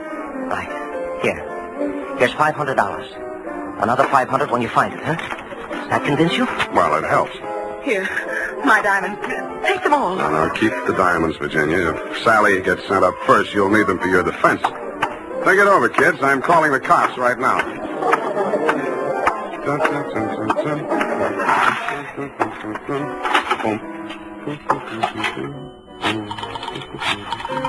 think it's 1 foot back.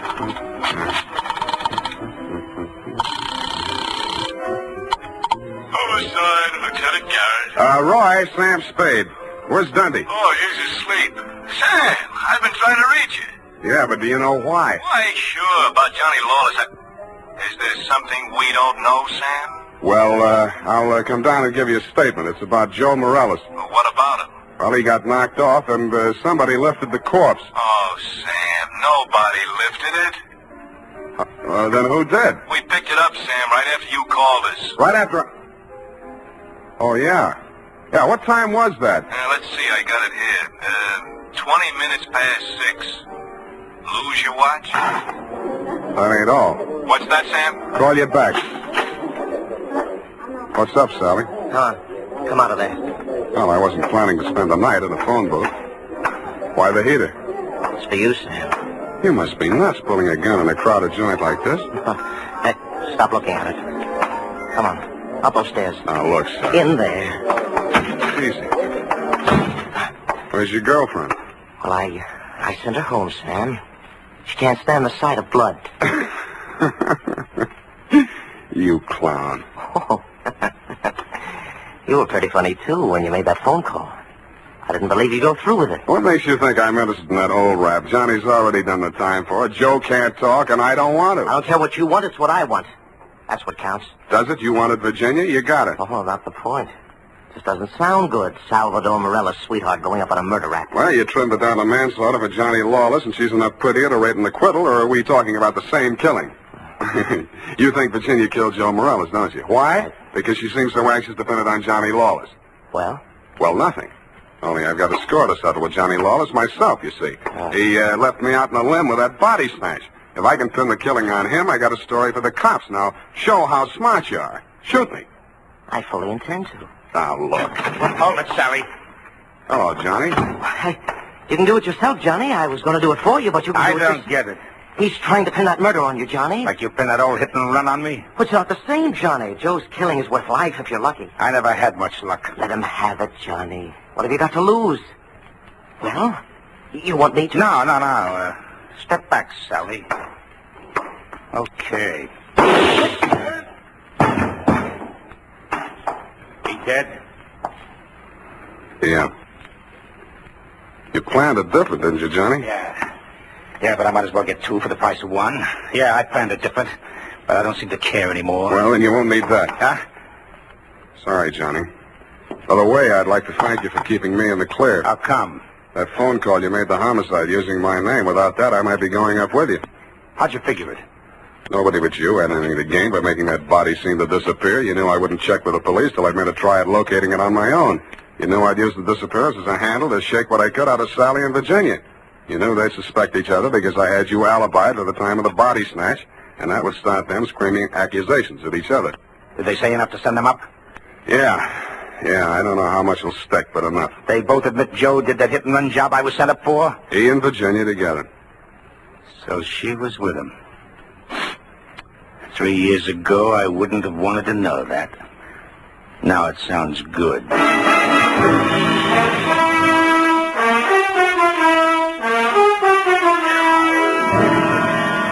I didn't think it really sounded good to you. I was sorry to hear it myself, and after all, I'd only danced the bambuco with a mouse. I'm sorry things turned out the way they did. It's a little late to be making with the advice, but, well, you know, the best laid plans of mice and men gang after glade. What? And as you say, what chance has a man got without a regular racket? Period. End of report. Well, heavens to Betsy. Oh. How can you be so sympathetic with a girl who did all those terrible things? Oh, I know, F, I know. It's a silly dance, but she looked cute while she was doing it. I don't mean the dance. You mean the best laid plans? What does that mean, Sam? That gang after glade? I'll give you a hint, sweetheart. It's something you never need worry about. No.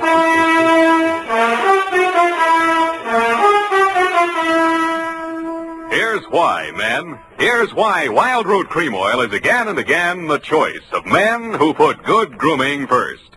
Wild Root Cream Oil grooms the hair neatly and naturally without giving it that plastered-down look. Wild Root Cream Oil relieves annoying dryness and removes that loose, ugly dandruff.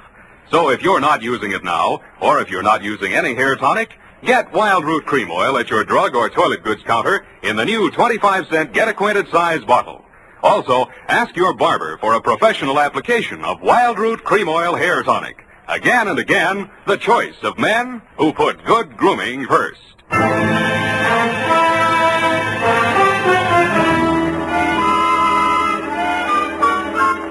here it is, Sam. My, terribly confusing. I sensed that somehow. Who was that hit-and-run victim? Well, they named that dance after him, George L. Bambuco. I don't believe it. Sam, what does it mean? What does it mean? You know. Gang after Glay? Snafu. Oh, why didn't you say so? Darlings, yes. Good night, Sam. Good night, sweetheart.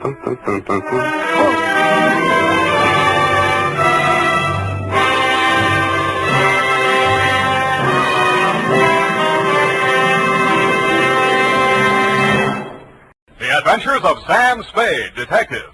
Brought to you by Wild Root Cream Oil Hair Tonic, the non-alcoholic hair tonic that contains lanolin. Wild Root Cream Oil. Again and again, the choice of men who put good grooming first.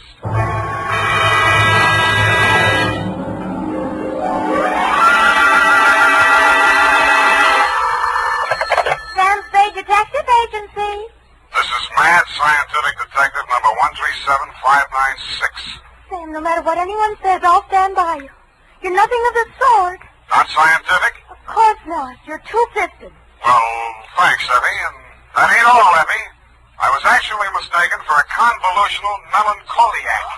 Oh, Sam, are you all right now? Wrong diagnosis, Angel. It turned out to be melancholia catatonica. Oh, you poor darling. What is that? Well, it's a thing where you lie motionless and silent with fixed eyes and indifference to surroundings. Unquote. Sam, what happened to you? What hospital are you in? Can I bring you anything? No, Effie, I am now at large. Pull down the blinds, check the corridors for men in little white coats, and set a bottle in the window if the coast is clear. Oh. I'll be right down to dictate my report on the mad scientist caper.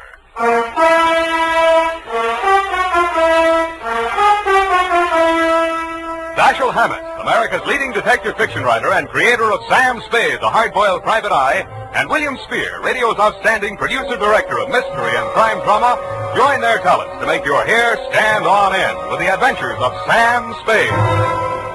Presented by the makers of Wild Root Cream Oil for the hair. Nobody has to tell you that a neat personal appearance can have a lot to do with helping you get ahead on the job. Now, the first step to a good appearance is well-groomed hair. And I mean hair that's groomed with Wild Root Cream Oil. Wild Root Cream Oil always grooms the hair neatly and naturally. It relieves dryness, removes loose dandruff. Yes, men, to look your best at all times, spruce up with Wild Root Cream Oil Hair Tonic. Again and again, the choice of men who put good grooming first. And now, with Howard Duff starring as Spade, Wild Root brings to the air the greatest private detective of them all in the adventures of Sam Spade.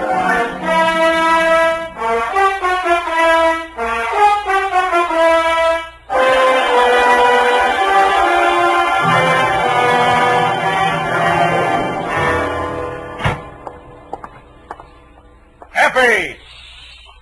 Come in, Sam. The coast is clear. Where are you? Why is it so dark in here? Well, I had to put the lights out. The blind stuck. I couldn't get it down. The heat's off, Effie. Let there be light. Oh, I'm so glad. Let me look at you. Don't look at me like that and stop whispering. Oh, Sam. Did you get me all upset like that just for a joke? It's no joke, sweetheart. You really sick? Yeah, just sick of some of the types I made in this business. Oh, Sam. Date July 25, 1948, to Detective Lieutenant Dundee, Homicide Detail, San Francisco Police, from Samuel Spade, license number 137596. Subject, the Mad Scientist caper. I worry so. Dear Dundee, he looked like a mad scientist, and that's exactly what he was. His eyes had a wild gleam in them, his hair was a wild tangle, and he was wearing a wild assortment of clothing that looked as if they'd been slept in shifts. He leaned across the desk at me and said, They have stolen my secret formula. They had. Gee, that's too bad. Oh, you think I'm crazy? I don't know yet. I just met you. My name is Raymond Fox. Does that mean anything to you? Raymond Fox. Yeah, I think it does, but I don't quite remember what. I invented the helioscope. Helioscope. No, that wasn't it. I also synthesized hydroxylamophotocanatone. That was it. Yes, but unfortunately, production costs were prohibitive. Uh-huh, but you didn't let that discourage you. Oh, no, indeed.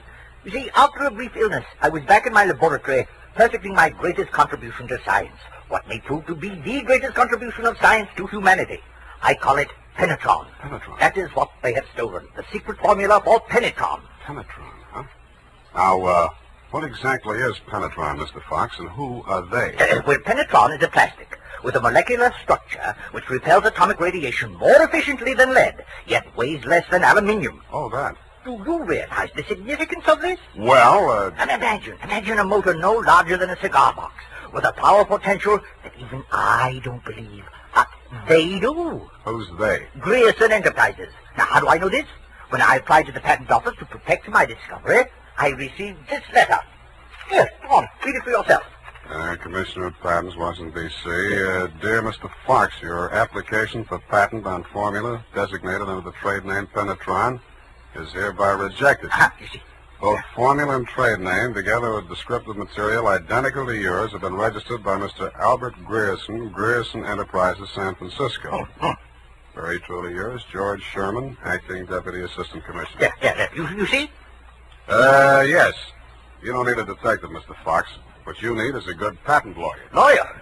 I have one. A legal ball of fire named Roscoe Manning. You know this scoundrel? Yeah? He's got an okay reputation. And I am paying for it. $3,000 in retainers. And now he tells me he can do nothing. Insufficient evidence, he says. What is this outfit, Grierson Enterprises? Yeah, a snare in a delusion, with rented furniture, unscientific ventilation, and dirty work at the switchboard. Mm-hmm. How did they get hold of your formula? Well, it must have been while I was ill. They came and took it away. Out of your laboratory? Oh, well, what did it matter where? I've got to start someplace. Start with the man. I promise you he's a crook. If he steals from me, he's stolen from others. If we can prove that, then I have a case. Well, I can't promise you anything, Mr. Fox, but I'll see what I can do. Will $100 be enough for your retainer? Too much. 25 now, and the balance if I can do anything for you.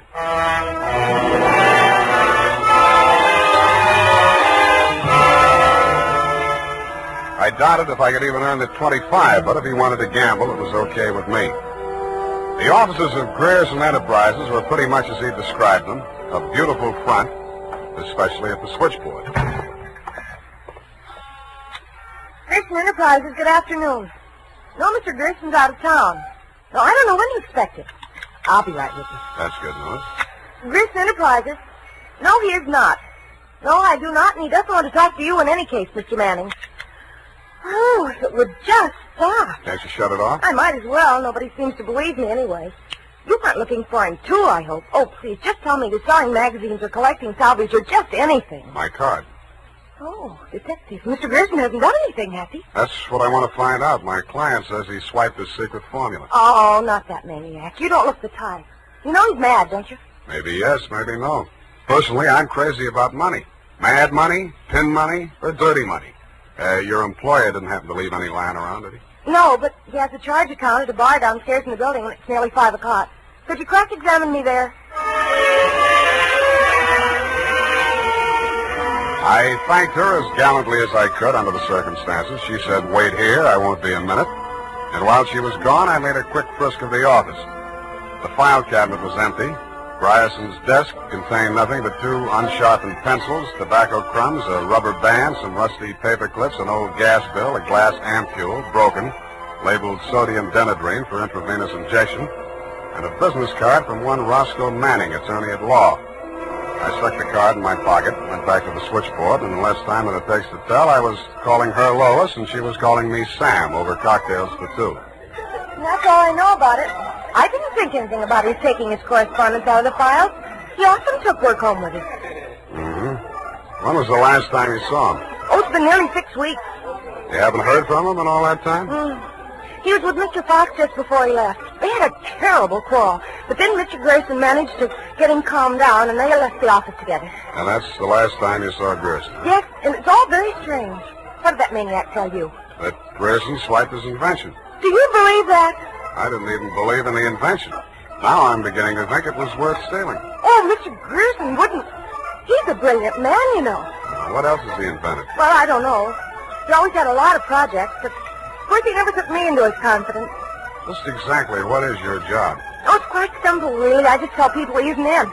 Yeah, look, sweetheart, you really mean to tell me it never occurred to you that there might be something slightly fishy about Grierson Enterprises? I know. Why should it? Because there's a smell of red herring up there. It's in the air. You mean Mr. Grierson's a crook? Well, what does that make me? Worry that out on his time. Drink up.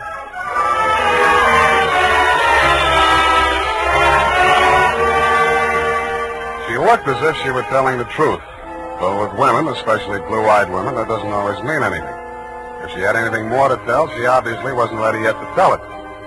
I asked her to come up and listen to my Herb Jeffries records. She said my apartment needed a woman's touch. I handed her a broom. She hit me on the head with it and left. And so to bed. Up the Times and phoned my client. He wasn't in. Then I phoned a guy I know who sometimes knows about things and asked him what sodium denibrid was.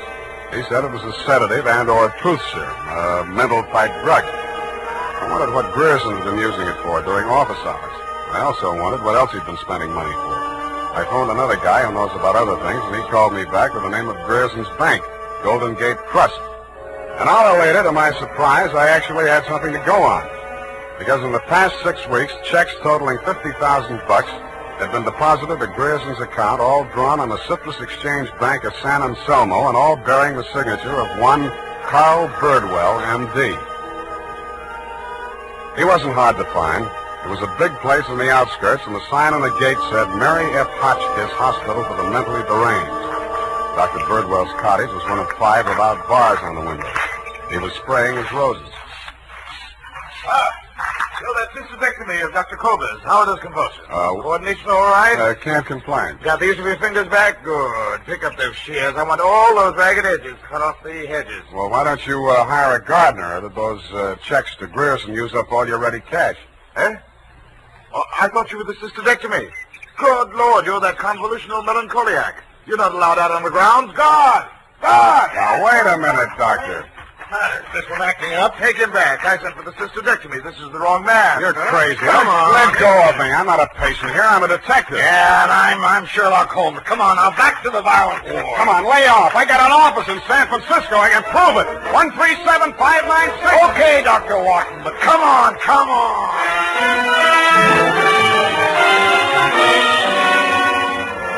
And in more time than it takes to tell, due to the guard's jiu-jitsu, I was disrobed, straitjacketed, and rolled into a wet sheet. A full-fledged inmate of the Mary F. Hotchkiss Hospital for the Mentally Deranged, which is exactly where I belong for having taken Mr. Fox's $25.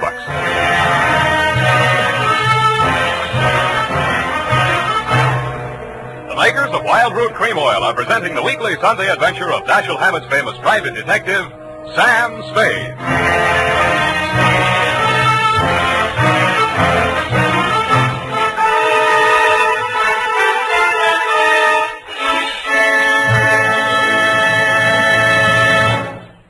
If you want the well-groomed look that helps you get ahead, socially and on the job, listen.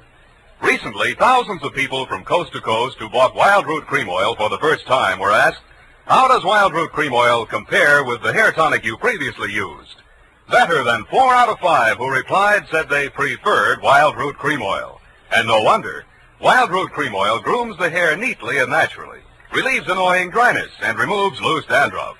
What's more, non-alcoholic Wild Root Cream Oil is the only leading hair tonic that contains soothing lanolin. So ask for Wild Root Cream Oil Hair Tonic. Again and again, the choice of men who put good grooming first. By the way, smart girls use Wild Root Cream Oil too. And mothers say it's grand for training children's hair.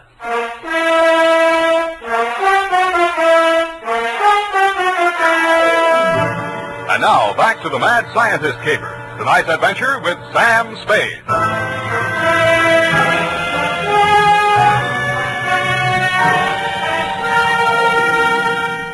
I have been shot, stabbed, slashed, pistol whipped, and sapped into unconsciousness. But until you have spent a night rolled up in a wet sheet, Dundee, you don't know what punishment is.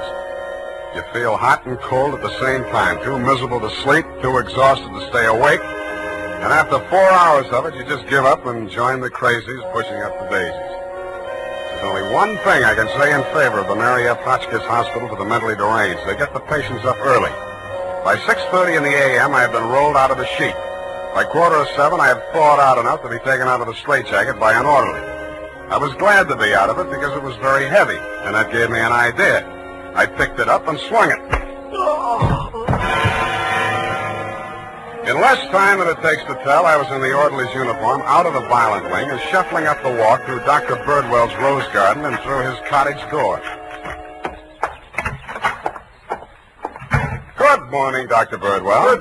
Good Lord, who let you in here? What do you want? I was trying to tell you yesterday when I was so rudely interrupted. Hey? Oh, yes, the detective. Did you say Grierson sent you? I didn't say that. I'm afraid you'll have to be absolutely specific or I can't help you. All right. My client is an inventor who claims that Mr. Grierson stole a formula from him, got a patent on it, and stands to profit to the tune of about $1 million. The last two items check. I don't know whether Grierson's a crook or not. He's into you for $50,000, so you might know. This inventor. Pale eyes, contracted pupils, big mop of hair. That's a fair description. Fox. Raymond Fox. He's a patient, escaped from this hospital. That man, Mr. Spade, is a homicidal maniac. If you'll jog your memory, you may recall the case. Sacramento, 1935. Sacramento. Wait a minute. Chemistry professor, lab explosion? That's the case. Two of his colleagues, whom he irrationally suspected of stealing the formula for the explosive he used to blow them up. You sure they didn't? The man was adjudged hopelessly insane. He must be returned to us. He may murder Grierson, he may murder you, but he will commit a murder if he remains at large. Perhaps more than one murder. You must help us, Spade. Like you, Doctor, I can't help unless you're absolutely specific about a couple of things. Your connection with Grierson, for instance. I invested in Grierson's firm. Uh-huh. How did Fox meet Grierson? He was allowed a certain degree of freedom here during his rational periods. I guessed that he went through my papers or overheard one of my conversations with Mr. Grierson. Mm-hmm. Do you know he retained a lawyer? Huh? Manning, smart patent lawyer. You must think Fox has a case. Oh, surely not. Grierson thinks so, too.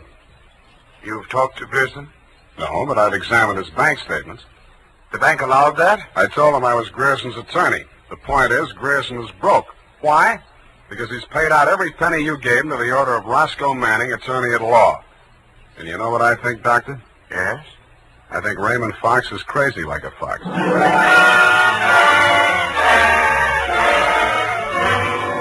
I had the same idea about Dr. Birdwell, but I didn't say so. I didn't feel up to spending another night in a wet sheet.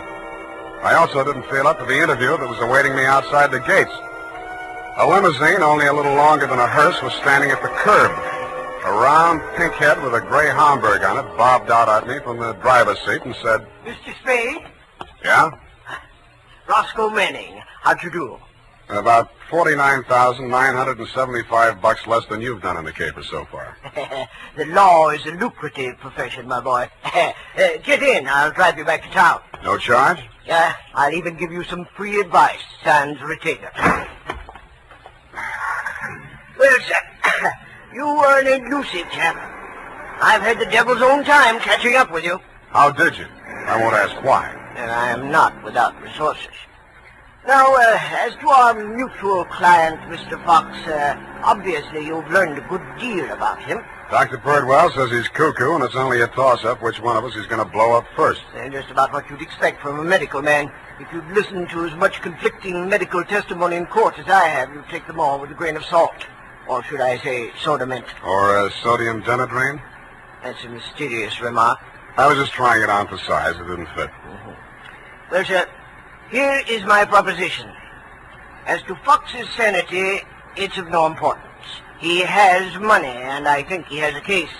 We can always get a doctor to say he's back in his right mind. Where do I fit into your scheme? You just keep looking for Grierson. And watch that secretary of his. I don't trust her. Anything else? Oh, I almost forgot. Here's $500, and here's your ticket to Chicago.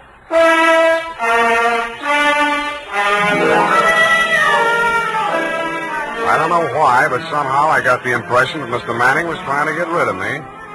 He should have used that ticket to Chicago himself.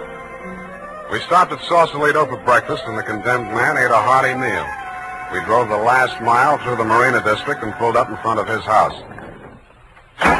Well, sir, have a nice trip. Or take the car, Mr. Spade. I'll pick it up at the depot. Goodbye. It's been charming. Goodbye. He backed across the sidewalk, waving, and I waved back. Then he went up 3 steps, put a key in his door, and opened it. It didn't do much damage to the house, but all the king's horses and all the king's men couldn't put Roscoe Manning back together again. I got out of the car and just made it up the steps when it happened again. I hated the look, but I did. Where the limousine had been parked with me in it was a smoking heap of scrap metal. I then headed for the nearest phone booth and, pausing only to inspect it for mines and booby traps, dialed the number of Grierson Enterprises.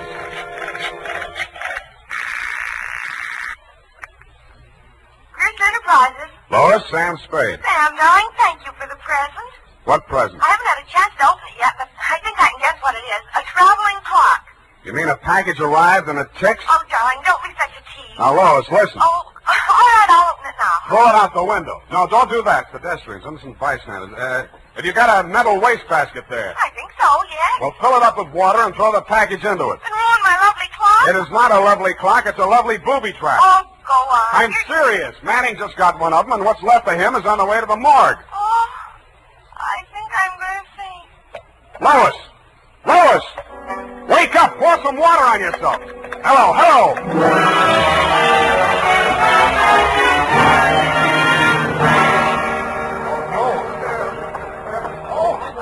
Let me through here. Come on, let me through. Lois. Lois. Oh, you're okay. Afraid of that. All right, she's all right now, you people. Come on, get out of here. She's all right. Come on, get up. You're not hurt. What happened? It exploded in the water. At least you had sense enough to do what I told you to. Oh, this is a new dress. Now look at It looks fine. Here. Put this coat around you. I don't think that was a very funny joke, Sam. Neither do I. Now, try and forget your clothes for a minute. And try and answer a few questions for me. There isn't much time. Sam, what is it? I want you to be very sure of this, Lois. Try and remember accurately. How many people has Grierson seen since he opened this office? Well, not very many. Which hardly ever in. It's strange. Now that I think of it, I can only remember 2. Mr. Manning and that mad scientist man, Mr. Fox. Yeah, did you hear any of the conversation between Grierson and Fox? He just screamed at Mr. Grierson about how his invention had been stolen from him. Then it sounded as if they scuffled, and all of a sudden Mr. Fox calmed down. Mm-hmm. When he came out, his eyes looked funny, as if he'd been hypnotized. Yeah. What does Grierson look like? Oh, he must have been quite handsome at one time. He's sort of like Gregory Peck with a mustache, only fatter and balder and older. Mm-hmm. I wouldn't have put it exactly like that, but I can see what you mean. But you've never seen him. Don't make book on it, but I think I have.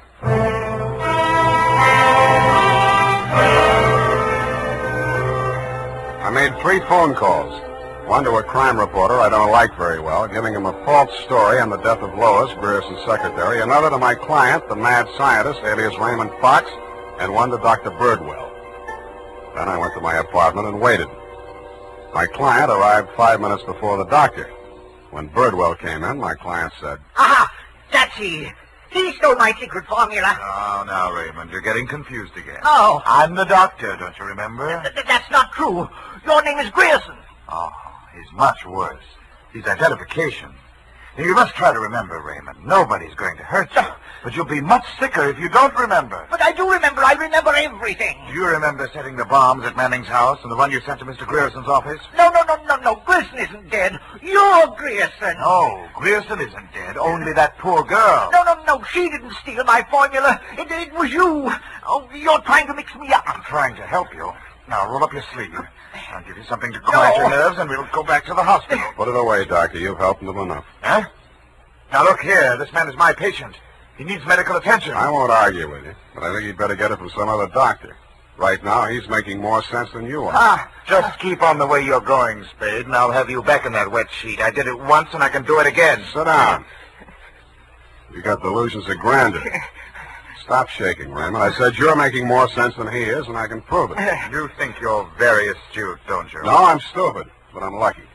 I should have tumbled to the whole caper when I found that you'd invested 50,000 smackers in Grierson Enterprises. When I found out that Raymond was an escaped patient, I should have tumbled to what that Denadrine file was doing in Grierson's desk. I should have known then that you and Grierson were one and the same person. I told you. When I discovered that you'd paid Manning all that shakedown money, I should have known you were planning to knock him off and everybody else who could identify you. But it didn't work out that way. I got out of the car before it blew up. Dumb luck. And you can identify me as Grierson? I don't have to. Come. Surely you're not counting on Raymond's sanity to that extent. He can't even remember that I was his doctor. Can you, Raymond? You're trying to mix me up. You stole my formula. I didn't kill them, did I, Mr. Spade? Now, lie down on the couch and relax, Raymond. Don't worry about a thing. Well, Doctor, what now? You relax, too. Okay, Lois, come on in. What? Lois! Why, Mr. Grierson, have you been sick? How dare you? How dare you ruin all my plans like this? You stupid girl! Okay, that's enough. Come on, get back there. Get back. Sorry, sweetheart. I didn't mean to let him get that close to you. What were you trying to do? It was an experiment, just to see what would happen. It did. So that's the way you scientific detectives work. For a hard-boiled chap, you have the vaguest way of doing things I ever heard of. Well, plans are all right sometimes, Doctor, and sometimes just stirring things up is all right if you're tough enough to survive and keep your eyes open so you see what you want when it comes to the top. That's something. Spade, Dundee. I'm at home. I've got two homicidal characters here, one sane and one insane. Now, if you can tell the difference, I'll let you give the story to the papers.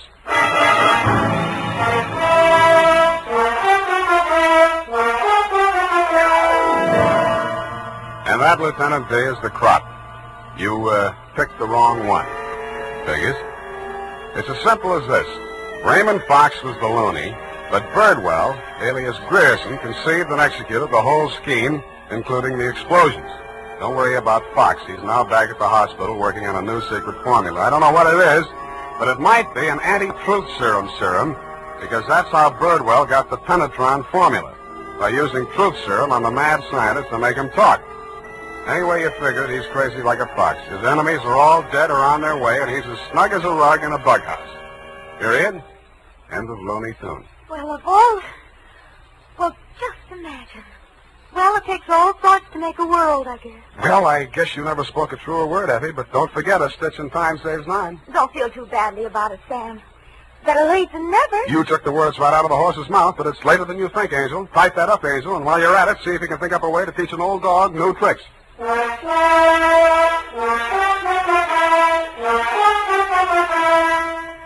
Say, mister, if you haven't tried Wild Root Cream Oil Hair Tonic, why not get it tonight or first thing tomorrow? You'll be glad you did, for Wild Root Cream Oil grooms your hair neatly and naturally without giving it that plastered-down look. Wild Root Cream Oil also relieves annoying dryness and removes loose, ugly dandruff.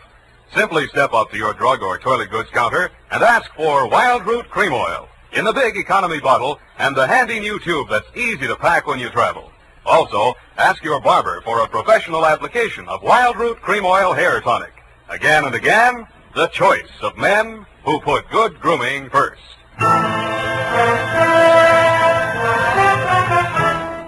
here it is, Sam. And I've been thinking over what you said. Which? About teaching an old dog new tricks. You're only as old as you feel, Sam. Then send in the application for my old age pension. Oh, Sam, I won't let you talk that way now. You're just tired and nervous and run down. Yeah, backaches, stay up nights, sour racket. You're just feeling sorry for that Mr. Fox. I wouldn't worry about him. As you pointed out, he's safer where he is for all concerned. And after all, necessity is the mother of invention. What's that got to do with anything? Well, he's an inventor, isn't he? Oh, that. You see? All's well that ends well. Good night, Sam. Good night, Pollyanna. Pollyanna. Oh, she's a glad girl. Oh, no, Sam, that's Shakespeare, that old... You know best. All ashore that's going ashore. Good night, sweetheart.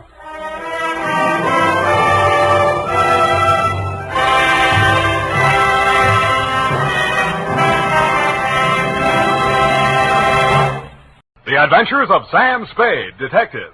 Brought to you by Wild Root Cream Oil Hair Tonic, the non-alcoholic hair tonic that contains lanolin. Wild Root Cream Oil. Again and again, the choice of men who put good grooming first.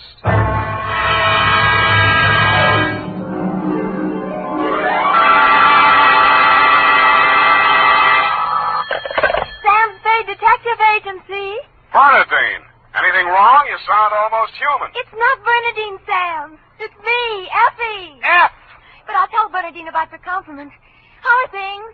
Well, I've made out as best I could. I don't want you to think that I begrudged you a vacation. After all, you have worked hard. You did deserve it. Sam Spade, is that all you have to say to me? I'm not putting the blame on you. After all, it is a state law, so I can hardly accuse you of letting me down at a time when I needed you most. Well, you might at least ask me if I had a good time. I'm sorry if your conscience bothered you. Oh, well, it didn't.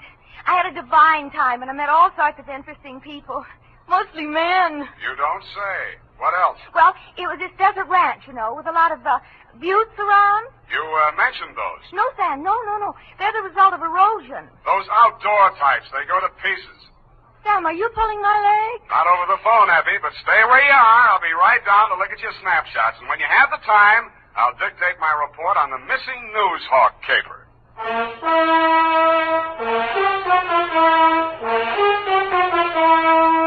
Dashiell Hammett, America's leading detective fiction writer and creator of Sam Spade, the hard-boiled private eye, and William Spear, radio's outstanding producer-director of mystery and crime drama, join their talents to make your hair stand on end with the adventures of Sam Spade. Presented by the makers of Wild Root Cream Oil for the hair. Wild Root Cream Oil. That's the famous name to remember, men, next time you buy hair tonic. And look what Wild Root Cream Oil does for you. It grooms your hair neatly and naturally.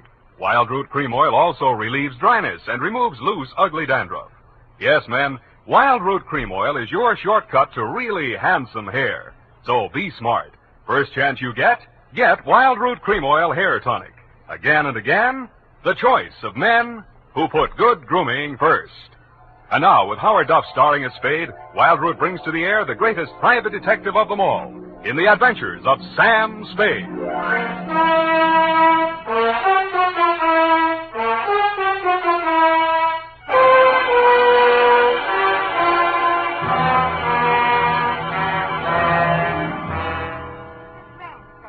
Just outside of Kanab on Virgin River. Kanab, the Pearl of the West. Uh-huh. And did I mention the buttes?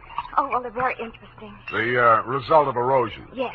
And it's authentic, too. Fay Hamlin's ranch. You, mean a working ranch? Yes, you see, that way you get into the spirit. Mm-hmm. My job was to feed the chickens. And that's how I met him. One of the buttes? Oh, Sam, he's a very cultured gentleman. Culture smulcher. What's he do for a living? He cures stammering. You don't say. What's his name? Charlie Shank. Charlie Shank? He's the founder of the Shank Institute of Articulative Correction, which I should learn. Articulative Correction. Where is this institute? Oh, I have the address here. General Delivery, Butte, Montana. Mm-hmm. You're sure you didn't help him break parole, Effie? Oh, no. We just went on long walks together. Where to? Oh, different points of interest. Like Wolf Canyon. Figures. Uh-huh. He invited me on this camping ship, a trip. Honorable, of course. Mm. But I couldn't go on account of my sunburn. Oh, it's awful. Oh, I've still got it, you see. And then he went back to Butte. He had to leave in such a hurry he couldn't even say goodbye. Wow. It was a pity, too, because an old friend he hadn't seen in years came looking for him just a few minutes later. With a warrant? No, he was an attendant in a nearby hospital. Mental? Oh, yes, very intelligent. He read me some of his poetry. Maybe you've heard it. A loaf of bread, a jug of wine, and thou. Wait a minute. Isn't that the Rubaiyat of Omer Khayyam? That was written by a guy named Fitzgerald. Of course, that's his pen name. Quite a penman. Yes, but he's paid his debt to society. And the other time it was a bad beef. Oh, He told me all about it. Yes. He cried on my shoulder afterwards. Sweetheart, when you make a mistake, it's a beaut. Sam, nothing happened. Well, I'm glad he cured you of stammering anyhow. Ready? Oh, yeah. I got a brand Work, new you notebook. know. Life goes on. I got a brand new notebook, Sam. I'll just turn over a new leaf. Not a bad idea, dear. Date July 18 to Mr. Alex M. Youngblood. Try that again. Mr. Alex M. Youngblood, P.O., Box 317, San Francisco, from Samuel Spade, license number 127-596. Dear Mr. Youngblood, I need a vacation myself. You need Charlie Shank. I'm tired, Sam. Fortunately, until I met you, my only experience with any of the men and women who make your newspaper run had been with one of your corner newsboys who shortchanged me 2 times within as many days. I have not read your rag since. But your name looked imposing, and so did the $300 check upon which you had written it.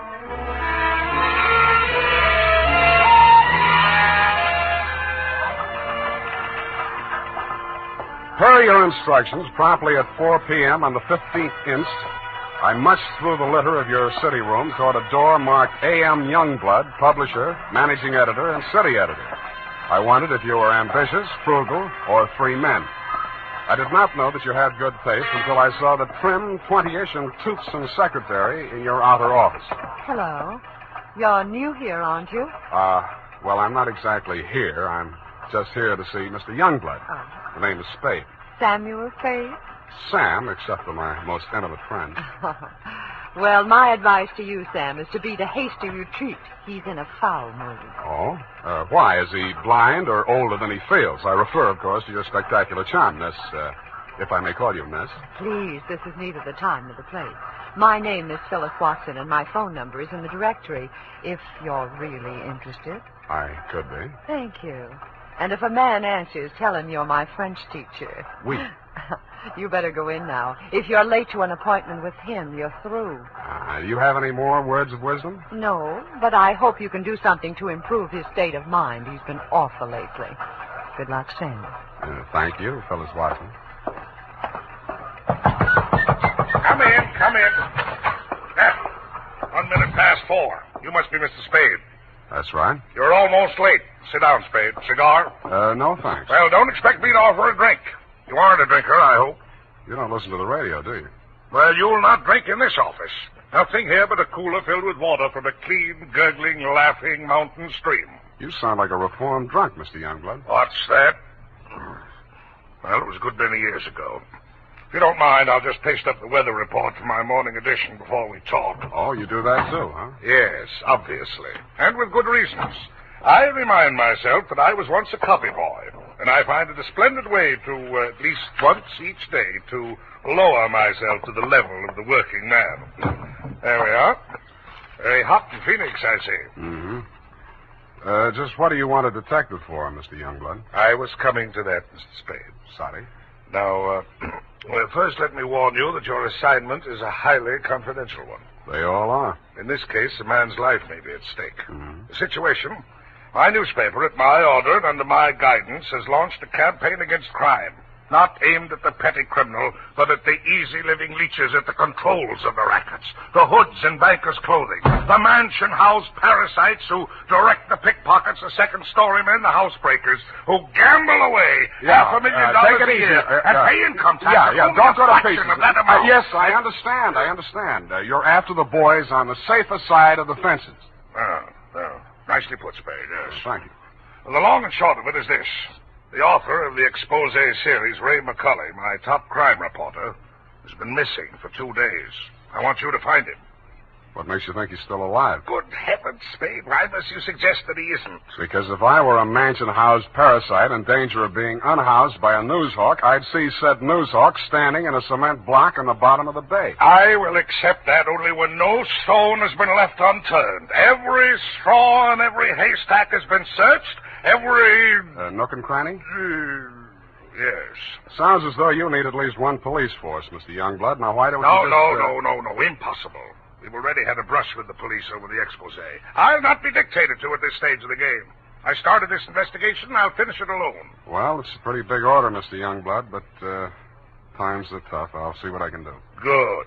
I hereby turn over to you all the resources and power of this, my newspaper. When one of my reporters is in trouble or danger, sir, I will spend every penny of my fortune, if necessary, to deliver aid and succor to his side.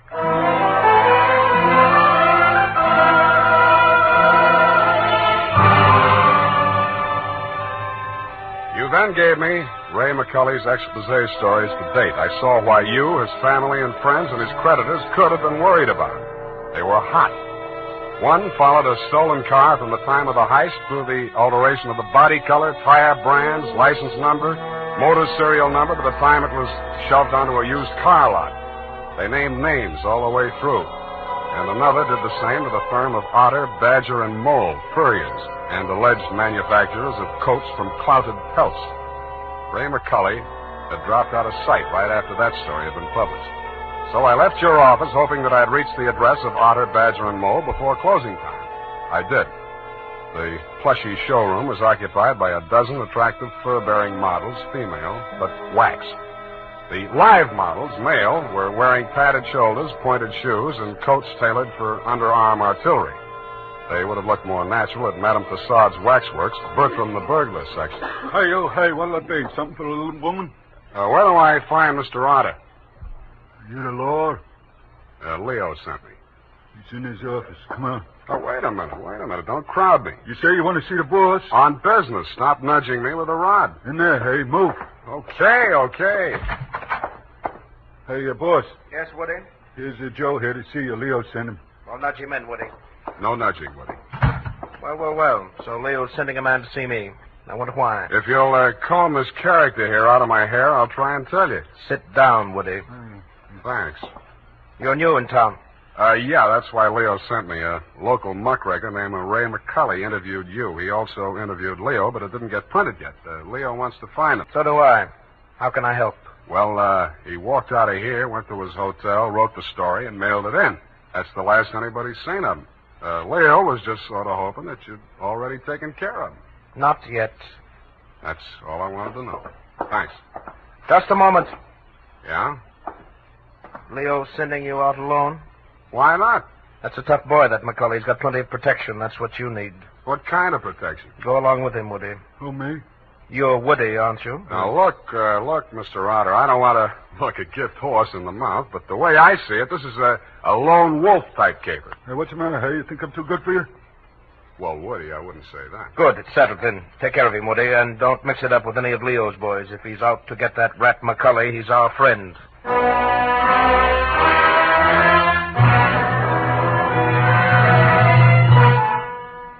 I was beginning to wonder who Leo was.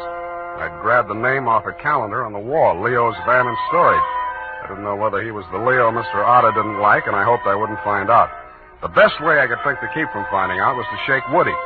On the way uptown, I walked him past 4 police stations. Crossing Market Street, I pushed him straight into the arms of a traffic cop who begged his pardon and let me off with a warning. At the Blue Bottle Bar and Grill, I gave Joe, the bartender, the Mickey Finn sign, but Woody liked it. He ordered another. Then he said he knew a place on Columbus where the drinks were even better. It was called Leo's Place. I wondered if that meant anything. Hey, oh, hey. Who, me, huh? I want your drink. Don't you like this joint? Yeah, sure, it's fine. We're not getting anywhere, though. You really take your work serious. Me, when I go gun for somebody, I go where I'm least likely to succeed. You live longer. Yeah. Woody, what do you know about this guy, McCully? You hear the boss. He says he's a rat. Yeah, but he said he's got plenty of protection. Who's furnishing it? Well, you see, there's a... Boy, oh, boy. Look at what just walked in. I looked. What I saw was not disappointing. She was wearing a skin-tight black satin with a plunging neckline and a new look only in places where it didn't matter. But she still looked enough like your secretary, Phyllis Watson, to be out of place in Leo's place. She didn't stay there long. She made a beeline through the kitchen to the rear exit. I made a beeline right after her. Woody was breathing down my neck as I started up the rickety outside stairway at the back of the building. I stopped the landing and turned around to face him. See you later, Woody. I didn't wait to see if he made it all the way to the bottom of the stairs. I was more interested in what was going on at the top. A door had opened, and Phyllis stepped inside. The man who let her in looked like Ray McCully.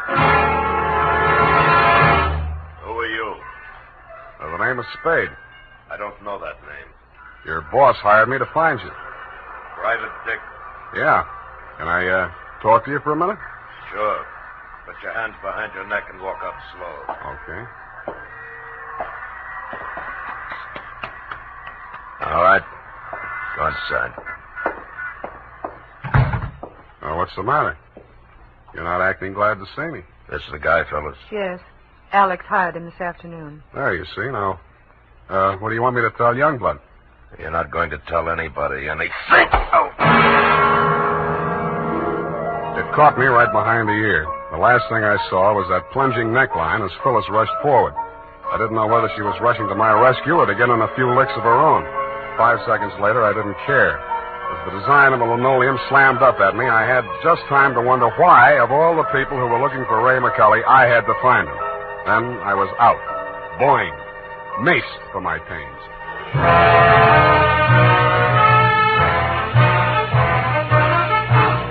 The makers of Wild Root Cream Oil are presenting the weekly Sunday adventure of Dashiell Hammett's famous private detective, Sam Spade.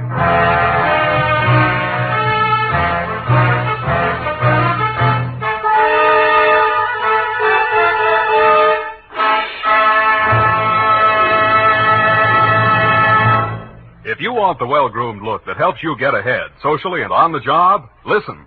Recently, thousands of people from coast to coast who bought Wild Root Cream Oil for the first time were asked dryness and removes loose dandruff.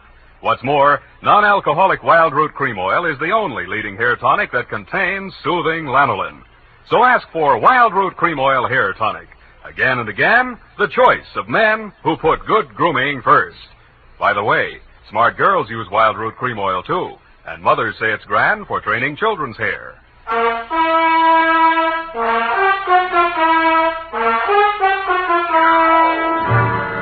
And now, back to the missing Newshawk caper.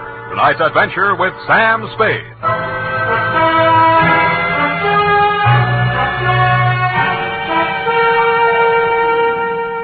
I was lying on the floor in a room with nothing in it but a sink, an army cot, a square of dirty linoleum, and a body. I staggered to my feet, ran some cold water over my head, and took a closer look. It was Ray McCully. He was a very dead crusading reporter. He'd been stabbed clean through with a long-bladed kitchen knife. It set on the handle, property of Leo's place. I went through his pockets. In his wallet, a press card, a police card, union card, and 10 genuine, crisp, new $1,000 bills. That gave me a line on the killer. He was crazy. So was I.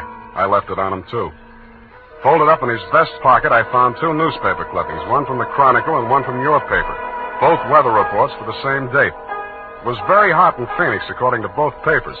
But according to your weather report, the temperature in Needles, California was 135 degrees. That needled me. So did the slip of paper I found on his shoe. The number 9 and a date had been stamped on it with a rubber stamp. The date was the same as that of the weather reports. I turned it over. It said Ruthie's Booth, Manson Bowling Alley.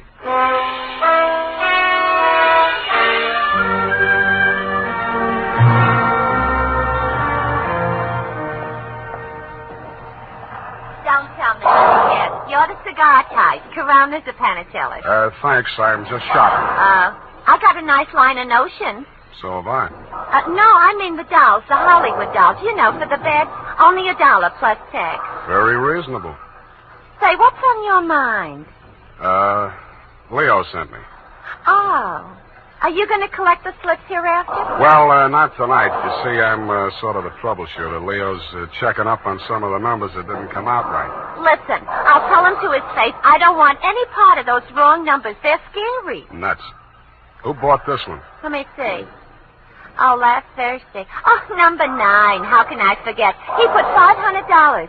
And honest, if he's been around once, he's been around 100 times to see if it paid off. Did it? What's his name? Mr. Spinelli. He buys a slip every day. And if you ask me, he's learned a system. Because he's been winning, you know. Dimes and then $1 and then $5. And then when he come in with 500 on number 9 until he dropped dead, did it win? Where does he live? It did. Wait, I'll look on the sheet. Hey, somebody else was in just this afternoon. Give me that address. Hurry up, will you? It's right around the corner on Manson, 810. Say, maybe that's his system, 8 and 1. Don't that add up to 9? Hey, what's the matter? Where are you going in such a rush?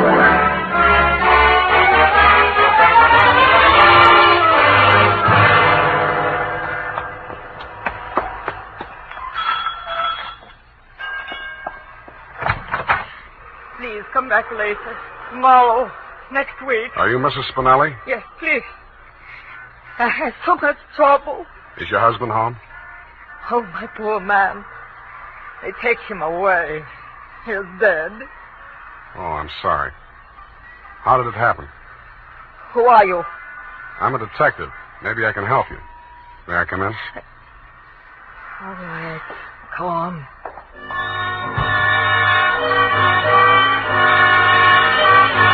took quite a while to gain her confidence, and after that it took still quite a while to piece together the grief-stricken grumble of words that poured out of her. When I got it down in the form of a statement, I asked her to read it over.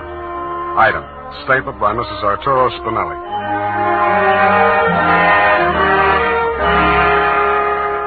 All the time he played those numbers, I told him they're just a bunch of gangsters. They don't let you win. Then he met this man McCulley, a writer for the newspaper. My husband says this man shows him how to win. He wins and wins. Then he goes to the bank and takes out all our savings. I begged to him not to do it. But no, he was greedy. And this McCulley poisoned his mind. Sure, he won. He brought the money home in his hand. $10,000. I don't want it. I'm scared. I took it while he was sleeping with wine and gave it to the men.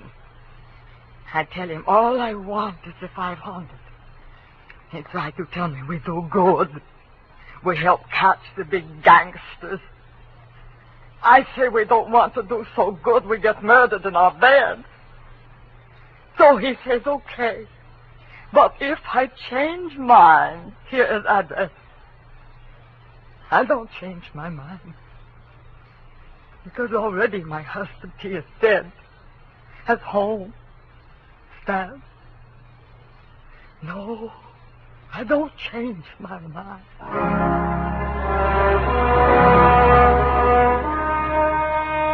She signed it, and I left her alone with her grief.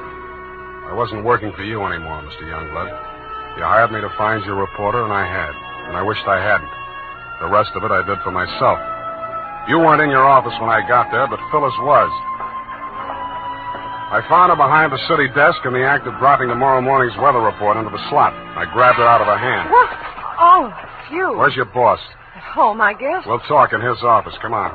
Sam, I can explain how I You're happen going to to be... explain plenty before I'm finished with you. Sit down. Oh, you... I have to be so rough. What's the matter with you? Plenty. I'm stupid. I was stupid to take this job, and I was stupid to play it cagey with you. I should have beaten the story out of you before the trouble started. It's a little late in the day now, but not too late to send you up for McCulley's murder. Oh, you're insane. Ray McCulley was... I'm the only one who ever tried to help And you. I'm the only one who can place you in that room, not 10 minutes before the murder. I told you I can explain Stop why... trying to save your own skin. Spinelli was only one of 500,000 poor dumb yucks that lose their nickels and dimes and dollars every day in the policy racket. Only he had the bad luck to win. There won't be any more lucky dead people like him if I have to make a patsy out of you to stop it. It won't stop it. Nothing will.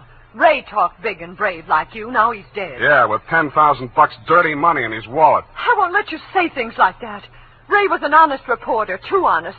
He thought Youngblood meant what he said about that cleanup campaign. Yeah, he did. He wanted to run this town by himself, clean up his competition. When Ray started collecting material on the numbers racket, he still thought Youngblood was on the level. But that was before he stumbled onto the thing about the weather report. Yeah, that was a new one. The old Dutch Schultz mob used to add up the stock market quotations. If they cheated, they knew their customers weren't good enough at arithmetic to prove it. But who knows how hot it is in Phoenix unless they live there. I don't know what you're talking about. Listen, that's how the number game works, sweetheart. The suckers pick a number from 1 to 10, see? The operators tally up the slips, and the least popular for that day has to win. The weather report doesn't have to pass through the copy desk, and with Youngblood pasting it up with a few strategic corrections, it was easy to make their winners look as if they were on the level. But of course, you had no way of knowing that. You only watched them do it day after day. You know, I couldn't understand why he did those things.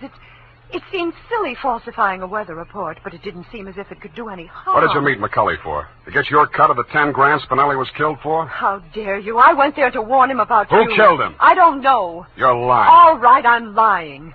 But I can prove that Ray was on the level. I've got the proof right here. The whole story he wrote on the numbers racket, even naming Youngblood as the head of it, his own publisher.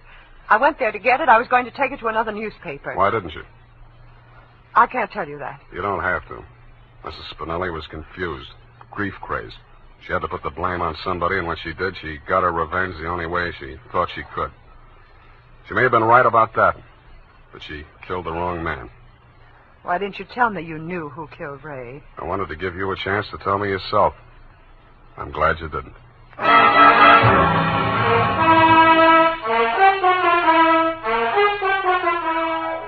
And that, Mr. Youngblood, is the crop. I'm sure you appreciate the fact that I gave the double scoop to your paper. Like Mrs. Spinelli, I have my own ideas of vengeance. Besides, it may up your circulation a little, and you can certainly use a little extra money for your defense. By the way, who's Leo? Period, end of report. But, Sam, Yes, Evie. I thought Mrs. Spinelli killed Ray McCully. The vacation helped. You were absolutely correct. Mrs. Spinelli killed Mr. McCully, if you'll pardon the expression. But why did she kill her husband? I was wrong. The vacation didn't help.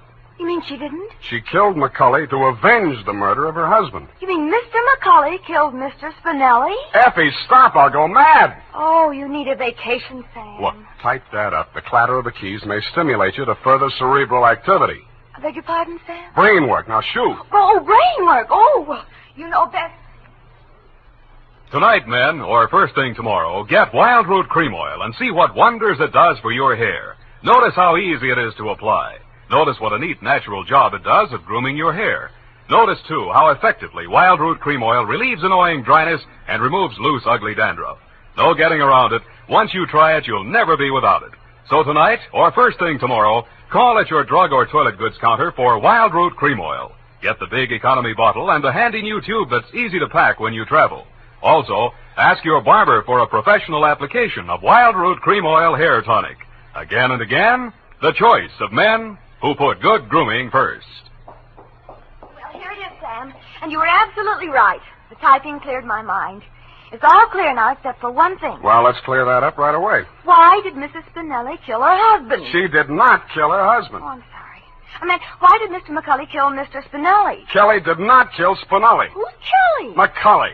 McCully's real name was Kelly? Now, let's start all over again. Disregard everything we said up until now. Make your mind a complete blank. All right, Sam. In the first place, McCully did not kill Spinelli. That's what I said. It was his wife, wasn't it? Now, wasn't it, Sam? Oh, stop teasing me. Hey, why do you look at me like that? Effie, Mr. Spinelli was killed by one of the policy racket hoods to get back the 10 grand he won on the numbers game. Then how did the money get into Kelly's pocket? McCully's. Why do you insist on using his alias, Sam? Effie, that was a tip of the tongue. I mean, look, Mrs. Spinelli took it to him because she was afraid her husband might be killed for Then it. why didn't they take the money when they killed him? Because Mrs. Spinelli had already taken it. Then she did kill him. Go home, Effie! All right, Sam. I'm sorry I'm so irritable to you, but I thought it... Well, it's been so long since I've been here, you know, Sam. Angel, you're just tired. Vacations have a habit of doing that to you. After a week or two in the office, you'll be all rested up again. I'll take it easy. You act as though you thought my mind were affected. Come here. Sam, now don't, my sunburn. Yeah. Oh, it hurts.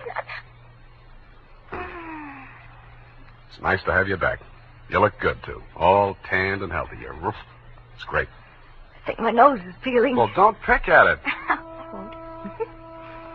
Good night, Sam. Good night, sweetheart.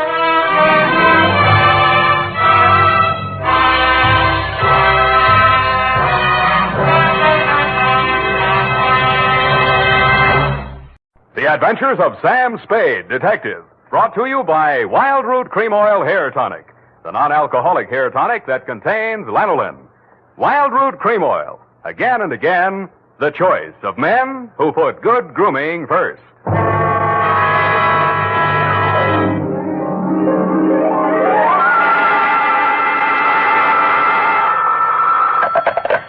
Sam Spade Detective Agency. Are you still there? I believe that interpolation is hardly rhetorical, Mr. Spade. To what have you been up, if you'll pardon the expression? And has that girl regained her facilities? I wouldn't know, but her faculties are as good as ever, if you'll pardon the expression. Mr. Spade, sometimes I think you're a regular philanthropist. Don't you mean philanderer? How much money did you make out of that case? Well, I broke even anyway. That's what I mean. You're a philanthropist. Well, you know best, Bernadine. By the way, was that man really murdered with the buzzsaw, or was that just publicity? He really was, Bernadine. Why? There just happened to be one lying around. Oh, I don't mean that. Why was he killed? For the wheel of life. Oh, You're not going to ask what that is? some curio, no doubt. Listen, Bernadine, the wheel of life is, oh, well. I suppose I don't have to tell you to stay where you are. Just sit quietly with your book in your hand, and I'll be right down to dictate my report on the Wheel of Life caper.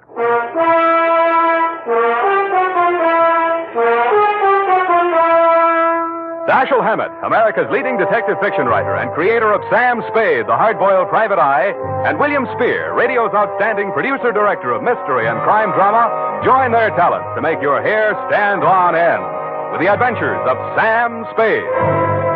Presented by the makers of Wild Root Cream Oil for the hair. Come on, mister. Give the gals a break. Treat them to a look-see at a really handsome head of hair. Neat, well-groomed hair, the way yours is going to look when you spruce up with Wild Root Cream Oil Hair Tonic. Famous Wild Root Cream Oil grooms your hair neatly and naturally, relieves annoying dryness, removes loose, ugly dandruff. So, how about it, men? Why hold off any longer when now's the time to get Wild Root Cream Oil Hair Tonic? Again and again, the choice of men who put good grooming first.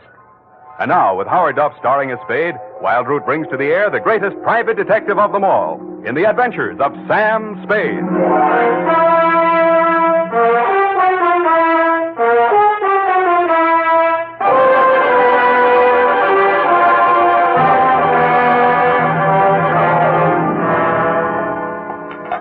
I went down to St. James Infirmary to see my baby there. Ready, Bernadine, little flower? I'm way ahead of you. Keep it clean. No more than 3 erasures per page. Okie dokie? Doke. I mean date. Oh, I'd love to. July 11, 1948. To Detective Lieutenant Dundee, Homicide Detail, San Francisco Police. Subject, the Wheel of Life Caper. Now, don't go away, Bernadine. I don't know why these things always have to happen to me. Under private detectives in the San Francisco Classified Directory, they're listed somewhere in the neighborhood of 60 agencies, several with large display ads. But somehow she managed to find me. It's all so strange, Mr. Spade. I hardly know where to begin. Well, the beginning is always a pretty good place to start, Miss O'Farrell. Yes, the beginning. It was like waking out of a nightmare you can't remember. Everything seemed out of proportion. Even the buildings along the street seemed to be leaning at a crazy angle. And then I realized I was traveling down a hill. I looked wildly around for something to help me get my bearings, and there was a street sign, O'Farrell, stuck in my mind, so I gave it to your secretary when she asked for my name. Uh-huh. What's your real name? I don't know. I don't know who I am, where I came from, or where I'm going. Mr. Spade, I'm so frightened. Now, wait a minute. A lot of people suffer from temporary loss of memory. Most of them recover. But amnesia is a sickness, and I am not a doctor. Oh. And you won't even try to help me? Well, I can give you the name of a good head doctor right here in the building. There's also missing persons. Oh, but I'm not a missing person. I'm right here. Yeah, I mean, where you aren't, somebody might be missing you, n'est-ce pas? But the police... Oh, I'd rather not. I might be wanted for some crime. How do I know? You sure you want to find out? Oh, yes, I do. It's terrible not knowing. But I want to find out for myself. Can't you understand that? What do you think I can do for you? You might save my life. From what? I'll try to tell you exactly how it happened. First, I looked at my watch. It was 3 minutes past 10. The cable car stopped at the corner and a man got on. I couldn't remember ever having seen him before, but then I couldn't remember anything. He sat down beside me and he caught hold of my arm. I tried to pull away. Well, you can see the marks where he... Yeah. Well, who was he? He acted as if I was... I think I know what you mean. Did you find out who he was? No, I was too frightened to speak. What did he say? He sort of growled it out of the side of his mouth, but it sounded as if he said, Lathrop wants to see you. Mm-hmm. You remember anybody named Lathrop? I can't remember anything before 3 minutes past 10 this morning. Well, let's go on with since then. The guy grabbed you, said somebody named Lathrop wanted to see you, and then what? I went into a panic. I managed to jerk away from him, and I jumped off the moving car, and then I looked in the classified section, and I found you. Why me? I don't know. The name, I guess. A spade to dig up my past. Please, Miss O'Farrell. Do you think I'm very silly? No, I think you're very beautiful. I wish you could remember whether you're married or not. Oh, no. Well, at least I have no wedding ring. What have you got? I mean, besides what's visible. Well, I couldn't find much of anything. I went over my clothing. There don't seem to be any marks of any kind. Oh. Well, you got any money? A little over $300. Let's have it. The purse, too. All right. Uh-huh. Lipstick, aspirin, bobby pins, Kleenex. Nothing here. They couldn't have been bought in any drugstore. Powder. Hey, what kind of powder is this? Then there was this in my coat pocket. Match folder. Sailor's Rest Bar, Hotel Calcutta, 1100 Embarcadero. Little number written inside. 120. What's that, a room number? I don't know. My purse, you have to destroy it. Here's $10 of your own money. Buy a new one. Wow. Did you find something? Coin, Chinese bit. Good luck piece, probably sewn in by whoever made it, maybe in China. That ring any bells? No. No, I'm afraid not. Shoe. What? Your right shoe. Let's see it. Take it off. You aren't going to tear it up the way you did the purse, are you? Dust. Plaster dust. Is that a clue? I don't know, is it? I'm not a detective. Well, you are in this case, baby. If it doesn't mean anything to you, it doesn't mean anything. Well, it doesn't. That's everything. What am I going to do? Well, let me see. First, we better give you a name. Oh, Farrell's all right. You look like, Lana would do, but, well, that's in use. How about, Poppy, for forgetfulness? Poppy O'Farrell. That's a funny name. Yeah, you think so? I think I like it. You do? I think I like you, too.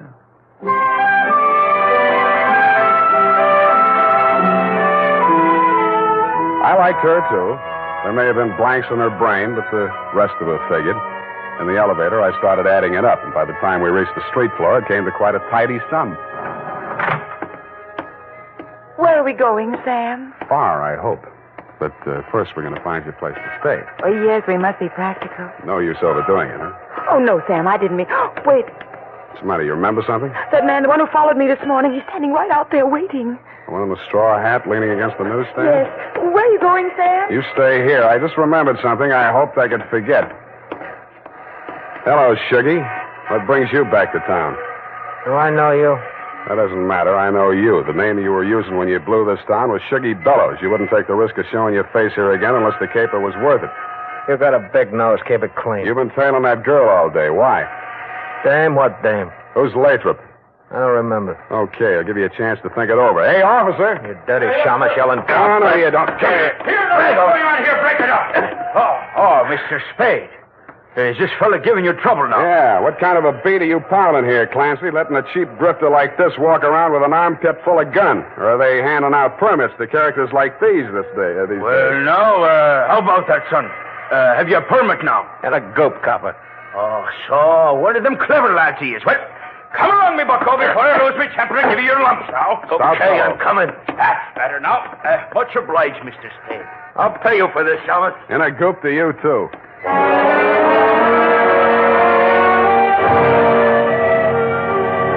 I was sure he would, but I was also sure that I wouldn't have to worry about him for the rest of the night. I checked Poppy O'Farrell in at the Belvedere, locked her in her room, and told Tiny Stover, the house dick, to keep an eye on her. When I left him, he was, and he seemed to be enjoying his work. Then I headed for the Embarcadero.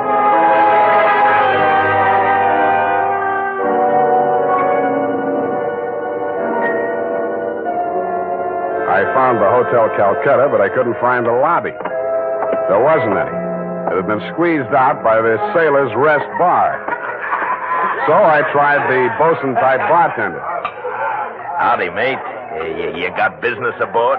Yeah, where do I find the purser? Hey, went ashore. All the officers went ashore except the janitor. He's passed out in his bunk. Oh? How about the passengers? You're in the thick of them right now. They spend most of their time and their money right here.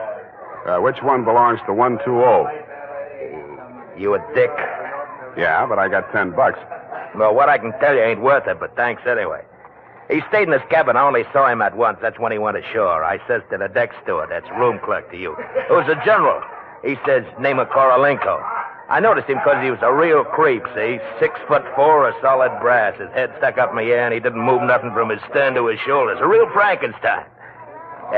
Do I keep it then? Yeah. Do I get a look at his room? Yeah, sure. Go ahead. Who's stopping you?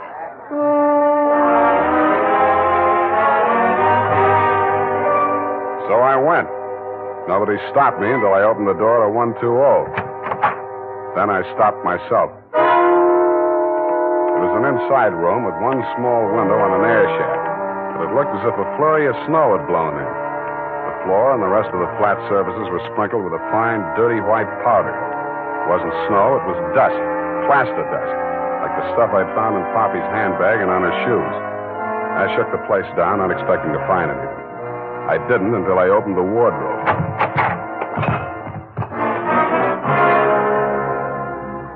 It was the body of a well-dressed ship surgeon, but his uniform was rumpled, torn, and bloodstained.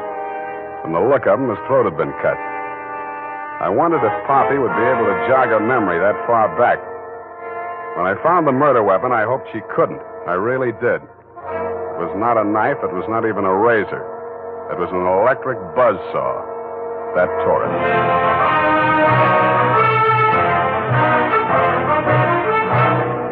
The makers of Wild Root Cream Oil are presenting the weekly Sunday adventure of Dashiell Hammett's famous private detective, Sam Spade.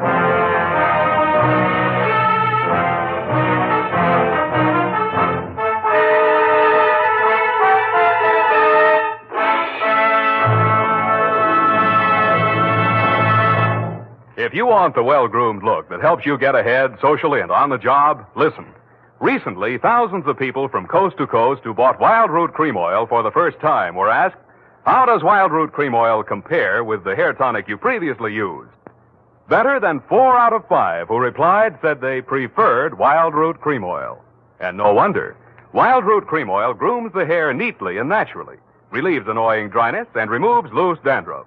What's more, non-alcoholic Wild Root Cream Oil is the only leading hair tonic that contains soothing lanolin.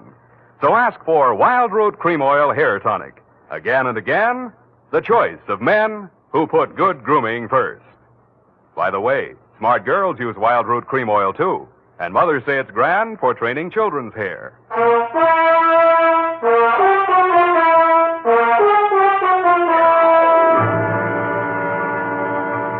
And now, back to the Wheel of Life caper. Tonight's adventure with Sam Spade.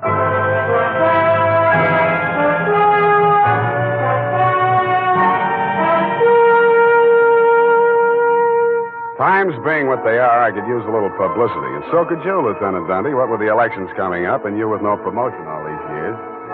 This one time, I got it instead of you and wished I hadn't.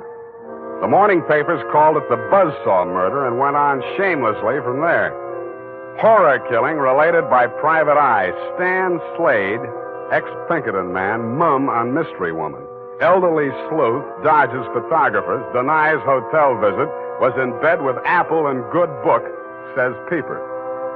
There wasn't a word of truth in it, mainly because nobody could get at the facts.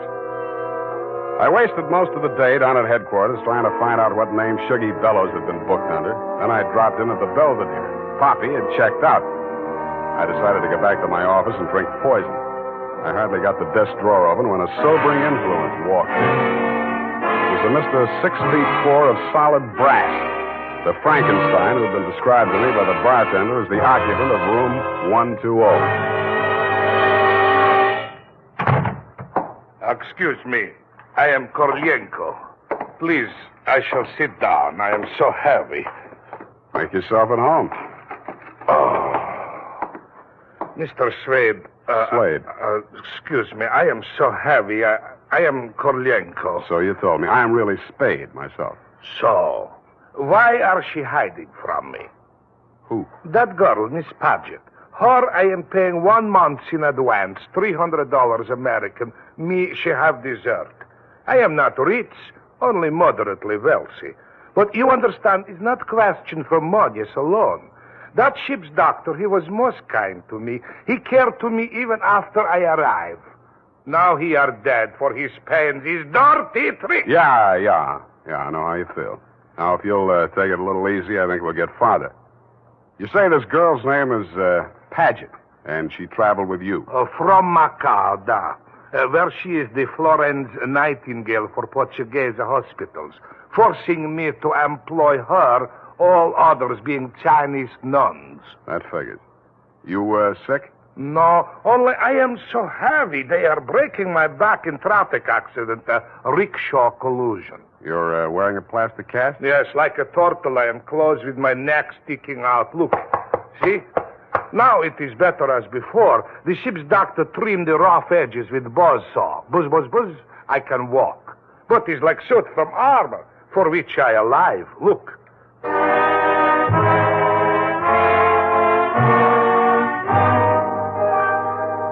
I looked looked again where he opened his shirt front, exposing the gray-white shell of plaster that surrounded his trunk from collarbone to hips. In a 6-inch circle over the left side of his chest, I counted 4 bullet gouges. I dug one of the slugs out and examined it. It was .32 caliber. The plastic cast, which was molded to the shape of his body, was no more than an inch thick. I didn't see how it had stopped the slugs, but it had. About then, the parts of Korolenko that were not held rigid in the cast began to tremble violently. Why are they doing this? Why? To a virtually helpless man. Why, Mr. Spade? Why? Where did you have that cast put on? Don't I said Macau? The Portuguese hospital there? The same. They are hanging me up with the neck and plastering me. Comes great pain, they put me to sleep from anesthetic.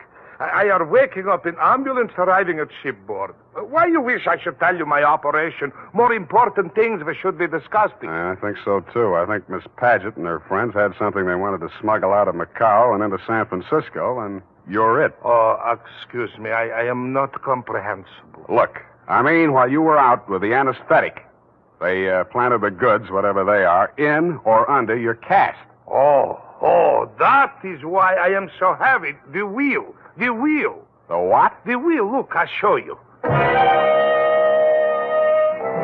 hauled a manila envelope out of his overcoat pocket and waved it in my face. I took it over to my desk and fished out the contents. It was a set of X-ray films. 3 of his spine, showing the fractures, 4 of the skull, 3 I couldn't figure out, and 1 of his rib cage, only something new had been added. In silhouette, it looked like the wheel off of a child's wagon. What is it, this wheel? What to do? What to do? 6 months I must remain in this straitjacket. If I remove it, I die. If I keep it on, they kill me to get their smuggle. Well, you look to me like the luckiest man alive. That wheel, or whatever it is, saved your life by stopping 4 slugs. But still I shall die. How shall I die? When shall I die? Your best advices, please. Korolenko, I think you better die right now. Excuse me? It's the only safe place for you. The morgue.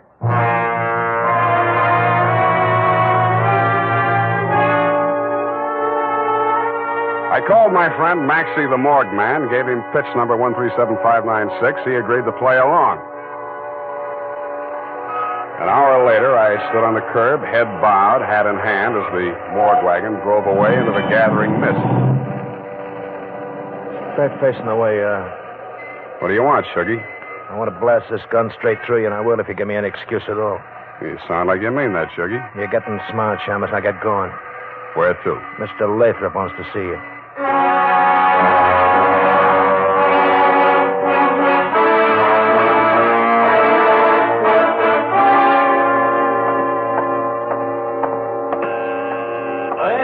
Yes, coming. Ah, Shuggy, dear boy. You've not failed me this time. This will be the fabled Mr. Spade, eh? Come in. Ah, sit down, Mr. Spade. We'll talk. Tell your Gunsel to get that pistol out of my ribs. Oh, yes, indeed, Sugar. You mustn't overdo it. And get him out of here. I'm tired and nervous, and my price goes up $1,000 every minute he's in this room. When I get to 10,000, I kill him. Then the price jumps to 100 to take care of me on a murder rap. I should ought to plug you downstairs. Come, Sugar. Don't be ungracious. You wait in the other room now. Okay, it's your party. I'll get mine later. Oh, dear. His bite's much worse than his bark, Mr. Spade. Don't start boring me so early in the evening. I came here to talk about the wheel. Oh, so you know about the wheel. I do better than that. I've got it. That may well be, but do you know what to do with it? I got 2 possibilities. I can turn it over to the cops and you with it, or I can sit on it until it hatches. A quaint conceit, sir. Round and round the little wheel goes, and where it shall stop, nobody knows. That's where you're wrong. It stops right here. So you better start placing your bets. Just what do you mean by that, sir? There's part of it. What is it? It's one of the slugs you Gunsel threw at Korolenko. I got 3 more just like it that I dug out of him before he was carried to the morgue. Well, an advantage, I'll admit. But hardly worth your while to take advantage of. Don't be too sure of that. Just how much do you know about the wheel? So far, it's been worth 2 human lives to you at the risk of your own. That tells me all I need to know. Oh, no, not quite. Men have been killed in holdups for a few paltry sovereigns, but the wheel is a horse of another color. Let's not change wheel horses in midstream, Mr. Lathrop. Yes. You must understand that the wheel has no absolute definitive value. Monetarily speaking, the British Museum might pay close on to £5,000, hot as it is, for the privilege of returning it. Occidentals aren't the puka sahibs that they once were in the Orient. A theft of the wheel, if countenanced by the Western powers, would have most grave consequences. Most grave. Are you attending, sir? Wake me up when you get to the point. The point, sir, is this. That little wheel of gold, is the wheel of life, which the Buddha himself is said to have received into his hands from paradise. Now, given such a relic, a few old Buddhist monks can set up a shrine which, even in the most miserable surroundings, can attract enough pilgrims to outgross Radio City, Madison Square Garden, and Miami Beach in season. To say nothing of Hialeah. Yes, quite. In short, we propose to act as booking agents for the wheel on a royalty basis with the percentage of the house. Mm-hmm. Why did you bring it to San Francisco? But, good gad, sir. Were we to bargain in the Orient, we should be hacked to pieces in our beds. I'll settle for a lump sum and let you do the bargaining. And your price, sir? We can talk money later. First, I got to give the cops somebody for the doctor's murder and for Korolenko. Well, that ought not to be too difficult. When may I expect delivery? I'll check on it. I went out to St. James Infirmary. City morgue. Maxie, Sam Spade. Yeah, Sammy. Deal's okay. Send it up. The address is... Sam, wait. Yeah? Sam, he ain't here no more. What happened? Somebody claimed him. A girl. Said she's his daughter. What did he do? Went on playing dead like you told him to. Maxie, where did she send him? Avalon Mortuary, corner of Lynch and Haight. Okay, by the way... Yeah, Sammy? Maxie, put some clean sheets in that morgue wagon, size 16. I may be your next passenger.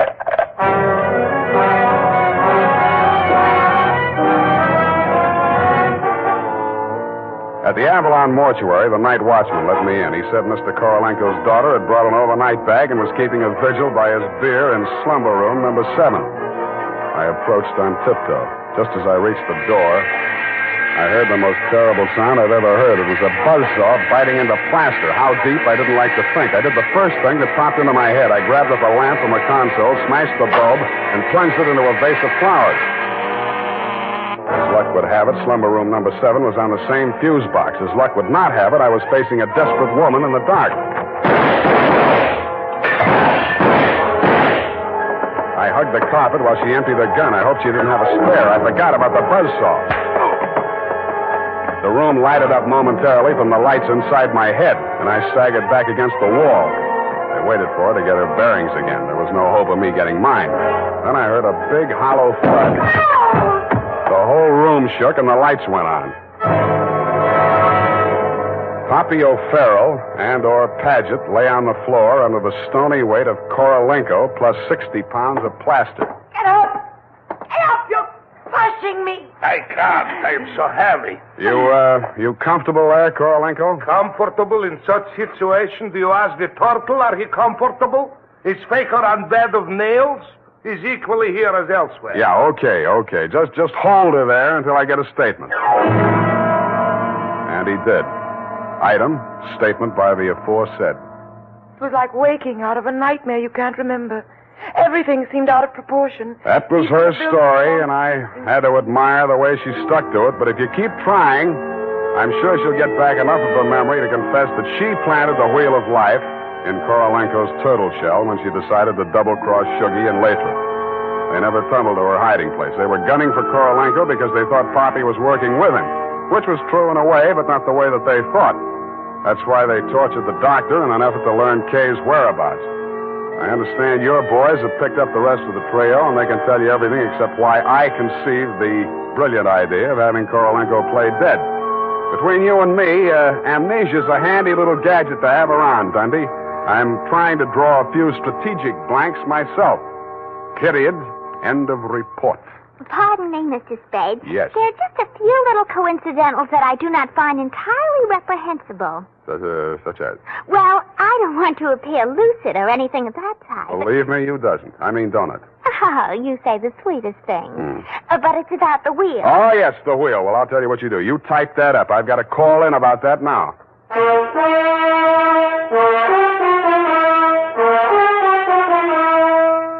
Tonight, when you're making out your must-do list for tomorrow, why not include a reminder to get Wild Root Cream Oil for the hair? Honestly, men, you'll be delighted with the neat, natural way Wild Root Cream Oil grooms your hair. The way it relieves that annoying dryness and removes loose, ugly dandruff. Just try it and see if I'm not giving you a good steer. Make a note right now to call at your drug or toilet goods counter for Wild Root Cream Oil. Get the big economy bottle and the handy new tube that's easy to pack when you travel. Also, ask your barber for a professional application of Wild Root Cream Oil Hair Tonic. Again and again, the choice of men who put good grooming first. Did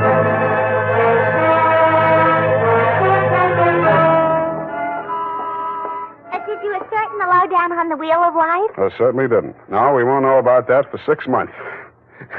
Because definitely, that plastic cast has to stay on him. Doctor's orders, you know.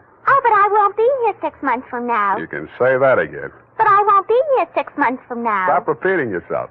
But you just said you can say that again. Yeah, mm-hmm. Just as distinctly as if I was sitting here. Uh-huh, that's what I like about you, Bernadine. A woman of distinction, that's what you are. Well, if you want to take me dancing, why don't you just say so? Bernadine. It's leap year, and I always say discrimination is the better part of value. You are absolutely corrupt.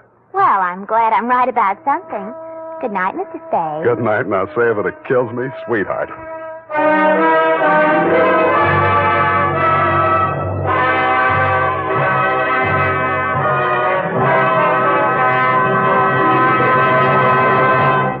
The Adventures of Sam Spade, Detective.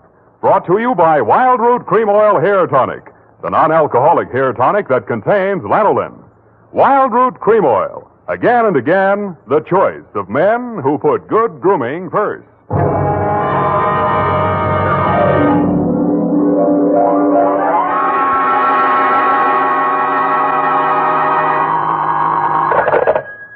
Sam Spade, Detective Agency. Good evening. That sounds funny in dialect. Good evening to you, and happy 4th of July, Bernadine Hemp. Oh, Mr. Spade. What was the capper? Don't you mean caper? No, the capper. The high point of the caper. The climax, the crescendo, the pinafore. Now, that's better. For a minute, I was afraid you were learning English. Oh, no. I'm studying Spanish. Soy infeliz que inicia... Yeah. Mucho interesting. Gracias. Shall I go home now? No, mal suerte. There's a little matter of murder in 2 languages, neither of which is Spanish, so stay where you are. I'll be right down to dictate my report on the Rushlight diamond caper.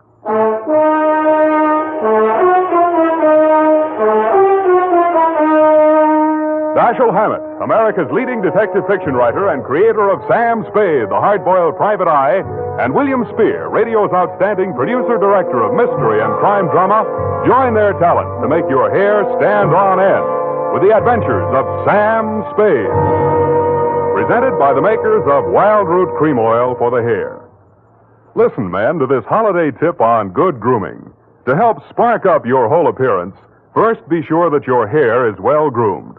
Be sure it's groomed with popular Wild Root Cream Oil Hair Tonic. Wild Root Cream Oil grooms your hair neatly and naturally, the way you like it, the way she likes it. Wild Root Cream Oil also relieves annoying dryness, removes loose, ugly dandruff.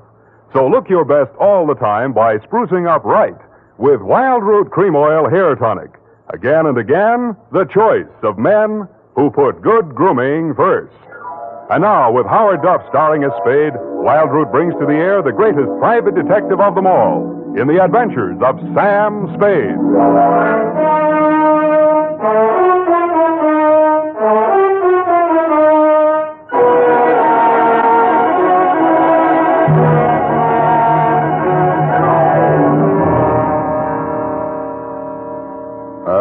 Date, July 4, 1948, to Mrs. May Rushlight, 21A, Granite Court. From Samuel Spade, license number 137596. Subject, the Rushlight Diamond. Dear Mrs. Rushlight, it was the kind of nice, relaxing assignment that comes my way just often enough to remind me that gumshoeing can be respectable. There was an air of quiet elegance about 21A, Granite Court, and about the butler who answered the door. He took in my rented gray topper and doeskin gloves, nodded approvingly at my wing collar, watered silk ascot, pearl gray waistcoat, morning coat, pinstripe trousers, and my spats with the mother-of-pearl buttons and asked me if I were a florist. I set him to rights, and he led me up a flight of stairs to the early A.M. annex of your morning room. Mr. Samuel Spade. You're just on time, Mr. Spade. Mrs. Rushlight will be pleased. I'm Nancy Ward, Mrs. Rushlight's social secretary, and if you don't think that's tough to say, try it. Mrs. Rushlight's social... what's tough about that? You'll do. Definitely you'll do. Shall we dance? I will dance at her wedding. But don't get me wrong, I'm not secretly in love with Ralph Rushlight, and the bride is lovely. Just hate to see all that money going down the drain. Is there anything else you think I should know? You know what your job is. You're supposed to guard the wedding presents. That's simple because it's nothing but a lot of cheap silver. And stay away from the champagne. It's non-vintage. The food will be foul. The guests are the most dismal aggregation ever assembled. Sounds like a lovely party. I arranged the whole thing. I told you she's a lovely bride. What'd she ever do to you? I'd rather not say. I don't want to sound bitter. This way, Mr. Spade. The old hat. Mrs. Rushlight will see you now. Thank you, Florence Nightingale. Nancy? Oh. This is it, darling. Mr. Spade, come over here, young man, so I can get a better look at you. How's this? It's good. Turn around. Yes, you'll do.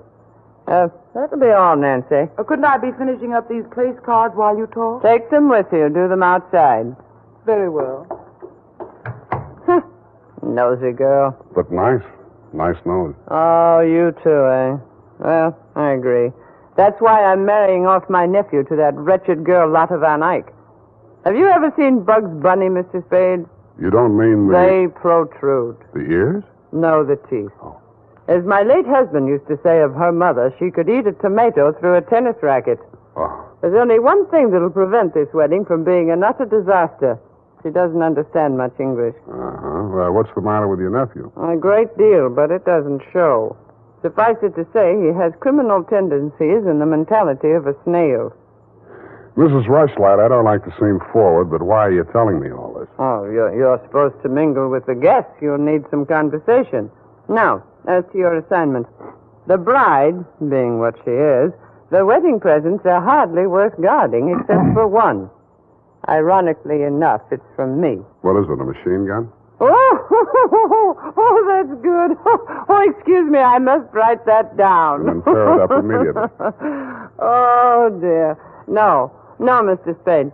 But it's bad luck, the Rushlight diamond. You've heard of it? Something about it in the American Weekly a while back, wasn't there? Yes. It's not as large as the Hope diamond, but there's not a flaw in it. My late husband, Roy Rushlight, bought it for his first wife. She sank with the SS General Slocum in Hellgate, the East River, 1904, over 1,000 lives lost. Luckily, she was wearing a paste copy at the time. I was only a young girl when I married Mr. Rushlight, and fool that I was, I signed anything his lawyers asked me to sign. After his death, I discovered that the diamond was to be mine only until the marriage of my husband's male heir, at which time it must go to his bride. Well, that's too bad. You say, though, that the Rushlight diamond is bad luck. Oh, there's that, of course. I wonder if it's too much to hope. Well, I must go and help dress the bride. Go along downstairs, Miss Spade. Take this jewel case with you. Put it on the table with the other presents, and guard it well.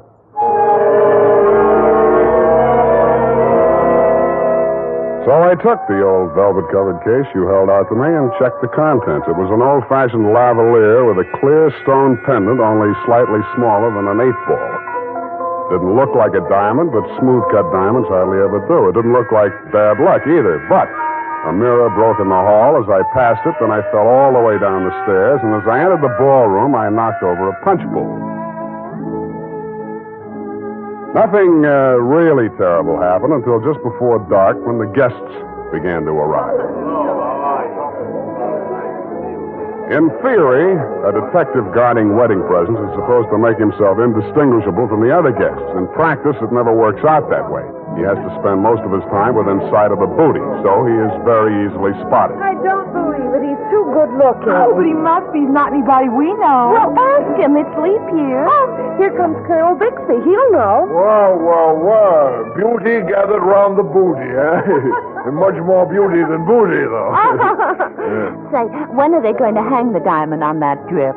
No, there's no way to talk about the blushing bride. Is that it in the crummy old case there? That case is heirloom, young lady. The stone that reposes in it is worth a king's ransom. Now take your grubby hands elsewhere. Get on with you. Go on. Well, just because he's going to give the bride away thinks he can order everyone around. Mr. Spade, allow me to congratulate you, sir. These affairs, one all too often sees the detective on guard duty at the punch bowl. I was forewarned. Oh, yes, very bad champagne. Flat. I'll be glad when these ill-starred nuptials are consummated. And by the way, Bixby's my name, Colonel Lysander Bixby. Colonel? It is my melancholy and thankless duty to give the bride away to the hapless groom, Ralph Rushlight. However, it's much better to give than to receive. You tell that to May Rushlight, eh? Quite a trinket. Mustn't touch grubby hands, remember? Oh, sense of humor as well as sense of duty, eh? Candidly, if I knew a place to fence it, I'd be the... Colonel Bixby. Oh, Miss Ward. How lovely you look. Poor Ralph. Mrs. Rushlight asked me to warn you to get ready. The bride will be down any moment. Good grief. Well, I suppose I must steel myself. Where did I leave my glass? Keep your eye on that old goat, Mr. Spade. I don't trust him. Who is he? He's the only one here who knows why this wedding's happening. It's the bride's foster father. You mean he's got something on the family? You'll never know how much until you kiss the bride. Look, Nancy, it's none of my business, but Starting. I'll have to go in now. Now, wait. What? How does it go? Speak now or forever hold your peace? No, I can't do that. Thank you for understanding.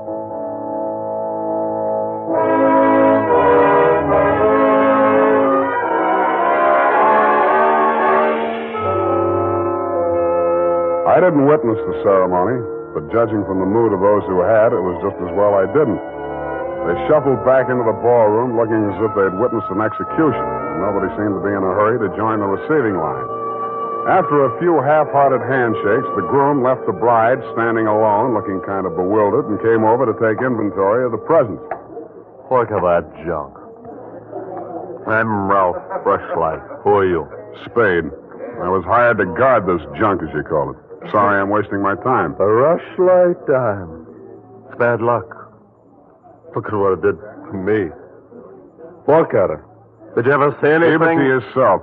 Why should I? Because I'm liable to slap you clear across this room. Haven't I been punished enough? Go on, scram. Keep your hooks off that necklace. That's mine. I heard it's your wife's. Come along, you heard wrong. Come along over here. Oh, Mr. Spade, you haven't met the bride yet, have you? No. Thank you. I wish you a lot of luck, Mrs. Rushlight. You're going to need it. Thank you. Well, I suppose now as well as any time, Colonel. Oh, very well, my dear. Quiet, please. Quiet, everyone. Mrs. Rushlight, the elder Mrs. Rushlight, that is, has something to say to you. Mr. Spade. Yes? The necklace, will you please hand it to me? With pleasure. I'm tired of looking at it. Oh, you're not done yet. Stay close by my side. Dear friends, at this solemn moment, I want, first of all, to welcome this dear little girl into the Rushlight family. Thank you. Yes. And now, dear Lotta, I will place around your neck the gem which was my heritage when I became a Rushlight and which is now yours. Thank you. Oh, what's wrong? Lotta, come back here. Lotta! I'll go out to the carport and hit her off. Oh, you leave her alone. I'll take care of her. Whose wife is she, anyhow? Lotta, come back here.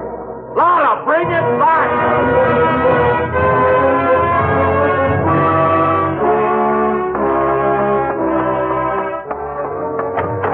I was almost ashamed of joining the chase, but I had to because I'd been hired to guard the Rushlight diamond, and for my money, the best way to do that was to help her get away.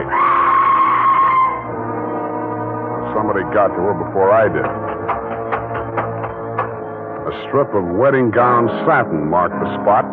The body lay crumpled under a hedge, but it wasn't the bride's body. It was the groom. He'd been stabbed to death with a pair of garden shears, which made sense. But what didn't make sense was that the necklace she'd been wearing was still clutched in his hand.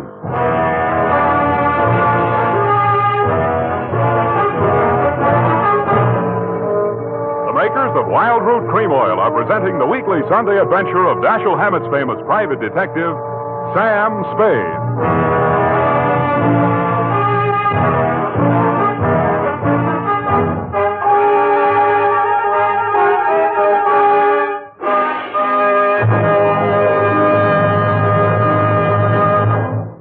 If you want the well-groomed look that helps you get ahead, socially and on the job, listen. Recently, thousands of people from coast to coast who bought Wild Root Cream Oil for the first time were asked, how does Wild Root Cream Oil compare with the hair tonic you previously used? Better than 4 out of 5 who replied said they preferred Wild Root Cream Oil. And no wonder. Wild Root Cream Oil grooms the hair neatly and naturally, relieves annoying dryness, and removes loose dandruff. What's more, non-alcoholic Wild Root Cream Oil is the only leading hair tonic that contains soothing lanolin. So ask for Wild Root Cream Oil Hair Tonic. Again and again, the choice of men who put good grooming first. By the way, smart girls use Wild Root Cream Oil too, and mothers say it's grand for training children's hair.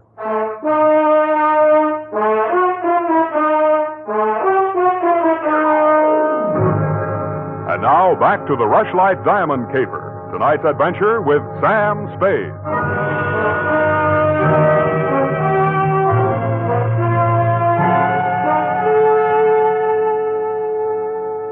Number 21A Granite Court was teeming with motives and suspects. But the police were primarily interested in locating Lotta, the missing bride and widow of Ralph Rushlight. So was I. She looked like less work than the rest of you because if she had killed him, it was self-defense, if she knew enough English.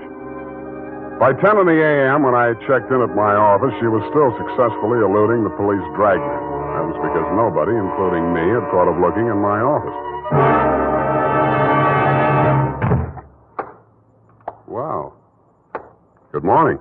Thank you. Is that all the English you know? Thank you. No. I want my necklace. The police have it. You go with me and tell them who I am. Okay, but first I have to know who you are. Where you came from, what your connection with Colonel Bixby is. I am in Macassar being born. In Macassar? Dutch colony. Uh-huh. My father there 7 years ago dying is. When I 13 years old have arrived. I see. Colonel Bixby in San Francisco, the financial representative from my father was. I am adopted to him, not for a father, but so he takes care of my monies, which coming of age am I a rich Dutch woman. Uh-huh. But legally, he's your foster father. Yeah. Also, legally, I'm the wife of Rushlight. I want my necklace. You married him for the necklace? Yeah. Why did he marry you? For 1/2 of necklace when we sell. But all everything to take he wishes. You and Ralph were going to divvy the take from the Rushlight diamond, you thought. Yeah. And what was the colonel going to get? Money for Mrs. Rushlight. Oh, now, wait, that doesn't make sense. Mrs. Rushlight stood to lose a small fortune by that marriage. Why should she pay the colonel to promote it? You the detective are? You said that. Where my necklace are. That I say. Yeah, well, look, I'm not as sure as I was. Wait just a minute. I'll check on it. Homicide, Lieutenant Dundee. Spade, Dundee. Oh, yes, Sam. What's new on the Rushlight caper? Oh, you know I can't talk about the case, Sam. Oh? I got a line on that girl. Oh? Where is she? You know I can't talk about that, Dundee. Oh, you can't you? Well, let's see if this doesn't change your mind. The necklace we found on Rushlight's body was a phony, a fake copy. Uh-huh. Does that make her guiltier than she was before? Well, now she's got a motive. Throws all our previous theories into a cocked hat. Now, where's the girl? She's in my office, Lieutenant dear. Come and get her. Thank you.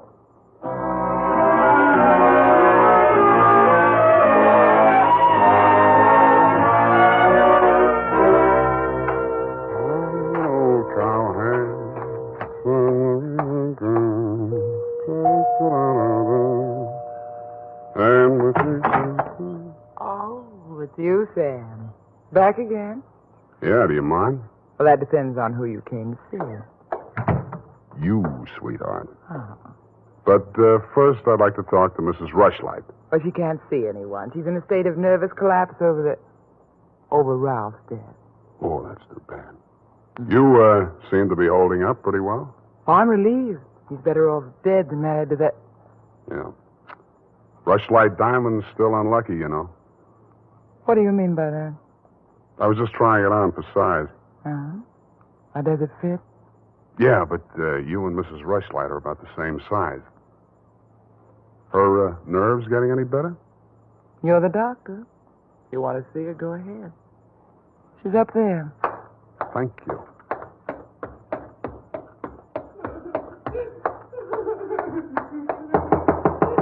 Mrs. Rushlight. Go away, I'm ill. I'm sorry to break in on you like this, but I haven't got much time. How dare you! Nancy! Nancy! Try that girl. Mr. Spade, please leave me alone with my grief. Funny thing, yesterday Nancy was carrying a torch for Ralph, and you were holding the torch to him. Today it's different. Oh, good heavens, you don't think I'm grief-stricken over Ralph. Good, that's one less mystery. Mr. Spade, what do you want? Your nephew's killer. Oh, does it matter? It does to me. Somebody getting knocked off right under my nose is bad for private detectives everywhere. Oh. For a moment, I thought that... Say, wouldn't you rather make some more money? I refuse to marry Lotta. Oh, no, nothing like that. It's the necklace, Mr. Spade, the genuine. What is? I don't know. All I know is the other one isn't. Who told you that? Well, the police know. It's in the papers, isn't it? Not yet. Well, how else would I learn? The murderer's the only one who could have told you, unless you're the murderer. I see. Very well, Mr. Spade. I'll tell you what I know. I'm not as wealthy as you might think.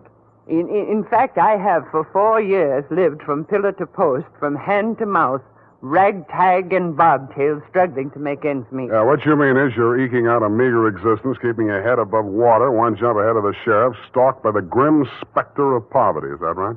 Oh, how well you put it. In fact, Mr. Spade, I'm something of a crook.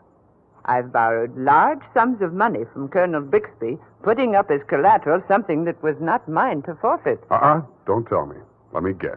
It was the Rushlight diamond? Well, you seem to know everything. All but one thing. Why did you think you could palm off a paste copy on an operator like Bixby? He sent you here. I won't tell you another single thing. Well, then I'll tell you a few things. The only way the Rushlight diamond could be transferred legally into the hands of Colonel Bixby was by tricking Ralph into marriage with Lotta, since Ralph's wife automatically became the legal owner. With Ralph dead, Bixby would be in line to inherit the diamond from her. Inherit? California state law. Foster parent may inherit from a foster child in absence of any direct heir. Well, why, then he planned. He'd kill her, too. Mr. Spade, we must stop him. She's safe for the time being. I had her thrown into the pokey. They can hold her 48 hours for questioning, but they can hold you longer. They can even hold you as an accessory before the fact. Why, I didn't know he was going to kill anyone. Lotta was just going to hand over $1 million diamond to Bixby out of the kindness of her heart? Oh, no. Lotta wanted to become an American citizen. Marriage is the quickest way. For her, Ralph was the only way. Okay, I'll buy that. Now, tell me honestly, Mrs. Rushlight, what happened to the genuine stone? I honestly didn't know. I wasn't sure. But now there can be only one answer. Nancy with the laughing face? She went with me when I went to the bank vault to get the Rushlight diamond to present to Lotta after the ceremony. Uh-huh. She looked after all my jewels, including the paste copy that I habitually wore. Homicide, Lieutenant Dundee. Spade again, Dundee. I think I got the Rushlight caper all wrapped up. I'm heading for your office now, so wait for me. And whatever you do, don't let that Lotta dame out of your sight. Thank you. Goodbye. Wait a minute, Sam. Wait a minute. Yeah? The Lotta dame. She's already gone. Escape? Bailed out. Custody of her foster father. Wait a minute. I got the name here, son. Bixby. He's a colonel, and no wonder you're only a lieutenant. Mr. Spade, can't you stay for tea? Not thirsty. Nancy? Nancy, where are you? Oh, here I am, Sam, I was waiting for you. You got the keys to that car out in front? Why, yes. Do you want to borrow it? Yes, with you in it. Why, Sam, wait till I put my face on. Let it go. It's as good as lost anyway.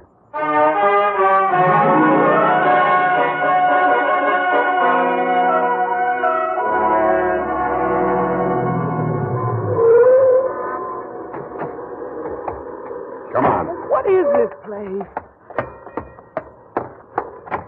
Where are you taking me? Never mind. Just hang on. I'll fly you up to the second floor.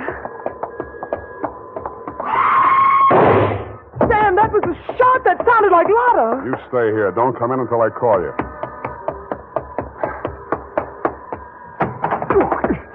Spade, what are you doing? Get back in there. Drop it. No. Drop it or I'll crack your elbow. That's better. Now sit down. I want to look this over. Looks real cute. Powder burns, gun beside the chair, and what's this? Well, a note in Dutch. It's a suicide note. She killed herself. I can almost believe that. You've handled this very well, considering the bad breaks you've had. Only one thing wrong. Do I scent a bargain? I don't have to bargain. I've got the diamond. All you've got is 2 murders rapping on your thick noggin. And don't be absurd. I know who has the real necklace. Then you better talk to her directly. You can come in now. Sam, was that... Oh, that poor, homely little dame. What did she ever do? Stop. You're breaking my heart. She committed suicide. You know better than that. She committed suicide. If the colonel's price is right. Oh, I see. I'll put it to you directly. It's not easy to fence. It'll have to be cut. That'll decrease the value considerably. Say, $10,000, no questions asked. Pardon me, that suicide shot, it's ringing in my ears. I can't hear you. 20,000. 50.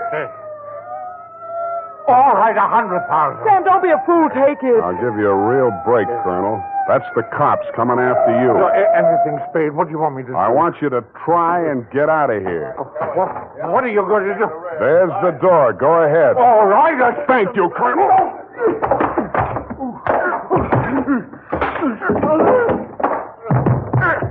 All right, men, remember, he's desperate.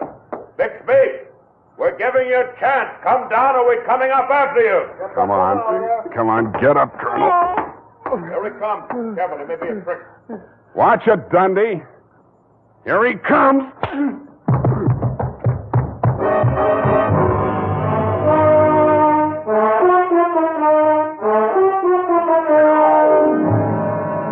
And that, Mrs. Rushlight, is the crop. For a man that went down fighting, Colonel Bixby didn't need much persuading once they got him under the lights down at headquarters. He confessed to everything, and the murders weren't the worst of it, the way I figure. The worst of it was the cruel way he victimized the poor little ugly duckling, Lotta Van Eyck. It's tough enough to be whipped before you start. Period, and a report. My goodness, that was muy triste. I mean, I'm beginning to see why Effie gets so repressed sometimes. Effie, depressed? That little doll told you that? Only between she and I and the lamppost. She's so sensitive, you know. Not like I, of course. I invariably cry at weddings. You don't say, Bernadine. You attend weddings often? With high frequency, Mr. Spade. You mean frequently? No. The last time it was FM. You know, frequency moderation. Oh, yes. Moderation in all things, I always say. You mean you attend radio weddings? Oh, yeah. I've been married 6 times. My next date is television. You've been married 6 times? Well, to each his own, Mr. Spade. You mean 6 men have... Oh, no. No, I only marry my husband. Repetition is the spice of variety, I always say. Is that legal? If it's not after 6 weddings, what isn't? To each his own, you say. Well, we don't presume to make a career out of it. As soon as we get the mangler and the deep freeze, we're going on our honeymoon. Well, congratulations, and type this up when you have the time. Mrs. Bernadine Hemp.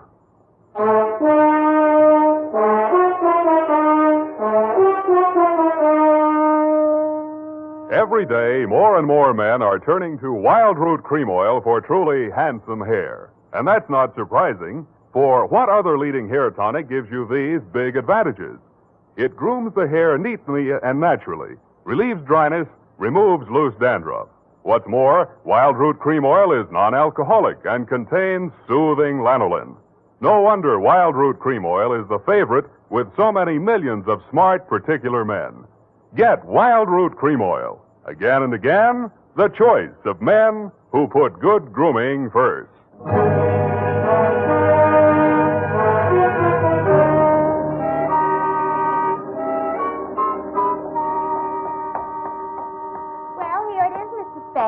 I'm sorry it took so long, but I kept relapsing into Spanish. Yes, I know how. And Effie's typewriter doesn't have any upside-down question marks.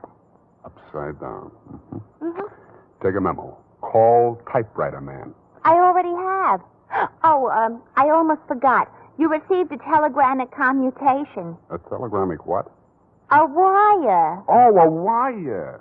Well, open it and read it. In English, por favor. It says, Dear Sam. Figures. In the haste of my departure, I neglected to warn you about Well, when I do that one another favor, she'll have silver threads. Who? That ball of fire whom I'm taking the place of in order to be double-crossed of by. Effie? Is she still in far-off Canab? And good rubbish, if you'll pardon the expression. Oh, Bernadine, let me see that. I neglected to warn you about Bernadine. I'm sending details, airmail special, but in the meantime, whatever you do, don't go to any radio broadcasts with her, and if she comes to work in a wedding gown, take the day off. Love, Effie. And I had 2 tickets for honeymoon payoff, and now she went and spoiled everything. Oh, now there, Bernadine, you just have to marry your husband again, that's all. I wouldn't have had the time anyway. I know. It's just the principle. Good night, Mr. Spade. Good night. Buenas noches. Hasta la vista. Effie, why did you ever leave me?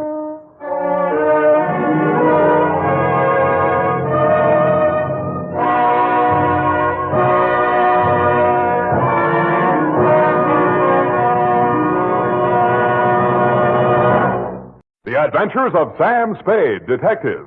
Brought to you by Wild Root Cream Oil Hair Tonic, the non-alcoholic hair tonic that contains lanolin.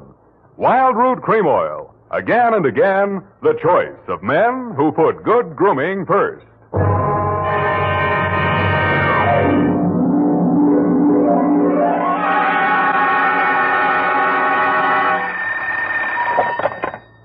Office of Samuel Spade, Private Investments. Investigations. Good morning. Evening. Effie? Miss Perrine is on a vacation. Perhaps I may be of assistance, no doubt. I don't know. To whom am I speaking to? I am sorry. I cannot divulge that information to an entire stranger. May I take a message? Look, Miss Whoever you are, I don't want to discommode you, but I am sorry, but I will have to ask you in no certain terms to resist from this line you are handing me. I am not the type secretary. Forget it. I'll just call Miss Perrine long distance and dictate my report over the phone. Oh, my stars and garter. How utterly gouch of me, Mr. Spade. Oh, I'm Bernadine, Effie's relief. I mean yours. I could use some. Oh, shall I send out for some medicine? Yeah. The phone number's on the wall behind the water cooler. Tell them the 100 proof bonded and hang the expense. I'll be right down to dictate my report on the bail bond caper.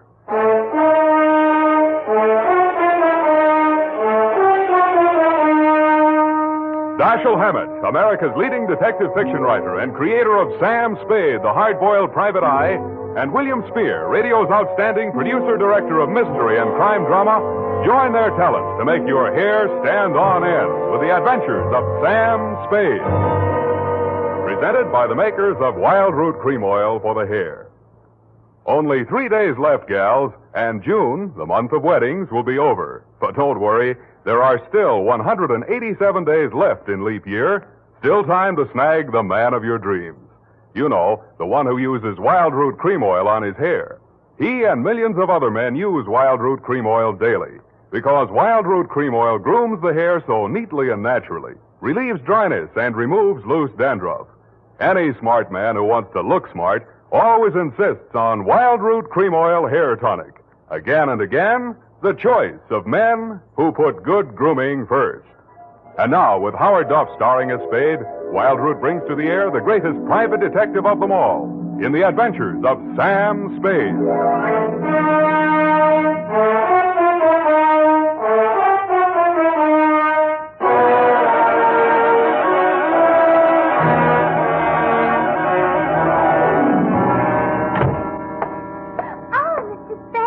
You are, Mr. Spade. You just gotta be.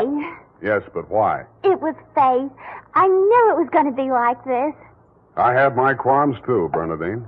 Oh, that's good. I sent the other back. The other what? I called that number, but it was euphonious. They said whiskey. Is something the matter?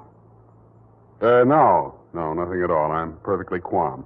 Well, I'm glad. My previous employer was very nervous, which is why I just happened to be tentatively at large when Effie reproached me about being a relief to her. Figures. Bernadine, now I'm not being fresh. Honestly, I'm not. But do you take shorthand? Yeah, but I don't speak it. What is that you speak? Don't answer. Ready? Rodney. I mean Roger. Date. I'll have to ask my mother. Down, Bernadine. Date, June 27, 1948, to Miss Effie Perrine, care of Perry's Lodge, Kanab, the Pearl of the West, Utah. What? Oh, wrong letter. I'll get to that later. Date, June 27, 1948, to Leo M. Scarlett, care of Leaf Branch, Root, Knox and Wood, attorneys at law, 333 Pine Street, San Francisco, from Samuel Spade, license number 127596. Subject, the bail bond caper. Dear Leo, I'm sorry things turned out the way they did, Leo, and I'd like you to know how I got into it. It wasn't for the reward. I don't take rewards. I'm not in love with your wife, no matter what she says, and I wasn't sore at you about anything. I was just sitting in my office, minding my own business, when the door opened, and Vivian walked in. She looked every bit as beautiful as she did when she lived under me in Ma Tuttle's boarding house in 41. In fact, I didn't recognize her until she slithered out of her mink. Hello, Sam. Surprised to see me? Yeah, but I'm trying not to show it. What's on your mind? Is that all you've got to say to me, Sam? Well, you're here on business, aren't you? All right, I don't blame you. It all happened pretty sudden, Leo and me. I should have written or phoned you, I suppose, but somehow... Forget it, Vivian. Now, what do you need a detective for? You, thinking of divorce already? Oh, please don't, Sam. If it was a mistake, I'm the one who has to live with it, and I made up my mind when I married Leo. This time it's for keeps. No matter what. Mm-hmm. What's the what? He's in trouble, Sam. Well, that's nothing new. Well, this time I don't think it's his fault. When Leo went legit, he meant it. What's he say he's doing now? He's a bail bond broker. Judging from your new look, I'd say he's a success. Sam, a man called him on the phone today. I answered. He said his name was Holliday, but I recognized his voice. It was an old friend of Leo's, Charlie Rosenfoy. Charlie, huh? When did he get out? A couple of weeks back. He was paroled. I don't know what he said over the phone, but Leo looked scared and sick. I don't wonder. The word around town was that Charlie took the rap for Leo. And I don't know anything about that. All I know is Leo's on the level now, and Charlie never will be. He did plenty on his own during that time he served. Well, I won't argue that, but from where I sit, it looks like Leo better start wearing a gun again. He has. That's what I'm so frantic about, Sam. You hear any of the conversation from Leo's end? He didn't say much. But I did hear him say, all right, 10 tonight. I'll meet you there. That wasn't very smart of him. I know, but that's the way he is. It might be only for a payoff. I thought of that, too. But Leo hasn't got that kind of money. He's been dropping a lot at the racetracks lately. And even if he had it, he's not the type to pay blackmail. I don't like it. Why should I stick my neck out? Why did you have to come to me anyway? Because I trust you, Sam. I know you were jealous of Leo. I was? Sam, if we ever meant anything... If you meant half the things you said to me when we... Stop it. That's blackmail. Oh, I feel so lost and alone. I don't know where to turn. Okay. I'll see what I can do. Oh, Sam. I'll make it up to you somehow. You see if I don't. Sure you will. And tell Leo to stop dropping his money at Tan Ferran. This is going to cost them plenty.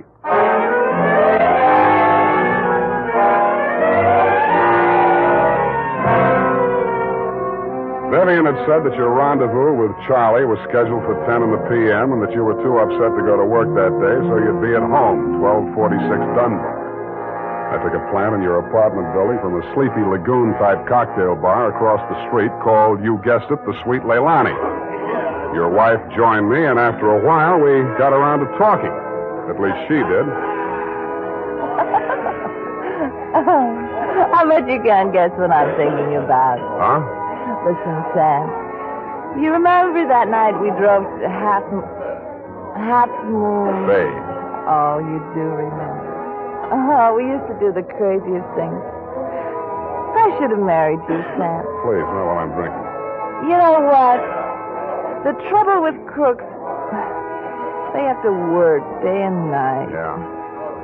Hey, you're not listening. No, but everybody else in the place is. Let's talk about you, Sam. Did I ever tell you how I met Leo? No, and please don't. And then he opened a bucket shop. You know what a bucket shop is? Yeah. It's stockbrokerage. Yeah, that's right. Only it's crooked. That was the first business Leo started when he went legit. Mm-hmm. He had to shut it down on account of those securities. Somebody was always stealing out of the safe. Were they insured? Yeah, but they wouldn't renew his policy. So after the second nightclub burned down and he couldn't get any insurance at all, even on his own life. That's why I'm so frantic, Sam. Hey, give me a nickel. I want to play Sweet Leilani.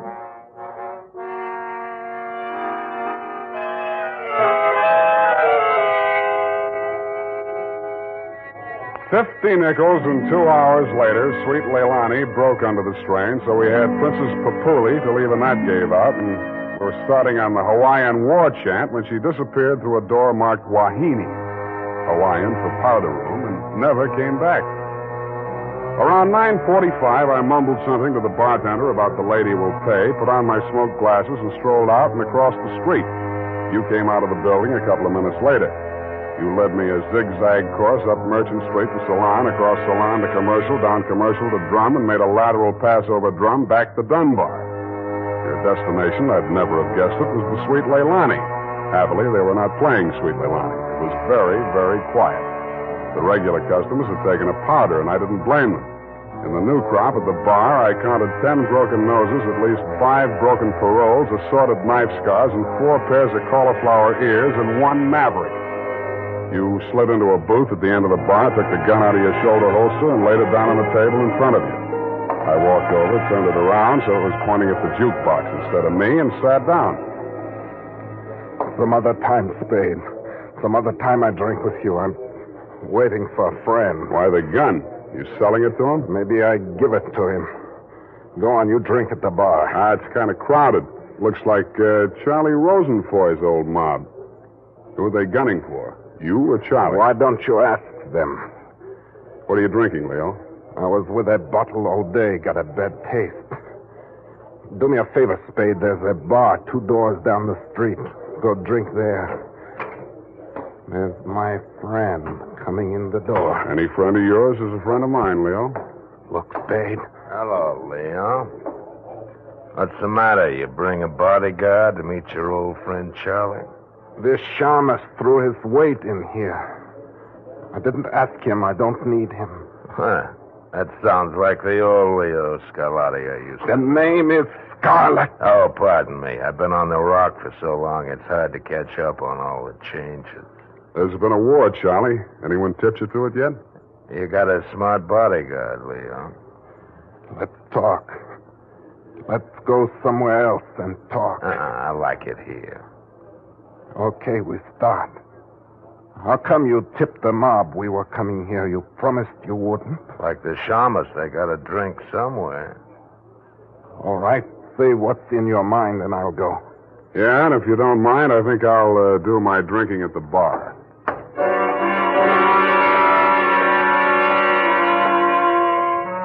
Both of your guns were on the table. It didn't look as though you were going to use them on one another, and I figured that neither of you was going to do much talking in front of me anyway, so I strolled back to the end of the bar to look at the television. 10 o'clock news roundup was on, and the ticker tape that was moving across the screen said ... in Atlantic City today, period. I ordered a highball, and then the ticker tape started again. This time it said San Francisco, $1 million bail bond robbery.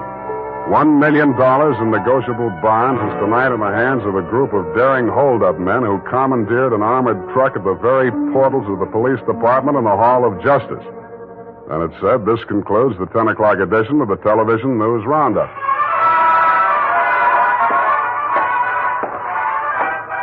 I had a slight hunch that if the television boys had had their cameras on the big bail bond robbery, that at least some of the characters would have been played by at least some of the bad actors that were foregathered in the Sweet Leilani. In fact, what you and Charlie were saying and doing when I walked back to your booth was almost too much to the point. You let me see the bulky portfolio Charlie shoved across the table at you. It looked like a carrying case for bonds, bank messenger type. But it was sealed with wax blobs bearing the imprint of the Great Seal of the state of California. I was impressed. Where'd you get this? You can read about it in the papers, and if I was you, I'd get this out of sight before them papers hit the street. One thing more. Don't try to clip none of them coupons.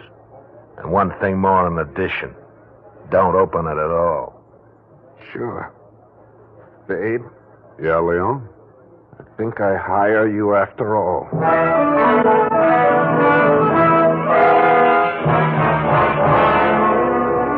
I took the job, and you handed me the portfolio.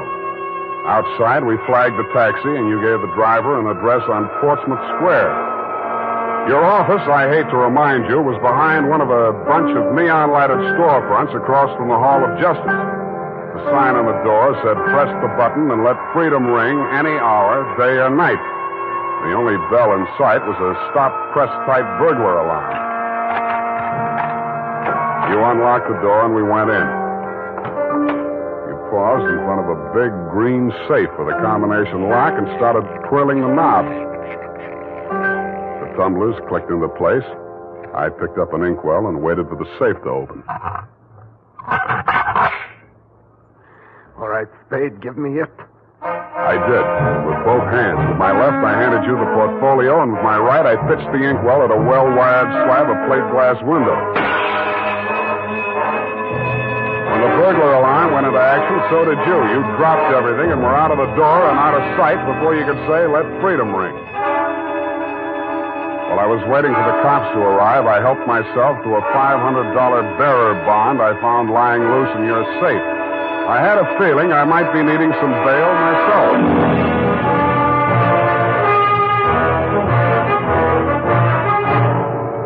The makers of Wild Root Cream Oil are presenting the weekly Sunday adventure of Dashiell Hammett's famous private detective, Sam Spade.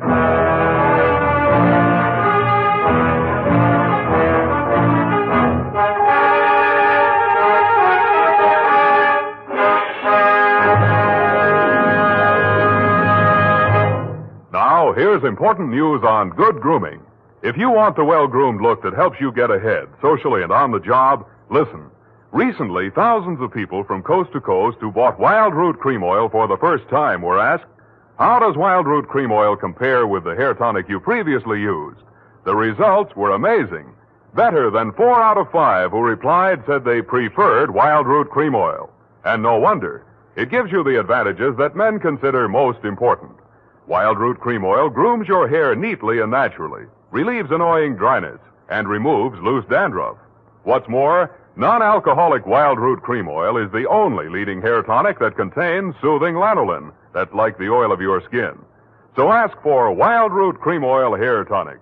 Again and again, the choice of men who put good grooming first. By the way, smart girls use Wild Root Cream Oil too, and mothers say it's grand for training children's hair.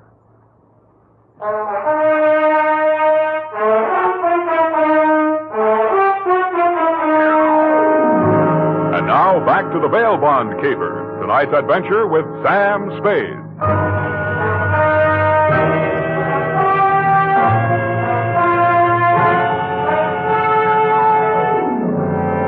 I had hoped, Leo, when when I made my spectacular move in your bail bond office and set the bells to ringing, then I'd get the caper off my neck and onto the capable shoulders of the police, where it now belonged. Then I told myself I could go home and get some sleep. I had never been that fond of Vivian anyway. I was holding the $1 million portfolio, complete with its big official seal still unbroken, ready to hand it over with a flourish to the first boy in blue that rushed in. But then I saw something that dashed my hopes. There was a strip of Scotch tape across the bottom of it. It wasn't up to me to tamper with important evidence, but I didn't have to. It was only a question of what magazine had been cut up to replace the $1 million in bearer bonds. That question was answered at headquarters 20 minutes later. It turned out to be the last 52 issues of Radio Life, which even Captain Walsh of the robbery detail admitted was no help. Neither was Captain Walsh. Now, Spade, in your statement here, you state, so-and-so, Sweet Leilani, and that Rosenfoy did hand portfolio exhibit in question to Leo M. Scarlett, alias Scarlatti, at approximately 10:20 p.m. this date. That's it, Captain. Now, you sure you want to stick with this? You don't want to change any part of the statement? No, I just want to go home and go to bed. I'm afraid you're going to stay with us for a while. Who, me? Statement of Jordan Joyce, M.D. Statements of Hilda Sackwriter, R.N. and Mildred DeVille, R.N. Day and night nurses, respectfully. Who's sick? Rosenfoy. He's been quarantined in his home in Daly City since his release from Alcatraz 4 days ago. Chicken pox. Sorry, Sam, I'll have to book you. You sure you don't want to add anything to that statement? Only this. Kelsey Walsh, if you continue to do such brilliant police work, you will be waving a stop sign at a school crossing in time for the fall semester. You are a hangnail on the finger of justice.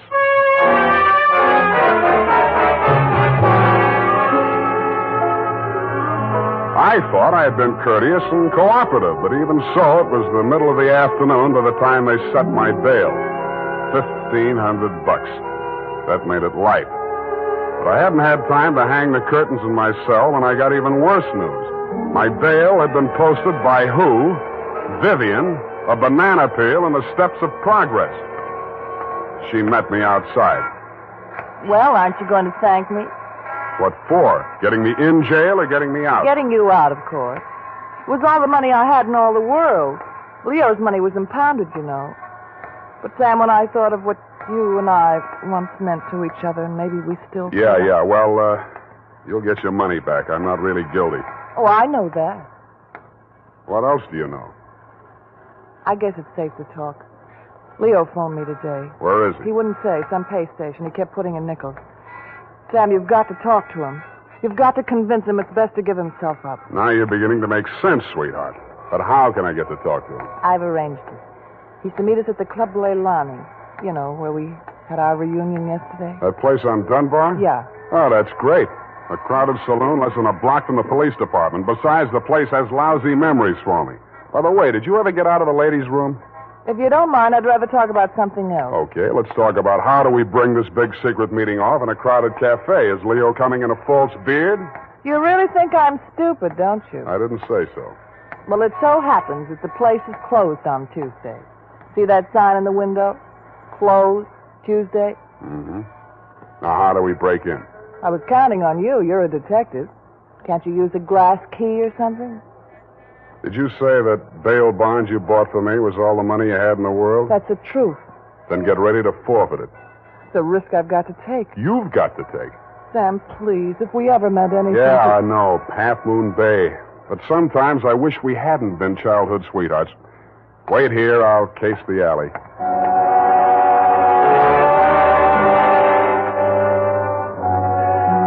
The alley wasn't much better. There were 2 windows, washroom type, all glass brick, except for 2 small ventilators big enough to put your hand through. The only hope was the kitchen skylight. I didn't have any trouble getting up to it, but once I was there, things didn't look so good. The view from the roof was a garage door with 2 green lights flanking it. Then it struck me where I was and why I was there. the Club Leilani backed directly on the Hall of Justice where the big bail bond robbery had taken place at 5 p.m. the night before. Without further ado, I put my foot through a pane of the skylight, reached in, unlatched it, and dropped. Hurry up. Let me in, Sam.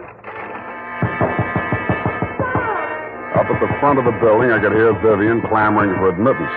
I decided to let her clamor for another minute or two. It isn't a thing I often do, but I walked resolutely into the ladies' powder room. It was very well equipped. It had furniture, a telephone, and more clues than I needed. The magazines were there, the razor blades were there, the Scotch tape was there. There was even a scraping of red sealing wax on the steel frame of the window slot. But best of all was what I found in the paper towel dispenser. I lifted it out and moved it next door to the men's washroom. Then I let her in. What kept you so long? You'll spoil everything. I was afraid you'd... Here comes your husband. Oh. Come on, let me in. What happened, Leo? You're early. Any objections? I just got itchy, that's all. How are you, baby? Don't, Leo. I'm so nervous. Straining. What are we going to do, baby? What's Spade going to do for us? Tell him, Sam. I'll leave you two alone to talk it out. I'll freshen up a little. Haven't had my face on all day. Poor kid. Well, Spade, let's have it. Yeah, she's right, Leo. I can do a lot for you. But you've got to do something for me. Spade, this is level. I never saw those bonds. I know that. Then what are you after? The truth. It's the only thing that can save you, and if you take this rap, I take it too. I'm in clear up to my neck. Okay. Charlie Rosenfoy came around to Vivian and made her this proposition. He was going to pull this bail bond job and plant the goods on me to get even for the rap he thought he'd taken for me. Vivian pretended to play along with him, only she got hold of the package long enough to take the bonds out and put the old magazines in instead. Yeah. The idea was the mob would think Charlie had double-crossed them, taken the goods for himself, and delivered a phony packet to their banker, which was supposed to be me. Sure. Only you had to get smart and set off that burglar alarm. Now I'm getting the squeeze on all sides. The mob, the law, Charlie are all gunning for me at once. Don't worry about the mob and the law, and don't worry too much about Charlie. What are you driving at? That'll be him now. Who tipped him I was here? Get back in the corner. It's dark in here. He'll never see you. I'll take care of him. All right. Hello, Charlie. Oh. Come on in. Oh! Good boy, Spade. Get his gun. You're my friend. Sure, I'm your friend. Come here. Yeah, sure, Spade. Pleasant dreams, fellas. Now I act. Hey, Charlie! No, Leo!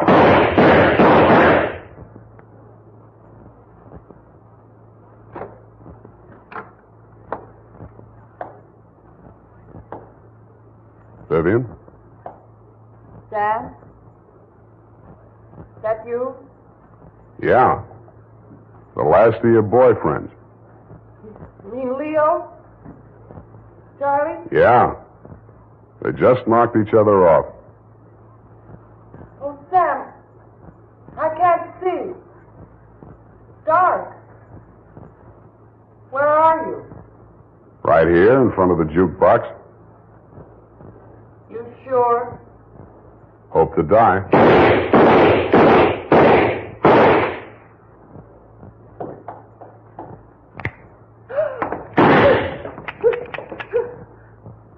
Drop it, Vivian. It's empty. Sam,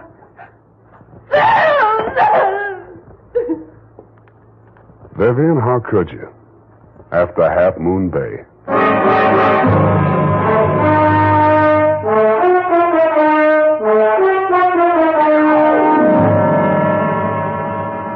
I'm sorry I had to knock you boys out, Leo, but better lumps than bullet holes, eh? After she started wrapping up the caper, it wasn't too hard to figure what she was up to, providing you could keep her smoke out of your eyes. She told Charlie how to operate on you and told you how to operate on Charlie. $1 million for her and 2 dead gangsters lying on the floor of an empty joint where they'd shot it out. The secret of the missing bonds would have to be written off by the police as having died with either one of whichever of you ever had them. Period. End of something. Pardon me, Mr. Spade. I know you're tired, and if you chew brush, please feel free to allude the whole matter. But Yes, okay, let's do that. thank you. Effie said that you were always glad to qualify any little points that she didn't understand. She said that, did she? Yeah, but she also said that quite accidentally that you sometimes leave things out that should be left in. Bernadine, times are very bad. They're cutting salaries everywhere. But where were they during the whole nefarious affair, if you'll pardon the expression? The bonds? In the paper towel dispenser, didn't I say so? Oh, that's what you moved to the men's. But how did they get there? In the Walreenies, if you'll pardon the expression. Simple. When the thieves whizzed through the alley after the heist, Vivian had her well-manicured little lunch hook thrust through the window slot to receive them. Oh, that's how the red sailing wax got there. Bernadine, you're spectacular. Now go and type this up. You're making me nervous.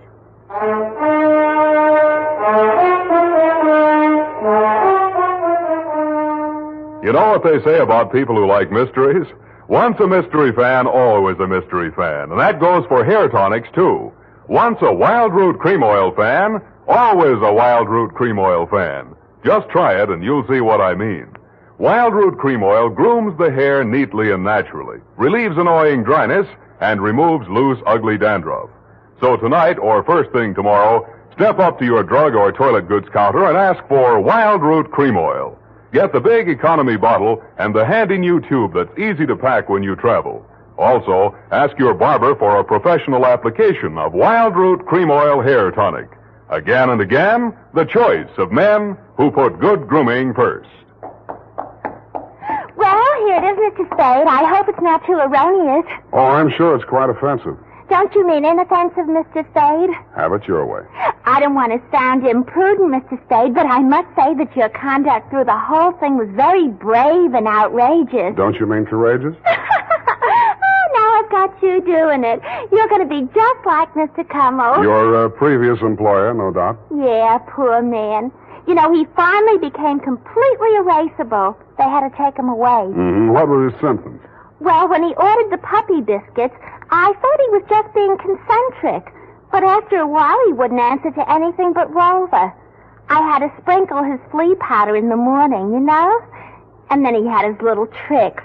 He always wanted to show off, you know, sitting up and rolling over.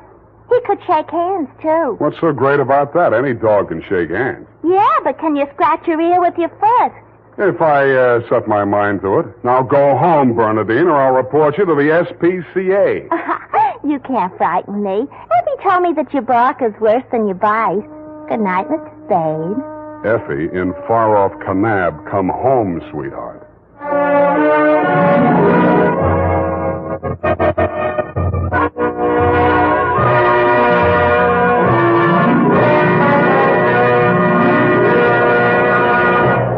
The Adventures of Sam Spade, Detective.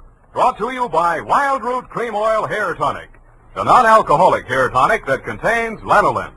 Wild Root Cream Oil. Again and again, the choice of men who put good grooming first.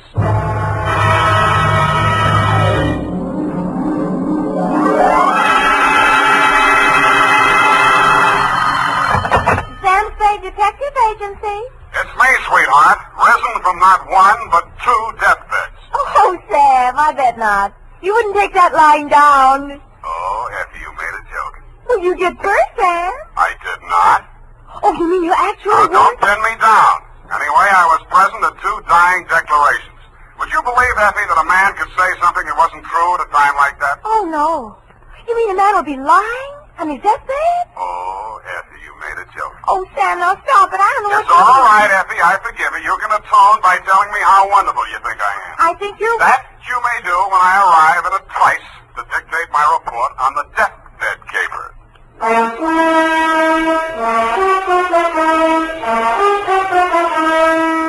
Dashiell Hammett, America's leading detective fiction writer and creator of Sam Spade, the hard-boiled private eye, and William Spear, radio's outstanding producer-director of mystery and crime drama, join their talents to make your hair stand on end with the Adventures of Sam Spade. Presented by the makers of Wild Root Cream Oil for the hair. Tell me, mister, how many times a day do you have to comb your hair? Not many, I'll bet, if you groom it right first thing every morning with Wild Root Cream Oil. For this famous hair tonic grooms your hair neatly and naturally and helps it to stay that way throughout the day. Wild Root Cream Oil also relieves dryness and removes loose dandruff. With Wild Root Cream Oil, you don't have to keep combing your hair every 2 minutes. That is, unless your gal can't resist running her hands through it. Get Wild Root Cream Oil Hair Tonic. Again and again, the choice of men who put good grooming first. And now, with Howard Duff starring as Spade, Wild Root brings to the air the greatest private detective of them all in the Adventures of Sam Spade.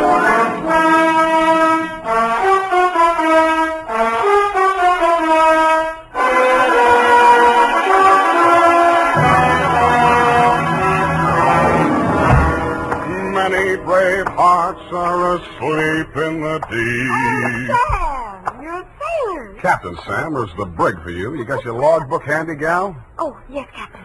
So beware. But that's awful deep.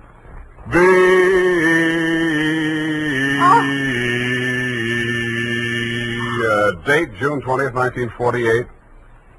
Where? Oh, I have no shame. To Marin County Sheriff's Office, San Rafael, California. Attention, Deputy Woodington from Samuel Spade, license number 127-596. Subject, the deathbed caper. Dear Bill, the dawn came up like thunder out of Chinatown across the bay. In San Francisco, all we could see was fog. But on your side, it must have lifted briefly because somebody named Dan Starbuck managed to find his way to a phone booth, called me, and asked me to meet him at the 3rd Street Pier in Sausalito.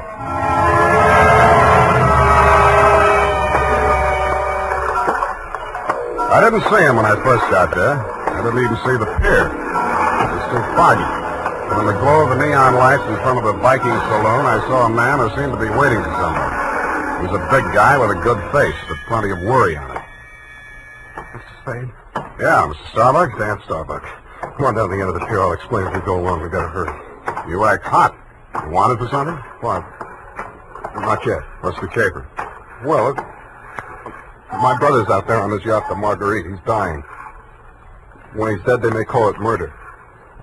I want to be there with a witness. That's you. In case he has anything to say about who did it. Who did? They think I did. Did you? Well, honestly, I don't know. It happened the night before last. I went out there to see him. We've hated each other for years. We've both been drinking, and we drank some more. Then there was a fight. I drew a blank somewhere. Next thing I knew, it was around midnight. I pulled myself together, went into his cabin. Gordon was lying there with his head all kicked. I realized I was covered with blood, and I was holding something in my hand, big glass paperweight. I dropped it. I got out of there fast and swam ashore. I planned to tell you a different story, but that's it. You want the job or not? You think you'll make a deathbed statement that'll clear you, and you want me for a witness? Yeah, that's it. You got a lot of guts. I'm hired. Good. Halverson? You down there? Halverson! Who's Halverson? He's the boatman. He'll row us out. Halverson! Hey, Nils! Johnny? Yeah.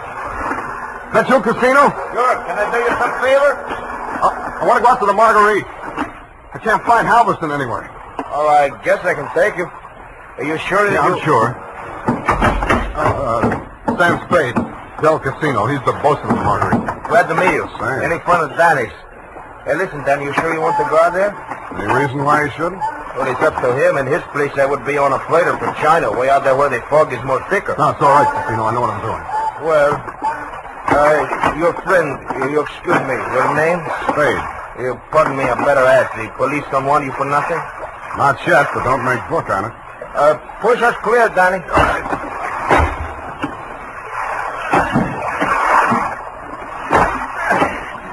This fog is closing in, but I can still see the light from the Marguerite. I wish we don't find her.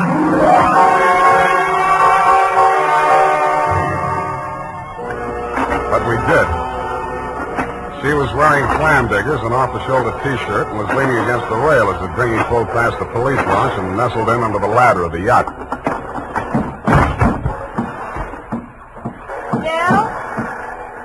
Del? Dashiell, is that you? Yes, Miss Starbuck. Who is that with you? Keep quiet. Phil, what are they saying ashore about... Oh, I thought you... You're Mrs. Starbuck? Yes? I'm Sam Spade. I'm from San Francisco. I'm a detective. Your brother-in-law's in the boat. You captured him? He wants to come aboard. He wants to... die. He's hoping your husband will say something to clear him before he dies. Is there any reason why he shouldn't come aboard? Oh, there's every reason in the world why he shouldn't. The police are in there with my husband right now. Yeah? The doctor says there's a possibility that he may regain consciousness long enough to make a dying declaration. Mm-hmm. If he's face to face with Dan, there's no telling what he'll say. I wish Dan wouldn't... My husband is dying. Dan? Yeah. What's he say? I don't know, but I think you'd better come aboard.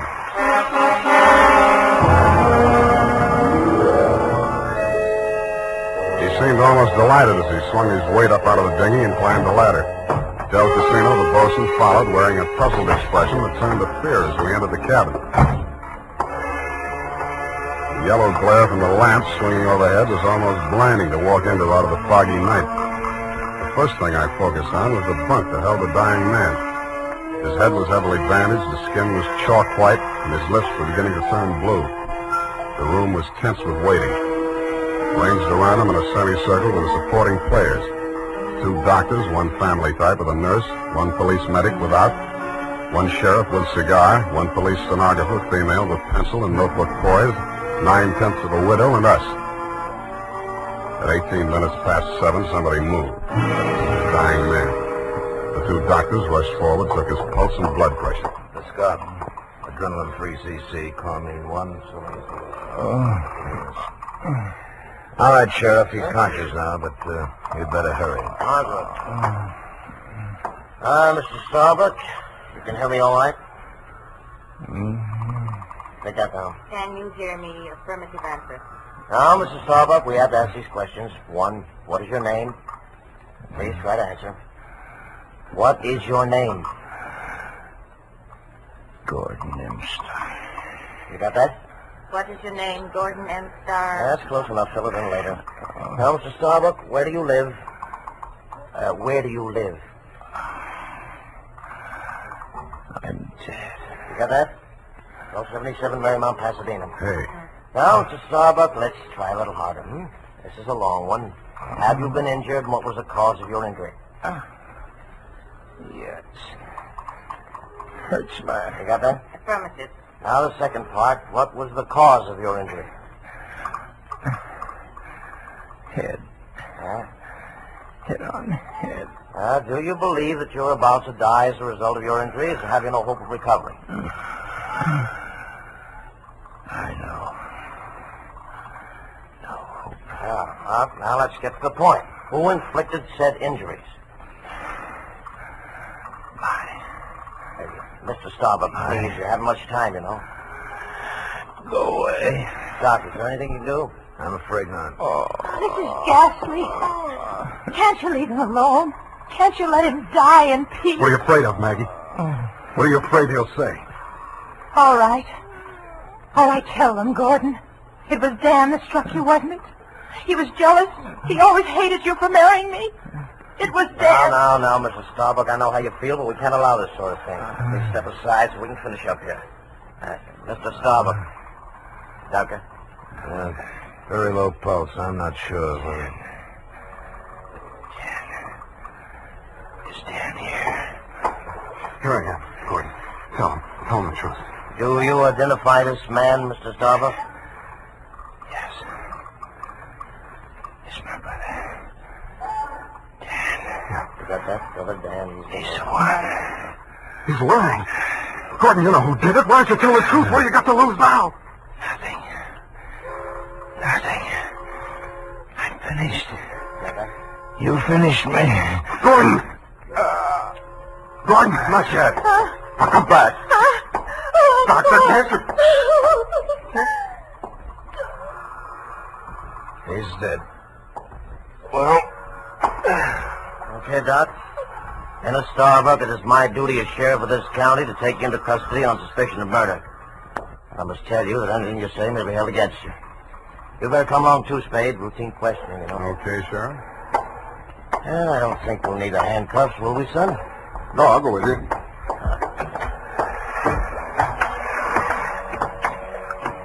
Yes, indeed, son. It's always smart to come along quietly. Yeah. Oh, this is the fellow. Hey, Sam, come back here. Use your hand.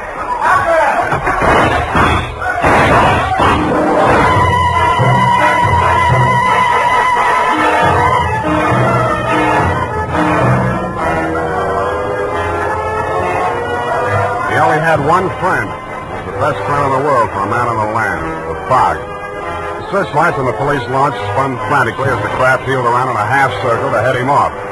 Instead of cutting the fog, the beams from the powerful lights bounced back from it and blinded the men behind them. After 10 minutes of that, they gave up. The sheriff had a theory. Don't worry. Between the fog and the currents, I doubt if we'll make it. We'll probably recover the body in the morning. And they did. But it wasn't Dan Starbuck's body. It was the bosun, Del Casino. He was found in Richardson Bay, adrift in the dinghy from the Marguerite.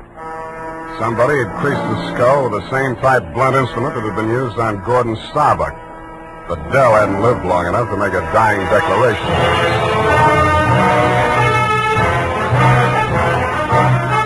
The makers of Wild Root Cream Oil are presenting the weekly Sunday adventure of Dashiell Hammett's famous private detective, Sam Spade.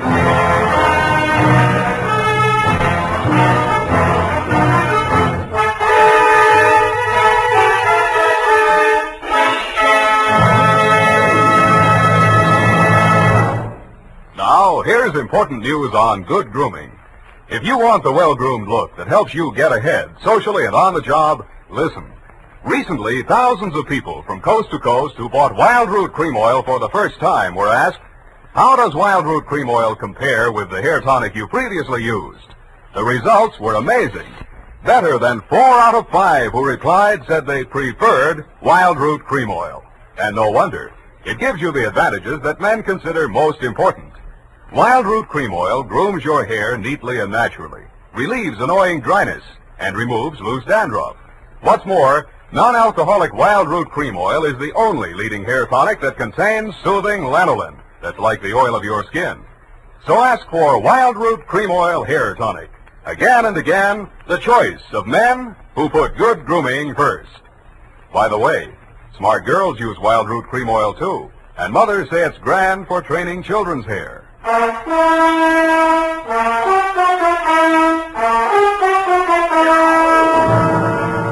And now back to Caper with 2 Deathbeds. Tonight's adventure with Sam Spade.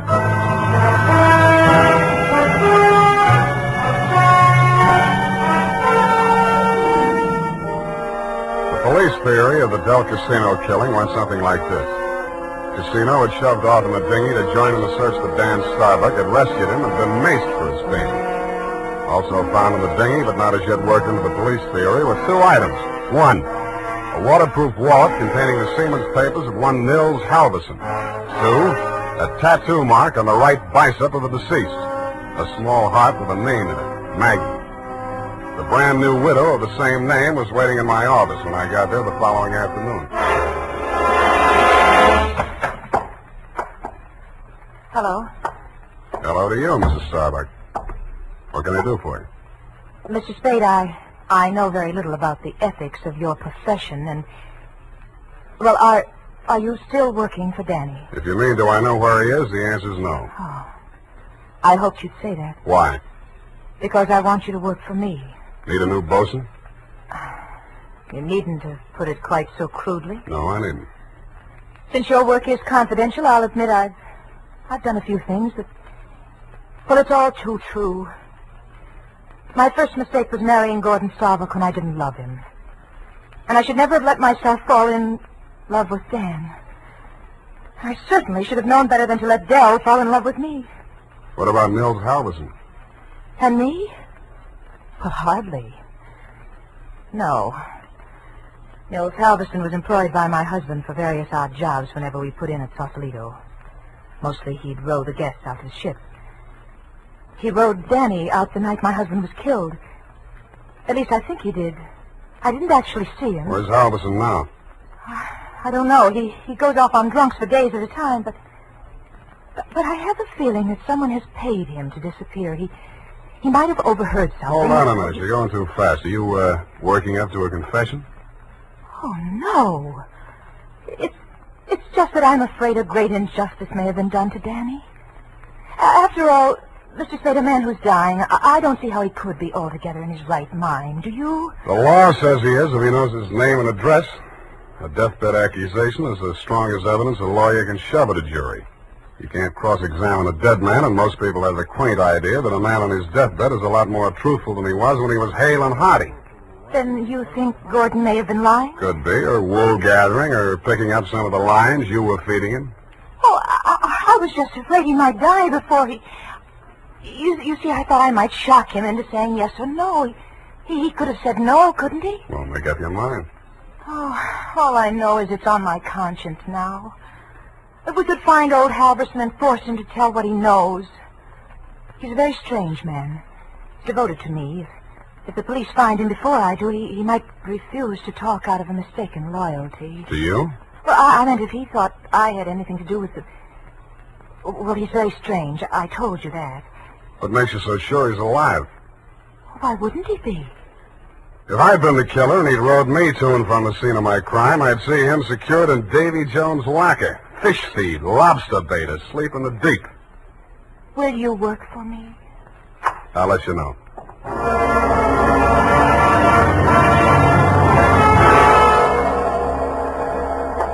I didn't have time to get tattooed, but the rest of me was marinated enough. On my head, I was wearing a dirtied-up yachting cap. And the rest of me, I was wearing a pea jacket, dungarees, and sea boots. I was also wearing clamshell number 5 as I rolled up to the Viking Saloon.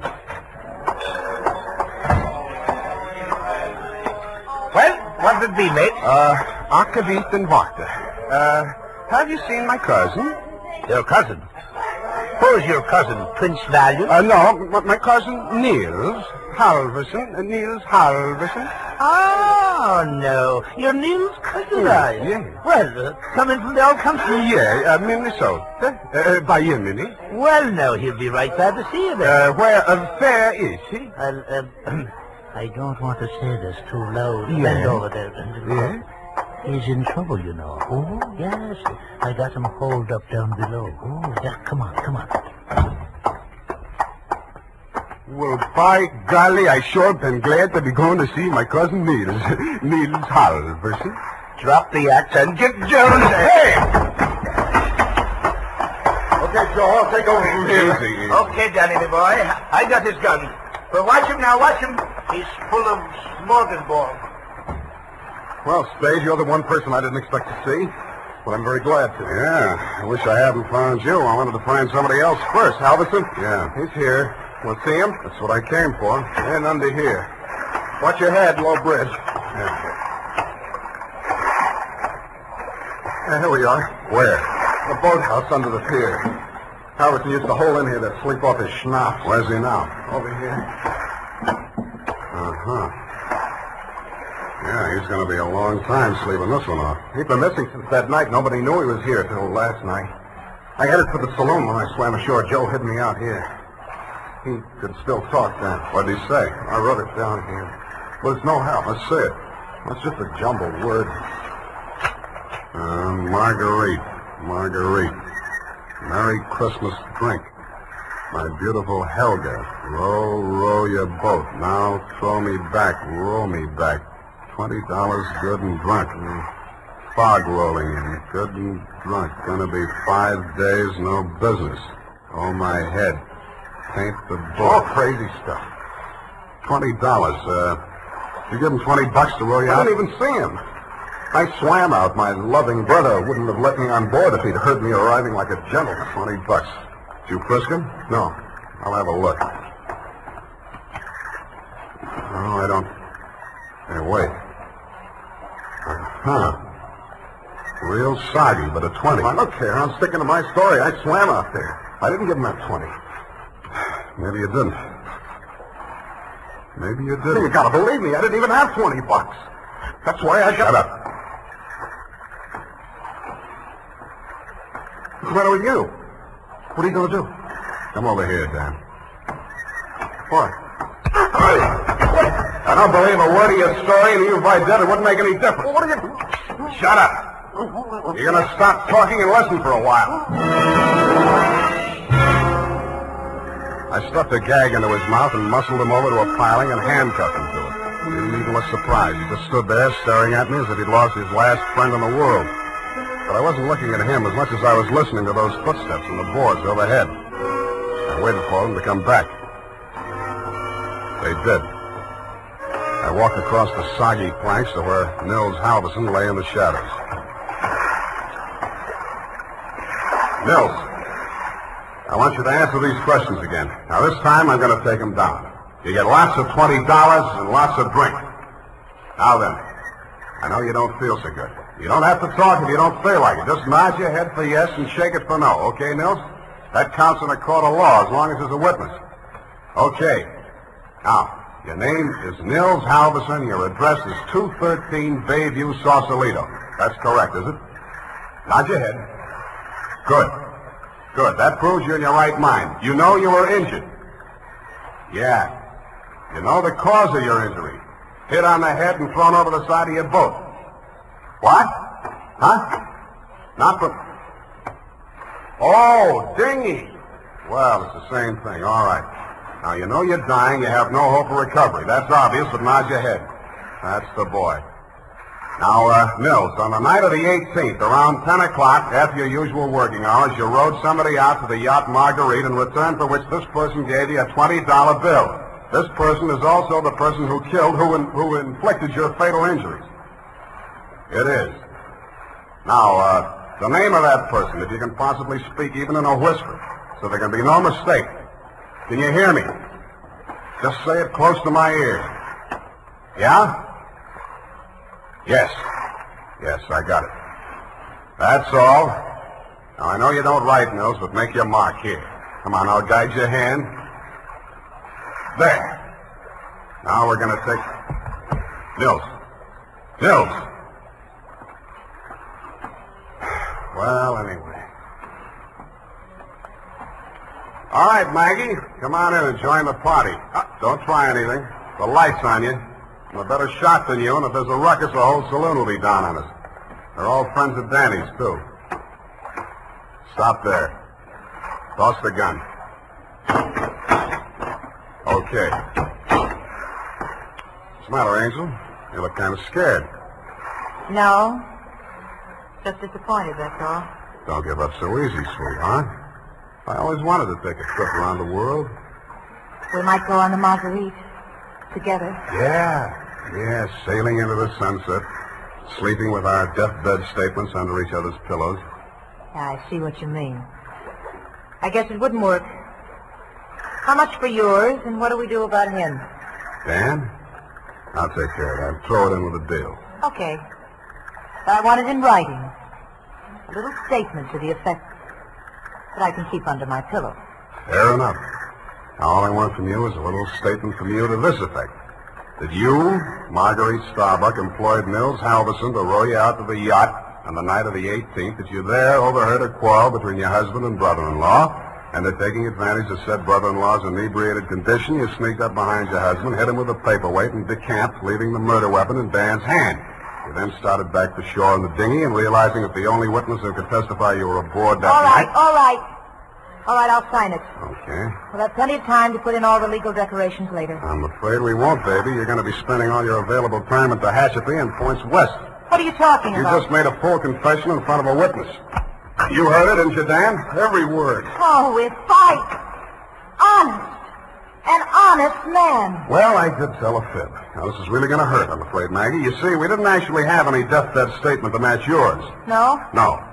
Nils Halverson was a good deal too dead to have made a deathbed statement just now. He's been stiff for 12 hours.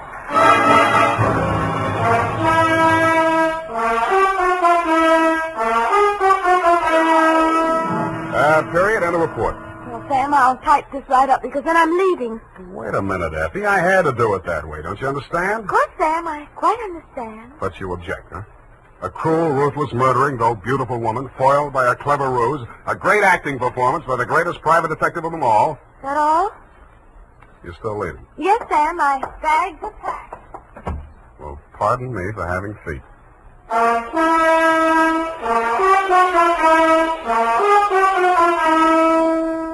There's a reason, men. In fact, there are 5 big reasons why more men every day are turning to Wild Root Cream Oil for well-groomed hair. Wild Root Cream Oil grooms your hair neatly and naturally. Wild Root Cream Oil relieves dryness and removes loose dandruff. Wild Root Cream Oil is non-alcoholic and contains soothing lanolin. 5 big reasons why you, too, should join the millions with handsome, well-groomed hair. Why you should step up to your drug or toilet goods counter and ask for Wild Root Cream Oil. Get the big economy bottle and the handy new tube that's easy to pack when you travel and just right for the office or plant. Also, ask your barber for a professional application of Wild Root Cream Oil Hair Tonic. Again and again, the choice of men who put good grooming first. Well, here it is, Sam. Goodbye. Now, wait a minute, Effie. You can't leave like this, not without... Oh, all right. I'll talk to you while I'm putting my hat on. Well, can't you at least look at me? After all, you should give me a chance to justify... Sam, apparently you're laboring under an apprehension. Of course I am. Oh, boy, am I glad I picked the last in June and the first in July. What are you talking about? My vacation. Vacation? You just had a vacation a few months back. Well, Sam, that's a year. Well, if you want to take advantage of a legal technicality... Now, Sam, don't say goodbye, man. Well, it's customary, I suppose. It's lucky that some of us keep our nose to the grindstone, our ear to the ground, an eye to the future. Huh? Television's just around the corner, you know. Oh, Sam. Come here, sweetheart. You look lovely in it. Come here. Have a wonderful time. Oh, Sam. Oh, Sam. Yeah. Now, go on. You missed your train. Where are you going? To Los Sierras. Well, just so you don't go to Kanab, Utah. All right, Sam. You know best. Good night. Good night, Sierra Sue. Now, who can we get for that part next week?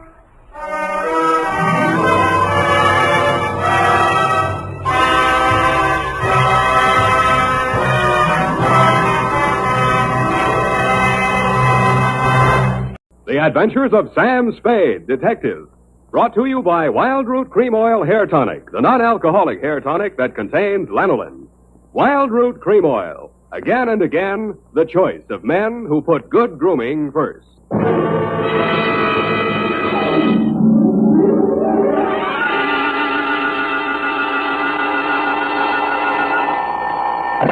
Sam Spade Detective Agency. Hello, sweetheart. It's only me. Oh, Sam. Why so modest?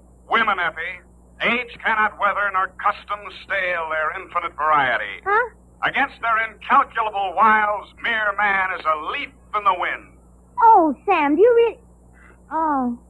Who was she and how windy was it? Cyclonic, Effie. We had to close every window in the house. But If you will just contain your natural feminine curiosity for a few moments, I'll be right down to dictate my report on the bow window caper.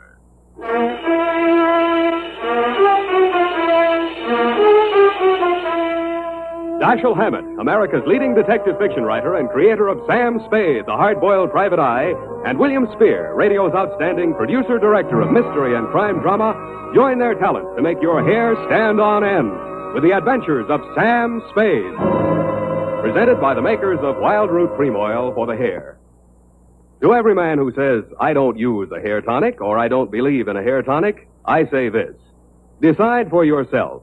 But don't decide until you've tried Wild Root Cream Oil, the entirely different hair tonic. There's not a drop of alcohol in Wild Root Cream Oil, and it contains soothing lanolin. What's more, it grooms your hair the right way, neatly and naturally. So get the big economy-size bottle and the handy new tube at your drug or toilet goods counter. Wild Root Cream Oil Hair Tonic. Again and again, the choice of men who put good grooming first. And now, with Howard Duff starring as Spade, Wild Root brings to the air the greatest private detective of them all in The Adventures of Sam Spade.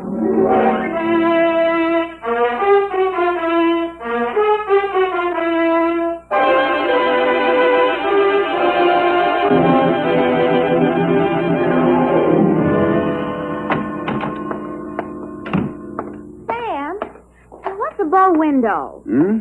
A bow window. A bow window is a bay window that you look into instead of out of. Look into instead of out. Oh. Oh, Sam. Get your book, Panther Girl, and slink on in.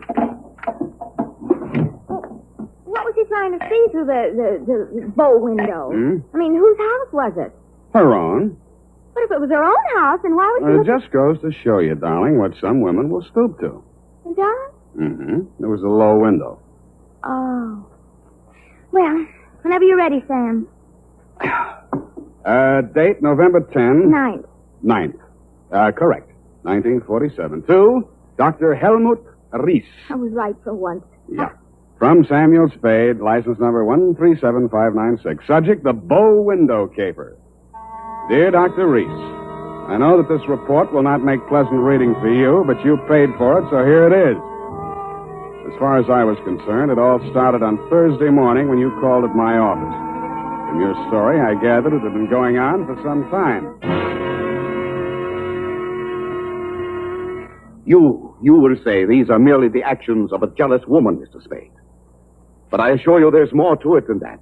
It must be a carefully thought-out plan to ruin my career, my whole life. In what way, Dr. Reese? She spies on my private consultations. Insults my women patients. I can no longer even keep a nurse for more than a week at a time. Scenes, hysterics, outbursts of violence. I cannot continue my work under such conditions. Well, why don't you give her a divorce? Why, no. This is not her desire. If it were, it would be simple. No, she wants to bring me to ruin. She wants to see me on my knees in front of the public. Why? That is what I want to find out. Why? Doctor, I think you ought to take this case to a head doctor. I have consulted a psychiatrist. He examined her. She's perfectly competent mentally. So you see, there's here already some mystery, for which one comes to a detective. How long has this been going on, Dr. Reed? Since 3 months only. But in this time, she has reduced me to utter desolation. Dr. Reese was a very good divorce lawyer right down the hall from my office. No. I discussed the matter of a divorce with her a few days. And this note in her handwriting. I hope you will not force me to use this. Esther. Yes.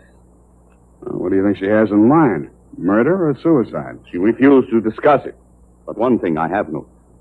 Since she has bought this gun, a new development. A strange man watches my house. Several times I have caught him following me. Well, she might have hired a detective to check on whether you visit a lawyer. Perhaps it is very simple, but it is all too strange to be harmed. I half-heartedly agreed that it might be, Dr. Reese, and when your check for $100 didn't bounce, I went to work wholeheartedly. I reached your house on Pacific Avenue just as the street lights were going on. It's a quiet neighborhood, so I could hear it before I got close enough to read the number on the door. This is nasty. Get out! Get out of this house! Get out! You have no...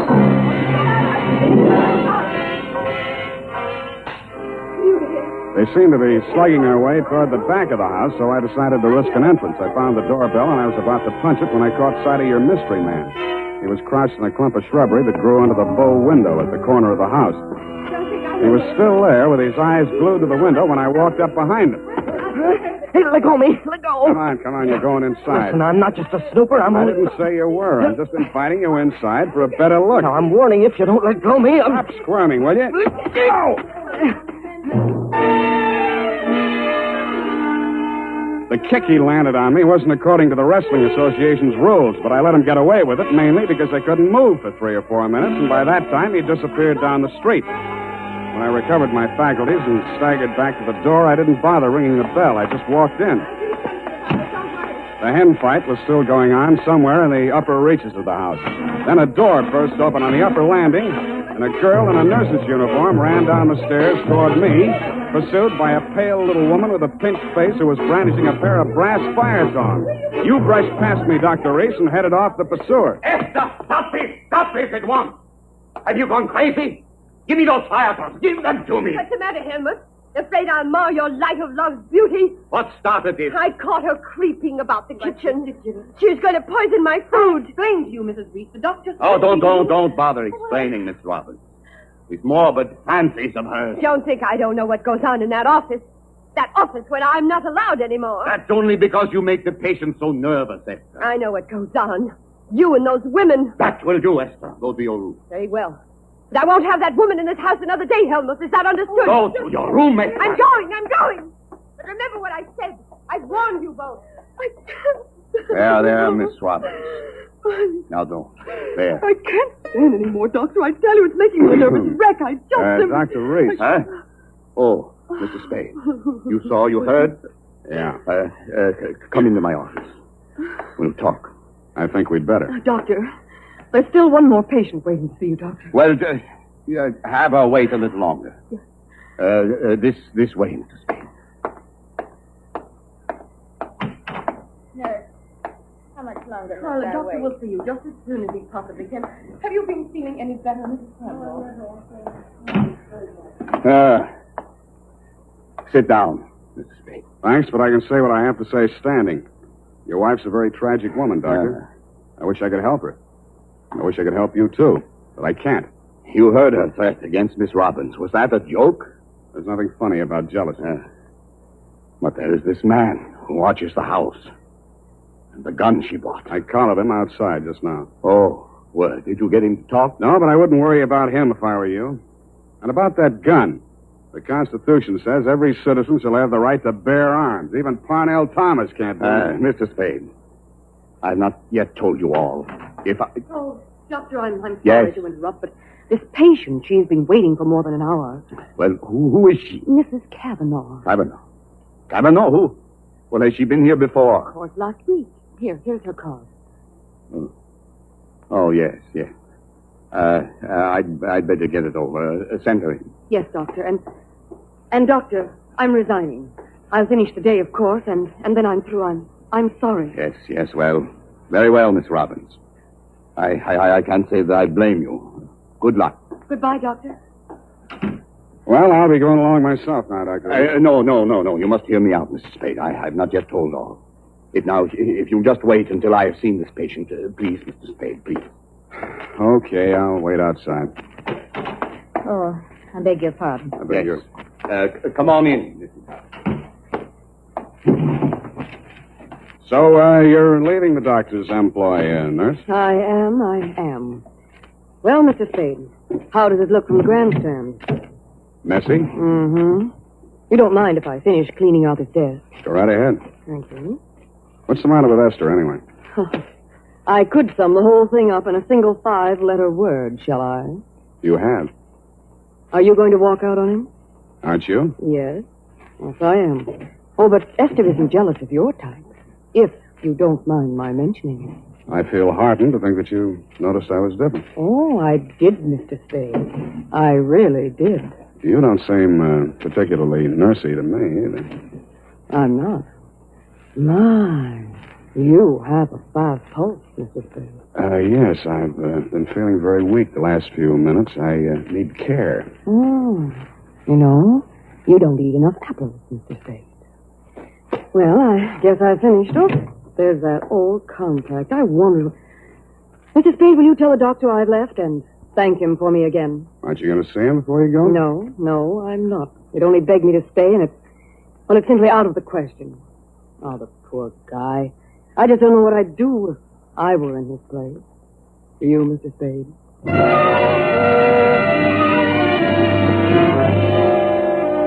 I did, and I told her. She told me I was a victim of hypertension and left me with my mouth open and no thermometer in it.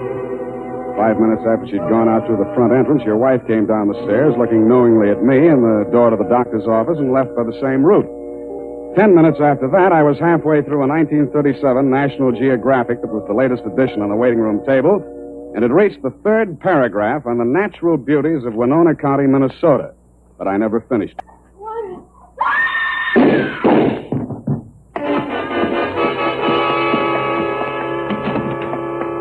The first thing I saw when I entered the room was Mrs. Kavanaugh, your patient.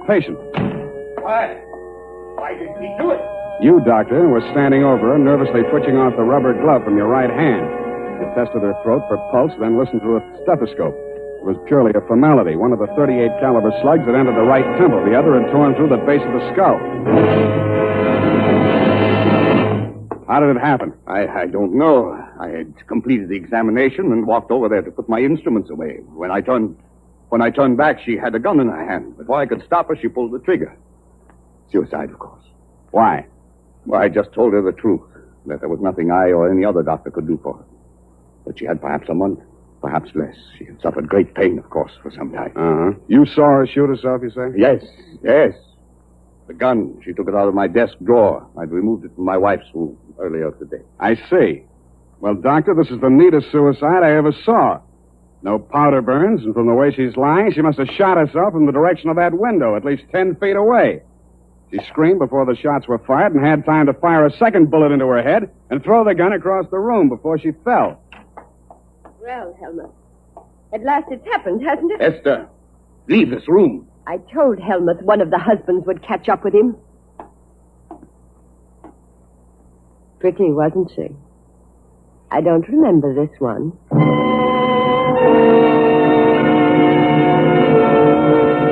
The expression on your face might have been horror or fear or both, Dr. Reese. But your wife was smiling. When my eyes left her face, I noticed a leaf clinging to the hem of her coat. It might have come from the shrub that grew up against the house. And her shoes were splotched with mud that could have and probably did come from the cultivated flower bed just outside the bow window.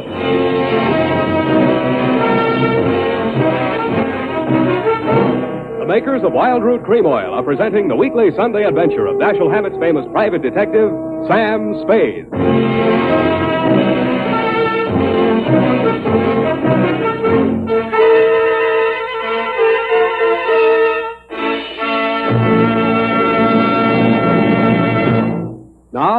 Now, here's important news on good grooming.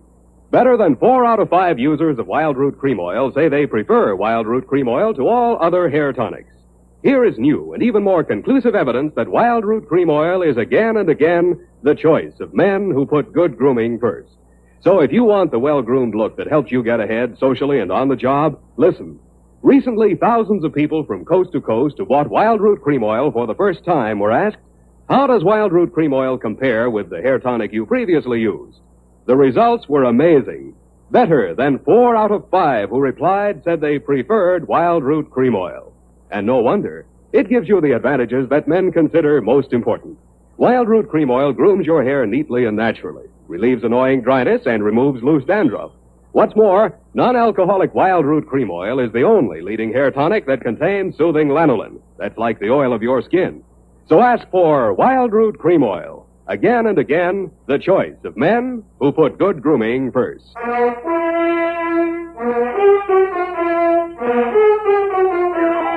And now back to the bow window caper. Tonight's adventure with Sam Spade.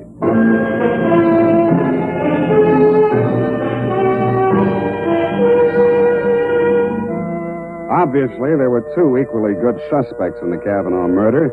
Either your wife had killed her in a jealous rage, or you'd killed her with your wife's gun to frame her for the murder.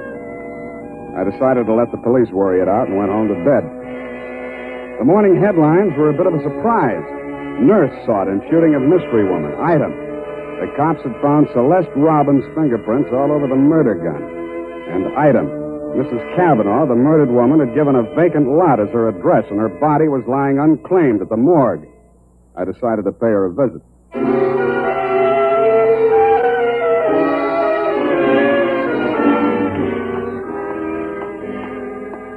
Maxie, hey, Maxie. What? Oh, Sam. Sammy, my boy. Hey, it's good to look on you. How are you, Maxwell? Oh, fine, fine. What brings you here, Sam? The Kavanaugh woman. The Kavanaugh, huh? Let's see who's with us today. Stiftel, Milton, Schwartz, Kelly. I knew him. Nice guy. Feige. Aha. Kavanaugh. Rose. Hello, Rose. Hey, Sam, don't you want to look at Rose? No, I've seen her. Ah. Yeah, just checked her back in. Autopsy. Say, you do collect queer ones, Sam. Now, you take her. Why would anybody in the world knock her off? In her condition, all he needed to do was wait. A month. Couple of weeks. Bad as that, huh? Worse. Anybody claim her yet? Well, they... Hello. Something we can do for you? My name is Kavanaugh. I come for my wife. He was standing with his back to me, and I didn't get a good look at his face until he walked over to the desk with Master. The voice tipped me even before I saw the face. The man I'd caught outside your office window less than half an hour before the murder. If he recognized me, he didn't let it show. I waited while he went in with Maxie. When he came out, there were tears streaming down his face. I'd been waiting for 2 reasons. I had some questions to ask him, and I had wanted to pay back that jolt he'd given me the night before. I left without doing either.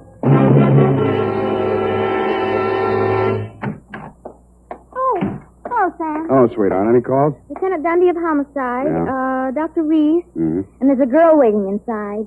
Wouldn't give any names. So you let her wait in my private office. And I don't think you'll mind when you've seen her. She's by way of being a knockout. Well, thank you, Effie. That was very thoughtful of you, John. You're welcome, Sam. Sam, please don't be angry with me for coming here. I had to talk to somebody. What you need is a good criminal lawyer, Nurse Robin. Oh, no. Do you think I killed that man? How did your prince get on that gun? Now, don't tell me she threatened you with it and you grabbed it out of her hand. No, I didn't. I did nothing at all. Take it easy, Nurse. Take it easy. Would you like a drink or something? No. Thank you anyway. I'll be all right. Well, she came in from shopping 3 days ago. Just as nice as pie. And she came creeping around. You know how she is. And she said, I bought something today. It's lovely. And with that, she hauled this gun out of her handbag. And so, to humor her, I took it and I looked at it. I was foolish. It certainly was foolish. Well, nickel-plated, ideal surface for fingerprints. And I remember she was wearing gloves. Struck me as peculiar at the time, but I'm so stupid. I didn't think of it until just now. Everything's a little peculiar about this caper. A woman who was dying anyway gets shot. Nobody even seems to know who she was. Doesn't make sense. No, it doesn't make much sense. What should I do, Sam? Give myself up? I think you should. Yes, I thought you'd say that. All right, phone the police. You got a lot of courage. Sure you don't want a drink? No, thank you. I'll be all right. I'll be all right. Homicide, Dundee. Dundee, Sam Spade. I got the Robbins girl here in my office. She wants to check in. Oh? Well, tell her to forget it, Sam. Reese's wife just made a full confession.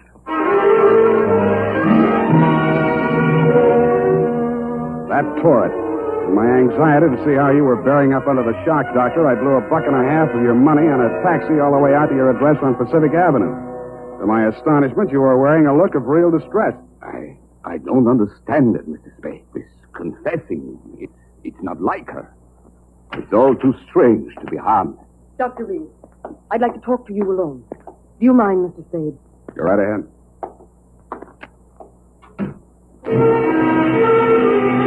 I strained my ears outside your consulting room, but all I could hear was a few vague murmurs. Then, for no good reason, I decided to have a look at your wife's bedroom upstairs. The cops had been there before me, so I didn't expect to find much, and I didn't. I was tapping the woodwork for secret panels or something when I heard a heavy tread on the stairway. I wheeled around, my hands inside my coat. A jolly-looking character in coveralls was standing in the doorway. Home Electronics. I beg your pardon? Daggett, Home Electronics. I come to take the equipment. What equipment? The dictograph. She don't need it no more. Ask me, she heard too much. Mrs. Reese had a dictograph installed? Yeah, a rental type installation.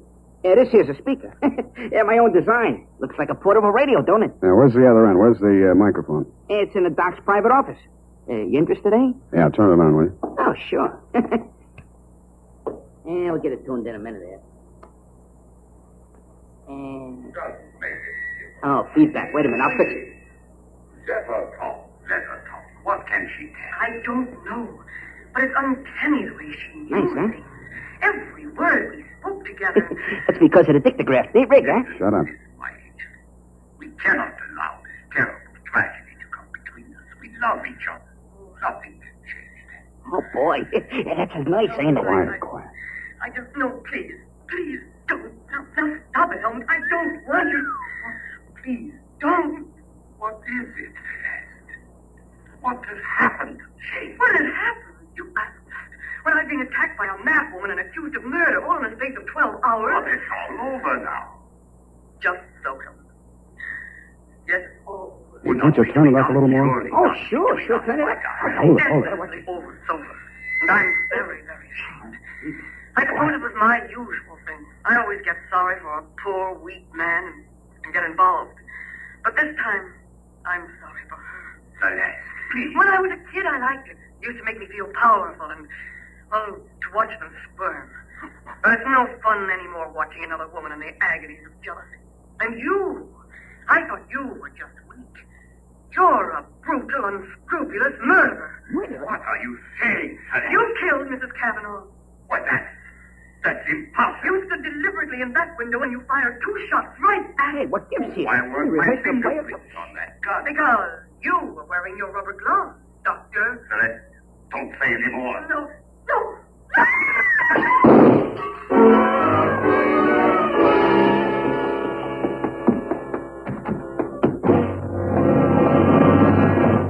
Here, help me. Help me get his shirt off, Mr. Spade. He's been shot. Who shot him, you? Through the window, the same man, the one who watched the house. Hold this tourniquet tight, please. Nothing. A flesh wound. His aim was bad. Yeah, too bad. Cavanaugh, you still out there? You got nothing to worry about. He's still alive. I missed him. Give me a hand. Come on. That's it. I missed him. That was lucky. You're taking the rap for your wife's murder, too, if you're a better shot. He did it. He killed my wife. I was at the window. I saw him. What I don't understand is why his wife confessed. She loves him, Mr. Cavanaugh. You should understand that. I guess that's what happens to love when it gets crossed up. Why didn't you tell the police what you saw? They'd have hung it on me. She was a stranger to everyone else. I'd been quarreling with her, suspicious, acting like a maniac. She never told me. She must have been going to one doctor after another, trying to find one that would give her one ray of hope. In pain all the time, too, and never letting on. Never. Even after that first visit she made to Reese's office, I didn't tumble. I thought she was meeting him on the sly. And I followed her both times. That last time I carried a gun. I might have killed her if what I suspected had been true. I'm very sorry, Mr. Cavanaugh. I didn't realize. You're pretty late with your regrets, Doctor. I don't quite figure either. Maybe the prison psychiatrist can. Dundee homicide. Dundee, tear up Mrs. Reese's confession. Come on over and get the doctor. Dr. Reese? Yeah. By the way, he accidentally shot himself in the arm. Isn't that right, Doctor? What? So, yes. Accident. Why didn't she tell me? Why didn't she tell me? I don't know, Cavanaugh. Women. Sometimes they make too much sense, or we don't make enough, or maybe we're all crazy.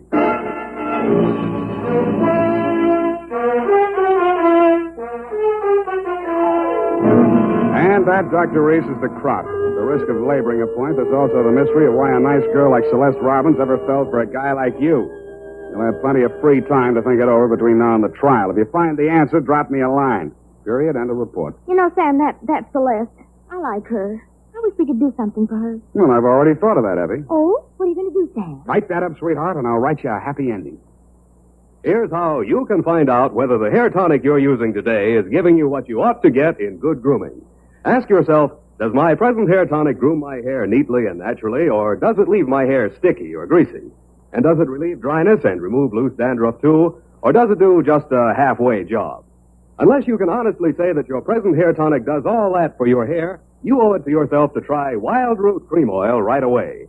Try Wild Root Cream Oil and see for yourself how it improves your appearance, grooms your hair neatly and naturally, relieves dryness, and removes loose dandruff. It's non-alcoholic and contains soothing lanolin. Get the big economy-size bottle and the handy new tube that's easy to pack when you travel and grand for the bathroom cabinet. Don't delay. Get it today. Wild Root Cream Oil Hair Tonic. Again and again, the choice of men who put good grooming first. Oh, here's the report, Sam. Do you want to read it over? I do not. File it under F, for forget. About that poor Celeste, Sam. Oh, yeah. Well, I made a date with Celeste to take her dancing tomorrow night. She needs cheering up, you know. Oh, what for? Well, you said she needed help. Well, that isn't exactly the kind of help I had in mind. Oh. I don't see why it's necessary Effie, to take... we must each of us give a particular kind of help each of us is particularly equipped to give. Very well. She used to make over men just to get the other women jealous. That she did.